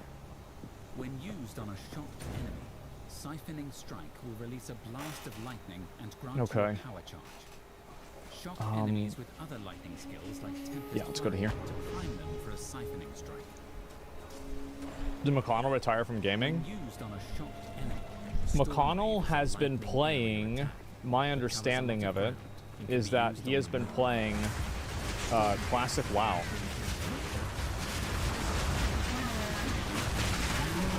Yeah. Still no girlfriend? No, I don't know why. These hoes just don't like me. Yeah, I don't know what it is, man. It covers a lot of ground. Bunch of stuck-up hoes. It's really fucked up, isn't it? Lightning area attack. He's boycotting me because of no Templar?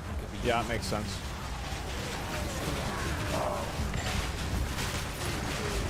I'll have you guys know, like, McConnell played a witch in PoE 2, right? So, like, don't ever make him think, like, you know, he's like some Giga Chad that only plays Templar. It's completely not true. Yeah, he played Necromancer as well. He's lying.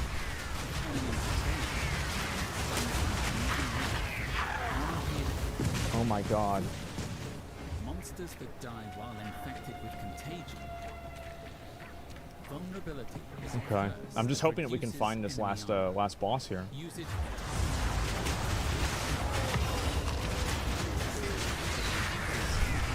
God fucking damn it.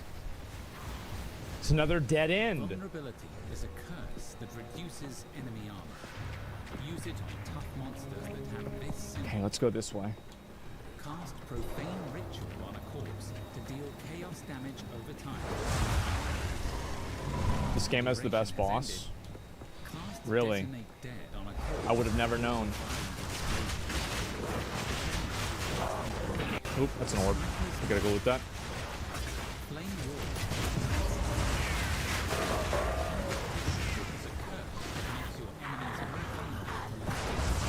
Yeah, I think the areas in the game are way too big. I think that it's okay in Act 1, but in Act 2 and Act 3 especially, there's just so much dead space that it just feels like a huge waste of time. And I don't really like. I think that making the areas big is like okay, but like it's just too much. No, I don't think it really like.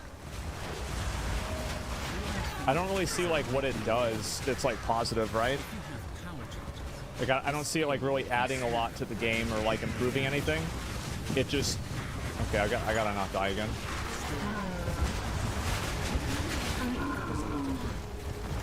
I think it just wastes time. With killing What skill issues on my Q? Flammability.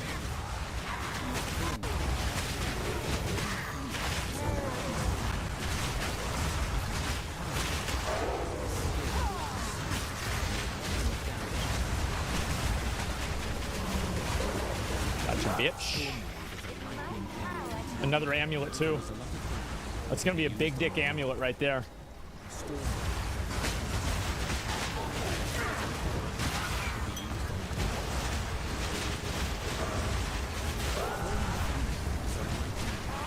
Where the fuck do I go? monsters will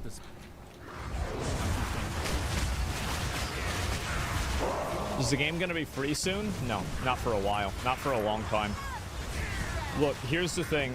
I'm gonna just be real. If you're, I mean, at least in America, right? I mean, if you can't buy this fucking game, you don't have the money to buy the game, you probably don't have the time to put, you need to spend that time getting a fucking job. Like, it's 30 bucks, man. I mean, this is like a 500-hour game. It's 30 bucks. Like, you can't figure that out. Like, you got bigger problems in life than a fucking game. And this is coming from somebody who's been there. Like, let's be honest.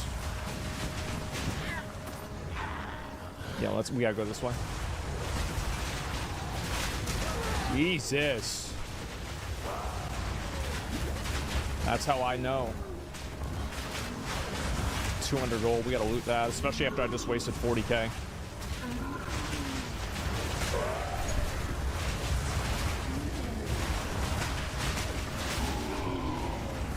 If you're a fresh player, you need bank tabs? Yeah, you do. Easiest game of my life. Orb of Alchemy, a yellow. That's crazy. That's a lot of loot. Okay, maybe it's this way. I think it's this way.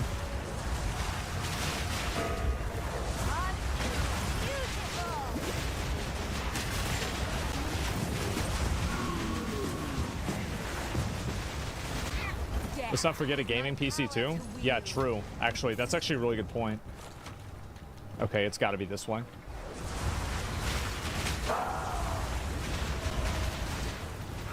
There we go. Okay, we got it. Ooh, this is it. All right.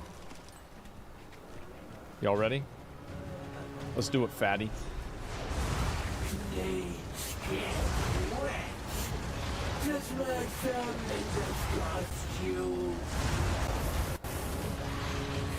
Do it. She eats her young. Fire. Do it.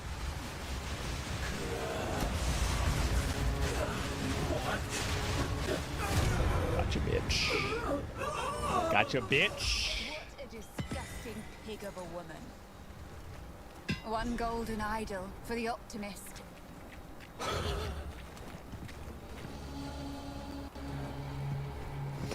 Damn. Paste? Yeah, I never even heard that the first time. Oh my god.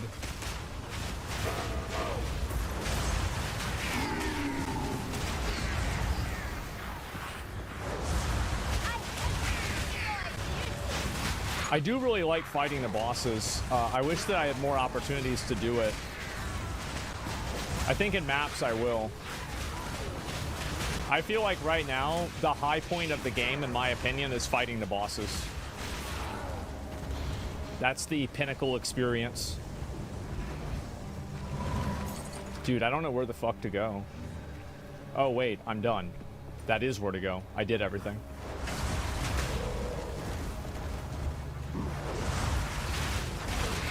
Where's that other thing, though?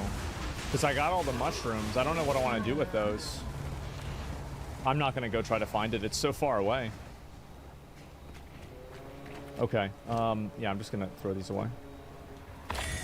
I don't really need these. It doesn't give me anything that's useful.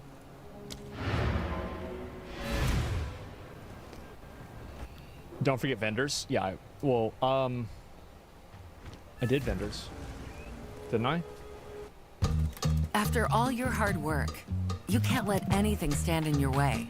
That's why you have Cox Business, with personal 24/7 IT support beyond internet.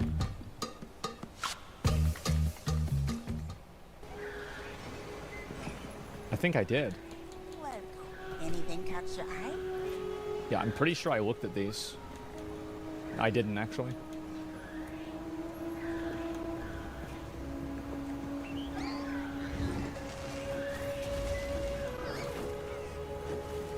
Fuck, man. Take your time. Fuck. Fuck. None of these are good at all. Okay. Increase spirit. It's not enough. Check Act 1 vendors. I don't think it really matters. Because they're going to be lower level. Anyway, I have to get food and do some other stuff because I have to end early today. Because I have things going on later on. So, I will be back on tomorrow. Tomorrow is a big day. Why is tomorrow a big day? Let me tell you why. Very simple. Something of immense power resides within. Game Awards. Shall harness. That's right. Tomorrow, Black Myth Wukong is going to win Game of the Year. Okay, guys? That's what's going to happen. I want to say thanks a lot for watching the stream and hanging out today. I really appreciate it. Make sure to follow the stream and, you know, all that shit. And I will be back on tomorrow, and I will get into it then. I doubt it. Yeah. By the way, I think Final Fantasy is going to win for sure. But we'll see what happens. Gay Awards? Gay? Yeah, I guess so, right? But anyway, guys, thanks a lot for watching. I really appreciate it. And I will be back on tomorrow. And we're going to maybe play... I don't know if I'm going to have time to play more of this tomorrow or not. I have no idea. But if I do, I'll be doing the end game because I'll probably finish this up tonight. And yeah, I will go ahead. I'm going to give you guys an update of what I've been doing off stream. So this is my character right here. I'll show you what I got going on. So we got my new character right here. Oh, there it is. I got this right here. I got this last night. I exalted the cold resistance onto it. No big deal. The shield. It's not amazing, but it's okay. This neck.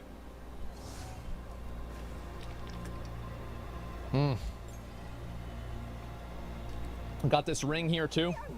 It's a decent ring, not amazing. It's okay. I exalted the physical damage and fire damage onto attacks. I wanted to kill myself. I got this chest piece. Got this ring. Hey, what happened to my I bought this off of Alva. Are you serious? The gloves right here. These are my next. This is my next big upgrade right here. I'm gonna replace.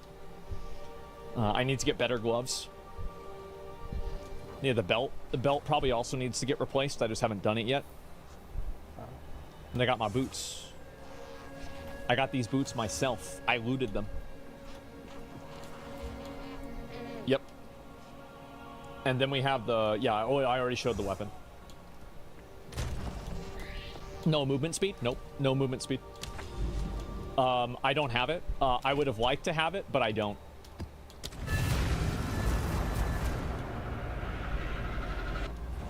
I have Simmer Gears of Warrior and he sucks.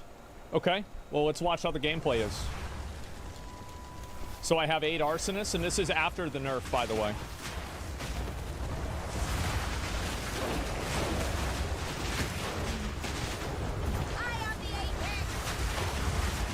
I just block everything.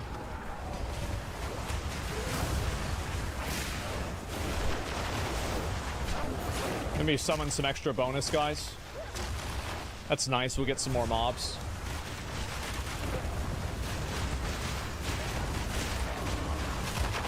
It doesn't matter. I don't even take damage. Let's see.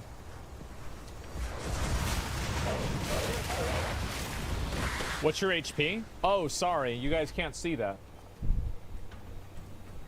There you go.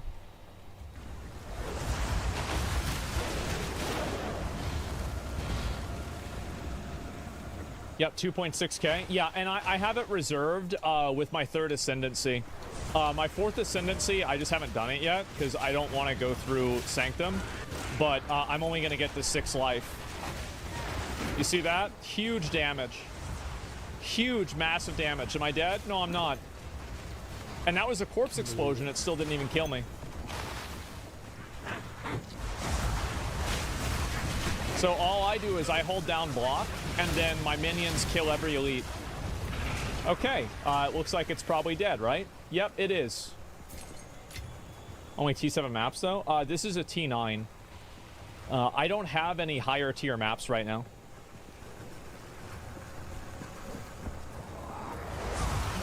We got another one, and this isn't even like my final form for damage either. You can see right there he's going to try to attack me. I just move out of it. Problem solved. And sometimes the minions die, but usually they don't. It's actually very rare that they die.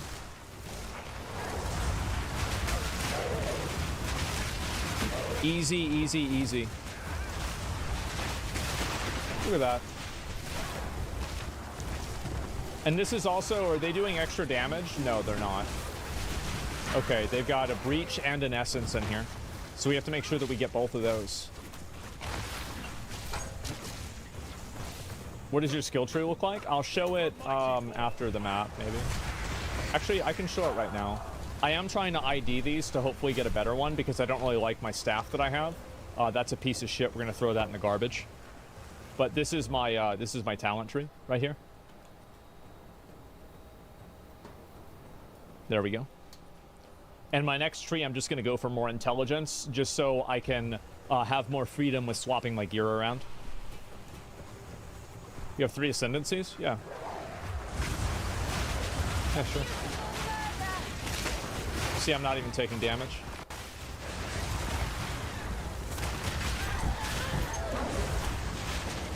And then I can also summon these guys, too, if I want even more mobs. I wasn't reading chat. I was reading chat. I need to stop reading chat. My chaos damage, my chaos resistance is quite low. I also got Mind Over Matter, which gives me the ability to basically tank almost any hit in the game, as you guys can see.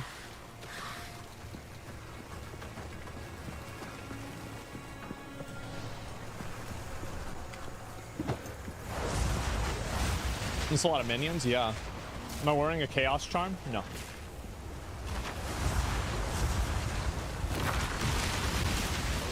Got him.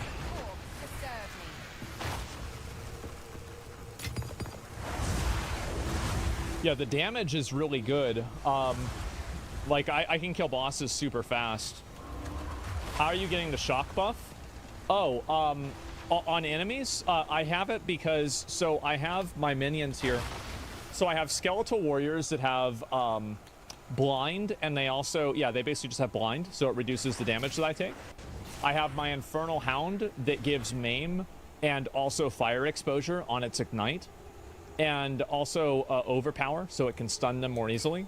Execute, because this helps me finish off mobs with Unearth, which is the time that I would be using it. And then I have my skeletal warriors here that have Envenom to poison, and I'm probably going to respec these, by the way. And they have Culling Strike and also Lifesteal, just so they can stay alive more. But what you're asking about is my Storm Mages. And so I have only 1 Storm Mage. I had 2, but then the patch came out, and I can only have 1 now, unless I drop an Arsonist. And so I use my Storm Mages to get a shock debuff on the enemy. And it really only manifests on boss fights, but that's when it matters the most. And so, like, in boss fights, I almost always apply a shock. Storm Mage was cool. Yeah, and my build got nerfed where I effectively lost 2 minions. I used to have 9 Arsonists and 2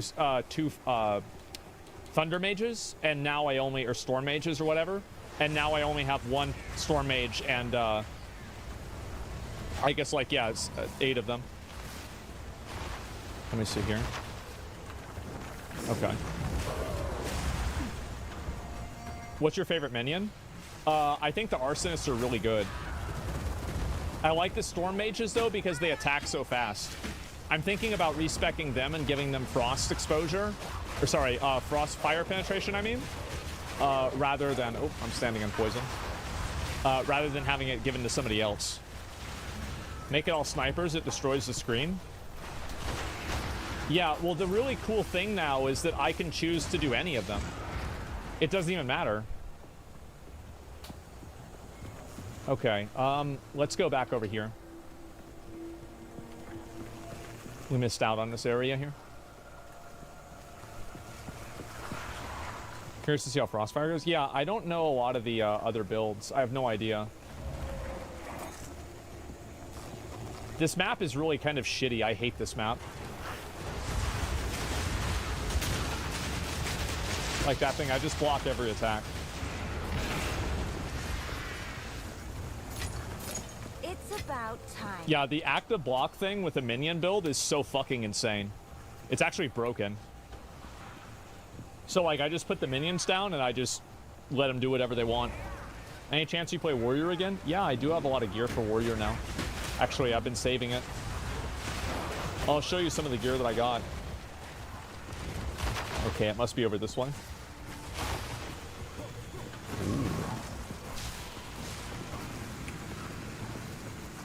All right, here we go.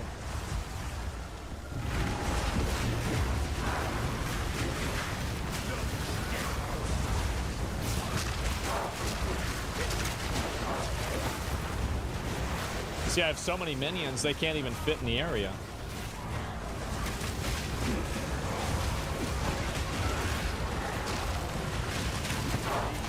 Nope, there's one right there. He's dead. Wait, are they all gone? Yeah, they're all gone. What a shitty breach. What a fucking joke. Fuck this game. Wow. Okay. Do you know about Loot Filter from Neversink? Yeah, I heard he made one. I just haven't looked it up. Yeah, I have no idea. Breach density got nerfed hard. Oops.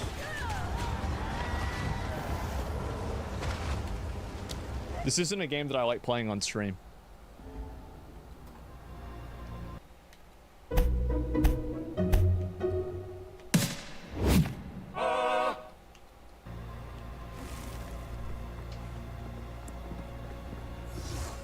Yep. And so that's the reason. The balls got him? They did. They got me. And let's see. Oh, that's not very good. There it is. Reading chat. Yeah, it was your hideout? I haven't even done that. You're right at the start. Warrior's actually fun and strong with the Shockwave Totem. You just need to go further down the talent tree. Yeah, I think you're right. Definitely. And so, yeah, that's basically how it's been going for me. You can die in a minion build. Yeah. And so, obviously, things usually work better off than that. But did I get another Waystone to, like, average out on this? I didn't even notice. Did I or not? No, I didn't. Oh, that's disappointing. Okay. I guess I'm gonna have to do that again. Yeah, and show my gear in the stash. That's right. So I got some stuff for my warrior. I got this.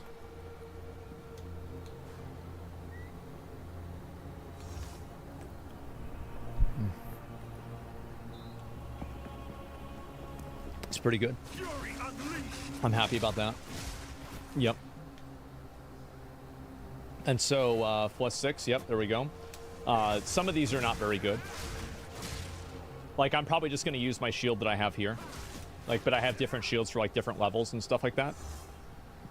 And then, oh, I have this, too. It's a decent item, right? Nothing crazy, but it's decent. And then I have, like, a +3 melee one, too. Might as well. And these are all just for, like, leveling and stuff like that, too. And then I got this big mace for leveling too. 32k gold. You must have done one respec. Nope. I buy rings because ring is really what I want to upgrade right now. And that is actually kind of good. Let's see, because I'm using mana as effective health for me. So we're gonna go ahead and augment this. I'm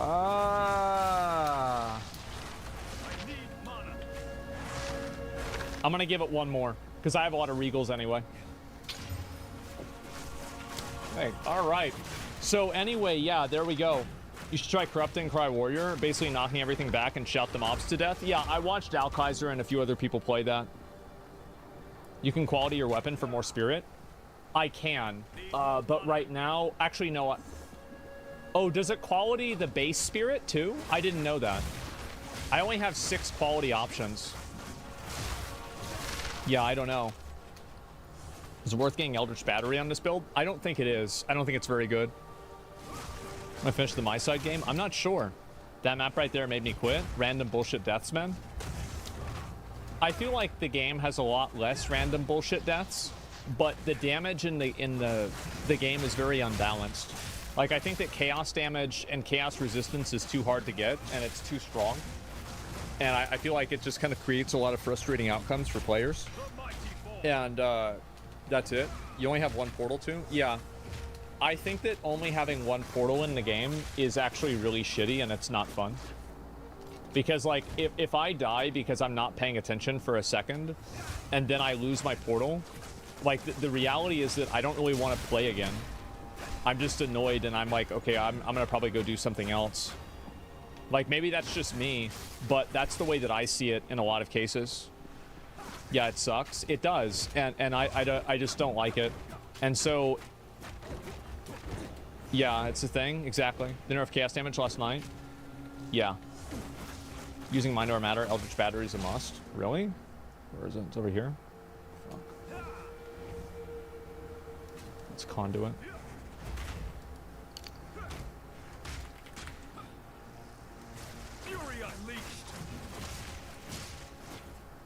Oh, no. No, I don't want to do that. Makes you way tankier? Well, wait a minute. So, if it converts...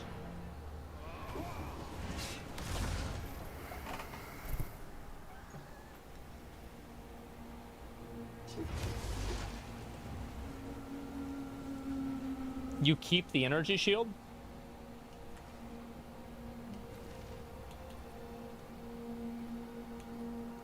That doesn't make sense. With Unique Amulet? Yeah, I don't have that. Yeah. They synergize really well. Don't listen to chat. Yeah, I mean, this is all like something I did all on my own. You need to build up your mana regen? Yeah, I don't have good mana regen. I just spam flasks. But yeah, that's from what I've been doing with my my PoE build. And that's my first time I've died in 3 days, by the way. And so, yeah. You lose 500 ES and gain mana. Yeah, I don't want that. You need Everlasting Gaze Amulet for it. Yeah. But I'm going to end a bit early today because I have some other stuff I need to do. And I'll be back on tomorrow about the usual time. I don't know what we're going to do. We might do Infinity Nikki tomorrow. I don't know yet. I have not decided. I will decide in time. And yeah, that's currently the plan. So thank you guys very much for watching. I really appreciate it. And I will be back on. And yeah, we'll see what happens. Anyway, gentlemen, until next time. Peace. See ya. What if your toothbrush could do the flossing for you? Waterpik Sonic Fusion lets you brush and floss with one device, transforming the power of water with precision pulse technology, removing up to 99.9% of plaque bacteria. Take control with Waterpik.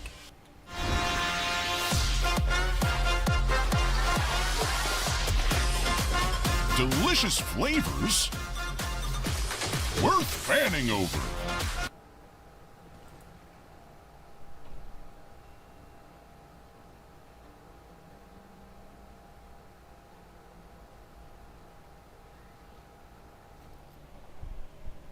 And so, yeah, Conquest Dark is the other game. It's basically one guy that's making this game. I mean, correct me if I'm wrong. And, like, he and I are very much aligned in terms of, like, the art style and, like, the vibe of the game. And so, yeah, Conquest Dark is the other game. It's basically one guy that's making this game. I mean, correct me if I'm wrong. And, like, he and I are very much aligned in terms of, like, the art style and, like, the vibe of the game. And so, I think you guys will really like that. Okay, here we go. Okay, shit's so annoying. Yeah, it happens to me too. Okay.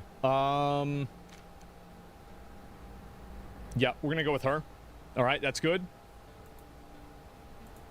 Okay. We'll kill this guy, get the thing. All right. And we're gonna go with... We'll go with the short bow. Okay. We're good. Wait a second. Wait a second.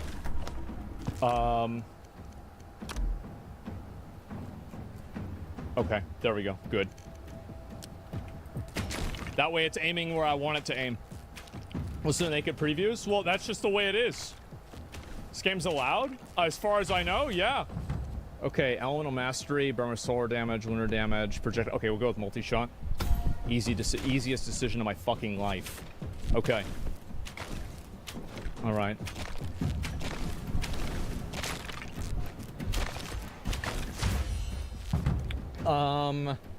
Two arrows that ricochet between enemy targets and powerful. Okay, we're gonna obviously go with ricochet.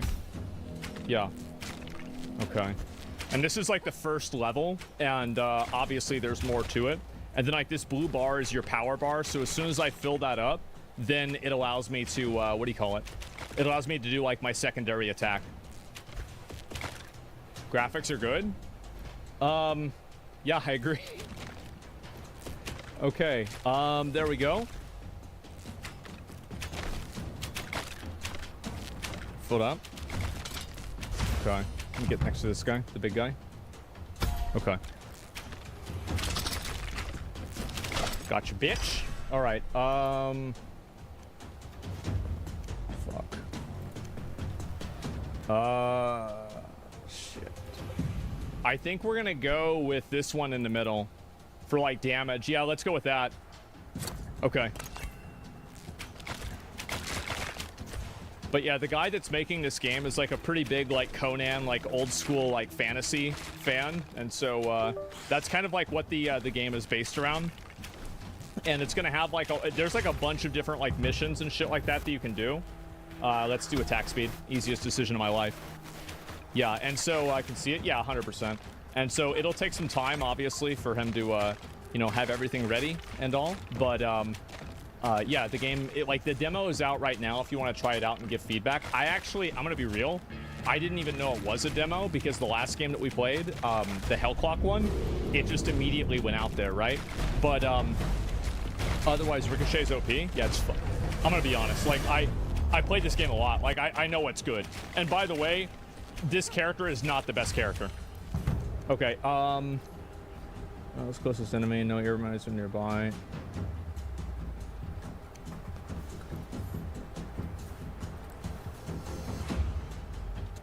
I feel like this one's better. Even though I kind of want that. Yeah, this one's probably better. Okay. This guy's blocking my attacks. Okay. Perfect. Gotcha, bitch. I think we're gonna go crit chance. Actually, I'm gonna go with healing soul in case I start dying at the end. Yeah. Okay, so I get health back. Is the game out yet?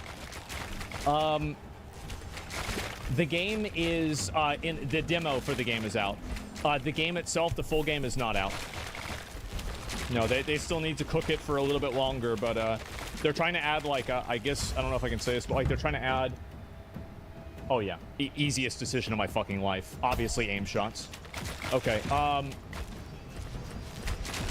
So yeah. Anyway, it's good. Yeah. No, the game plays very well and everything. And there's like a bunch of different characters. Like there's a like basically with like a lot of games like this, or like with Vampire Survivors, for example, like you can play characters, but you can pretty much do any build on any character, which you can kind of do in this game. But there are also classes that you can level up, and like you can level up the class itself to where like there's separate artifacts and everything that empower the class that like make it stronger.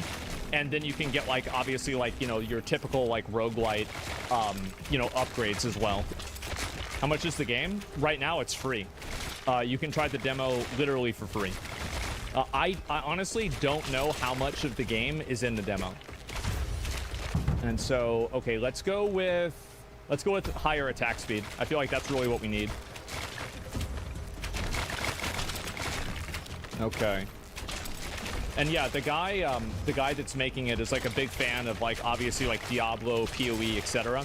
So you're probably gonna see like one example is like there's a bunch of different stats and everything that like you have access to that like tell you pretty much like what you have and all that. And so you know, as obviously the game like gets designed and finished more, you know, he's gonna fill that out and like make it more useful. But like for the demo, it's not as important, right? Unless you're trying to like min-max. Okay. There we go. Okay. You can toggle off nudity in the settings. Yeah, I know that.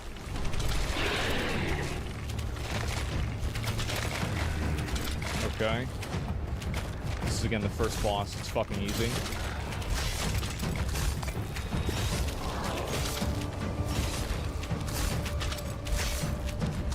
Okay.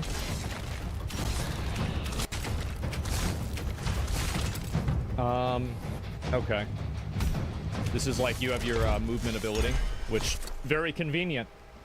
Okay, critical hit damage. Yeah, this one's obviously the fucking best. Okay, we're gonna go with that. Yep. Pants? Yeah, actually, oh, I just realized I ruined the run. I gotta start over now. Okay.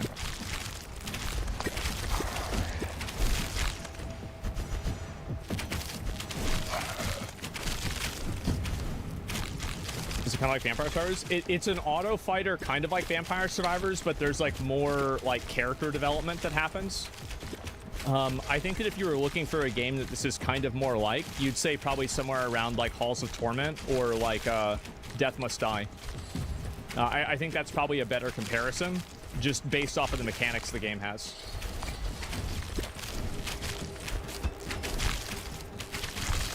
Okay. This one is a bit different. Yeah, we're gonna go with multi-shot, it's not even a question. It is a bit different in some cases, but I would say like if you want a close comparison, that would probably be the best you could do. Damn.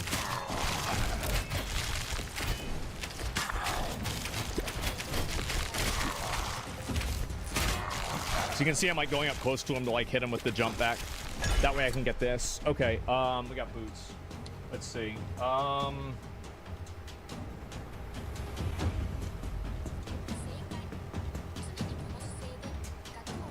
go with this right here. Okay. Miss message? Yeah, because I'm playing the game. You can show off the other stuff and other in-game build after this. I can show off my in-game build? They're okay with that? Okay. All right. All right, so after this, I'll show you guys what it's like, you know, after I finished everything. I don't think I played, like, the recent build, but I will double check and see. Okay, we'll go with this. Actually, we'll go with that.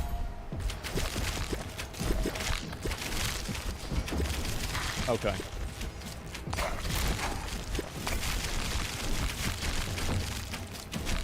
At 2 minutes, the boss spawns. If this is the boss I think it is, he's a fucking joke. So it's not that big of a deal. Oh, there's also archers, obviously, that'll, like, attack you. And, like, the red balls that I have, like, I thought I was going to take a lot more damage, but I've kind of played this a lot, so I know how to beat the first level pretty easily. I do also think, like, actually, you know what? That... Yeah, I could talk about that a lot, of, like, different, like, little things that I think that, you know, should be improved and everything. But I do think, like, at the beginning, playing a range class is better, right? At least right now it is. Okay.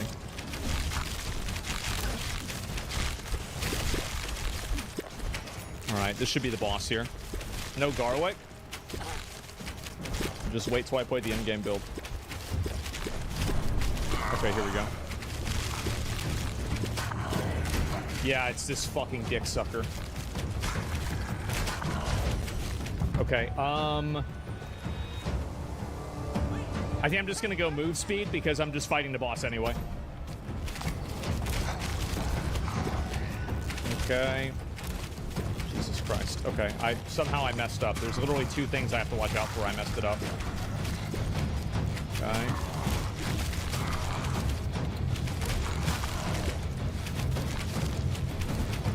Got it. Bitch. Okay, perfect. Easiest game of my fucking life. Okay, and let's go with that. Okay. And also, this game is still in like early access, and so any feedback that you guys have on the game,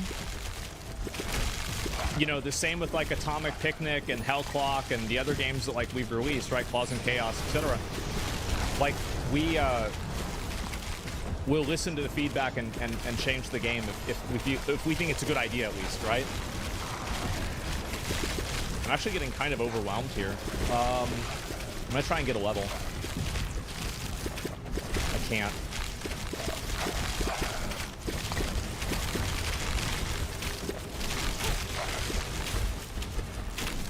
Well, I think I'm gonna have to use my jumps or something like that in order to just... Maybe I should have gone with Pierce. I feel like maybe I should have just gone with Pierce, especially to clear all these mobs. I don't know.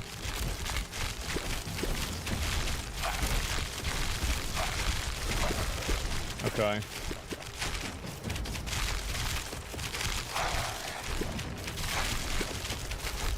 front of that.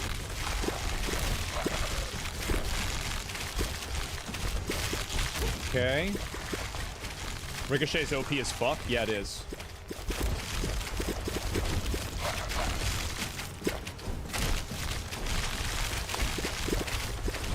Okay.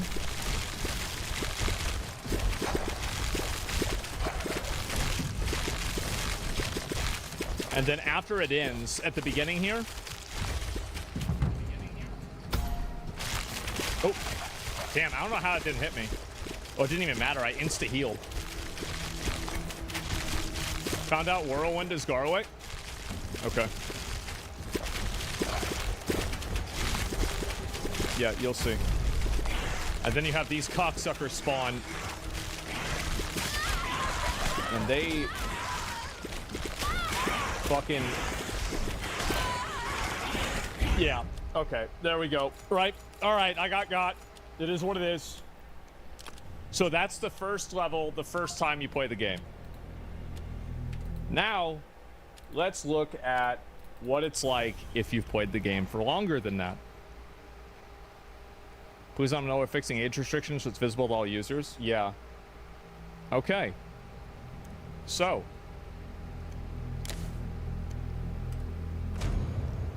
All right.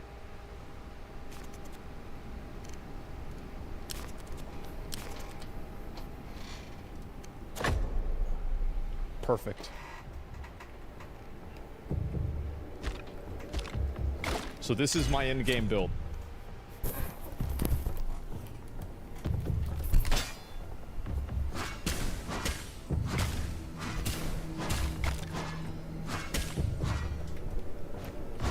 They're humongous. What did you expect?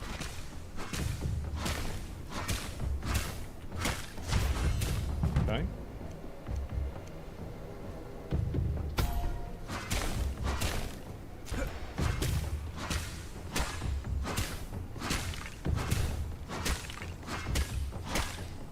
I'm hoping that I'll have a good run with this.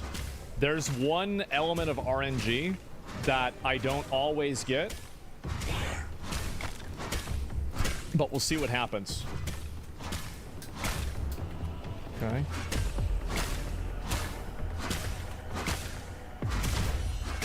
Okay, so you can see obviously this is the fully upgraded one that I always use. And these are actually secondary bonuses as well. Make sure I get that too.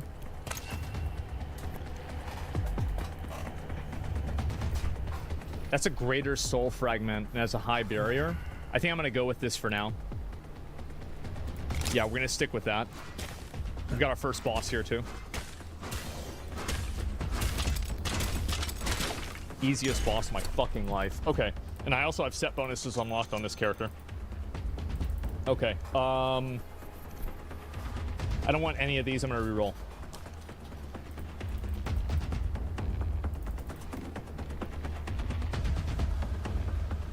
I don't want any of these either. We're going to go with this here. I'm going to go with health. Garlic. Just be patient, okay? Fucking relax. Okay, let's do... we'll do Bulwark. That's fine. These don't really matter. We're gonna have to level up all of them anyway. It doesn't make a difference. I'm gonna play that though. Okay. But Osmond's playing.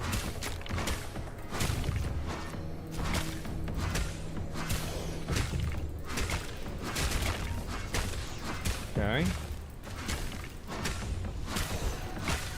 27, good job. Actually got to 45, and then the game crashed. Okay, this is still better. What we're doing now is we're waiting on the next elite to spawn.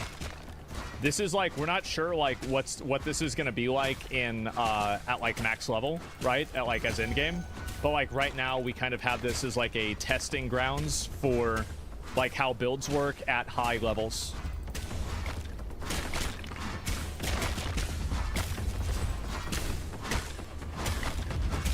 Enemies can dodge? Yes. And they can dodge and they can also block. Okay. All right. Here we go. And let's see here.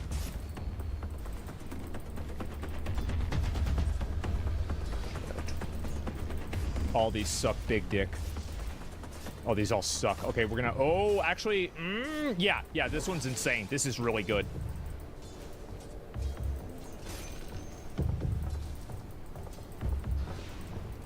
I reroll anyway.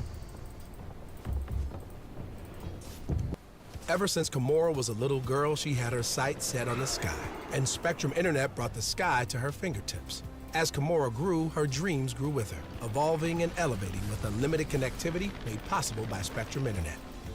Switch to Spectrum Internet Advantage for just $20 per month with a 3-year price guarantee. The sky was never the limit for Kimura. Let your dreams take flight and live life unlimited. Switch now.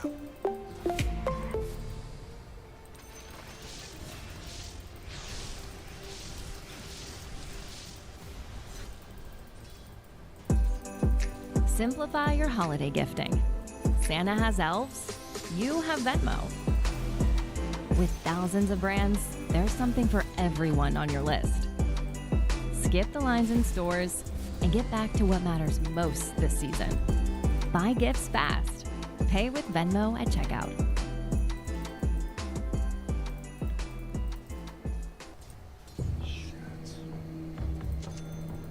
I need to have health. I need health.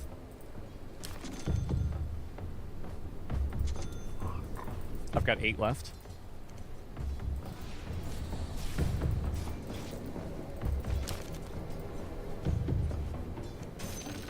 I'm getting so fucked right now.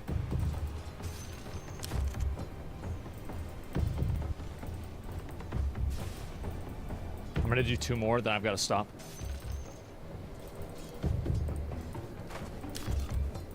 Bonus health. That's perfect. That's perfect. The block chance is not ideal. But, oh, reflecting damage. Let's go with this instead. Yeah, that's better. Also, the aura around me functions like, guess what? Righteous fire.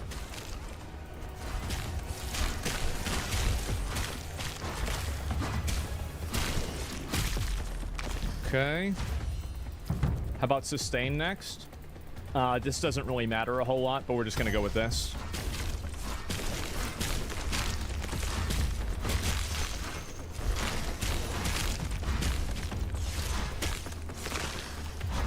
Okay.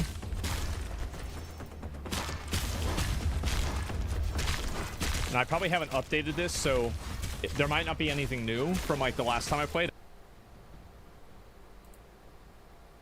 George is in the background getting ready. I wanted to give you guys a quick update of what just happened with Speaker Mike Johnson. Speaker Mike Johnson was scheduled to speak at AmFest here, but he's no longer speaking here, and we know why. There was a huge bill that has officially been removed.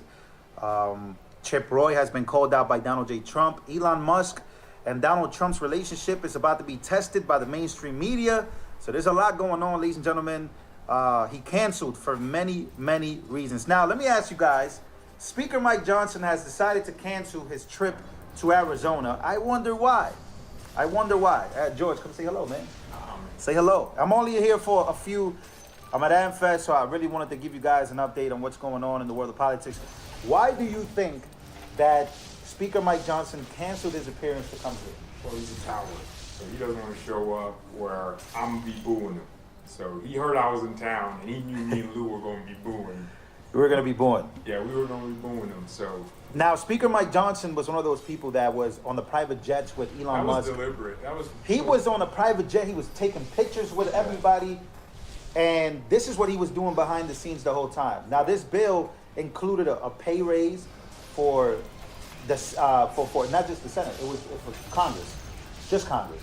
So pay raise to congressional.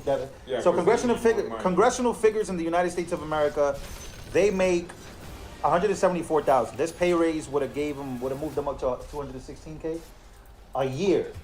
That's about 4 to 4 times more than the average United States citizen. So this also included a stadium in D.C. Because they need that. Because I don't know why they need that. So this bill was horrendous. The whole time, Speaker Mike Johnson was working on this bill while showing up to Mar-a-Lago, while showing up to the UFC with Donald Trump, showing up everywhere. So it's pretty crazy. I gotta say, Mike Johnson is a political genius because he knew if I just hang around President Trump enough, he might just like me and forget all my failures. This isn't something new. Johnson did this for Ukraine funding for foreign countries, militaries. He has been doing this ever since he became Speaker. Oh, they would have went from 174,000 all the way up to 247,000. So my math was even wrong. So 247K, these people. Oh man, this is crazy. So the average American lives paycheck to paycheck. You know what their justification is for giving themselves a pay raise? What is the justification for this? They're saying, hey, look, it's hard to live in DC and it's expensive to go back and forth constantly.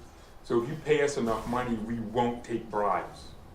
We won't trade stocks. We won't do all. But I'm like, no, the opposite should be true. We should pay you almost no money. It should be public service. So that way, only people that actually legitimately want to serve the people actually get in that. And they wanted to fund FEMA. I saw $30 billion for FEMA. We saw the FEMA disaster out in North Carolina. Our government and rewarding incompetence. People fail. It's all a monopoly, man. It's crazy. So, this is why Elon Musk is important, ladies and gentlemen. So this is what the next conversation is going to be. I'm not going to be on here for long. We got to go. I just really want to go live because I love you guys and I want to keep you guys updated. I'm going to be meeting a whole bunch of people in there, talking to a whole bunch of people. Once again, Speaker Mike Johnson has canceled his trip over to Arizona. He was exposed. So basically the next story I want to get to is Elon Musk. Now, Elon Musk has pretty much taken it up to himself. We spoke about this earlier. Me and George had a long conversation about Elon Musk. What does he really want and why is he doing this?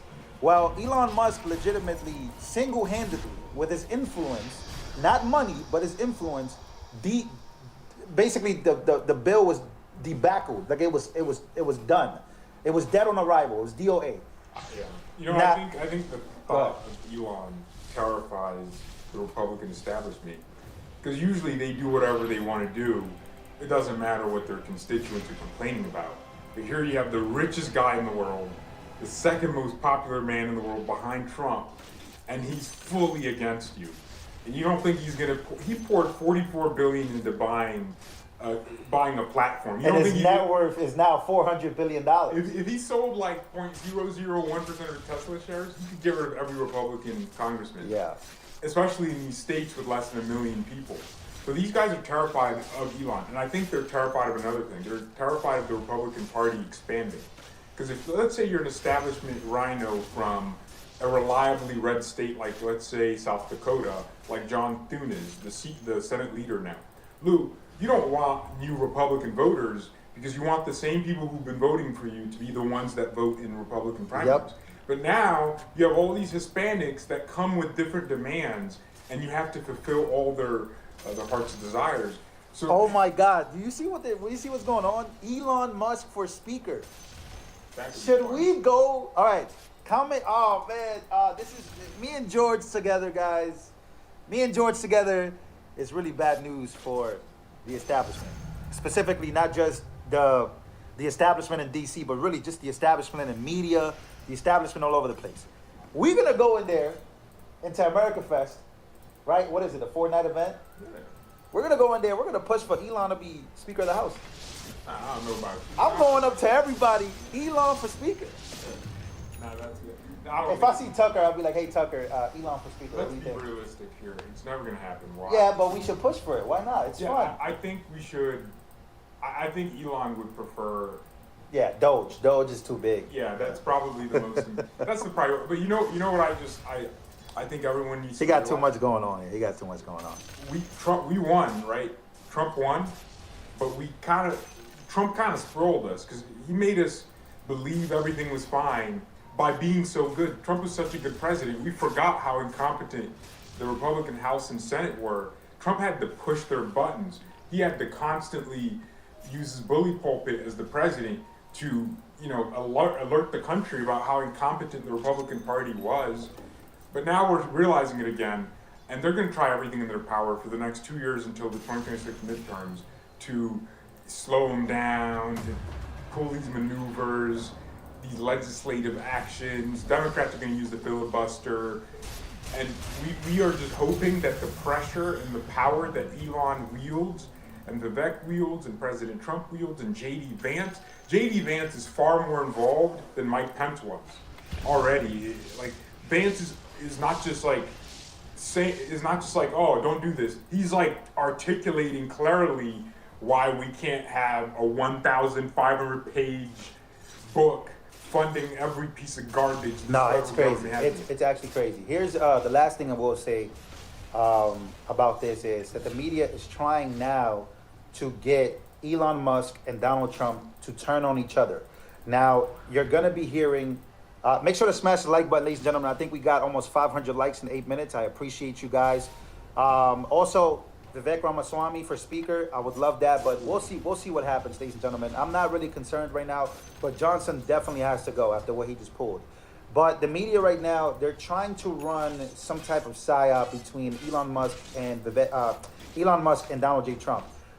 The View earlier today basically saying that Elon Musk is the real president. You're about to start seeing the mainstream media push this narrative that, oh, look, Trump's not the president, Trump's the vice president.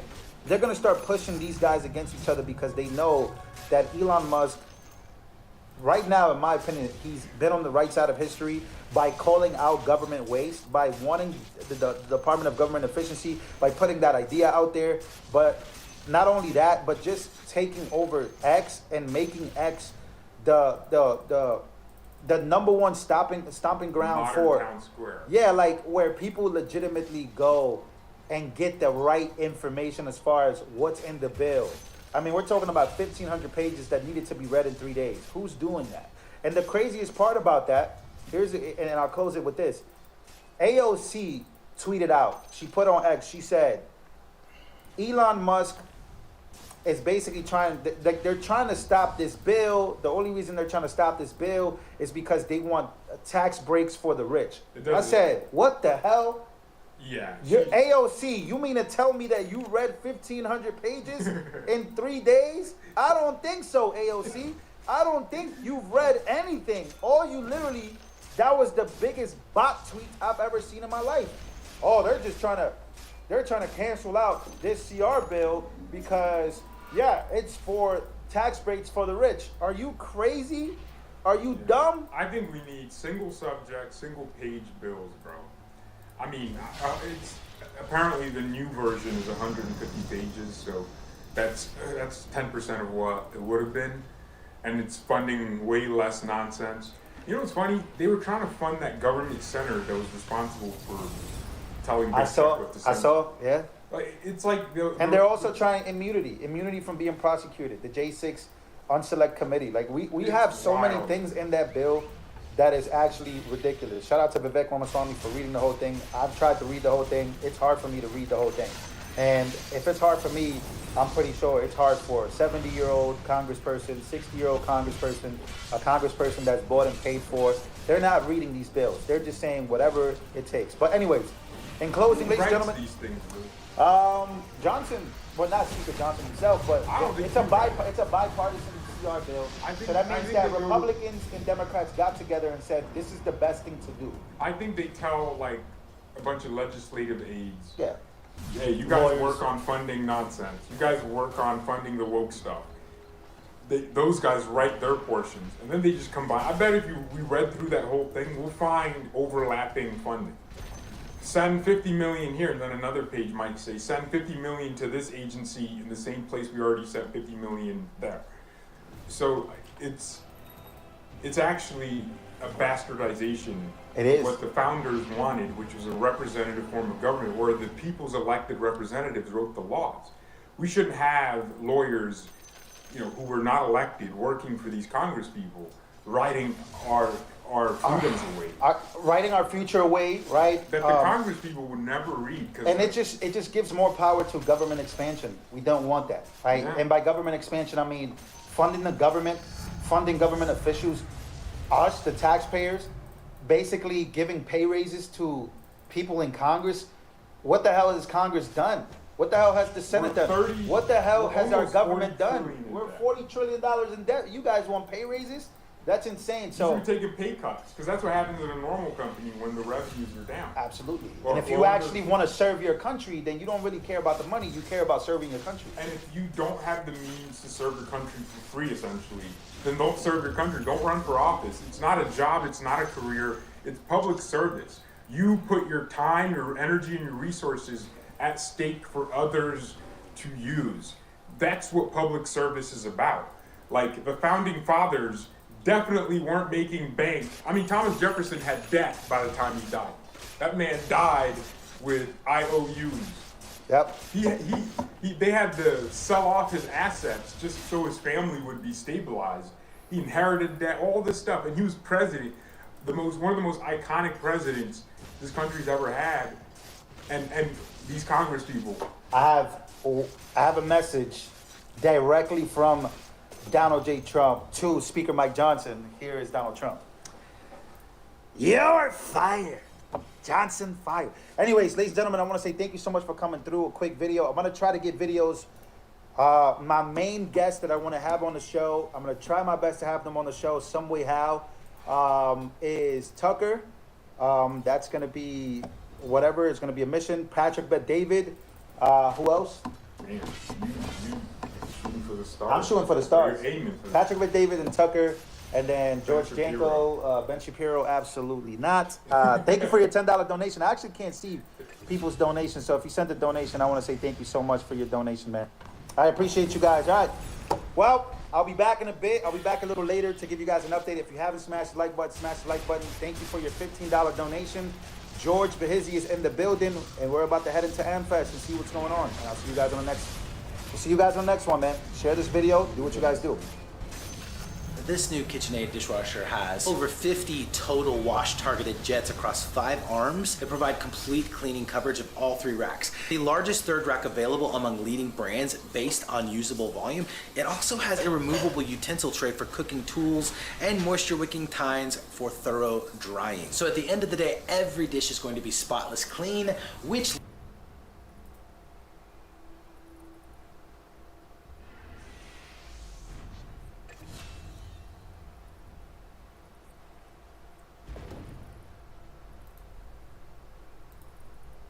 Hey, what's going on, y'all? Welcome back. I am Van, and we are all the LFR family.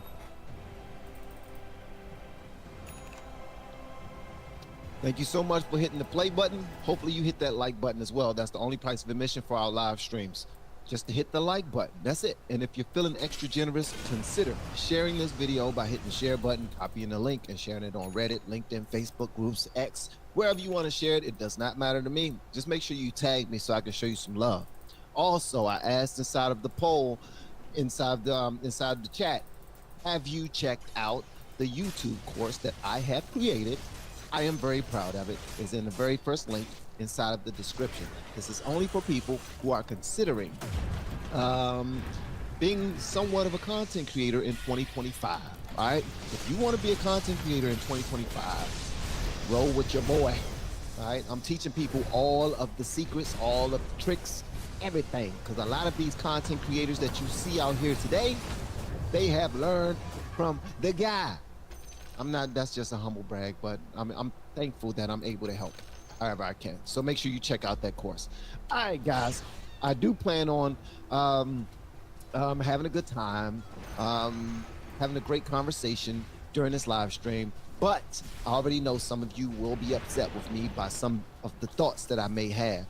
And one of them is behind this last tweet from Rand Paul. All right, how can you get upset for something that Rand Paul just now said? Well, for me, it's almost like people are playing games with politics, and at a point where I'm starting to take it extremely seriously. I'm 46 years old.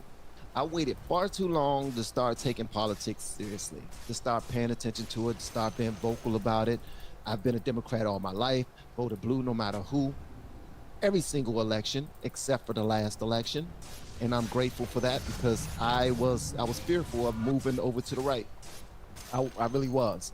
And I will consider myself a liberal conservative at this point, because I still have a bunch of my thoughts, ways, and all of those things, but my life has been conservative for a really long time. I just never voted conservatively. All right, so Rand Paul just now suggested, he said in his tweet that has gone viral, he said in his tweet, the Speaker of the House needs not to be a member of Congress. Nothing would disrupt. Now, I don't know if I agree with that, but again, I am a novice in politics. I'm just now learning this whole thing, just now starting to pay attention to it, just now starting to give a crap about it, to be honest with you. That's the only reason why I'm starting to pay attention to it, because I actually care now. Nothing would disrupt the swamp more than electing Elon Musk. Think about it. Nothing's impossible.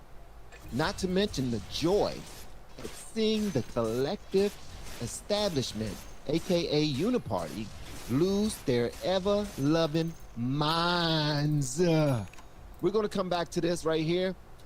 Keep that in mind.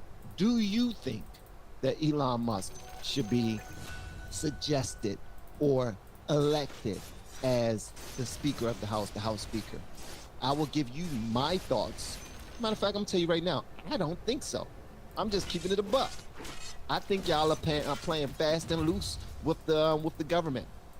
I get it that Elon got cash, Elon got sway, Elon he got the biggest platform right now, and that's just, well, not the biggest right now, but it's really popular, and clearly based off of you looking at that continued resolution bill and him just making a statement, him and Trump making a statement, because let's just get this right too.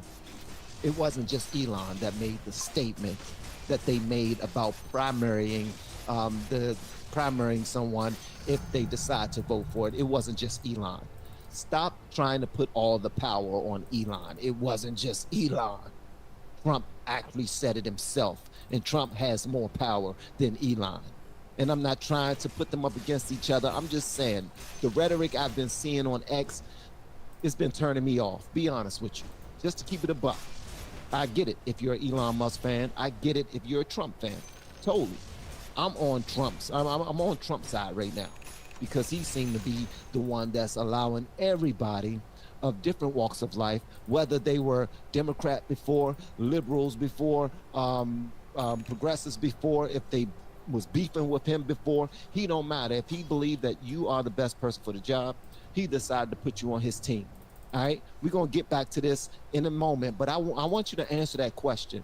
Do you think Elon Musk will make a good Speaker of the House? And if not, who do you think will be a good Speaker of the House if you don't believe that Mike Johnson can do the job? But we're going to come back to this. We're going to come back to this. Just make sure you're here and make sure you answer that question. Don't forget to hit that like button, guys. But I really want to talk about this gentleman right here who has gotten on my daggone nerves, bro. This brother, not him, not Dave Rubin, not him, but Tink from the Young Turks. This dude, Tink is an asshole. He really is. He's trying to put himself out there to be somewhat of a bully, like he know everything, like he's the authority on politics, and I don't like it. So I'm going to be quiet for a moment. We're going to have a good conversation, but we're going to listen to their back and forth. The Young Turks altogether are just ridiculous, but we have our freedom of speech. We have our right to have our own opinions, right? So, but it's the way that they approach these conversations that really rubbed me the wrong way. I want you to watch this exchange right here on the Piers Morgan conversation, because I love the panels that he hold, but I heard something that's like, yo, somebody need to slap this dude in the mouth, man. I mean, it's just a slap. And more than likely, Tink will fight back, and it will probably be a good fight. I will watch it. I wouldn't pay for it on pay-per-view or nothing like that, but I would definitely watch it, all right? All right, don't forget to hit the like button. Let's go and jump into it, man. All right, let's get it. Ridley, are you okay? It kind of felt like it was showing me something. I get this feeling I don't think we're supposed to be here. He was lazy when he worked here. He's lazy now with his ridiculous show where he proves time and time again that he doesn't know anything. He has no political identity. He is not an honest actor. He is not an intellectual. He is a fraud. But if you are someone who considers yourself libertarian, consider the fact that Dave Rubin is a public figure who represents you, and he doesn't actually genuinely believe in your ideology. And he's going around the country embarrassing you. You need to at least know your shit and know how to back up your argument. Even if it's like a BS argument, you need to have an argument. Yeah. And he doesn't even do the legwork to be a grifter, right? Look, I don't know, maybe I was wrong about Dave Rubin, but I just felt that he, first of all, after he left TYT, he did lie about us, and that bothered me because we were still friends, and I didn't understand what was going on. He did leave on good terms, so it was weird. And, you know, he kept saying that he was this classical liberal, but had trouble defining what that meant, and had trouble reinforcing or at least backing up some of the claims that he was making about, you know, his newfound identity. So Dave, there we have it in all its inglorious fashion, all the digs she had at you, then what she said online, which she herself, of course, was pivoting. What's your response? Well, first off, I should note you don't have 10 years of videos of me saying anything about her, because we did leave on good terms. As a matter of fact, when I told her I was leaving, we went to Zinc on Melrose. I took her out for sangria, and she cried that because I was leaving. And I was bringing my producer with me. But putting that aside for a moment, if I can't explain any of my ideas, well, somehow this became a New York Times bestseller where I lay out all my classically liberal beliefs, and I've discussed them with you many times, and I believe in laissez-faire economics, and I believe in individual rights and all that. But what I would say, I think she's a little confused and perhaps was lied to about by her employers about some of my behaviors or something like that. But I love the idea of anyone going through their own political evolution. You know, one of the things is that people go through it often in varying speeds. So I always say some people swallow the red pill and some people snort it, right? Some people just wake up overnight and they fully see it. I think one of the things that you have to do when you wake up is realize that many people have gone through this before you and that you might have wronged some people on the way there. So I was very glad to hear her say that she might have been wrong about Dave Rubin. Look, all it takes, honestly, like I know you know this, Piers, you've been in this game longer than me. You don't get any apologies in this business, and I don't like making things really about myself in that sense. But genuinely, if there was a mea culpa there or just a simple apology, maybe I didn't see things right about you, Dave, or whatever, I would gladly welcome anyone. And I don't mean to make this about her. If you're waking up to the ideas of liberty and limited government, especially post-COVID, and seeing what this ridiculous Democratic Party has become, and you want to agree to disagree and dive into the ideas and have that battle, I will do that with absolutely anybody. So look, an apology probably, I would say, would be warranted, but I don't sit there and wait for it. And I think there are much bigger forces at play here than just the interpersonal battle of two people. Out of interest, I mean, if I could make it happen, would you debate her? Yes. On Uncensored? 100. I said that on my show after we played that clip. If she, I'd be happy to do it with her live, just the two of us in studio. If you want to be the host or moderator, I'll do it under any condition, because again, I think there's something, I think it now represents something that could be unbelievably good for America. Yeah. Progressives who have called everybody racists and bigots and impugn motives. I mean, people just watch that compilation right there. Always going after people in the worst nature. If you've now woke up, and from what I understand, I've seen some of her tweets, she's now being attacked the same way she attacked me. So I would say, much like Bruce Willis said in Die Hard, welcome to the party, pal. But we can be on the same side, even if we still have political disagreements. Okay, we don't agree on the marginal tax rate or the immigration rates or something like that. If you love America, if you think this place is fundamentally good, if we still have a country that will offer more opportunity for any other place, and you want to be part of that, yes, whatever the circumstances are, or the moderator is or isn't, I'd be happy to do it. But if it's you, that would be great. You know, what's really interesting about what you just said, I totally agree with you, by the way. But if you look at Trump's picks for his cabinet, for example, they are so diverse in terms of their views, right across the board. I mean, if they all got together, they'd be arguing about all sorts of stuff, which I'm all in favor of. Now, just we're building context right now. All right, he's speaking to David Rubin right now, and he showed Anna, what's her name, Kasparian from the Young Turks, and she clearly don't agree with David at all, right? But what you're about to see is Cenk get all on his bully pulpit, thinking that he is taking up for Anna, when he is not. She don't need any. These women, let me tell you something, man. These women don't need anybody taking up for them. She can stand on her own 10 by herself. She don't need him at all. Not one bit. Not one bit. But what Piers Morgan is pointing out is that Trump seems to be more fair than a lot of these idiots on the right and on the left. That's where we're getting at. And I've been telling my kids their whole lives, life is not fair.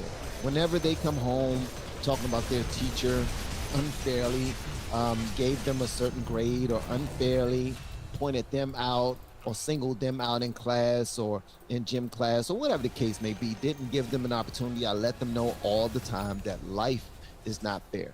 I had to let them know that, because that is the absolute truth. So if you're accepting, if you're expecting fairness, then you're delusional, in my opinion. Because one thing, I may not know nothing about politics, but one thing I hang my hat on is being a good parent and being a good husband. All right? Somewhat. No man is, 26 years of marriage, you know what I mean? We had our ups and downs and everything, but one thing I hang my hat on is being a good parent and husband, okay? So that's why this is important to me, talking about fairness. But Cenk is just something about that guy, man, that just, I don't want to slap the hell out of him, but I would love to see somebody just say, Cenk, just come here, brother. Just come in and put a little bit of baby powder on their hands and just pow, just slap the hell out of them with the baby powder palm. This kind of, rigid ideology where you have to all sign up to one viewpoint about everything. There'll be people in there that completely disagree with RFK, for example, about some of his views. Good. Have that debate. Of course. Have that debate. This is what democracy is supposed to be built on. Of course, this is the beauty of what Trump is doing right now. And really, you can connect that so deeply. I mean, I would recommend anyone go back on YouTube. You can find Donald Trump on Phil Donahue or Oprah or a whole bunch of these shows back in the 80s, and he sounds like a Democrat. So Donald Trump is not a traditional conservative. I would actually argue that Donald Trump's own political evolution, probably, Piers, is much more in line with guys like you and me than say George Bush or Dick Cheney or someone that might, you think of as a sort of standard bearer for Republicanism. So the fact that he is now going to bring in people who quite literally were running against him for president only 6 months ago, RFK Jr., and someone who ran against him for president on the other side, Tulsi, only 4 years ago, that shows you what's bringing them together. What's bringing them together is a love for America, a realization that we have been on the precipice of giving away the most precious, beautiful experiment in human history on how to free people ever. And I think Donald Trump actually now sees that. I also think that post-assassination attempt, I think he has a renewed fervor and sort of realization of what his role in life is. And that's the opportunity that, again, not to make this about Anna specifically, but anyone that's going through a wake up. We know so many people have woken up. I mean, look, for me, I think it was 2016, I did that Why I Left the Left video for PragerU. You want everyone to get there the day you do, but you have to be gracious when people come around one way or another. Yeah, well, absolutely. And that's the thing too. I've woken up. I've waken up. A lot of you have waken up, right? A lot of my friends, relatives, people who follow me on Instagram, people who follow me on TikTok, they're not quite ready to hear that Van is in support of the side that they haven't given their objective ear to. That's all that is. That's all, that literally is all that is.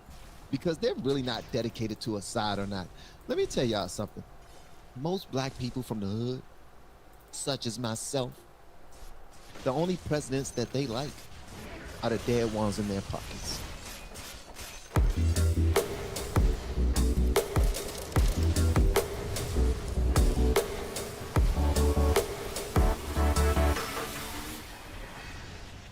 Grand Canyon University is forever grateful to our military veterans, former first responders, and retired police officers. You made the commitment to serve selflessly and assume the responsibility to protect. Right now, America's schools could benefit from your leadership. Your honor and dedication to service is who you are. Continue your legacy as a hero and serve in America's classrooms. Find your purpose at GCU. Private, Christian, affordable. Visit gcu.edu/heroes. That's it. And they wanted so badly to like the first black president, which was Barack Obama. And I don't care how many things you point out about Obama's administration that he didn't do right. It's not going to resonate with black people from certain areas too much, because they are just so locked in and they don't pay attention enough. They don't pay attention to politics. They don't watch the news. They're not watching these hearings, these congressional hearings. They don't give a damn about Speaker Mike Johnson putting a CR bill out there, spending bill out there, or what it entails. They don't care. They're just like, the government gonna close down if we don't do it. We need to do it. We need to hurry up and do it. We need to hurry up and do it. That's it. That's it. We don't care about what's in that 1,547 page document of some good spending and some pork. They don't even know what the hell pork is. All right, let's move on. So Dave Rubin is building. I'm just playing this so that you guys can have some context. And also, D, this is not a daggone race. This ain't no competition. Talking about, I've been married longer than you. You know I love you, girl. Let's bring in my other panel members, because some of them are definitely going on a very interesting journey, including new MAGA enthusiast Cenk Uygur. I said that deliberately to wind him up. The host and founder of the Young Turks. Libertarian Dave Smith, host of Part of the Problem. Cindy Lee, the DNC Finance Committee member and advisor. And former woke activist turned YouTuber, Amala Ekpunobi. Well, welcome to all of you. So Cenk, I mean, many people saying if you carry on down the road you're going in the last few weeks, you will be a fully fledged member of MAGA before we know it. Yeah, there's absolutely no chance of that.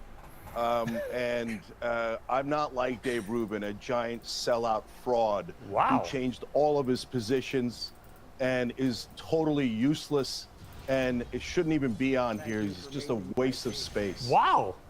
Really? After what all Okay, Dave yeah, said about coming yeah. together? Yeah. Yeah, no, got no interest in coming together with utter frauds like Dave Rubin. So, brother, you telling me that when you were on the Young Turks, you were Mr. Progressive and you agreed with us 100%. Now, all of a sudden, you agree with Trump 100%. You're not saying something nuanced like we are. Hey, you know, when the guy gets shot at and he puts his fist up, that's courageous. When he does the McDonald's photo op and it works fine, no problem, right? If he wants to cut the Pentagon, great. Those are progressive positions. Anti-corruption, progressive position. Anti-war, progressive position. But you change all of your ideology overnight and you expect us to believe that that's real? I don't think it's real at all. And I want an apology from you for all the crazy, outrageous lies that you told about the Young Turks. When is that going to happen, huh? Wow. And when are you going to admit that you changed all your positions for money? Okay. Well, what position do you still have that's in Jake, any you way need a an so-called awful- classic liberal? You fraud. Dave? Piers, it's barely worth responding to this ridiculous buffoon who's the joke of the industry, but I will say this, Cenk, you haven't spoken to me in 10 years. I haven't spoken to you in 10 years. Fraud. I don't think he's a fraud or a joke. I think Dave Rubin is, for what it's worth, I think Dave Rubin is one of the most influential and significant voices out there right now. And I admire his honesty about the journey he's been on, Cenk. Piers, I appreciate that, but you know the thing is, what Cenk just proved is exactly what everyone in America, and I would say all over the world, is getting over. Nobody wants what he just offered up there. Not only does no one believe it, and he had it prepackaged and ready to go, and it's complete drivel. Yes, I sold out. Like, it's so nonsensical. Again, Cenk, I'll gladly send you a signed copy of the book, and you can read all of my thoughts. And if you're anti-corruption and you're anti-war, you should be on the Trump train. But your endless hatred, the division that you sow, calling everyone racist and white supremacists, all of that stuff, it's why you're not respected. But I don't mean to get into the personal side of that. I'm talking about now something that culturally has shifted, and everyone can see the grift that you're up to, trying to sort of dance with the thing. But it's just not necessary, and I don't think that many people will buy it. Well, Cenk, let me put to you, Cenk, something that Laura. Hang on, Cenk. Cenk, hang on. I'm gonna read you something, just to see your reaction. But Laura Loomer called you out on X, as you know, and she said this: "You are the radical left, Cenk Uygur. You're a con artist and an opportunistic grifter who's gotten rich off demonizing President Trump, calling his supporters fascists and Nazis, promoting open borders, glorifying Hamas, and pushing conspiracy theories about Trump for 9 years. If you want forgiveness, get on your filthy knees and pray to Allah, because you aren't welcome on the right and you aren't ever going to find a redemption arc no matter how hard you pander." And she goes on and on. I'm going to keep calling you out every time you try to move an inch closer to many on the right, because you're too dense and too dumb, because they're too dense and too dumb to decode your subversion, but I'm not.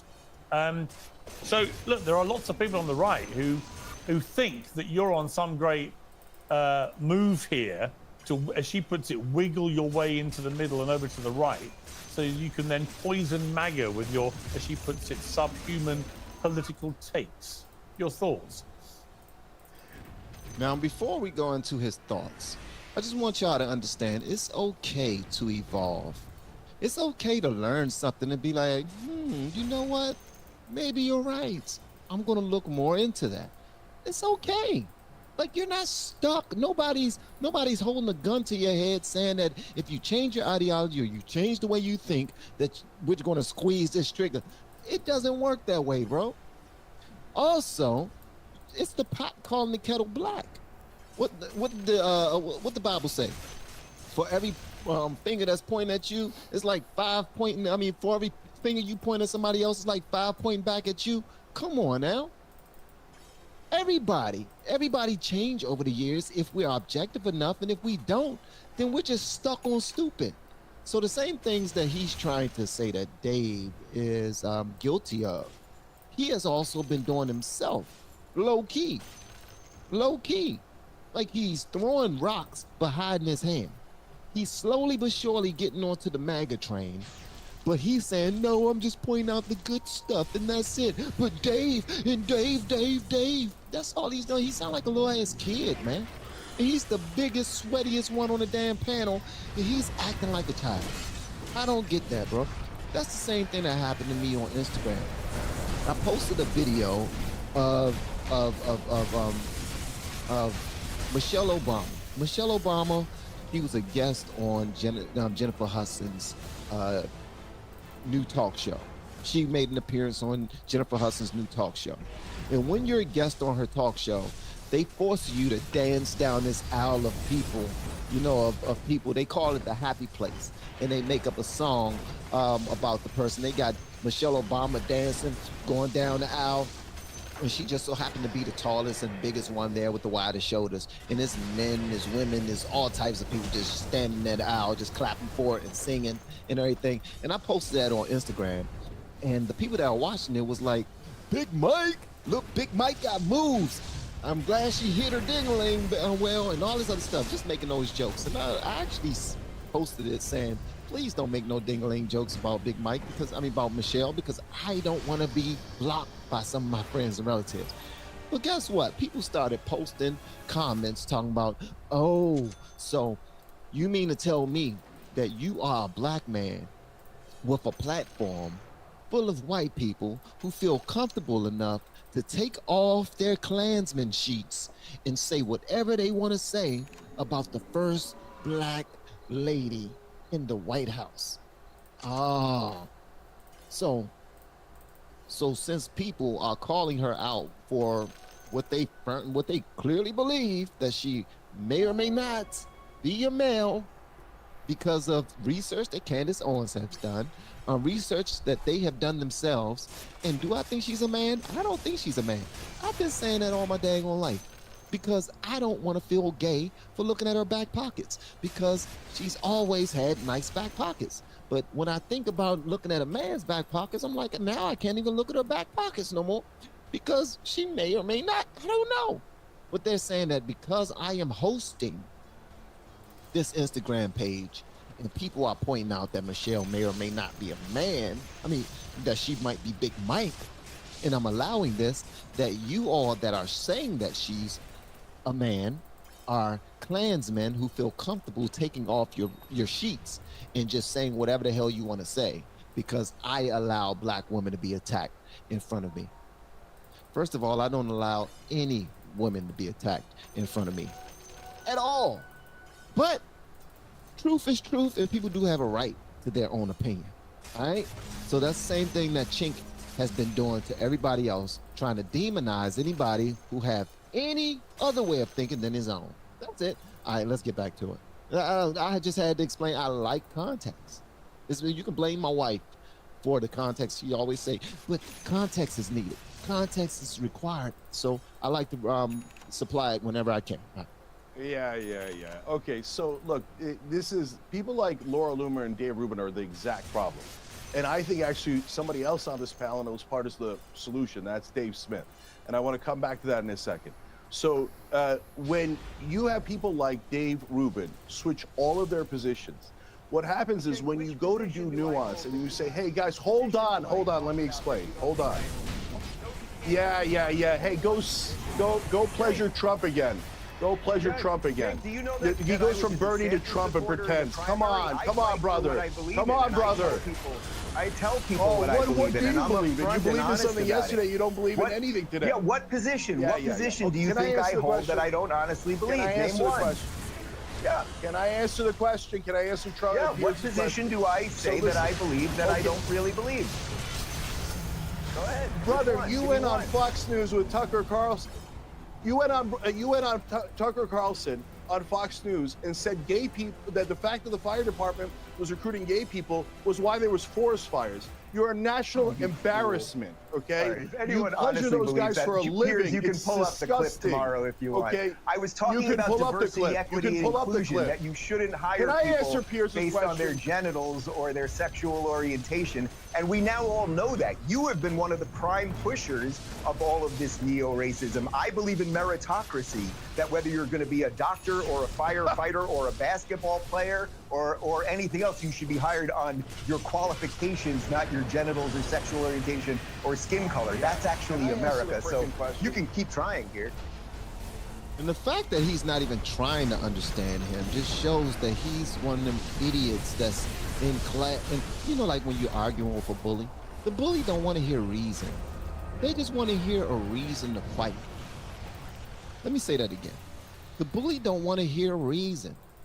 They don't want any compromise. They don't have any objectivity. They just want a reason to fight, a reason to just get it over with. Let's do this.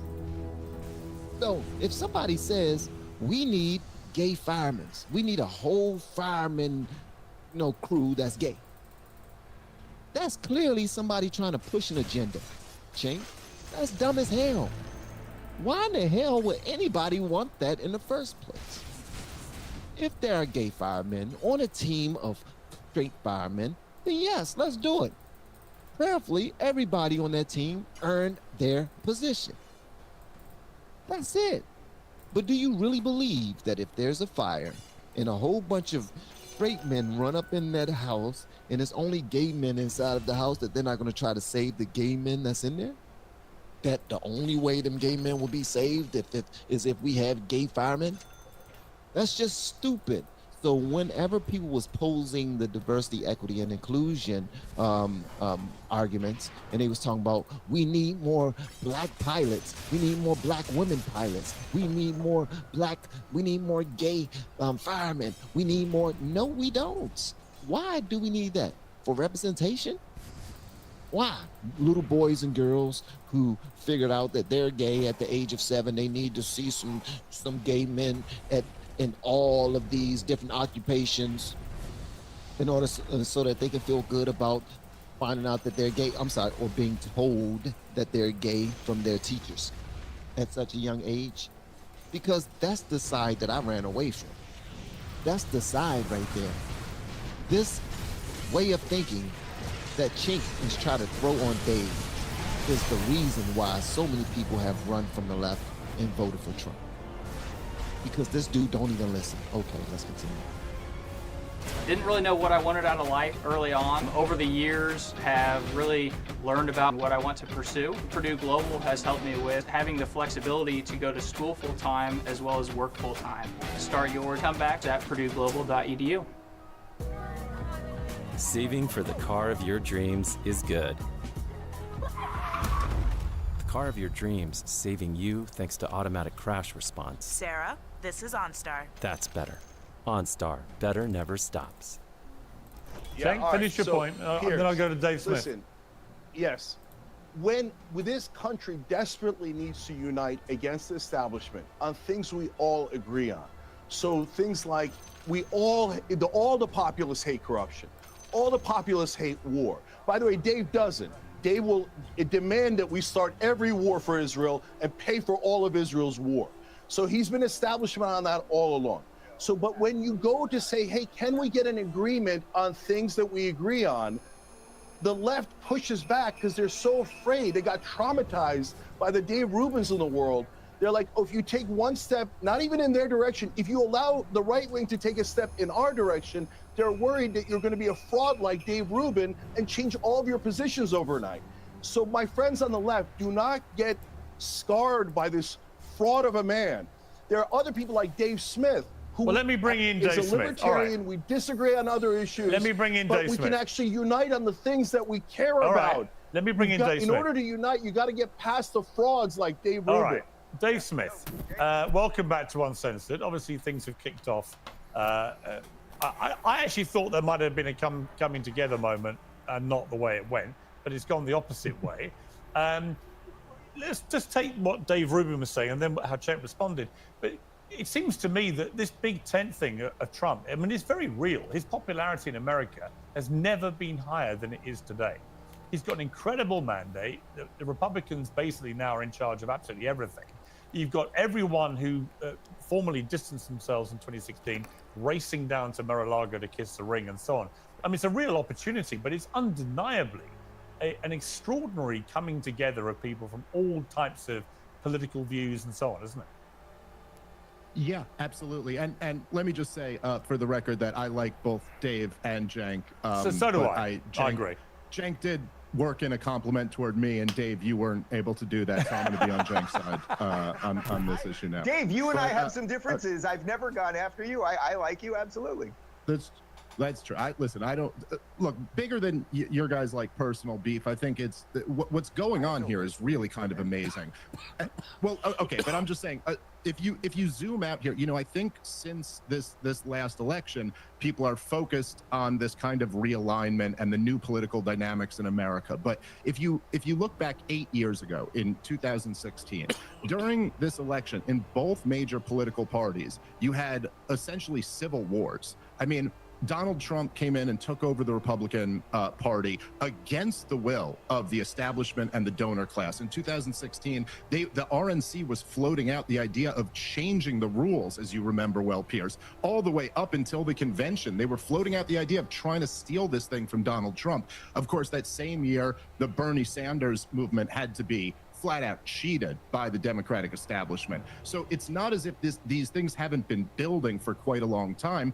I think what happened in this election is that the thing that unified people around Trump was one, like Dave, like you said, me and you disagree on a lot of issues. I think a lot of people who ended up supporting Trump disagree on a lot of issues. The one thing that united all of us is that we opposed the blatant corruption of the establishment and the corporate media apparatus, which is nothing more than the mouthpiece of the regime, constantly in the business of lying to the American people in service of the regime. And this is so this is how you're able to get a liberal like Bobby Kennedy and a liberal like Tulsi Gabbard and somebody like J.D. Vance or somebody like Vivek Ramaswamy. Why they can all come together is that they all oppose the corruption that permeates D.C. that has truly profoundly degraded this country over the last 25 years. And I think that there's just with that basic understanding, there's a lot that people, even with very different political views, can agree on. Yeah.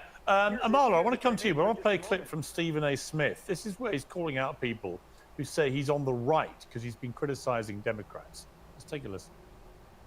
No surprises. You're just continuing to piss me off. Why? Because every time I make a comment that's critical of the Democratic Party or the left, I get accused of being a pundit for the right. I voiced my concerns about Joe Biden and his ability to serve as second term as president. Then Biden stepped on the debate stage in late June and revealed what many suspected. He embarrassed himself.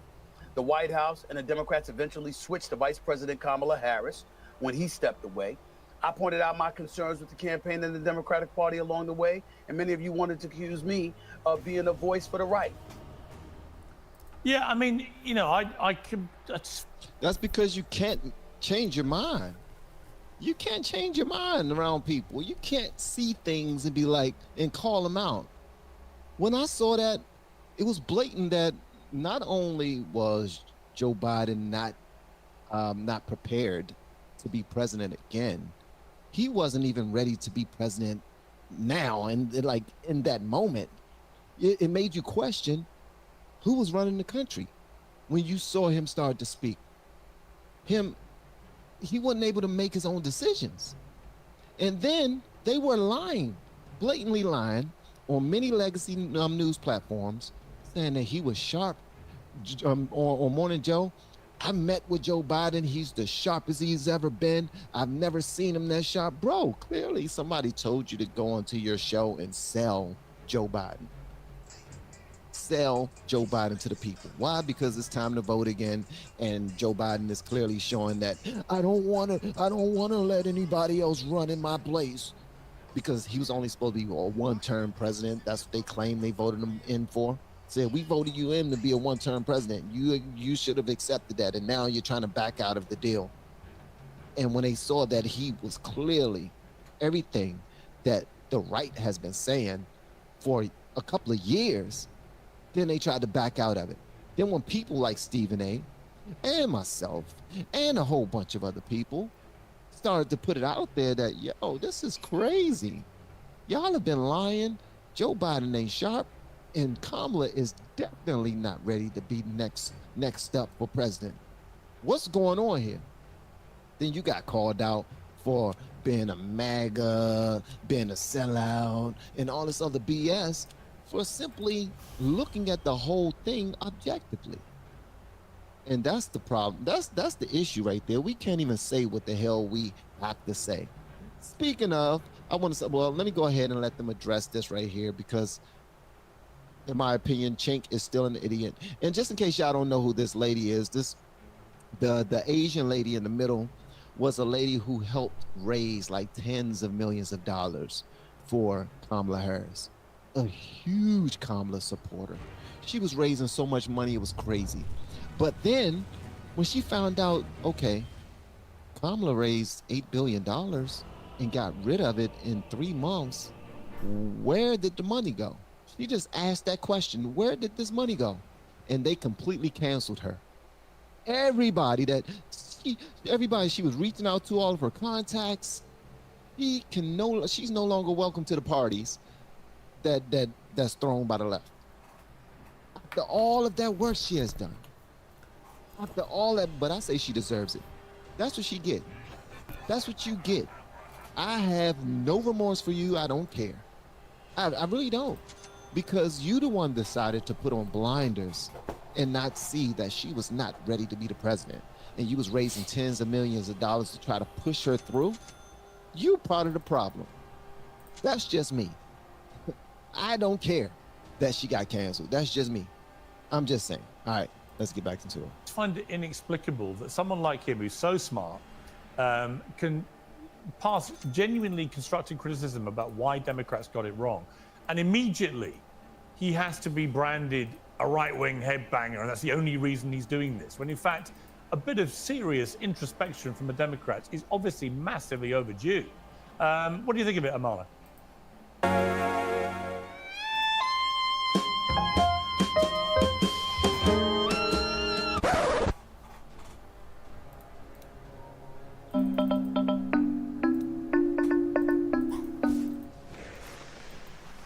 Yeah, I mean, I completely agree with your characterization. I think this is the big part of why they lost this past election. And it's this sort of dogmatic fervor that they have for everybody to toe every single part of the ideology that they represent. And I had a very similar experience. I used to be an extremely radical leftist.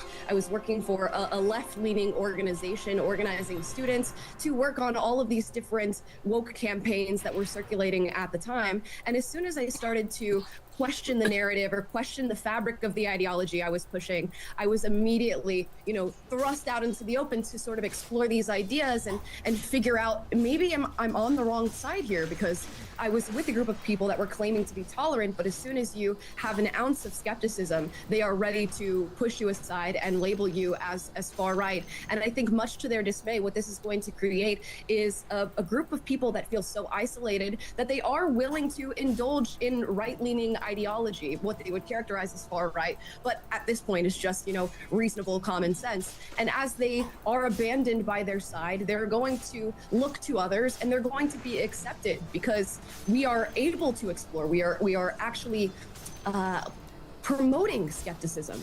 Yeah. Lindy, I want to play a clip. This is Kamala Harris overnight. I don't know why she thought this was a good idea to come back out before Christmas as everyone was licking their wounds and almost like she was in campaign mode again. It's like, please, do not do this. But let's take a listen to what she had to say. Get some rest over the holidays. Spend time with the people you love. I believe family comes in many forms. There's family by blood and there's family by love. You know what she looked like? And I hate to say this, bro. Do y'all watch Seinfeld? Do you remember the show when he was dating this woman? He was dating this woman, right? And they were driving and they were heading on to the restaurant. And when he looked over at her, she was gorgeous.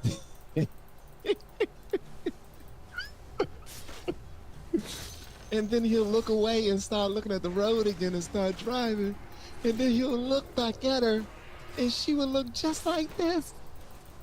Please tell me that y'all have seen those shows. Please tell me y'all have seen them. You know what I'm talking about? I know y'all know what I'm talking about. Like he was, he was, and then Kramer, he was like, he asked Kramer, he said, please tell me I'm wrong, because sometimes she's so pretty. And then I look back at her, and she looks just like this.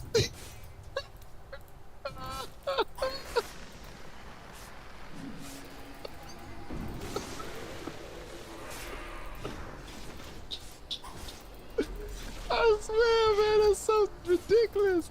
I'm sorry, Joyce. Seinfeld was one of my favorite shows. Seinfeld and Curb Your Enthusiasm. Y'all remember?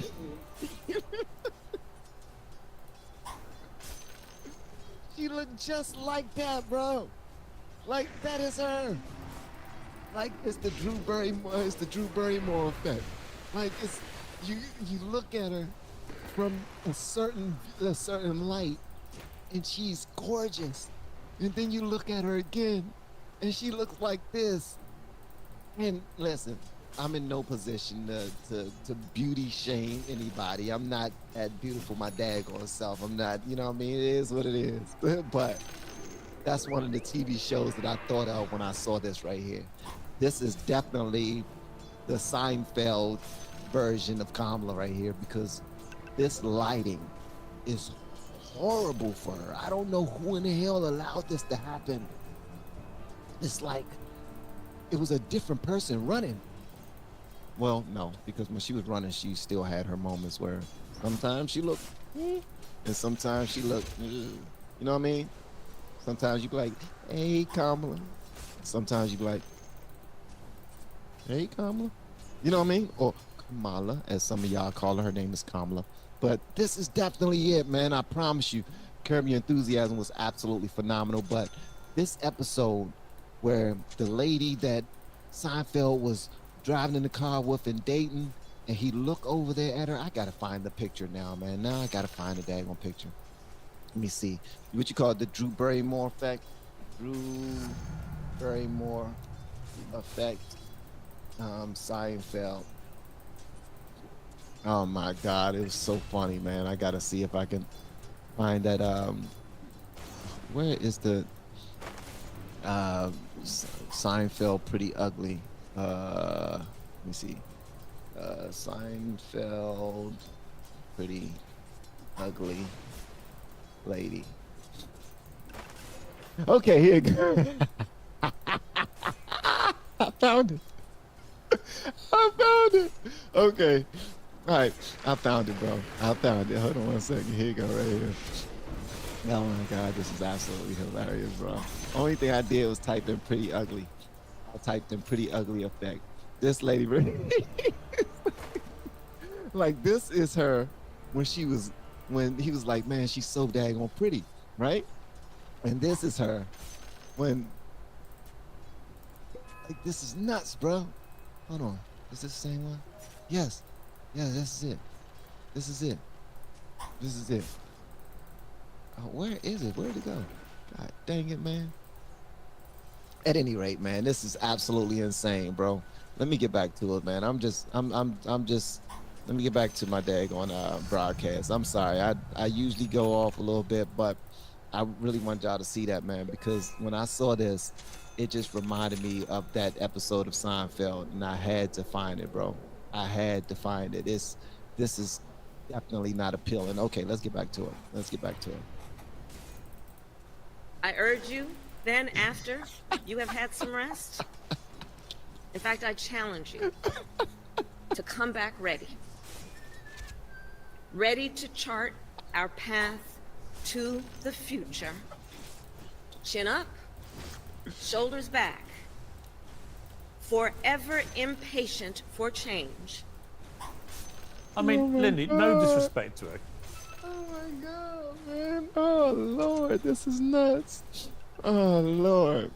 I'm so sorry, guys. I do realize how unprofessional that was, man. I just sometimes go on my tangents. But that was hilarious to me. I had to show it.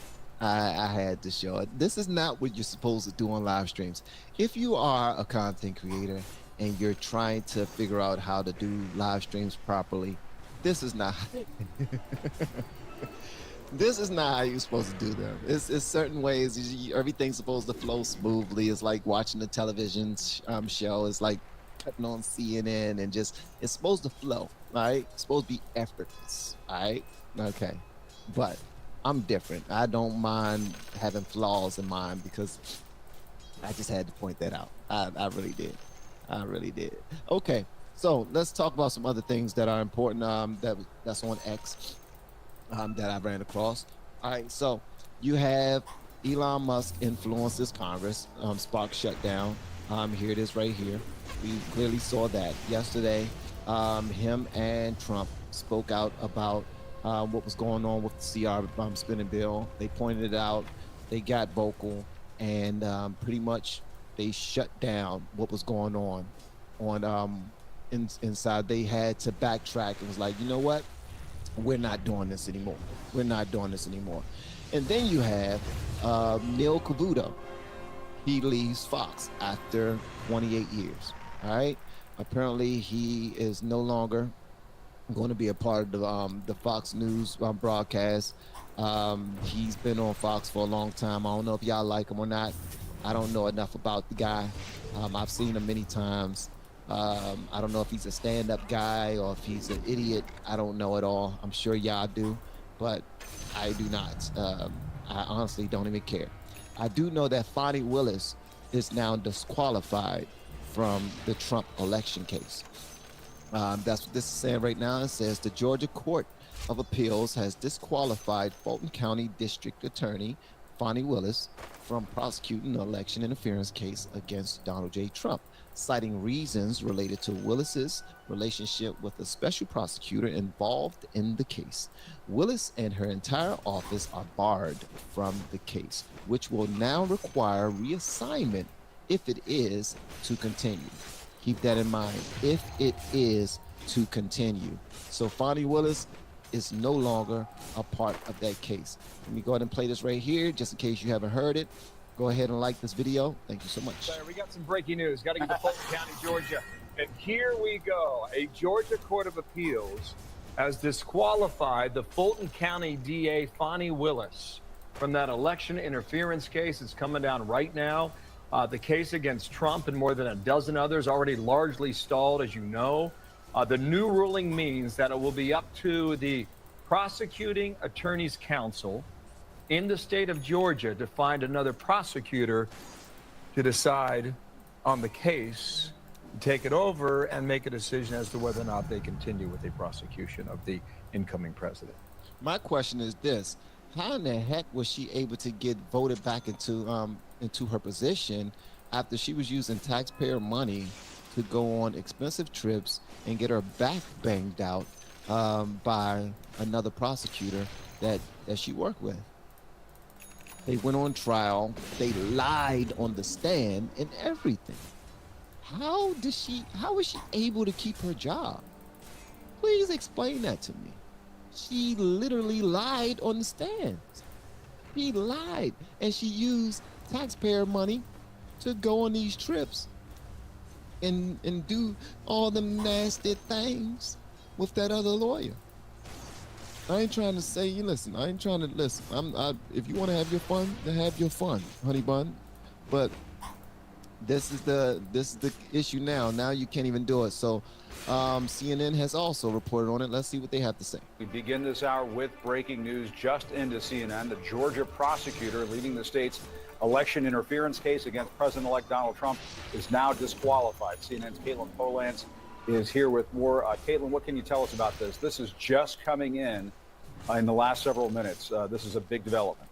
A big development, and a big development that Donald Trump has wanted for a long time. That case against him in Georgia, the criminal case where it's accusing him and several others of a racketeering conspiracy related to the 2020 election, it's already been paused. Now, it's not even backburnered. This is a case that will be dead in the water because the Georgia Court of Appeals is now saying that Fani Willis, the leader of the prosecution against Donald Trump, the district attorney in Fulton County, Georgia, she should be disqualified from being able to bring that case. The Georgia Court of Appeals is saying that it's a significant appearance of impropriety caused by the conduct of a public prosecutor. That is Willis, how she behaved, how she was speaking about the case, about Trump publicly, about how she was having a relationship with the top prosecutor that was concealed in this, a man named Nathan Wade. All of that, previously, the trial level judge had looked at and said, Fani Willis can stay on this case. We're not dismissing the indictment, but the Court of Appeals is now taking another look and saying, no, the trial judge was wrong. Fani Willis should be disqualified from continuing to lead this case. It would be a long process, or it will be a long process to replace her, which is why I say this case is dead in the water now without Fani Willis, the person who was leading this case against Donald Trump in Fulton County. And just to keep tabs on how many cases there are against Donald Trump criminally, the other two in federal court, January 6th, and classified documents, those are dismissed. And then the additional case in New York City, where he was set to be sentenced, that sentencing is now not happening. So as Donald Trump enters the presidency, each of these courts that is handling a criminal case is essentially removing that issue from him to have to deal with in any period of time in the near future. All right, Kaylin Polans, yeah, thanks for that added perspective. Let me bring in CNN. We begin this hour with breaking news.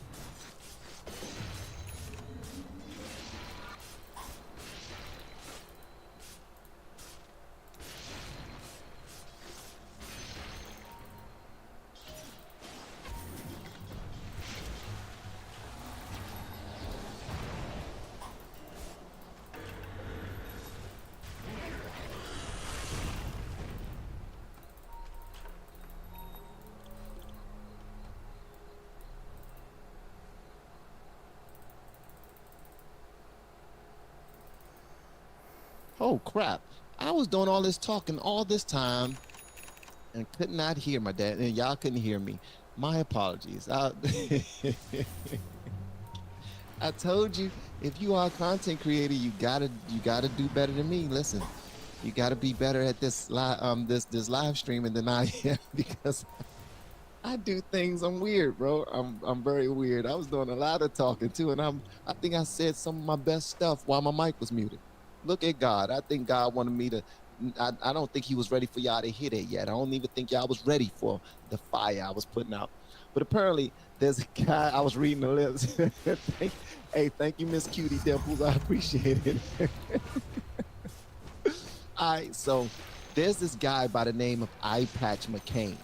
Have you ever heard of the name Eye Patch McCain? Well, apparently, Eye Patch McCain is very, very extremely upset, because he said some things and he went off. He went off on you all.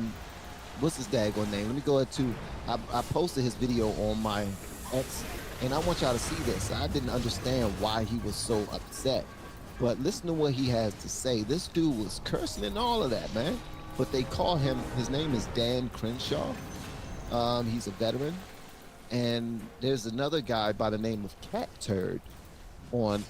You can't make this sugar honey iced tea up, bro. You cannot make this up. But apparently they are beefing. Listen to what he has to say, bro. It's about y'all. Vote for a ban on Congress members trading stocks. Yeah, I mean, this is like number 1,000 on my priority list of things to care about. This is one of those stupid things that I've been dragged through the mud on. You know how much fucking money I've ever had in the stock market? About $20,000, and yet I've been dragged through the mud on this as if like just some insider trading. I just sent a letter to Fox News, a threatening letter from my lawyers. Thank you, Anna. Threatening them with defamation. God bless you because too. because Jesse Waters had basically insinuated that I was insider trading. Of course, it's not true. You'd be more surprised how much little information we have. This is one of those bills that, like, of course, yeah, people support it. Yeah, sure, okay. Who cares? Because I don't have I barely have anything in the market anyway. Are there a couple cases wherein Nancy Pelosi has some very suspicious timing of her trades? Yeah, that has happened. But nobody else can point any other examples out. So sure, yeah, why not? Don't let us trade stocks. How about we'll just keep whipping ourselves. How about we don't make any money either? How about just cut our paychecks? We haven't gotten a pay raise since 2008. Even a COLA increase. So yeah, no, this is a great idea. Let's make Congress a place where only the millionaires can actually afford to do the job. This is a wonderful idea. Let's just keep doing that, and then some it's always some member, right, who senses the populist energy and then mirrors it, believing that this is what's going to help me connect with the people. Because what do the people want? Well, they want an easy button. All my problems will be solved if there's no stock trading. All my problems will be solved if there's term limits. Yeah, but if you think about any of these things for 5 whole minutes, you might quickly come to a different conclusion. Now, what I vote for? Yeah, sure. Who cares? Who cares? It doesn't matter to me because I don't have any fucking money to put in the stock market. Ever since Kimora was a little girl, she had her sights set on the sky. And Spectrum Internet brought the sky to her fingertips. The sky was never the limit for Kimora. Let your dreams take flight and live life unlimited. Switch now.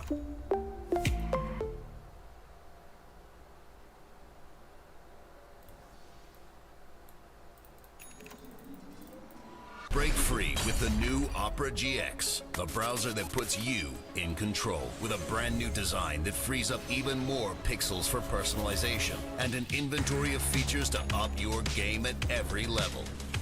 Like GX Control to help rein in your resources with integrated limiters for RAM, CPU, and network. A sidebar for direct access to your favorite side quests, streams, and posts. And built-in privacy tools like ad and tracker blockers and free no-log VPN.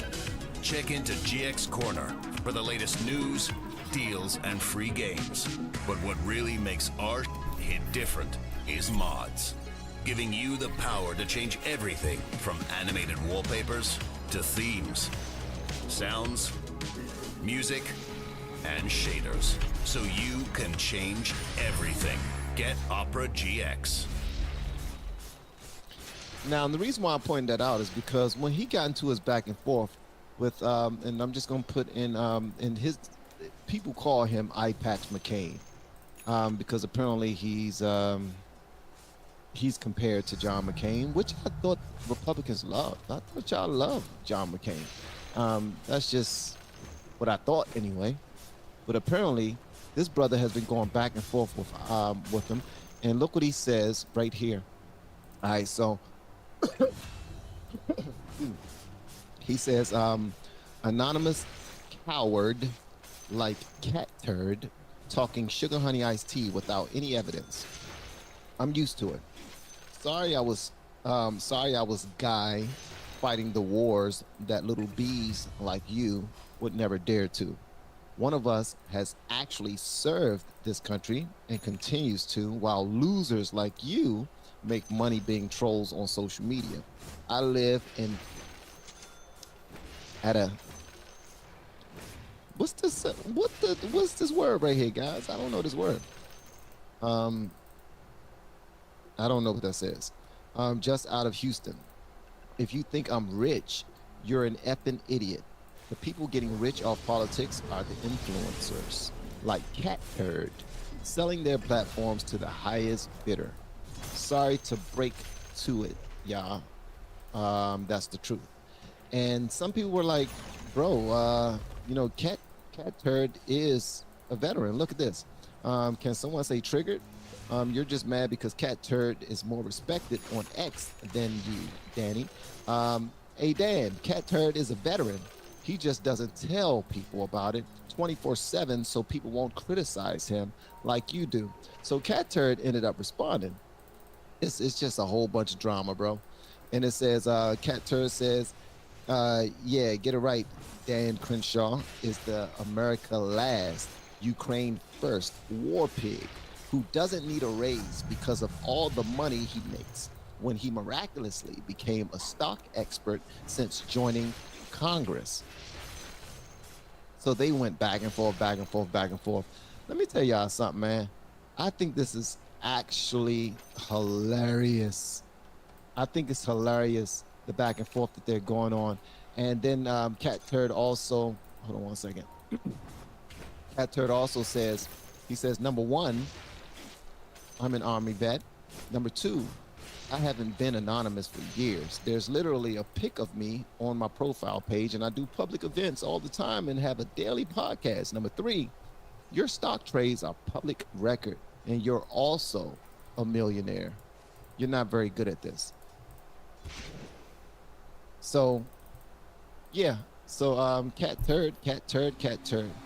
Vicky Rath, how dare you Merry Christmas? Ain't that what Kamala said? How dare you say Merry Christmas? There are people offended by the word Christmas, and you're saying Christmas? You can't say Christmas. How dare you Merry Christmas? That's something that someone that's very well respected around this country and almost won the vote to become the first lady president. All right, so the last thing I want to cover is this right here. So apparently, Donald Trump was trolling AOC last night. He was trolling AOC because apparently she lost her leadership seat.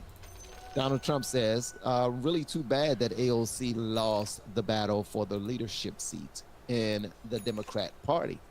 She should keep trying. Someday she will be successful. And when he posted that, she said, damn. She said, damn, you know it's bad when even Trump is feeling bad for me. And watch, and here's what I got to fuss at you guys about. This is me, I'm about to fuss at y'all. And I don't care, I'm about to make some of y'all upset. Because I do think that we can communicate our message to people without being so belligerent. I'm gonna say that again. There's a way for us to communicate our passionate messages toward one another without being so belligerent, especially if we call ourselves Christian. You hear me? We don't have to be so damn belligerent. I'm also a cussing Christian. I curse all the daggone time. I used to smoke my weed before this medical situation, but listen, none of us are perfect. But the way that y'all talk to people, you can say those things without being so, I don't know, man. So listen to some of the things that y'all said to this lady, man. The establishment Dems will never let you in their world. You'll have to kick the damn door in. Kill the bill. Now listen to this right here. Hold on. Where's some? Yeah, Nancy really hates you almost as much as the rest of America does. Straight out of brain cells. I think that's absolutely hilarious. Roe versus Wade. I don't care how the illegals get here as long as they can stay. Let me see. You should not be in any leadership position and need to be looked into for inside trading. Worth over 25 million on your salary. Just hold up. She's worth 25 mil? 25 mil? Holy crap. Now I'm trying to find some of the belligerent stuff that you guys wrote. Okay, a broke bartender elected to Congress almost 6 years ago with a salary of $155,000 a year is now worth $29 million, but the FBI is kicking in Donald Trump's door. Are you freaking kidding me? So then this, right, the claims of AOC having, is right here. Claims of AOC having a $29 million net worth are false. Official 2023 financial disclosures show assets of $3,000 to $46,000 and student loan debt of $15,000 to $50,000. Her congressional salary is $174,000. These figures are public and verified. I don't think that they are counting her TikTok money that she's making, her YouTube money that she's making. Her internet money is not on there anywhere, because I'm certain she was making more than her annual salary, her annual congressional salary on TikTok per month. So this right here is not right. When your alarm goes off, That's when we come alive. We're on with what's new this morning. What's happening now? And what's next for you? Breaking news you need to know now. The latest forecast for you and your family, so you're all ready for the day. Get what's new now. And next, starting at 4, 5, and 6. Right here at 7A. Because we're on all morning long. Good morning, America. Morning, Central Florida. Eyewitness News Mornings and GMA. That's when we come alive. You know what I hate more than anything? Terrible Chinese products. Did you know that those little things will shatter if you drop them from shoulder height? This is Stopbox, and the best part about it, it's all mechanical.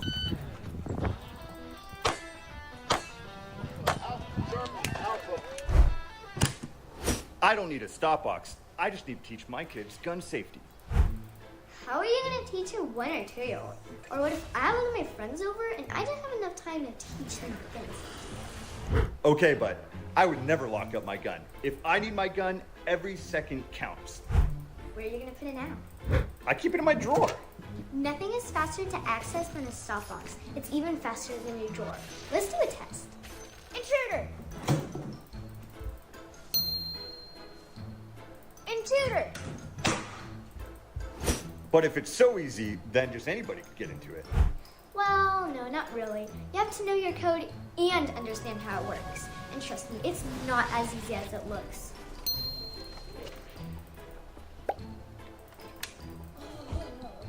Okay, but I would never put some batteries and electronics between me and my gun. Well, good. The stop box is all mechanical, so it does not use batteries or electronics. It's also specifically designed to be used in the dark and under stress, so it won't knock you out if you accidentally press the wrong button. Wait, I'm confused. That's okay. How does it work? The stop box lock design is so unique, even the patent officer was like, this is the dopest thing I've ever seen. Probably. Here's how it works. Each finger button can move between 3 positions, so you can select between 81 combinations. Then you have to press down on the lid to disengage the lid pressure safety, then press the thumb lock and lift to open. When you consider all of these steps, there are hundreds of combinations that keep the stop box locked. Couldn't someone just steal this? Well, you can screw it down or use our security cable to secure it. The purpose of the stop box is really to conceal and prevent immediate access to others while your gun is still in use. Unlike safes that are designed to be heavy and stationary, stop box is made to be lightweight and portable so you can actually secure your firearm wherever you are. This is the bridge between the holster and the safe. Wait, it's plastic? The stop box is made out of glass reinforced polycarbonate ABS and steel reinforced. It can take more abuse than anything in its class. Whoa. So maybe you didn't need a stop box. Thank you for taking the time to watch our little skit. We get a lot of comments here on social media and we try to respond to them. So with videos like this, we try to answer as many questions as possible. Right now we're offering a buy one get one free on our brand new Stopbox Pro. We do such a big promotion like this because rather than offering a 5% discount on sign up or larger discounts around the holidays, we want to cut to the chase right now and give you our best offer.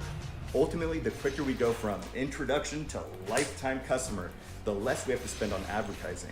Therefore, taking the money that would have gone to Zuck and giving it back to you. Thank you for supporting American manufacturing and local jobs. It means the world to us. Remember, when you buy a Stopbox today, we'll send you a second one free on us. What do we say, Emma? Be protected. And keep it protected.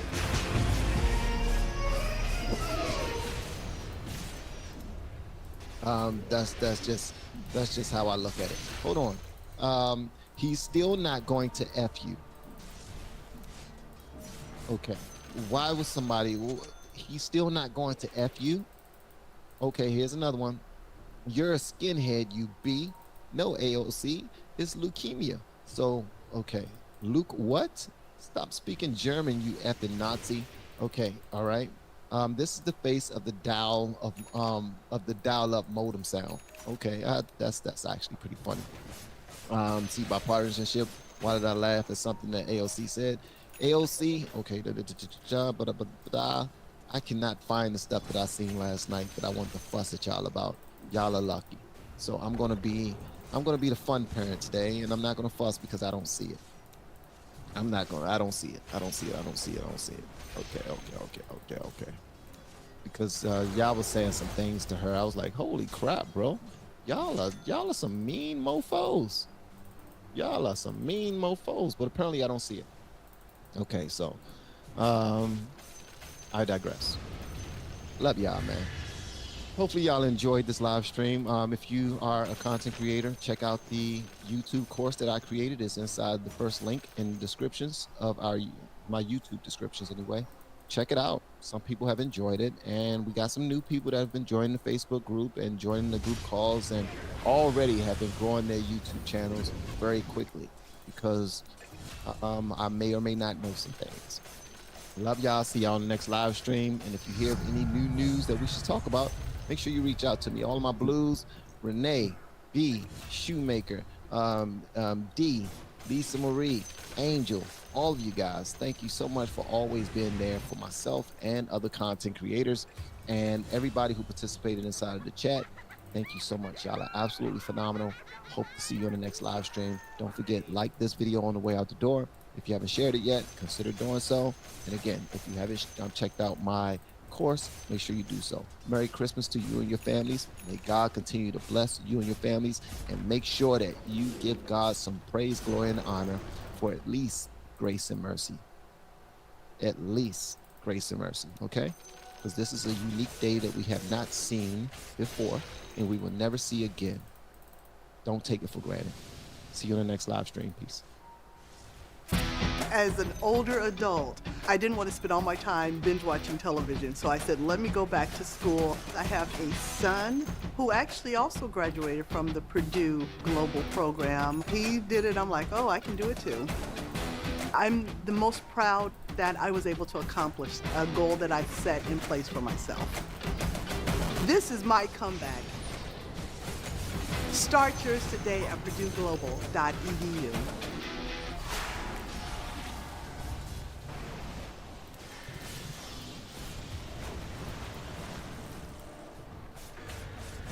My name's Scott. I watched this guy on it was like CNN, and I really liked what he was saying, and so apparently he did a TED Talk, and it's been linked to me a lot. I appreciate your time. I have 44 slides in 720 seconds. Let's light this candle.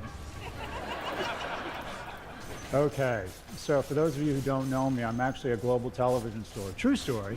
I've had 4 TV series in the last 3 years. 2 of them have been canceled before they were launched, and 2 were canceled within 6 weeks. Let's recap. If we want to juice this thing, if we want to put a cattle prod on the ass of the economy. Damn. Bloomberg, the most trusted name in financial news. Not for long. I'm gonna do whatever I can. That guy's in shape, man. That's impressive. For this country, yeah. Jesus Christ. Jeez, come on, dude. You're 0 for 2. Are you stuck? He's jacked, yeah.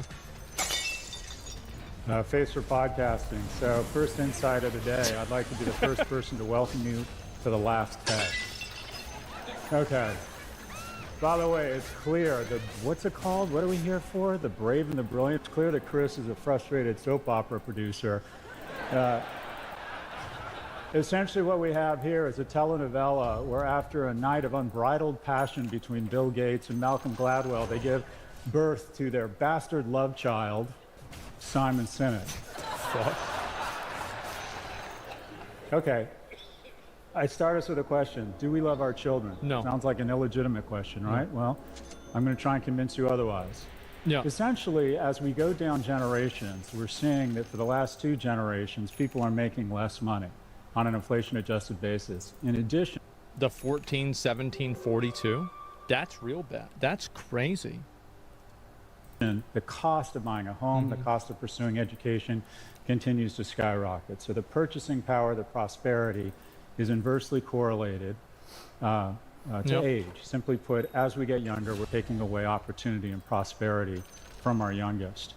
The social contract that is now no longer in place. Yeah, this is why kids hate capitalism, by the way.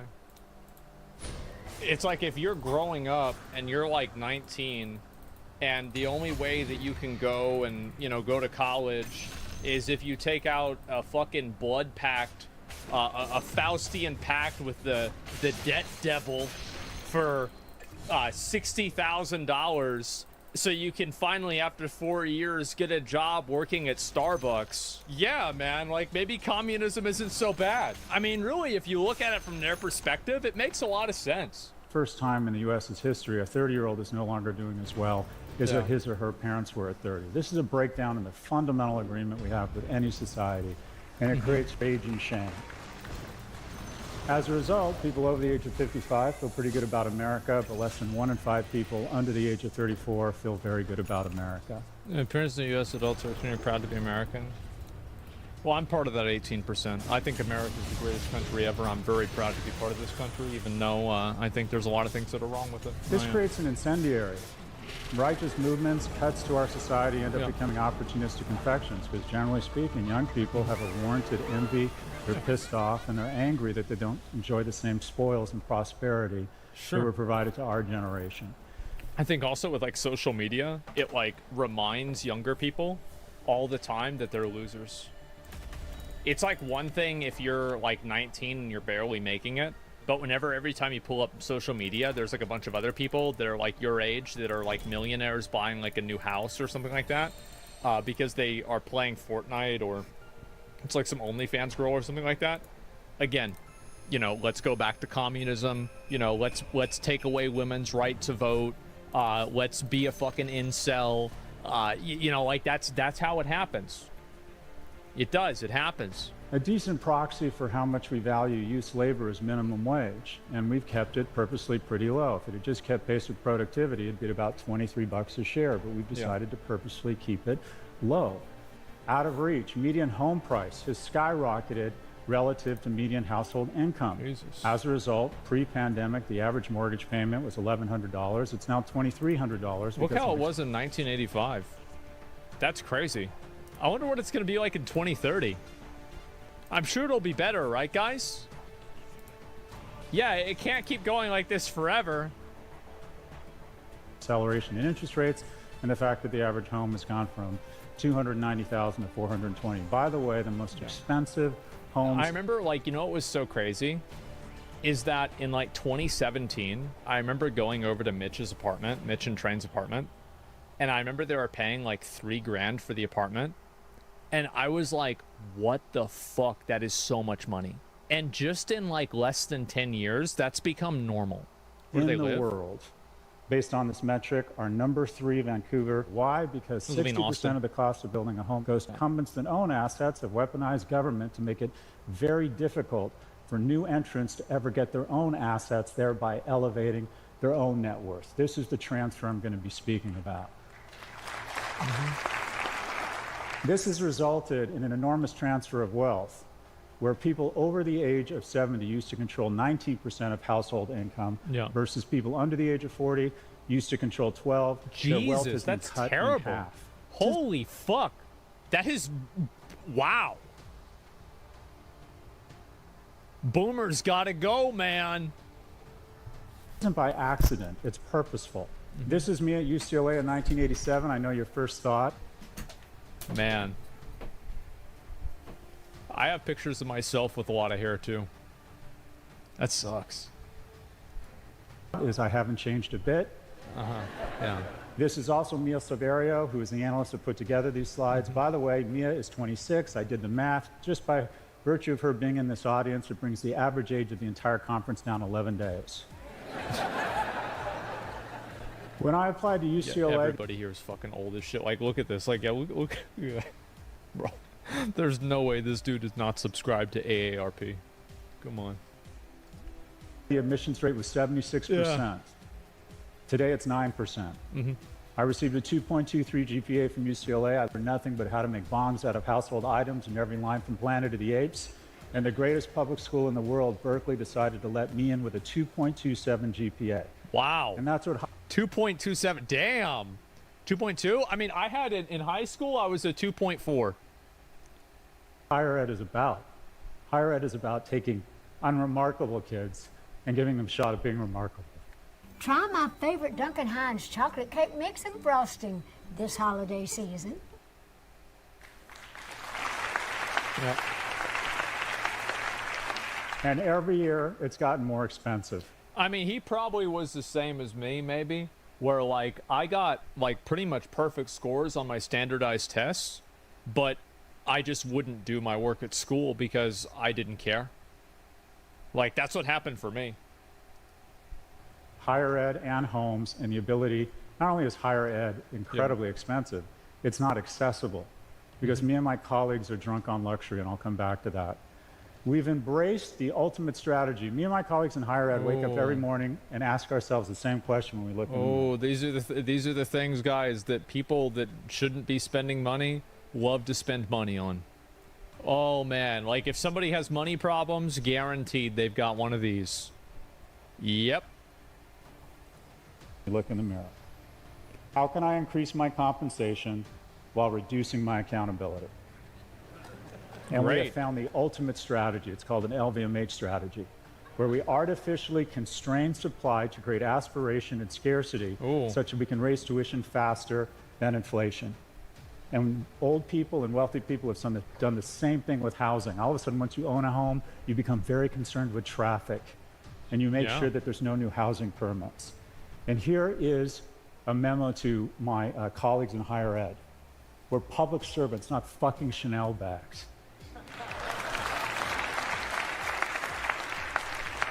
Harvard. He's right. He's fucking right.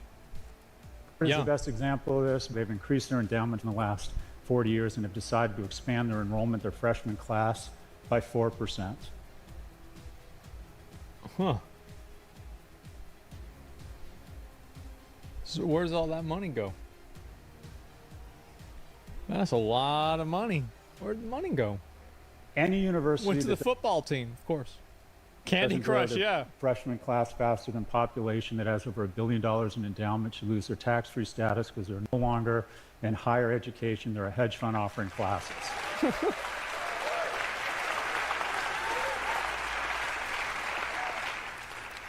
My first recommendation, Biden should take some of that $750 billion earmark to bail out the 1/3 of people that got to go to college on the backs of the 2/3 that didn't, and give $1 billion to our 500 greatest public institutions, size adjusted, in exchange for three things. One, they use technology and scale to reduce tuition by 2% a year, expand enrollments by 6% a year, and increase the number of vocational certifications and non-traditional four-year degrees by 20%. Oh, this is too good of an idea. This isn't going to happen. There's no way.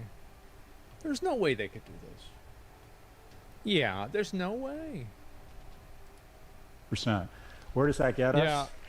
In just 10 years, that doubles the freshman seats and cuts the cost in half. This isn't radical. This is called college in the 80s and 90s. Another transfer of wealth. Yeah, I remember my mom said that like whenever she was going to classes, it was like less than $100 to go to a class. And this was like probably in like the 60s and like early 70s, I guess, because she was born in 50. So yeah, somewhere around there. Not anymore? Yeah, I know. I was paying $4K a class. How much is each class for you guys, and what school do you go to? Or did you go to? If this is in the last 5 years. Or what year was it? 0? Yeah, there you go. 20 to 30, California. In Canada, it's 4K a class, 1K euro, 12K a year. 3K per year, 1K per year, 3.5K per semester, 2K over 2K per class.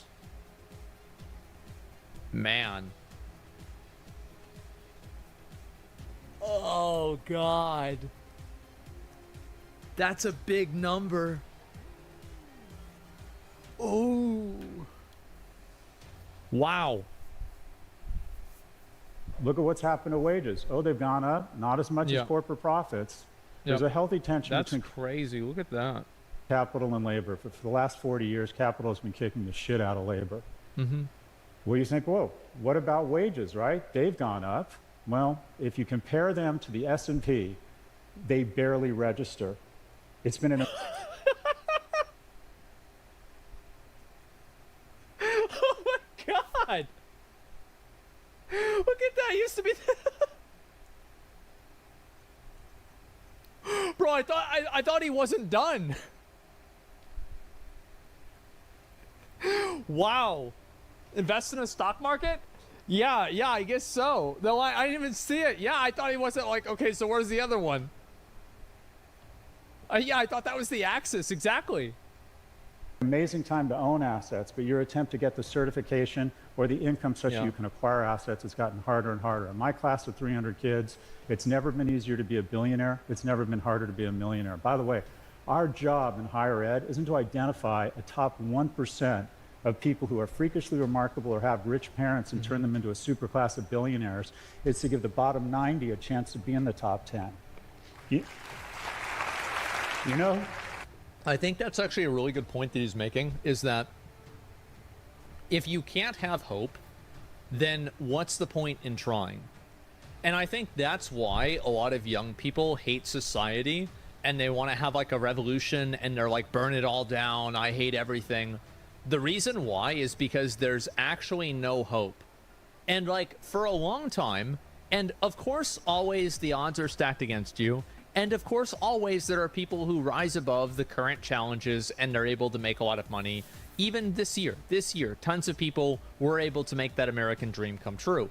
However, it's a lot harder to do now in a lot of ways, and it's less common, and you need to be more exceptional. It's not like, you know, for example, you go and you think about a lot of like old TV shows, and like, I think if you go and you watch like a sitcom from like the 70s or the 80s, a lot of time like the dad in the sitcom is the only person in the sitcom that's making any money, and he just works at some random fucking place, and they've got a whole house, they're able to send the kids to college, they own 2 cars, and maybe they even have a boat.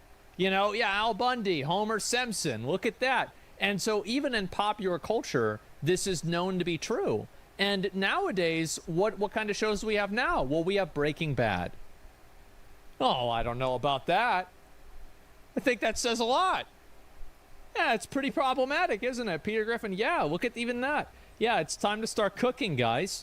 And I think that's what happens with a lot of young people, is that they basically feel like they can't, like there's no future. I know that whenever I was, let's say, 20, this is definitely the way that I felt.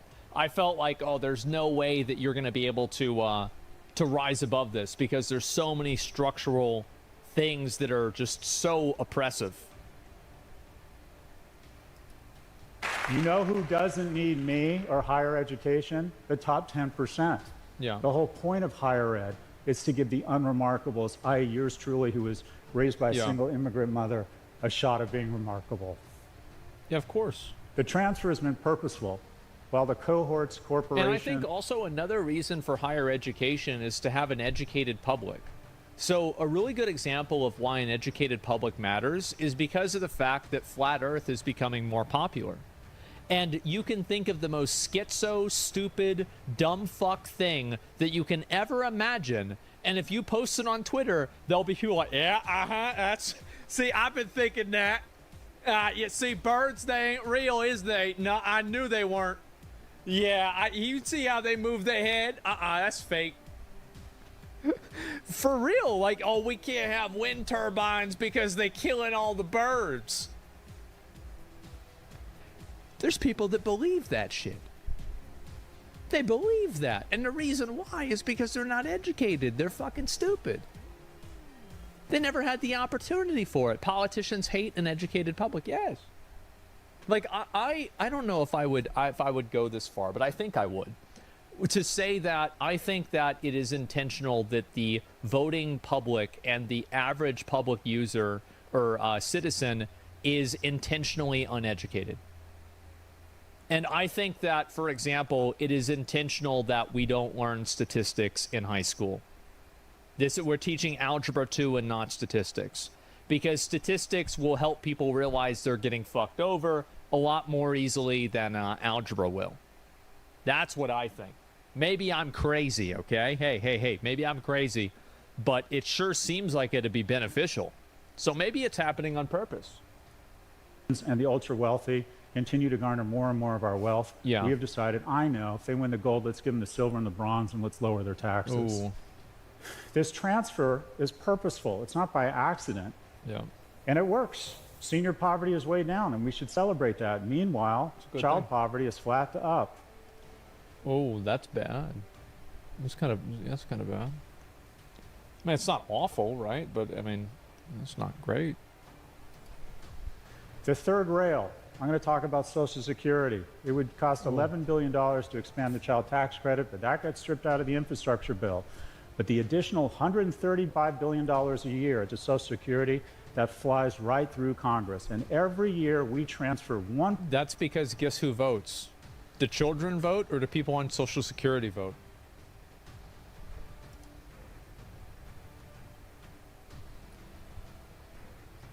It's crazy how this shit happens, huh? How does this happen? It's a mystery. $0.4 trillion from a cohort that is increasingly doing less well to the cohort that is the wealthiest cohort in the history of this planet.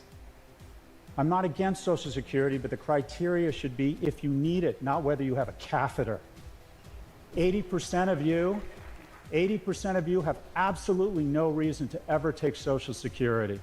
It is bankrupting our nation, and we have fallen under this mythology that somehow it's this great social program. No, it's not. It's the great transfer of wealth from young to old. Less claps from that one. You know, I wonder why. Why would that possibly happen? It must be, it's a mystery. Yeah, the only people clapping are, yeah, she's clapping. She's probably like, like 37 or something, a 20, 28. Exactly. I don't necessarily think that Social Security is a bad thing. I don't think that we should take it away from Social Security. I think that we should take it away from, like, I don't know, like military expenditures. Like, I'd rather gut making bombs and tanks than Social Security. And then after you do that, then maybe we can talk about Social Security. That's my perspective. How is this happening? Yeah. Because our representatives are, in fact, representatives. Both? Yeah, but start with the other one first. Yeah, Washington has become a cross between the land of the dead and the Golden Girls. Oh, God. Washington so has median age of U.S. Congress? Become a cross between... Oh, my God. So the the median age in the Senate is 65? Which, well, yeah, I guess that's probably not a surprise. I assume that the average age would probably be a bit lower because there are some young people in Congress and in the House, but yeah, it's still pretty bad. The land of the dead and the Golden Girls. Yeah. It's median, not mean. Quite frankly, this is fucking ridiculous. And if I sound ageist... If I sound ageist, I am. And you know who else is ageist? Biology. Yeah. When Speaker Pelosi had her... She's 80-fucking-4. Isn't it crazy that her hair isn't gone gray at all? She looks good. Yeah, like, I'm gonna be honest. Like, I think it's impressive that she's still going, man. Like, for real, like, it's fucking impressive. It's adrenochrome? Yeah. I guess so. First child, get this, 2/3 of households didn't have color televisions, and Castro had just declared martial law. But she's oh my God.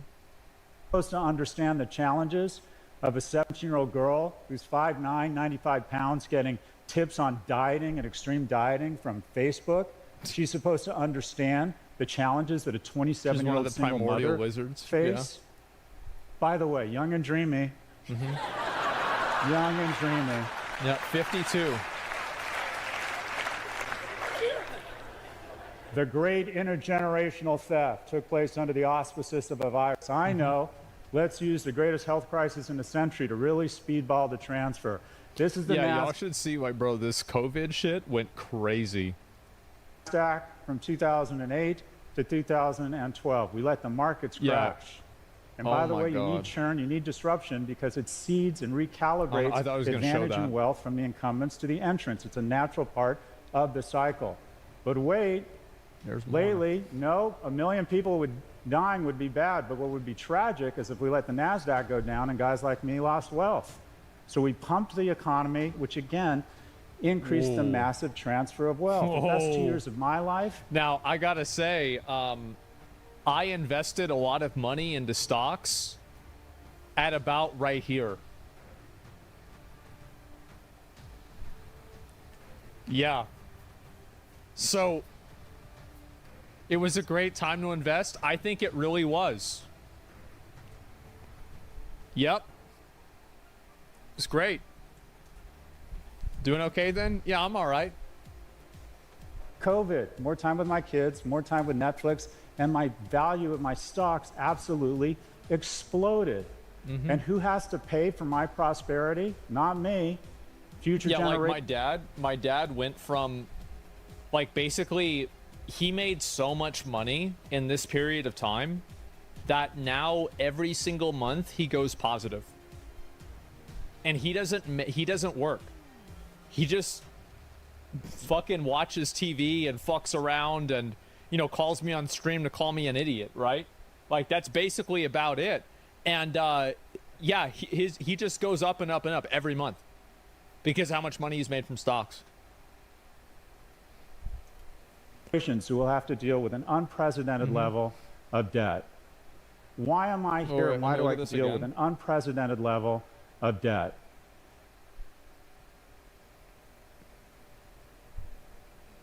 Shit. That's crazy. That's crazy. Why Wow. am I here and why do I get the prosperity I enjoyed? Because in 2008, we bailed out the banks, but we didn't bail out the economy. What was your day? We 76? let the markets fall. So as I was coming into my prime income earning years, I got to buy, no joke, these stocks at these prices. This is where those stocks are now. Where does a young person find disruption? When you bail out the baby boomer owner of a restaurant, all you're doing is robbing opportunity from the 26-year-old graduate of a culinary academy that wants her shot. We need disruption. We're economically attacking the young, but I know, let's attack their emotional and mental well-being. Let's take advantage of the fact of the flaws in our species with medieval institutions, Paleolithic instincts, and godlike technology. I'm just going to say, I think Mark Zuckerberg has done more damage to young people in our nation while making more money than any person in history. I think social media is probably an overall bad thing for a lot of people, but I like social media personally. I do. I am a social media enjoyer. I've always been. Even whenever I was a kid, I was into it. But the truth is that I also think that I am an extreme because I see how social media affects a lot of people that I know. And man, they got you fucked up, huh? Man, they got you all kinds of fucked up. Like, damn, that's crazy. Like, you're gonna get upset about this? You're gonna get mad? Like, this is bad. This is amazing. Yeah, I mean, like, just don't get it. Yeah, it's like, I don't know. Bro doesn't realize it has him fucked up? Nah, bro, like, back whenever I was, like, 14 and shit, I was still a psycho. Like, if you go and you look at, I have videos of myself when I was 14. You go watch those videos. I was a piece of shit. Nothing's changed. Like, there's very few people that can say that. But there's no fucking change. I was an asshole even before social media. Oh, but wait, what could be worse? It's as if we let an adversary implant a neural jack into our youth to Talk raise a about TikTok? generation Yeah. of civic, military, and business leaders that hate America. How can I think that it's not TikTok's fault that, like, I don't agree that it's TikTok's fault that these people hate America because he just went through 10 or 20 different slides of why people hate America. Those slides and those graphs are the reason why they hate America, not TikTok. It's just that sometimes TikTok shows them a graph. Be this Yeah, stupid. he just pointed it out. All right, this all adds up to a bunch of graphs all headed up into the I right. love What graphs. are they? What's the first one? Oh, that's self-harm rates, which have been... That's kind of bad. Yeah, that's bad. Oh, jeez. exploded, especially among girls, since my colleague Jonathan Haidt pointed out it's really gone crazy since social went on mobile. What's the next one? Teens with depression. Ooh. The next one, men and women not having sex. Right here is whenever Wrath of the Lich King came out. So I think this graph actually makes a lot of sense. Just to keep in mind. And right here is about whenever League of Legends came out. Again, makes a lot of sense. Biggest fear of my parents was that I was going to get in too much trouble. My biggest fear, honestly, is that my kids aren't going to get into enough trouble. By the way, my advice to every young person watching this program is go out, drink more, and make a series of bad decisions that might pay off.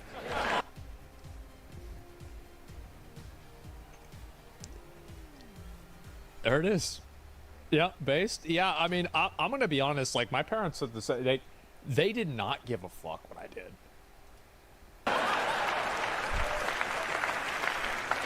Next graph, cumulative gun deaths. You're more likely to be shot in the United States if you're a toddler or an infant than a cop.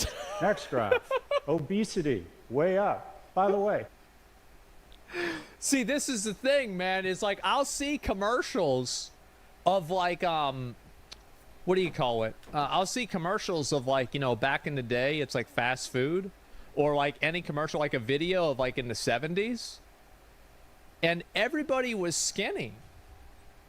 And then now I go and I see like a video of Walmart, and it's like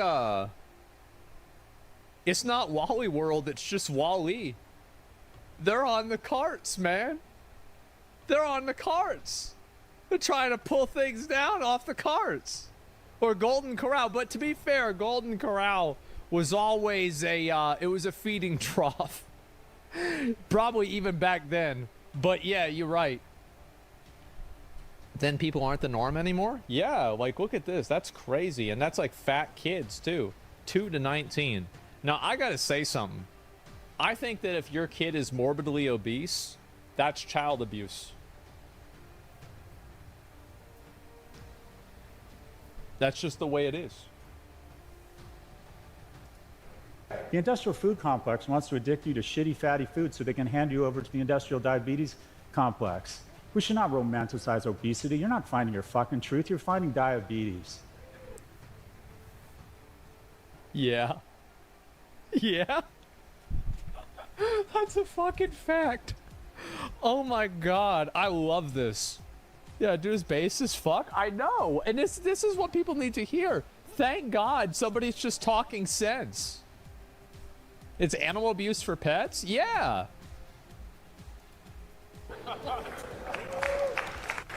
Somehow I've defied this logic. I eat usually 1 meal a day and a few extra snacks, and I try to exercise every single day. To be fair, whenever I ate 3 meals a day and I never exercised, I still weighed the same amount, but still. Dose deaths, way up. Wait. I wanted to see if that one fat chick in the front was clapping, but apparently it didn't show that frame. Overdose deaths, way up. Deaths Yeah. of despair. When I was in high school, it was Ooh. drunk driving. Now it's kids killing themselves. Yeah. Young people don't want to have kids anymore. High school, it was drunk driving. Now it's kids killing themselves. Yeah, I feel like people still do drunk driving. Like, I knew a lot of people whenever I was in, like, I'm trying to think how many people I knew that didn't drive drunk. Jesus. Oh, fuck. Me? I never did. I didn't drink.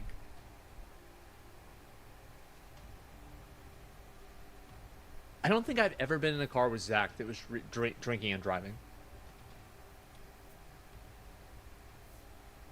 So, like, at least 2 people I knew that didn't drink and drive. Drinking and driving right now. Young people don't want to have kids anymore. 2/3 of people aged 30 to 34 able-bodied used to decide to have at least one child. Yeah. It's been cut in half. It's now less than a Oh third. my God. It's because of money too. 27%. As a result, people over the age of 60 in the U.S., pretty happy. People under the age of 30, not so much. Some of Yep. the lowest in the free world. Ooh.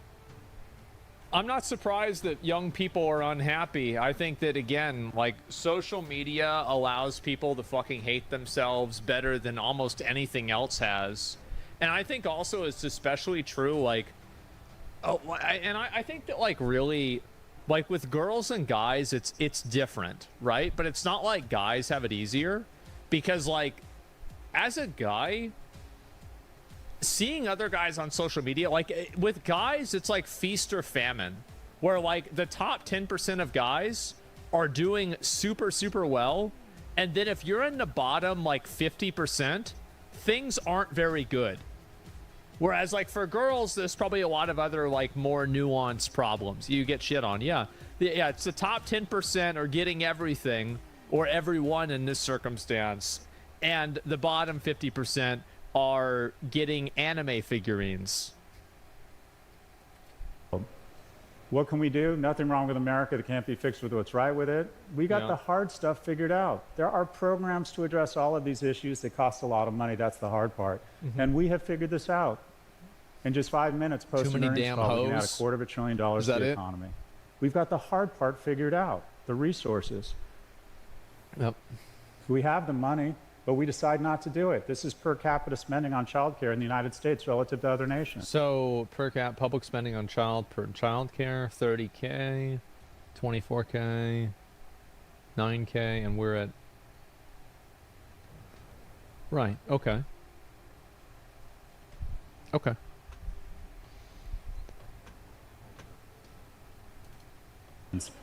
This is housing permits. Mm-hmm. Things are doable. We increase minimum wage to $25 an hour. It goes into the economy. The wonderful things about low and middle income households is they spend all their money. We have to have a restore or a progressive tax structure with alternative minimum tax on corporations and wealthy individuals. We need to refund the IRS. We need to reform Social Security. It should be based on whether you need the money, not on how old you are.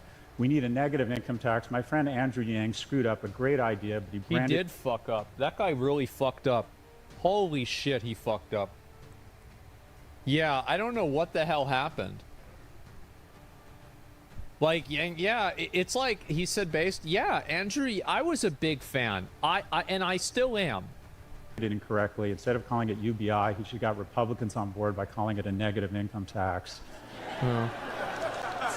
We need to eliminate the capital gains tax deduction. When did we decide that the money that capital earns is more noble than the money that sweat earns? Shouldn't it be flipped?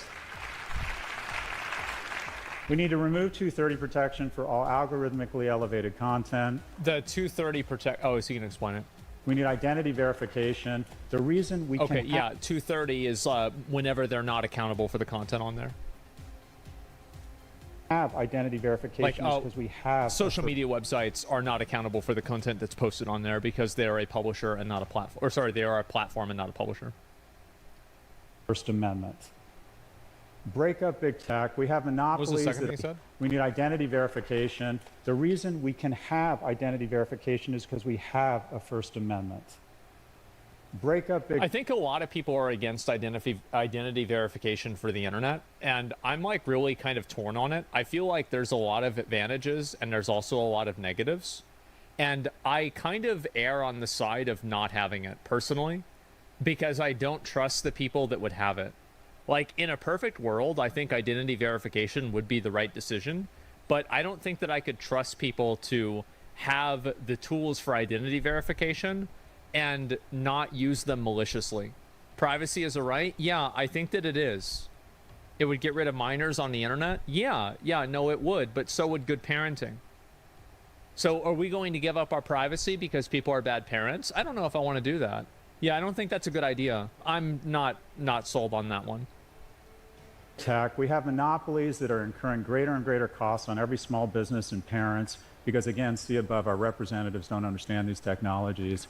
We need to age-gate social media. There's absolutely no reason anyone under the age of 16 should ever be on social media. Anyone under the age of 18 should ever be on social media. There is no business a 16-year-old girl has on Instagram, because if you check her DMs, guys, come on. Come on. Like, let's just get rid of this. Like, what are we doing?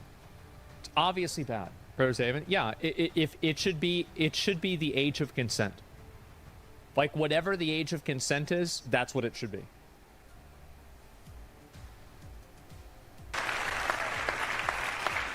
We need universal pre-K. We need to reinstate the expanded child tax credit. We need term limits. See above, Andrew Yang. We need. I'm not a fan of term limits. I think that if somebody's doing a good job, I want them to keep doing a good job. I think the problem is that I don't think the problem is actually term limits. I think the problem is a badly educated public that doesn't hold elected officials accountable. I don't want term limits or age limits at all. I think the problem is the voters. And any solution, like term limits, will not solve this problem, because you'll just have new idiots come in that are also corrupt as well. That's my opinion. Income-based affirmative How do you hold them accountable whenever they don't care? Well, you vote for somebody else. The reason why politicians are able to do what they do is because voters don't hold them accountable, because voters are too busy fighting with each other about like social wedge issues like abortion or like transsexual bathrooms or something like that. And they don't think about any of these other bigger issues because they're harder to understand.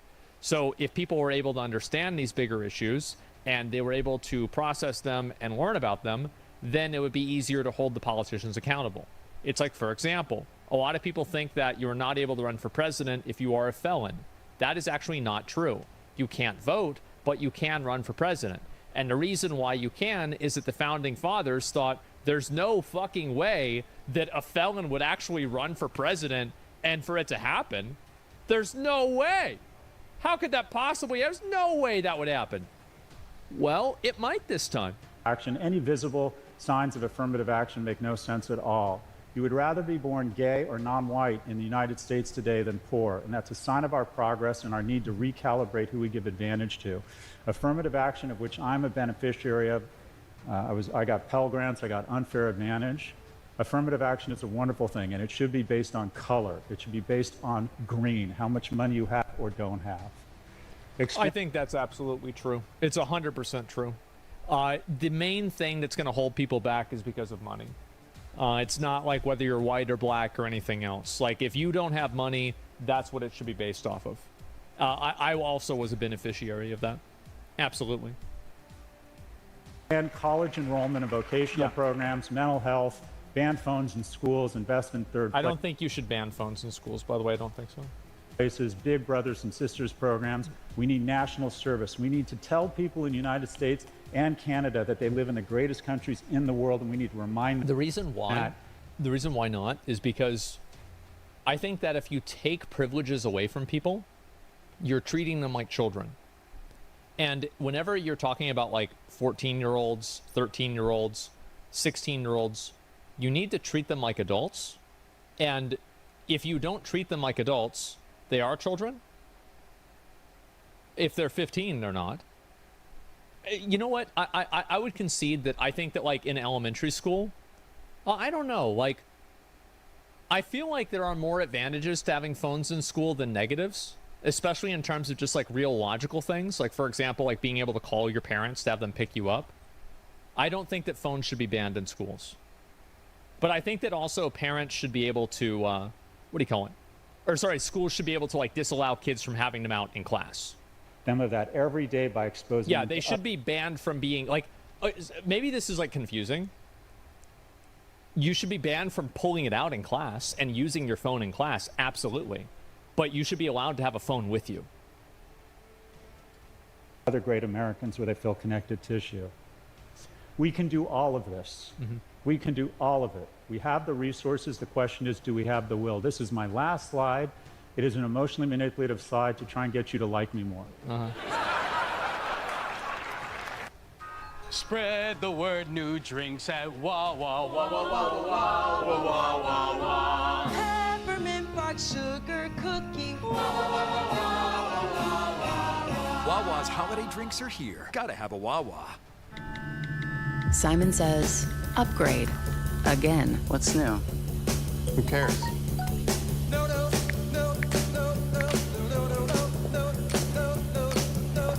Simon Says, limit your choices.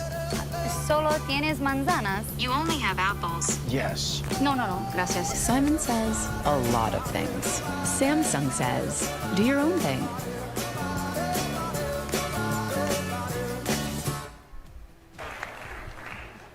But it does have a message. This is the whole shooting match. Anybody here without kids, ask someone with kids. You have your world of work, you have your world of friends, you have your world of kids. Something happens here, your whole world shrinks to this.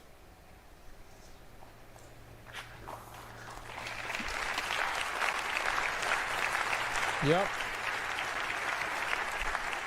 So I present, as I wrap here, with just a few questions. One, if you acknowledge that our kids are the most important thing in our lives, that everything else we do here is meaningful, but our kids' well-being and prosperity is profound. If you acknowledge that they're doing more poorly than previous generations, if you believe there's a chance that the illusion of complexity has done nothing but provide cloud cover for the unbelievable transfer of goodwill, of well-being, and of prosperity from young to old, and if you believe we can actually fix these problems and we have the resources, then I present to you. I don't think that we can fix them right now. The reason why is I don't think that the voting population that makes decisions, like the adult population of America, is educated enough to be able to understand what those problems are and vote against them. I genuinely think that people are too stupid to understand what these problems are. Straight up. They're not. All right. All right. I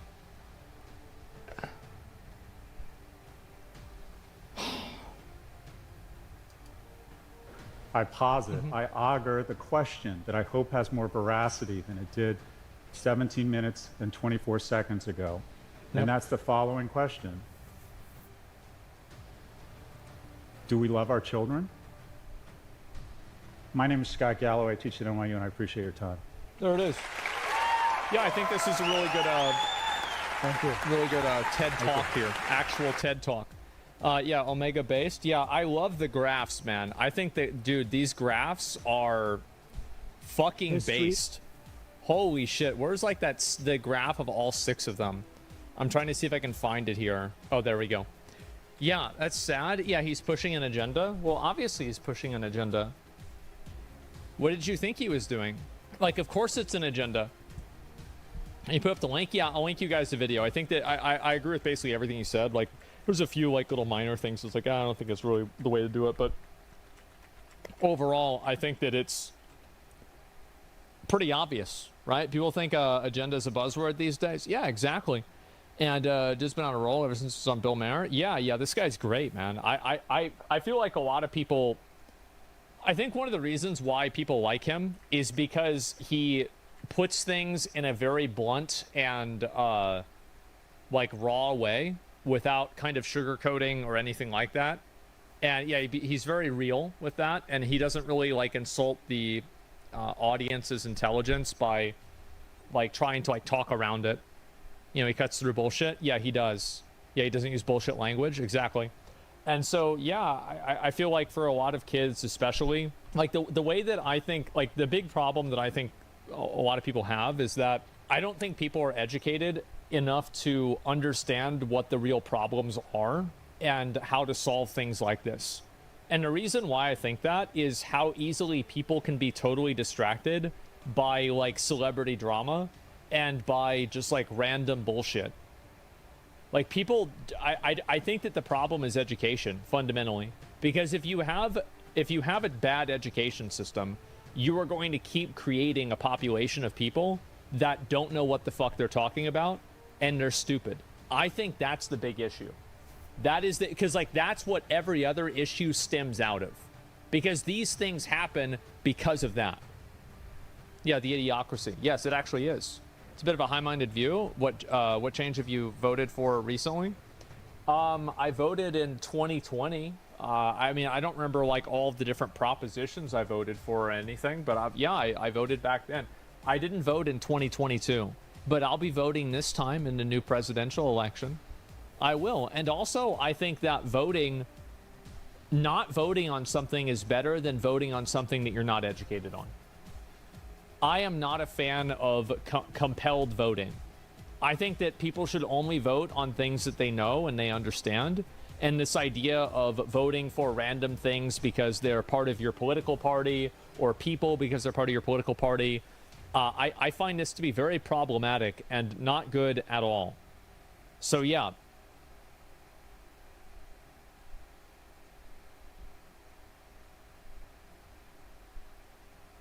This has been a massive video. We're going to watch it.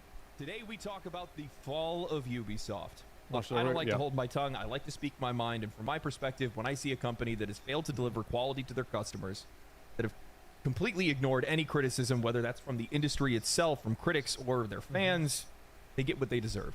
And in the case of Ubisoft, this is a victory for consumers. This is exactly what we want to see, because if you're not working for us, you're working against us, and that's Yes. what they've been doing for years. So when you're a company that's as recognized as Ubisoft, one of the most recognizable names It's a in good all video. of gaming, they're a cornerstone of AAA, you're going to have some ups and downs, but over the last few years, they've had a lot of downs. They've been digging a grave that I don't think that they can escape. I don't know if they can either, honestly. Because the problem is that the company's reputation is damaged. And if you compare this to, let's say, like Blizzard's reputation is damaged, and that is like, it's so harmful. I don't think people respect and put enough value on the importance of reputation. Because if you don't have that reputation and it ends up like, you know, getting away from you and you lose the narrative, you are in a very, very bad situation. At least 4 years to recover the reputation? No, I think it's 10 years. I think you need to have like at least 5 and usually 10 years to rebuild your reputation. Like, think about companies that have done it. It takes years and years and years. Quality, repetitive games, lack in player interest, controversy. Now their own investors are calling for their leadership to be ousted and for the company to be sold. Which is How do you crazy. get yourself to that point? That's what Let's I want to find answer out. today. There's a lot of other companies that are traveling this road to ruin, and I want this to be a lesson to all. I think he's also right that a lot of companies are trying to do what Ubisoft does because they just want to make more and more products to make more and more money. That's the reason. It's that simple. And you're seeing a lot of Western companies do this primarily. So let's talk about the rise and fall of Ubisoft. As of recording this video, Ubisoft stock just hit a low that they haven't seen in over a decade. Their stock price is... The funny thing is now, it's even lower. Me when I reserve my Uber ride to the airport in advance. Me when I don't plan ahead. I just need one of you. Where's my phone? Ah, hi, Dad. Of course I finished packing.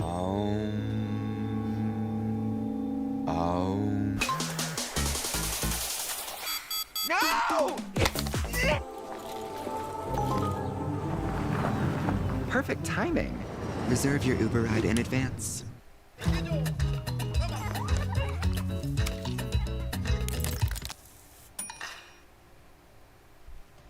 Like, let me see if I can I find it? No, it's not on here anymore. Yeah, it's like this was from like a week ago or a few days ago. So like now it's even worse than it was in this video.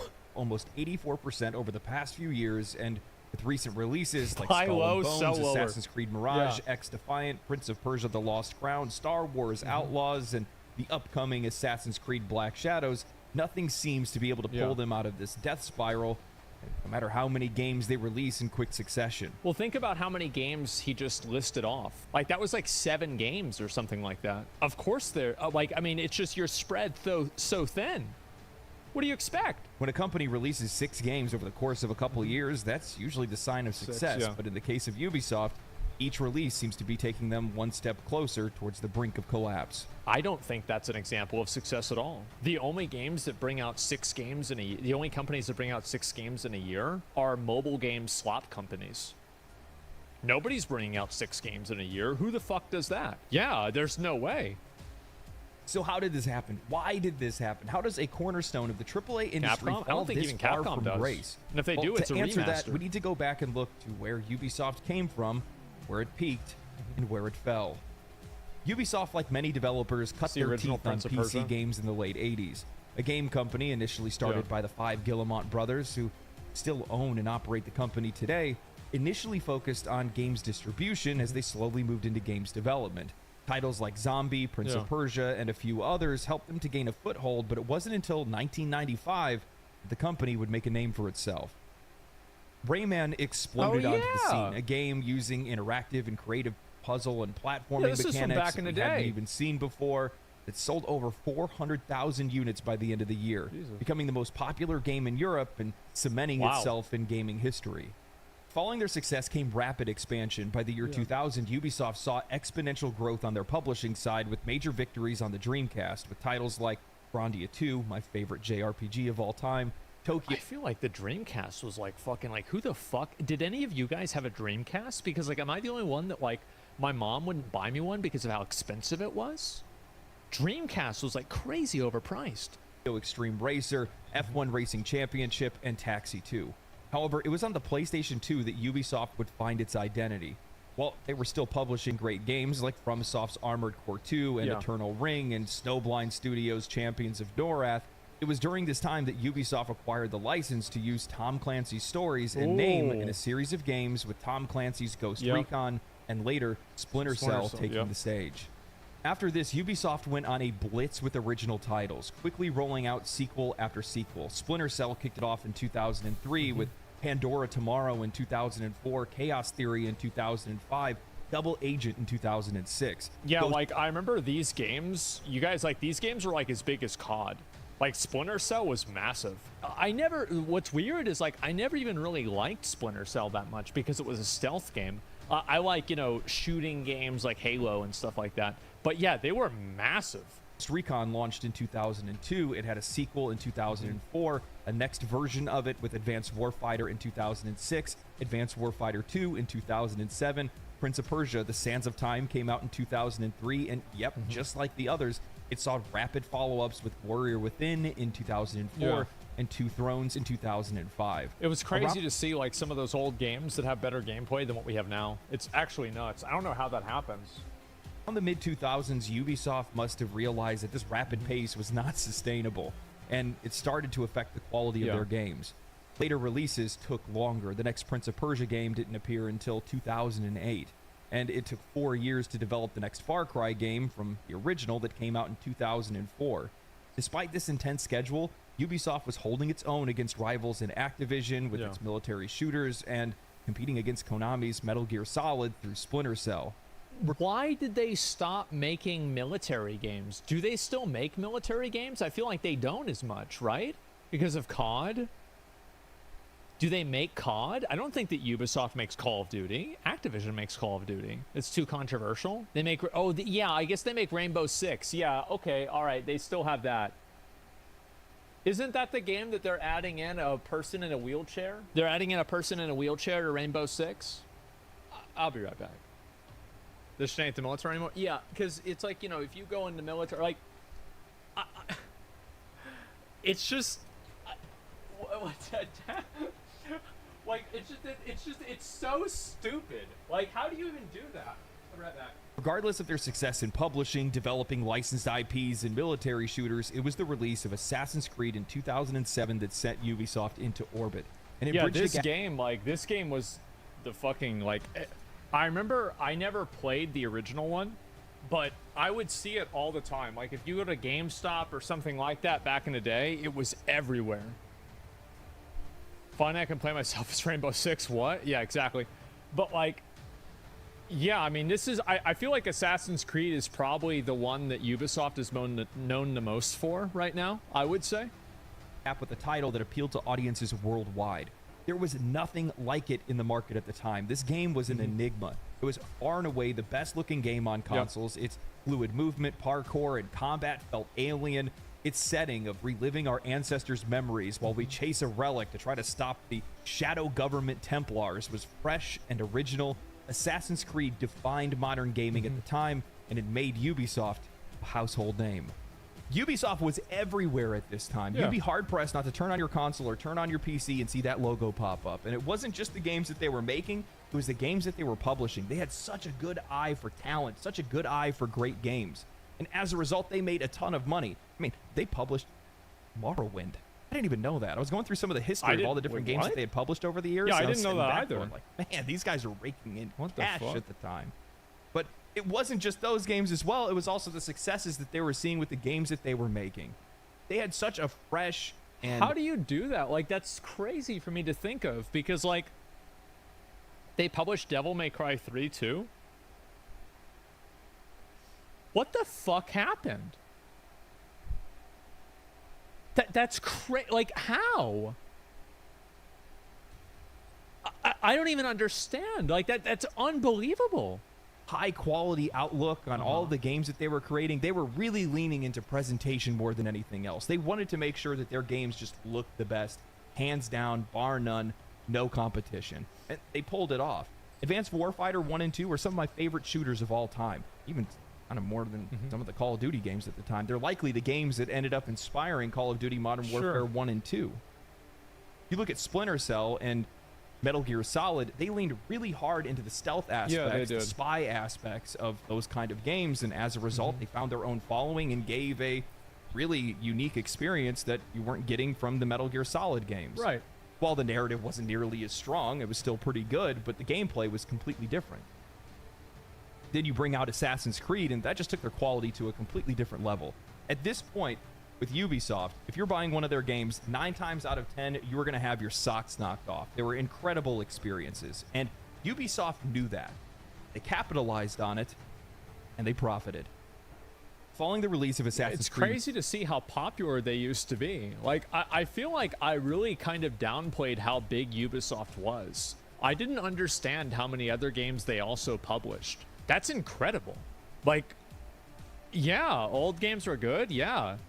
2007, Ubisoft entered into a golden era that solidified their place as one of the leaders in the AAA industry.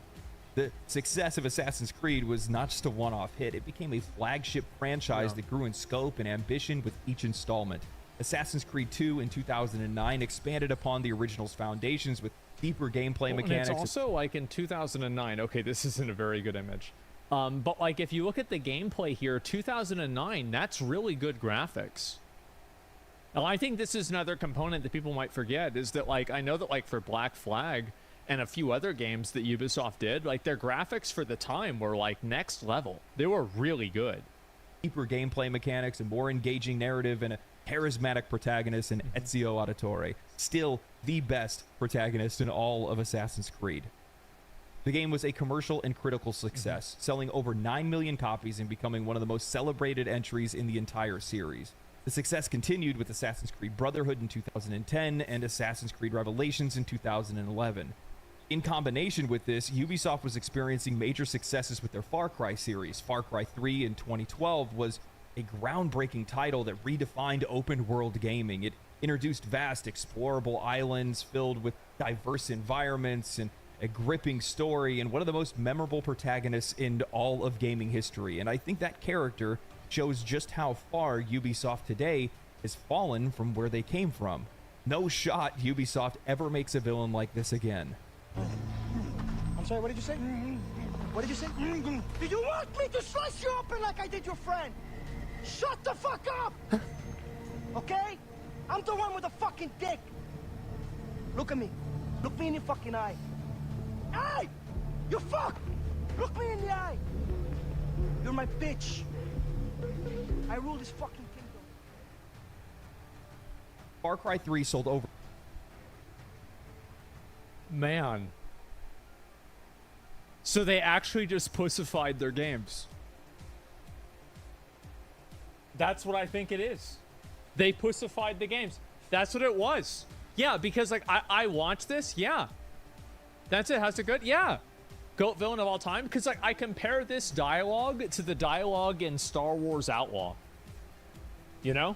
For 10 million Ubisoft copies used and to was be lauded edgy. as one of the best Yeah. games of the generation, setting a new benchmark for open world shooters. The series continued to thrive with Far Cry 4 in 2014 and Far Cry 5 in 2018, each expanding on the franchise's formula with new mechanics and narratives. By 2018, Far Cry 5 became the fastest-selling title in Ubisoft's history, moving over 5 million copies within the first week, solidifying the franchise's place in history. In parallel with the success that they had going on with the Far Cry series, Tom Clancy's Rainbow Six... I feel like what really is poison for a lot of games is that when the game has like limits that it won't go to. And I think that's what happens with a lot of companies, is that like there's like an edge that the company has or the games have that then they kind of get afraid of. They're like, now we're afraid of this edge. And I feel like it was so crazy for me to play Cyberpunk 2077 and then to have right before that played Starfield. Like it was like two completely different experiences, right? And I feel like that's what's happened with a lot of these game companies, is that I don't even really know why, but so many of their games are just flaccid. They're just flat, like they're just like, there's no like, I don't know, like I'm trying to think even like what the word, they're soft, yeah, like they're soft, like everything is yeah, it's just I'm just trying to think like the best way to say it. Character soul, yeah, it's just weak. Like, yeah, the characters don't have any edge, they don't have any grit to them, they're not interesting. I don't know, they're one-dimensional. Yeah, they're politically correct for sure. I think that's a huge problem. Yeah, like I feel like, you know what a good example of this is, like what game like really was a great example is the like Baldur's Gate 3 with like the bear sex scene, and then also the Coffin of Andy and Laylee. And I think that the reason why those games like got so much attention is because, like, completely different levels, by the way, obviously, but like the reason why they got a lot of attention is that if it's a game where you can kill and eat your parents, you can, like, you know that you are experiencing something that's not being artificially handicapped in terms of its narrative direction, because the person that's writing it is afraid of offending the wrong person on Twitter. And I think that that's really where the weakness comes in. That's where the problem is. It's that people are self-censoring narratives and making them less complex and less interesting, because that complexity and that interest makes certain people on the internet that are really outspoken like really upset and uncomfortable. Games have weak characters, mostly just agenda vehicles. Well, I feel like the problem is that whenever, and this is kind of like the issue, is that whenever you see, like, or like you perceive, I think this is also very important, whenever you perceive a agenda or like a certain reason that's political or social of why something is the way it is in a game, I think that the amount of escapism that you can have in that game goes down massively. Because now you are no longer playing a fantasy world, you are doing something that is in the context of like a real life. There's no agenda? Yeah. Yeah, it's immersion breaking. It's very immersion breaking. Siege initially launched to a modest reception, but through consistent updates and community engagement, it has now grown into one of the most popular and enduring multiplayer shooters, even still today. By 2018, Rainbow Six Siege had amassed over 30 million players. Thank you, Jinxie. Tom Clancy's The Division in 2016 was another major hit, offering a compelling blend of third-person shooting and RPG mechanics set in a post-apocalyptic New York. It was Ubisoft's fastest-selling new IP at launch, earning $330 million in sales within the first week. Jesus. It showcased Ubisoft's ability to successfully launch a new IP while still being able to maintain their existing franchises. If we take a snapshot of the successes from 2000 to 2018, we see... I had no idea they had this crazy of a run. Really, like, I actually had no idea about this. This is nuts. Ubisoft that was consistently delivering on high-quality experiences while innovating within existing franchises, creating new franchises, doing all kinds of things. But at the exact same time, we also see a foreboding trend. The minute that they see a game become successful, they hammer that nail again and again and again. Sometimes within such quick succession that we're seeing sequels with games within year to year to year to year, back to back to back to back, and then they stop. And that's going to take a toll, not only on the developers, but also on the audiences. Well, and it's also like another component of this is that as video games have become more expensive and people have become more conscious of the money they're spending, I think that you see a lot less people that are willing to spend a lot of money on games. Because, like, again, whenever you were playing games and you were getting maybe like, you know, you get a new game for $50 and it's like every once in a while you buy one of those, it's okay. But now I feel like people are much more money conscious because of how many different things are asking for your money. So it's obvious that we're grown. Yeah, exactly. Ubisoft got to a point where they had nothing to say. Well, I feel like the problem really is that I think their biggest weakness, I'm going to be totally honest, is the fact that they're making so many products. I think that the issue is that they're spread too thin and they're focused on too many different things at the same time. But that's the biggest issue. By 2018, Ubisoft was worth $24 a share. It was the highest price. It's still the highest price that they've ever been worth. And keep in mind that the $24 a share is contextual around the company being only 1/5 in the American stock exchange. The other 4/5 are in the European stock exchange. So the actual value of that stock over there was like probably closer to $100. That's the perfect reflection, whether you care about share prices or not. It's the perfect reflection of what the company was worth at the time. 10 times the value that they were before they released Assassin's Creed. They were swimming in cash. They were so successful. They were massive. But when you reach those peaks, there tends to be a trend that follows. And they've been following that trend straight into the ground. As Ubisoft entered into 2018, the cracks in its previously successful formula began to show. While the company had relied on its major franchises to drive growth and maintain its position within the industry, the strategy began to falter.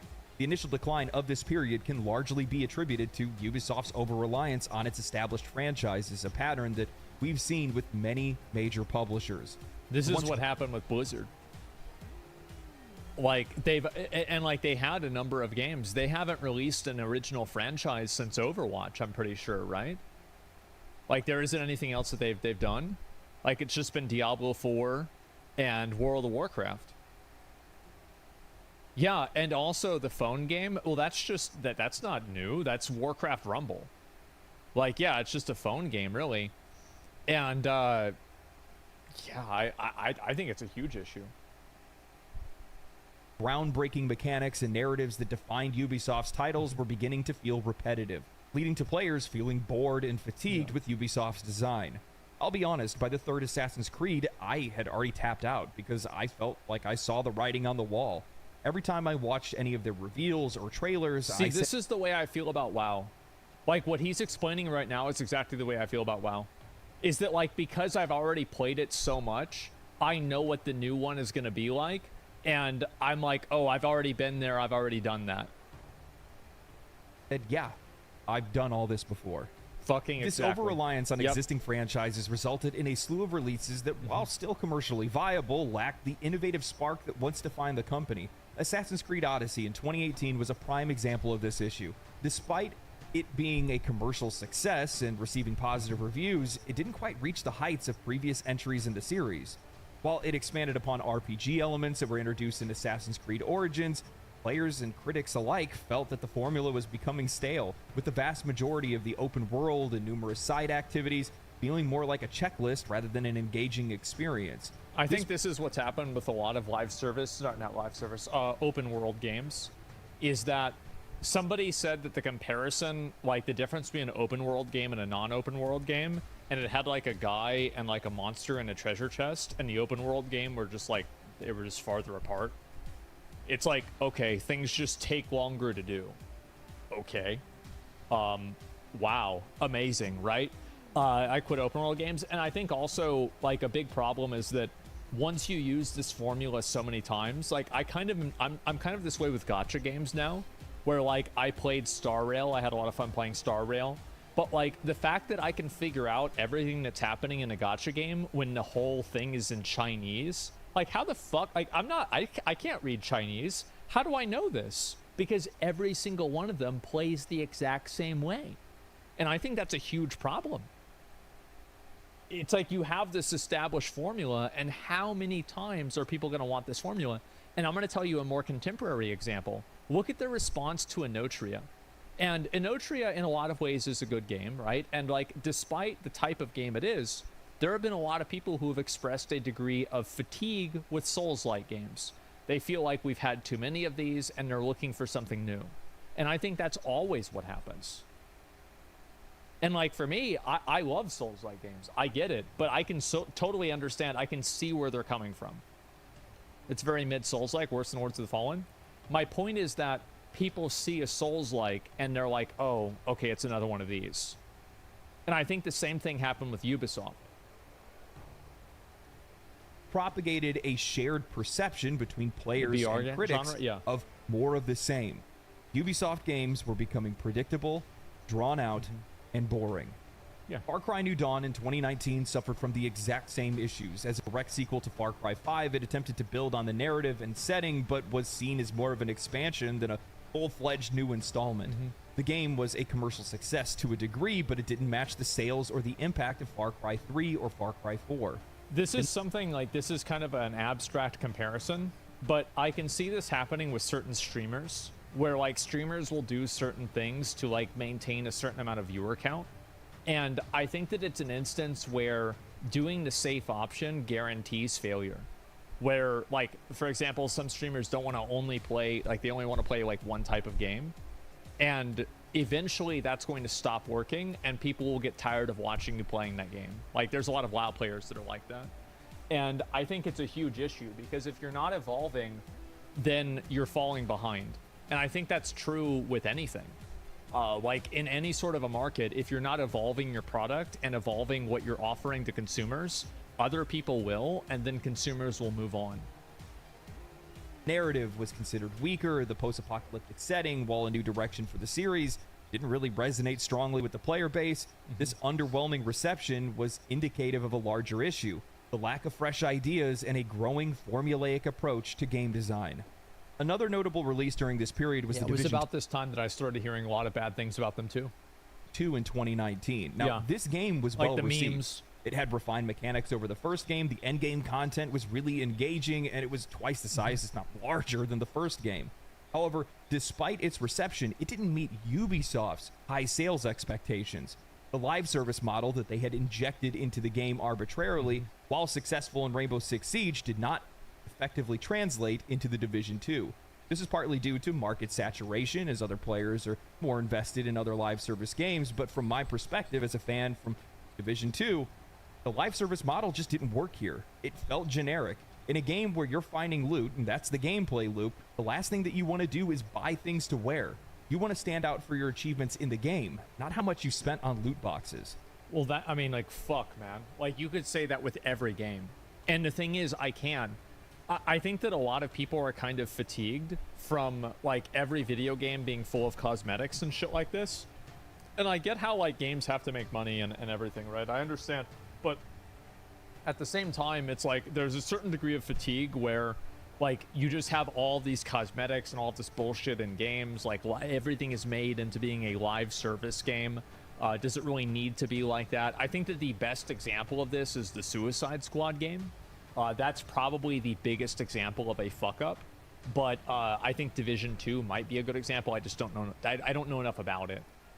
This pattern of diminishing returns, poorly implemented monetization, and loss of connection with the players is a common issue for companies that heavily rely on their existing franchises.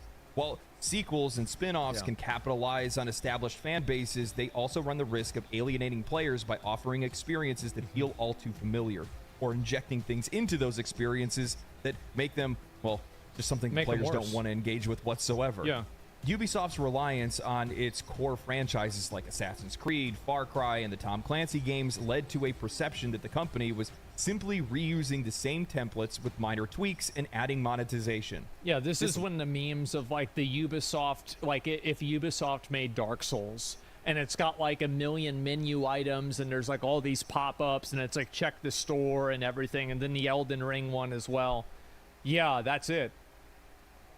Lack of innovation and growing similarities between their titles resulted in players being less excited about their new games, and they began to see Ubisoft games as formulaic in design. And you see, like, what I'm talking about how people that are, like, streamers, it's the same thing. is that like if you just keep doing the exact same thing over and over, you might think that you're being safe, but all you're doing is like safely failing slowly. And I think that's what happens with a lot of people. Like I tell myself, or I've told other people this too, it's like if I'm not looking back at my content from 3 years ago and thinking it's bad, then I'm not winning, right? I'm not getting better. Yeah, they're postponing death. Yeah, exactly. Sprawling open worlds filled with repetitive tasks rather than unique and engaging experiences.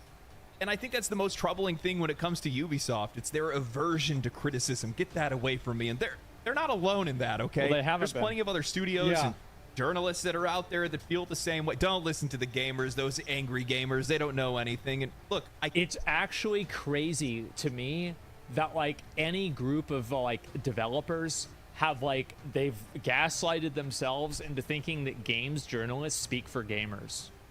Like I think this is like a huge problem that like publishers and developers are listening to these journalists and these people that are writers. You're listening to them over your actual audience. You're listening to them. You know who you need to be listening to? The YouTube channel comments. You need to be listening to the reviews from users that are highly upvoted about the game that you released. Those are the people that actually matter. Some person that works at a company and the company has an important name, this is one person's opinion. They don't represent anybody other than themselves. And I think that what happens a lot is that these companies have like a very distorted view of what players want because they're getting that perspective from people that are not accurately representing the players. And I can offer you guys a very easy example. Do you feel like your needs and your desires as a player are accurately reflected by the way that different games companies cover games? Do you think that they're accurately reflected, right? Exactly, no. And so guess what the problem is when you make decisions based off of that? Everything goes to shit. Get it. Well, 9 times out of 10, players don't know how to voice their criticisms effectively. Oftentimes, they're just being mean when they say things. There's a big disconnect. They're still telling you that something's wrong with your games and you need to fix it. But year after year, Ubisoft has completely failed to listen to any criticism, whether that's coming from professional critics or the players. People have been saying for years how formulaic their design is, how scary predictable their games are. I know that if I can find it. Oh man. If Ubisoft made Elden Ring. Man. I can't wait, huh? Real exciting. You tell me, man? Yeah, a timeless masterpiece? Yeah, there you go. I log into an open world Ubisoft game, it's just going to be a checklist simulator. Everybody still remembers when their developers took to Twitter to criticize Elden Ring of all games for its open world design, its quest design, and its UI. I forgot. How the fuck do you do that? That's the... the UI of Elden Ring. Oh my god. And the thing is that there actually were criticisms with the UI. Like, for example, like key binding things with like your pouch is kind of annoying to do on keyboard. But like none of the people that played the games that are these developers like played the game enough to know that. Best game that we've had. One of the best games that we've had in the last decade. One of the best. Why wouldn't you look at a game like that, look at the success that it sees and say, we need to internalize some of the things that this game did well, why players liked it, and then reflect that in our games going forward. That's actually a really good point, is that Star Wars Outlaws came out after Elden Ring. So this is like an open world game. And like you could have looked at Elden Ring and taken examples and things that Elden Ring did, or for example, like Tears of the Kingdom or Breath of the Wild did, and you decided to take none of those examples.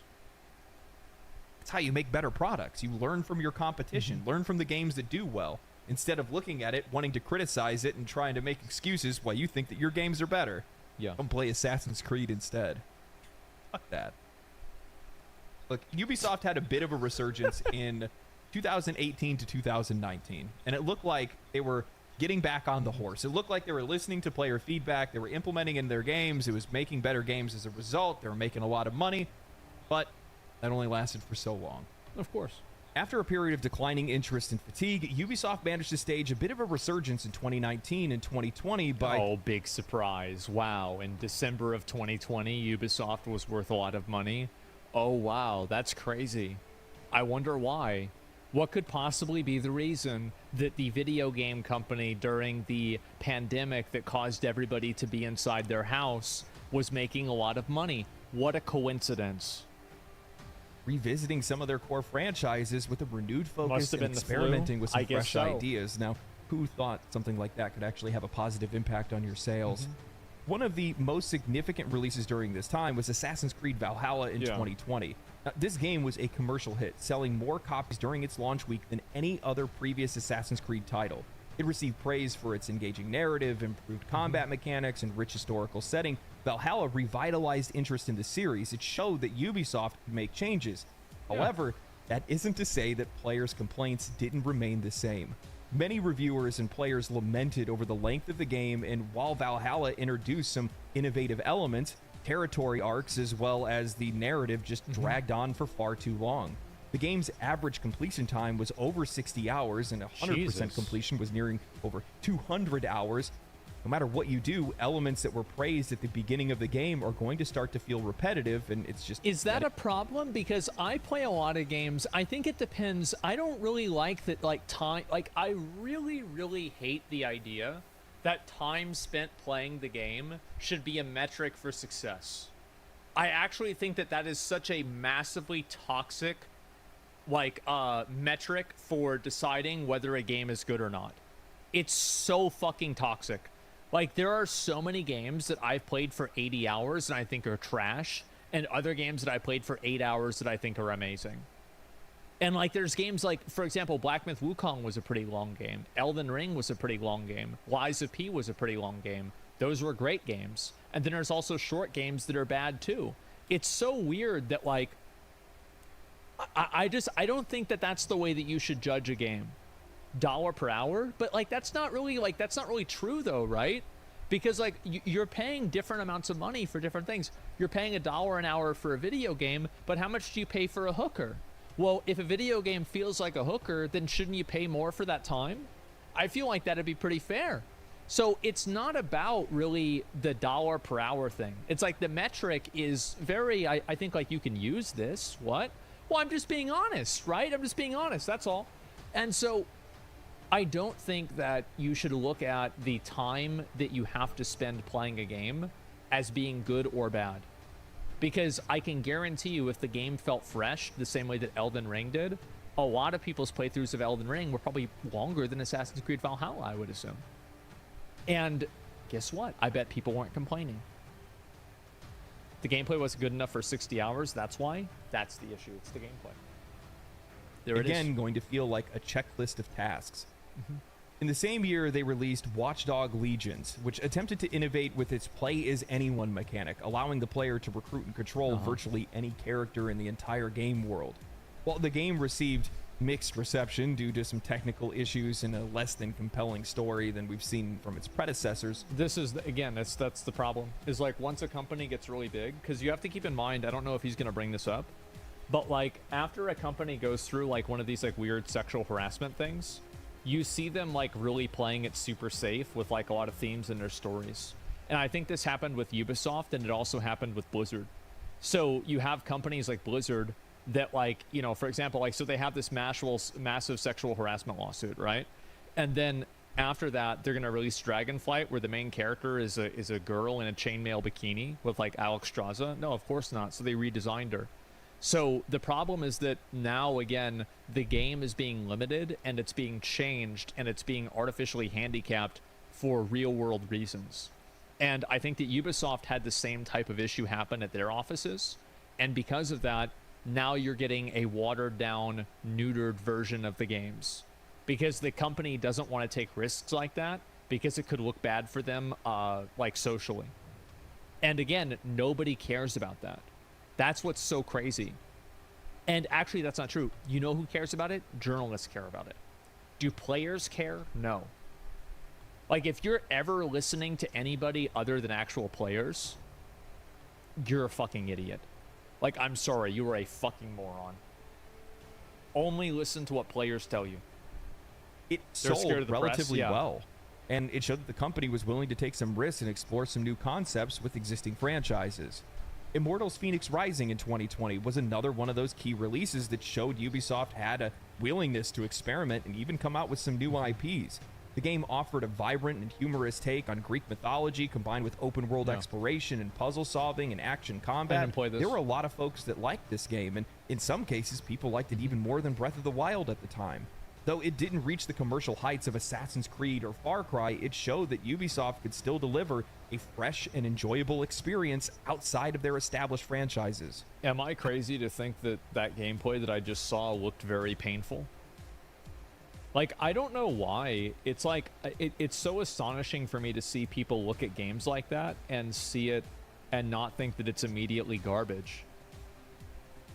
Like, I have a very high, I guess maybe I have a very high standard for this. But, like, the quality of game, like, the minute-to-minute, like, the way that like, games, like, react, co-love the game, yeah, I can't like games that play badly. I just can't do it. However, I think the most important thing to keep in mind during this period of time and this surge of growth at Ubisoft, and the biggest boon to Ubisoft at the time, as well as many other developers as well, is that, well, there was a pandemic and lockdown that was driving an increase in game sales and player engagement. Exactly. With people spending more time at home, the demand for games surged. Ubisoft benefited from this greatly, as their established franchises and live service games offered an extensive amount of content for players to explore. Rainbow Six Siege saw massive growth during this period, with the player base growing to over 70 million players by the end of 2021. Well, it's also, I'm pretty sure Rainbow Six Siege, there's not a lot of other games like Rainbow Six Siege. So, like, they're competing in a market without really a lot of other, like, competitors, right? I mean, like, you could say, like, abstractly, like, Overwatch is like that, but not really in terms of, like, having different heroes and stuff and, like, different types of characters. But, like, no, it's not like Rainbow Six at all. So, yeah, I think that's also another reason. Is, like, they've got this market pretty much locked down. Continued support through regular updates, new operators, and seasonal events helped keep that community engaged and invested even today. Any game studio that had a game that came out or was ready to release right around the time of lockdowns saw massive growth and massive profits. Go figure. Yep. But as we've learned, that growth is inorganic and unsustainable, and none of them had been able to maintain it. So with that said, yeah, of course, Ubisoft was going to see a little bit of growth I there. think there was also, like, you have to keep in mind that, like, in the late 2010s, like 2017, 18, and 19, there is, like, an artificial, like, expectation that tech companies would just keep growing unsustainably. Because this was back still whenever social media was growing 20% every single year. But what I think happened with COVID is that COVID kind of accelerated that growth. Like, I don't even think that COVID necessarily artificially, like, changed the growth, but they just made it happen faster. So, like, for example, something that probably should have happened over 10 years because of COVID happened in 2 years, which is the amount of people that were, like, on the internet, on social media, etc. Because I feel like during COVID, how many of you guys knew somebody or know somebody who wasn't really connected online and, like, spending a lot of time online, and then COVID changed that? It was a catalyst, right? COVID basically, it was like a speed run of the next 10 years. But, like, now that those 10 years have occurred, like, video games have kind of reached, to a certain degree, a saturation point. Social media has reached, to a certain degree, a saturation point where everybody that's going to have Facebook has Facebook, and everybody who doesn't have Facebook chooses not to have Facebook. And I think that's the big issue too. They definitely evolved a little bit past some of their game design issues. You're just growing unsustainably. Those same criticisms were still there, regardless of the years that had gone by. And one of the other problems that Ubisoft has is the minute that they see something work, they will hammer it until the wheels fall off. Yeah. They will exhaust you as fast as they possibly can because they just want to try to make as much money as fast as they possibly can, rather than paying attention to what the longevity of that game would look like, how much more money you could make if the game lived longer. But they just love killing games.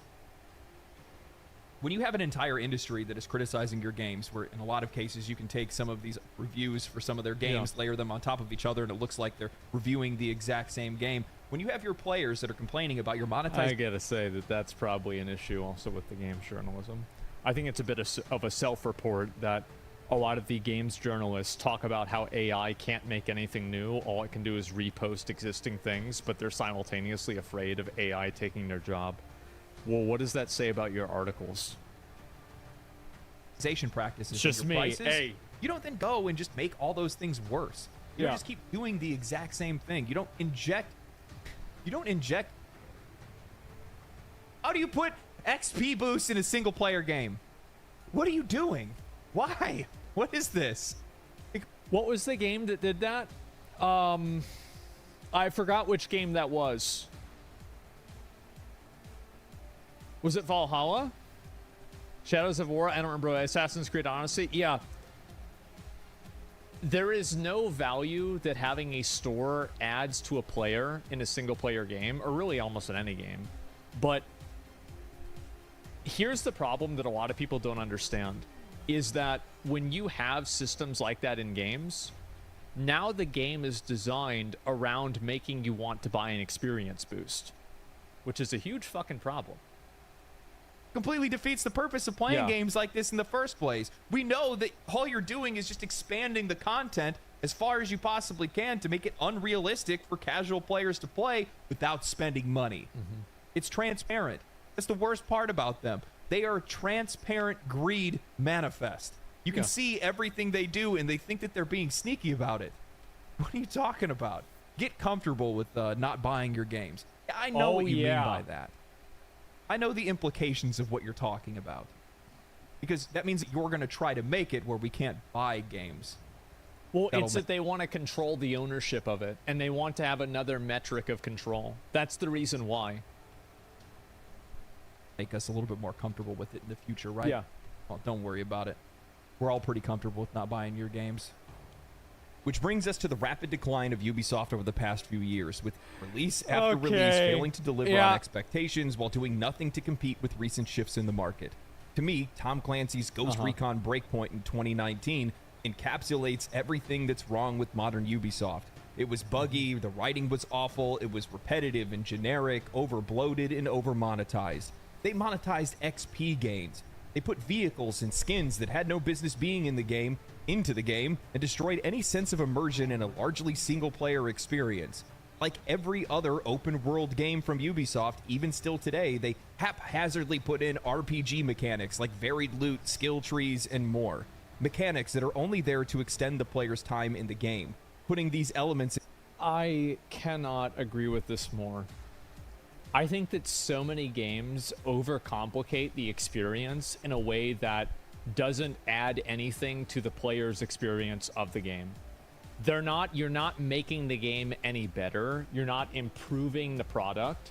You're just adding in more hoops for the player to jump through in the hopes that it will keep them playing the game longer. Like, I don't know about you guys, but anytime that I'm playing a new one of these games and I loot something and it says 1 out of 250, I'm like,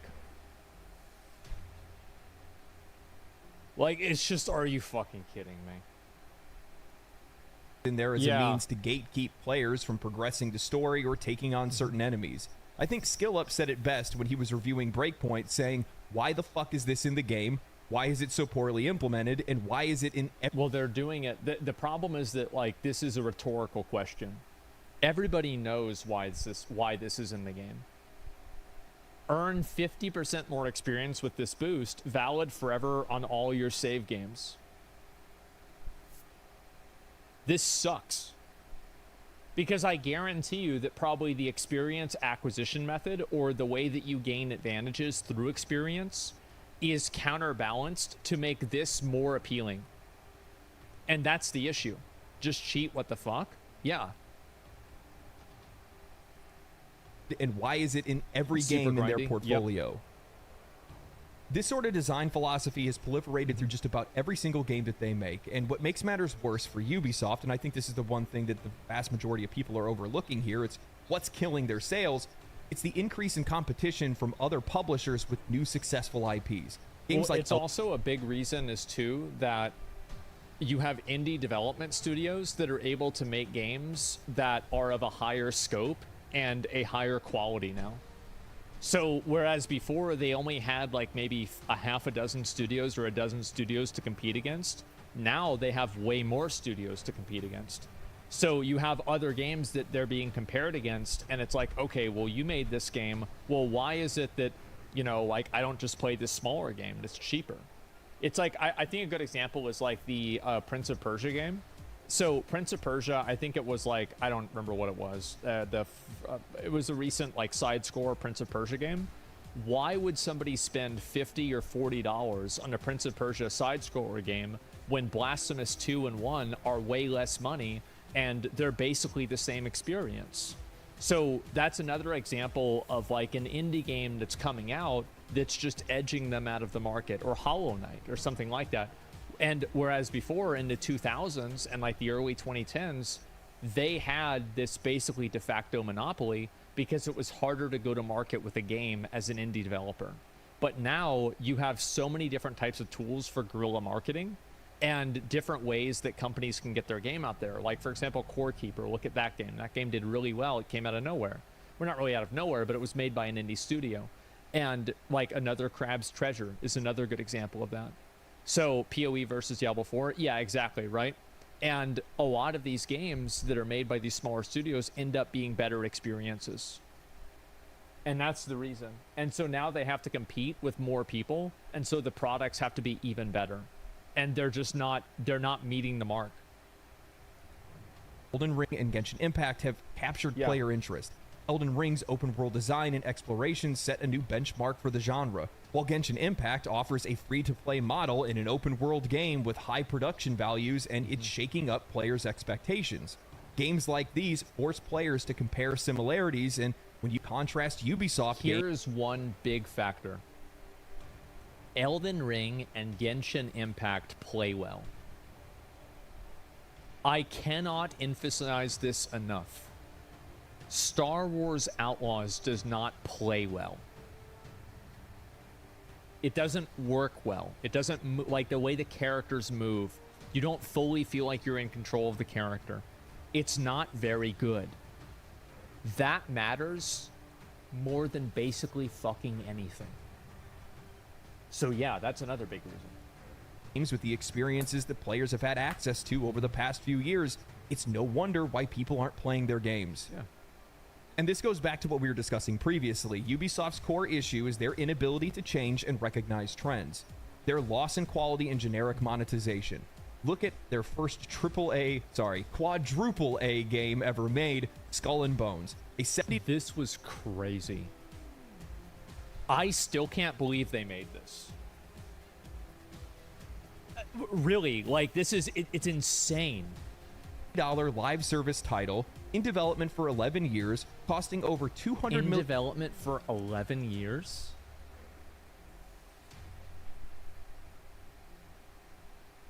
Oh my god.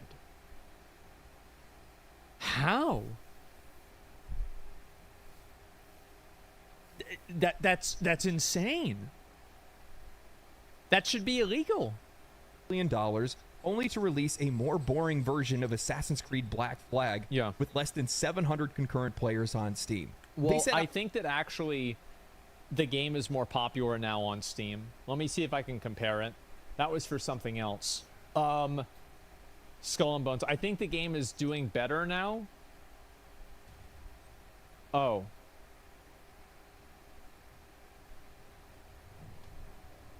Anyway. Out to make a more consumable version of Assassin's Creed with Mirage, charging $50 for a less than 15-hour game that did nothing to evolve the franchise. They finally returned to Prince of Persia with the Lost Crown. They made an awesome game. It was really innovative. I actually enjoyed it, but they charged $40 for a Metroidvania game in a market where those games cost a fourth of the price.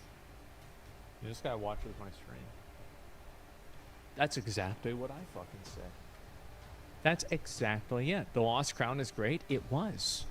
And they did have a, like, they made one innovation that I can think of, which is being able to screenshot things in the different world so you can remember them for later. I don't know about another Metroidvania game that had that before the Lost Crown. So yeah, I mean, it's a good point. It is. It absolutely is. Like, that's why I made it. But like, anyway, like, he's right though, is that, yeah, you're competing in a market with other games that are, and also Prince of Persia, you had like a 3-day like early access thing, and this is like a problem with like perception, is that when you're gonna see a lot of streamers and people talking about the game, it's going to be on the early access day. So the early access for the game was like $50 or $60. It was insane. Who the fuck is gonna spend that much money on a Metroidvania game? And I have no problem with it. I don't care. But the audience perception is that Metroidvania games are of a lower quality. That's just the way that people see things. Star Wars Outlaws, a game for all intents and purposes, should have been an easy home run, but ultimately showcases how dire the situation is at Ubisoft. Not only this game gave me an existential crisis. Like, I was so upset at the end of this game. I was shook, bro. Like, I remember at the end of this, I just went out into my backyard and I sat on the porch for like 30 minutes. Just doing nothing. You beat the game? No, the game beat me. Does the game suffer from quality issues, unattractive character designs, bugs, repetitiveness, and inconsistencies? But in an attempt to remove some of their open world bloat, you come to realize just how those elements, once they're removed, the game is really just held together by duct tape.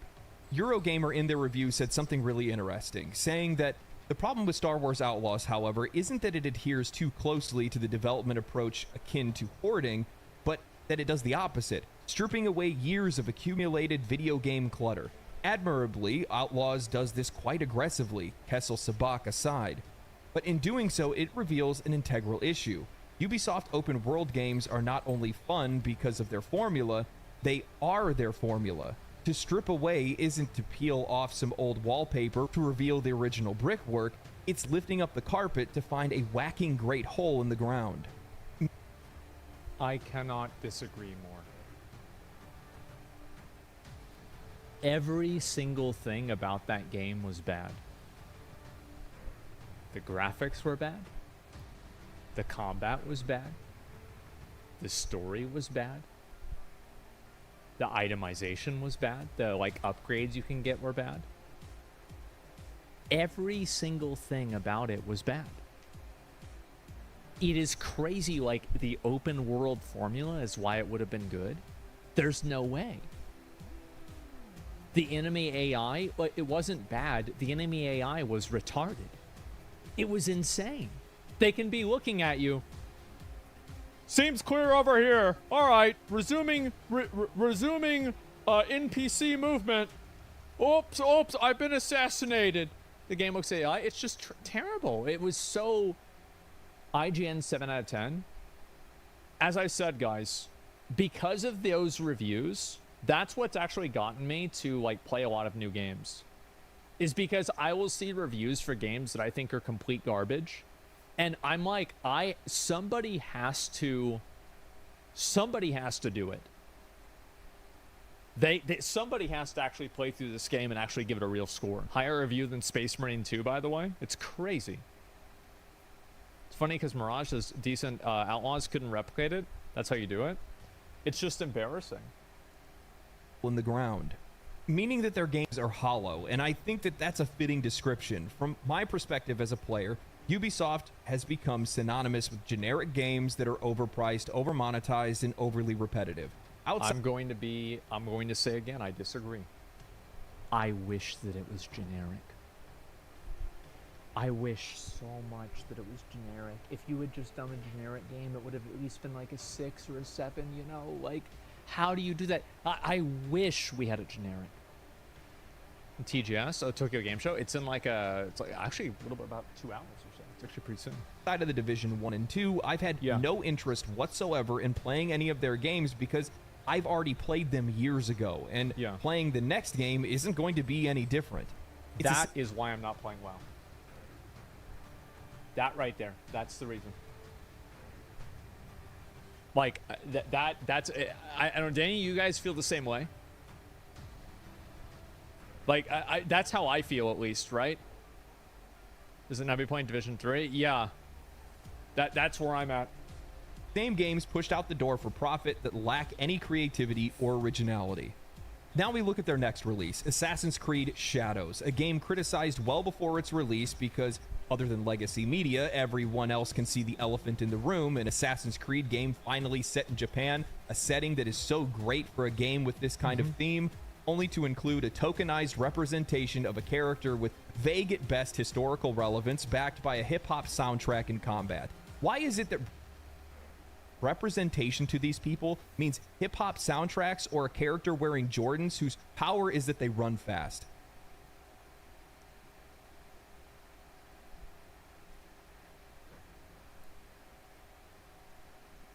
Because there are a bunch of liberal white women that don't know any black people. And so they think that they're like some like different like type of animal or something. It's like, well, this is their culture. They don't know any black people. Like, you look at the development studios for these games, it's full of a bunch of white people. That's the reason why. It's because they don't know any black people. They don't know how to interact with them. Sheltered white dudes? Yeah, so look, they're racist. Exactly. It's crazy how it happens. They lock their cars when a black person gets closer than 50 feet. Yeah, they go down the bad part of town. They're locking their doors. Oh shit, no. What's this here? It's a blind side effect. Yeah, it's just it's crazy. It's so weird, bro. Like, ultimate racist, aristocratic racists? No, they're not aristocratic, okay? They're just performative. It's crazy how whenever you actually take a step back and you look at it, it's like it's such an obvious caricature, but these people don't realize it. I'll be honest, I think that a lot of the dialogue surrounding Assassin's Creed Shadows are issues that players would largely ignore if they knew that Assassin's Creed, that this game, was going to be incredible. I've said this before. Yeah, I hope he says it. Yasuke will not even be in the top 10 problems of this game when it comes out. Please realize that when this game releases, it's not even going to be in the top 10. Over the years, players have come to expect less and less from Ubisoft games. Why are investors so concerned? Why are they jumping ship before one of the largest releases of Ubisoft in recent memory? Well, why don't you tell me why anyone would want to play Assassin's Creed Shadows when they have far better Eastern-themed YouTube content? I'm going to play it. Very simple, actually. I'm going to play it so I can make a video about it. And then I'm going to have people watch the video. That's the plan. Yeah. And alternatives that without a doubt have better combat, better environments, higher quality, and better storytelling, without the need to be able to make a statement or press their morals against an audience. I think that's a really big component that a lot of people, I feel like the way that companies like put morals and put like their social agenda into games actually plays a much bigger role in how people respond to those games. And I think the reason why is that it takes a player's immersion out of the game. So when you see something like this and you hear it, like, oh yeah, this character has like pronouns, and it's like, oh, well, we're gonna add in, you know, like we're gonna make a game from like back in like, you know, like 300 years ago, and there's gonna be like openly gay characters. It's like, that's not real. That's not the way it is. And like whenever you see that, you know that you're playing it and you're looking at it in this perspective because this is the way that the developer wants you to see the world. Co-opting established IP? Yeah, exactly. It's a red flag. I stopped caring about the game. I do too. When I see people that use a game as a platform for their agenda, and I think also like it's very obvious when it happens. Maybe I'm crazy, but I can immediately see that. There's a game set in 13th century Mongolia with 16 pronouns. I wonder what Genghis Khan would think of that. Yeah, I wonder what he'd think about that. I'm sure he'd be very upset. Why would I play Assassin's Creed Shadows when I could play Black Myth Wukong, Ghost of Tsushima, or Rise of Ronin?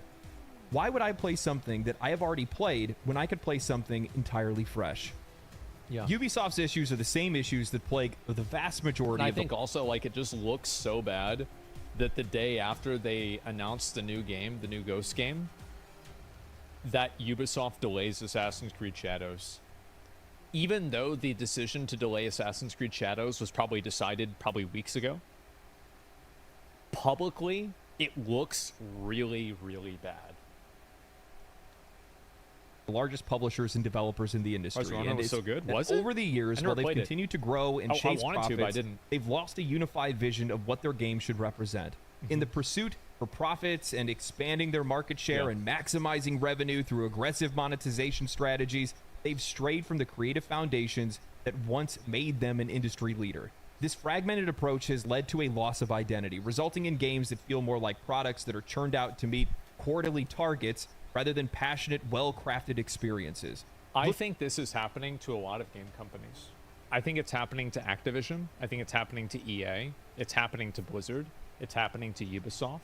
And I think there's probably a couple others that I haven't thought of. It's happening to, I hear Bungie, but I'm not entirely sure. This is a huge issue. And I think the problem is because gaming is an art that is also highly monetizable. And I think that you're seeing the same thing happen with gaming that we see with a lot of movies, where a lot of movies are just like, let's remake Indiana Jones. Let's do another Spider-Man. Let's do another movie that's in the same universe as an existing movie. And so what happens is that politics, and there's also exploitation and you know, all that, for sure. But I think it's that these companies become so big and they have so many shareholders, or, you know, there's like so much money relying on these things that they can't afford to make mistakes. And I think that what these companies do is that instead of trying to take a risk and make a lot of money, they don't take a risk and they guarantee that they'll only lose a little bit of money. And I think that's what's happened a lot. The safe approach. They're taking this very safe approach. And I think that safe approach has caused a lot of people to lose interest. And also, I think that games, so there's a number of games that I think prove this. A great game will be accessible to everybody regardless. Let's take some examples. Fortnite. Insanely fucking high skill cap. Crazy fucking high skill cap for Fortnite. But kids love Fortnite. Everybody loves Fortnite. And even though it's a very different styled game, right? Path of Exile. Massively, super, hyper complex game. But it's hitting new heights about every 5 or 6 seasons that they bring out, or leagues that they bring out. Here's an even better example. The best example. Baldur's Gate 3. A video game from 1998 was released in 2022, 2023, I forgot which one. And it was the biggest game of the year. Why is it? It's because the game is good. Everybody that said that, oh, yeah, so 23, yeah, I remember. Elden Ring was 22, Baldur's Gate was 23. Everybody thought this game was great. Everybody played this game, even people that weren't from that genre. And I think a truly great game will cause people to play it, even though they're not native players from that genre. Same as PUBG and Fortnite, World of Warcraft. Like, all of these games that are like massive generational success games transcend genre boundaries. Look at the speed of Ubisoft's game releases. They struck the iron while the iron was hot. Another good example is Genshin Impact. A lot of people didn't play gacha games, but Genshin Impact was such a good game that they played it. Barely spacing any of their game releases, rarely making new IPs, or changing their perspective on how to deliver existing franchises. This lack of cohesive vision and the inability to change has not only diluted the quality and the uniqueness of their franchises, but also eroded the trust and enthusiasm of the player bases. They're exhausted. Without a clear sense of purpose and a commitment to innovation and quality, Ubisoft, like many others in the industry, has found itself trapped in a cycle of diminishing returns and waning relevance. And I'll be honest, it's not going to stop. From my perspective, this is likely the end of Ubisoft. The ship is too big to be able to turn on a dime, and I don't think it's the end of Ubisoft. I think that they're going to do a restructuring of the company. They're probably going to change ownership, maybe. and you'll see better Ubisoft games in like 5 years. I think that's what's going to happen, if I had to guess. Because it's very clear that there are people that are working at Ubisoft that are talented and do know what they're doing. So how do you make a game, like there are certain things in the game that are good, so it's like, how do you fix the problem? I think it's a leadership problem. They're too big to sink. Fire the activists. And I think also they're probably going to go back to making less games, which is, I think, a point that this video didn't really touch on a lot, but I feel like is huge. They're making and trying to put out too many games at the same time. They're trying to be like an entire industry almost, and it's too much. Less is more. Exactly. Kind of overhaul that they need is likely a decade away. We can't save Ubisoft, and honestly, we don't want to. Let this be a stark warning to the rest of the industry, a cautionary tale. When you churn out games that nobody wants to buy, when you nickel and dime your players at every turn, when you strip your games of their soul, you don't just lose a sale, you lose your place in the industry. This is a huge component that I think a lot of people, like I showed this graph before, is that the negative effects of a bad product are not immediately observable, but it's like a ripple effect that happens like 2 years, 3 years down the road. And you don't immediately lose the trust with people generally. It's something that like kind of builds up. It's like I don't know, it's like poison damage in Elden Ring, right? Where it's like you have the bar, and once the bar gets full, now you're poisoned.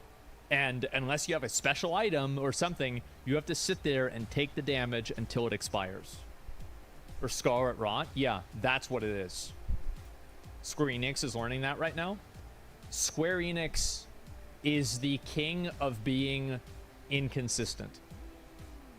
They have some insanely good games, and they have some insanely bad games. Play stupid games, win stupid prizes, and Ubisoft has played them all. I tried to do my best to be able to showcase the highs and lows of the company and all the games that they made, but I found the more that I researched, the more that I wrote, I just kept talking about the same games over and over again for damn near 20 years.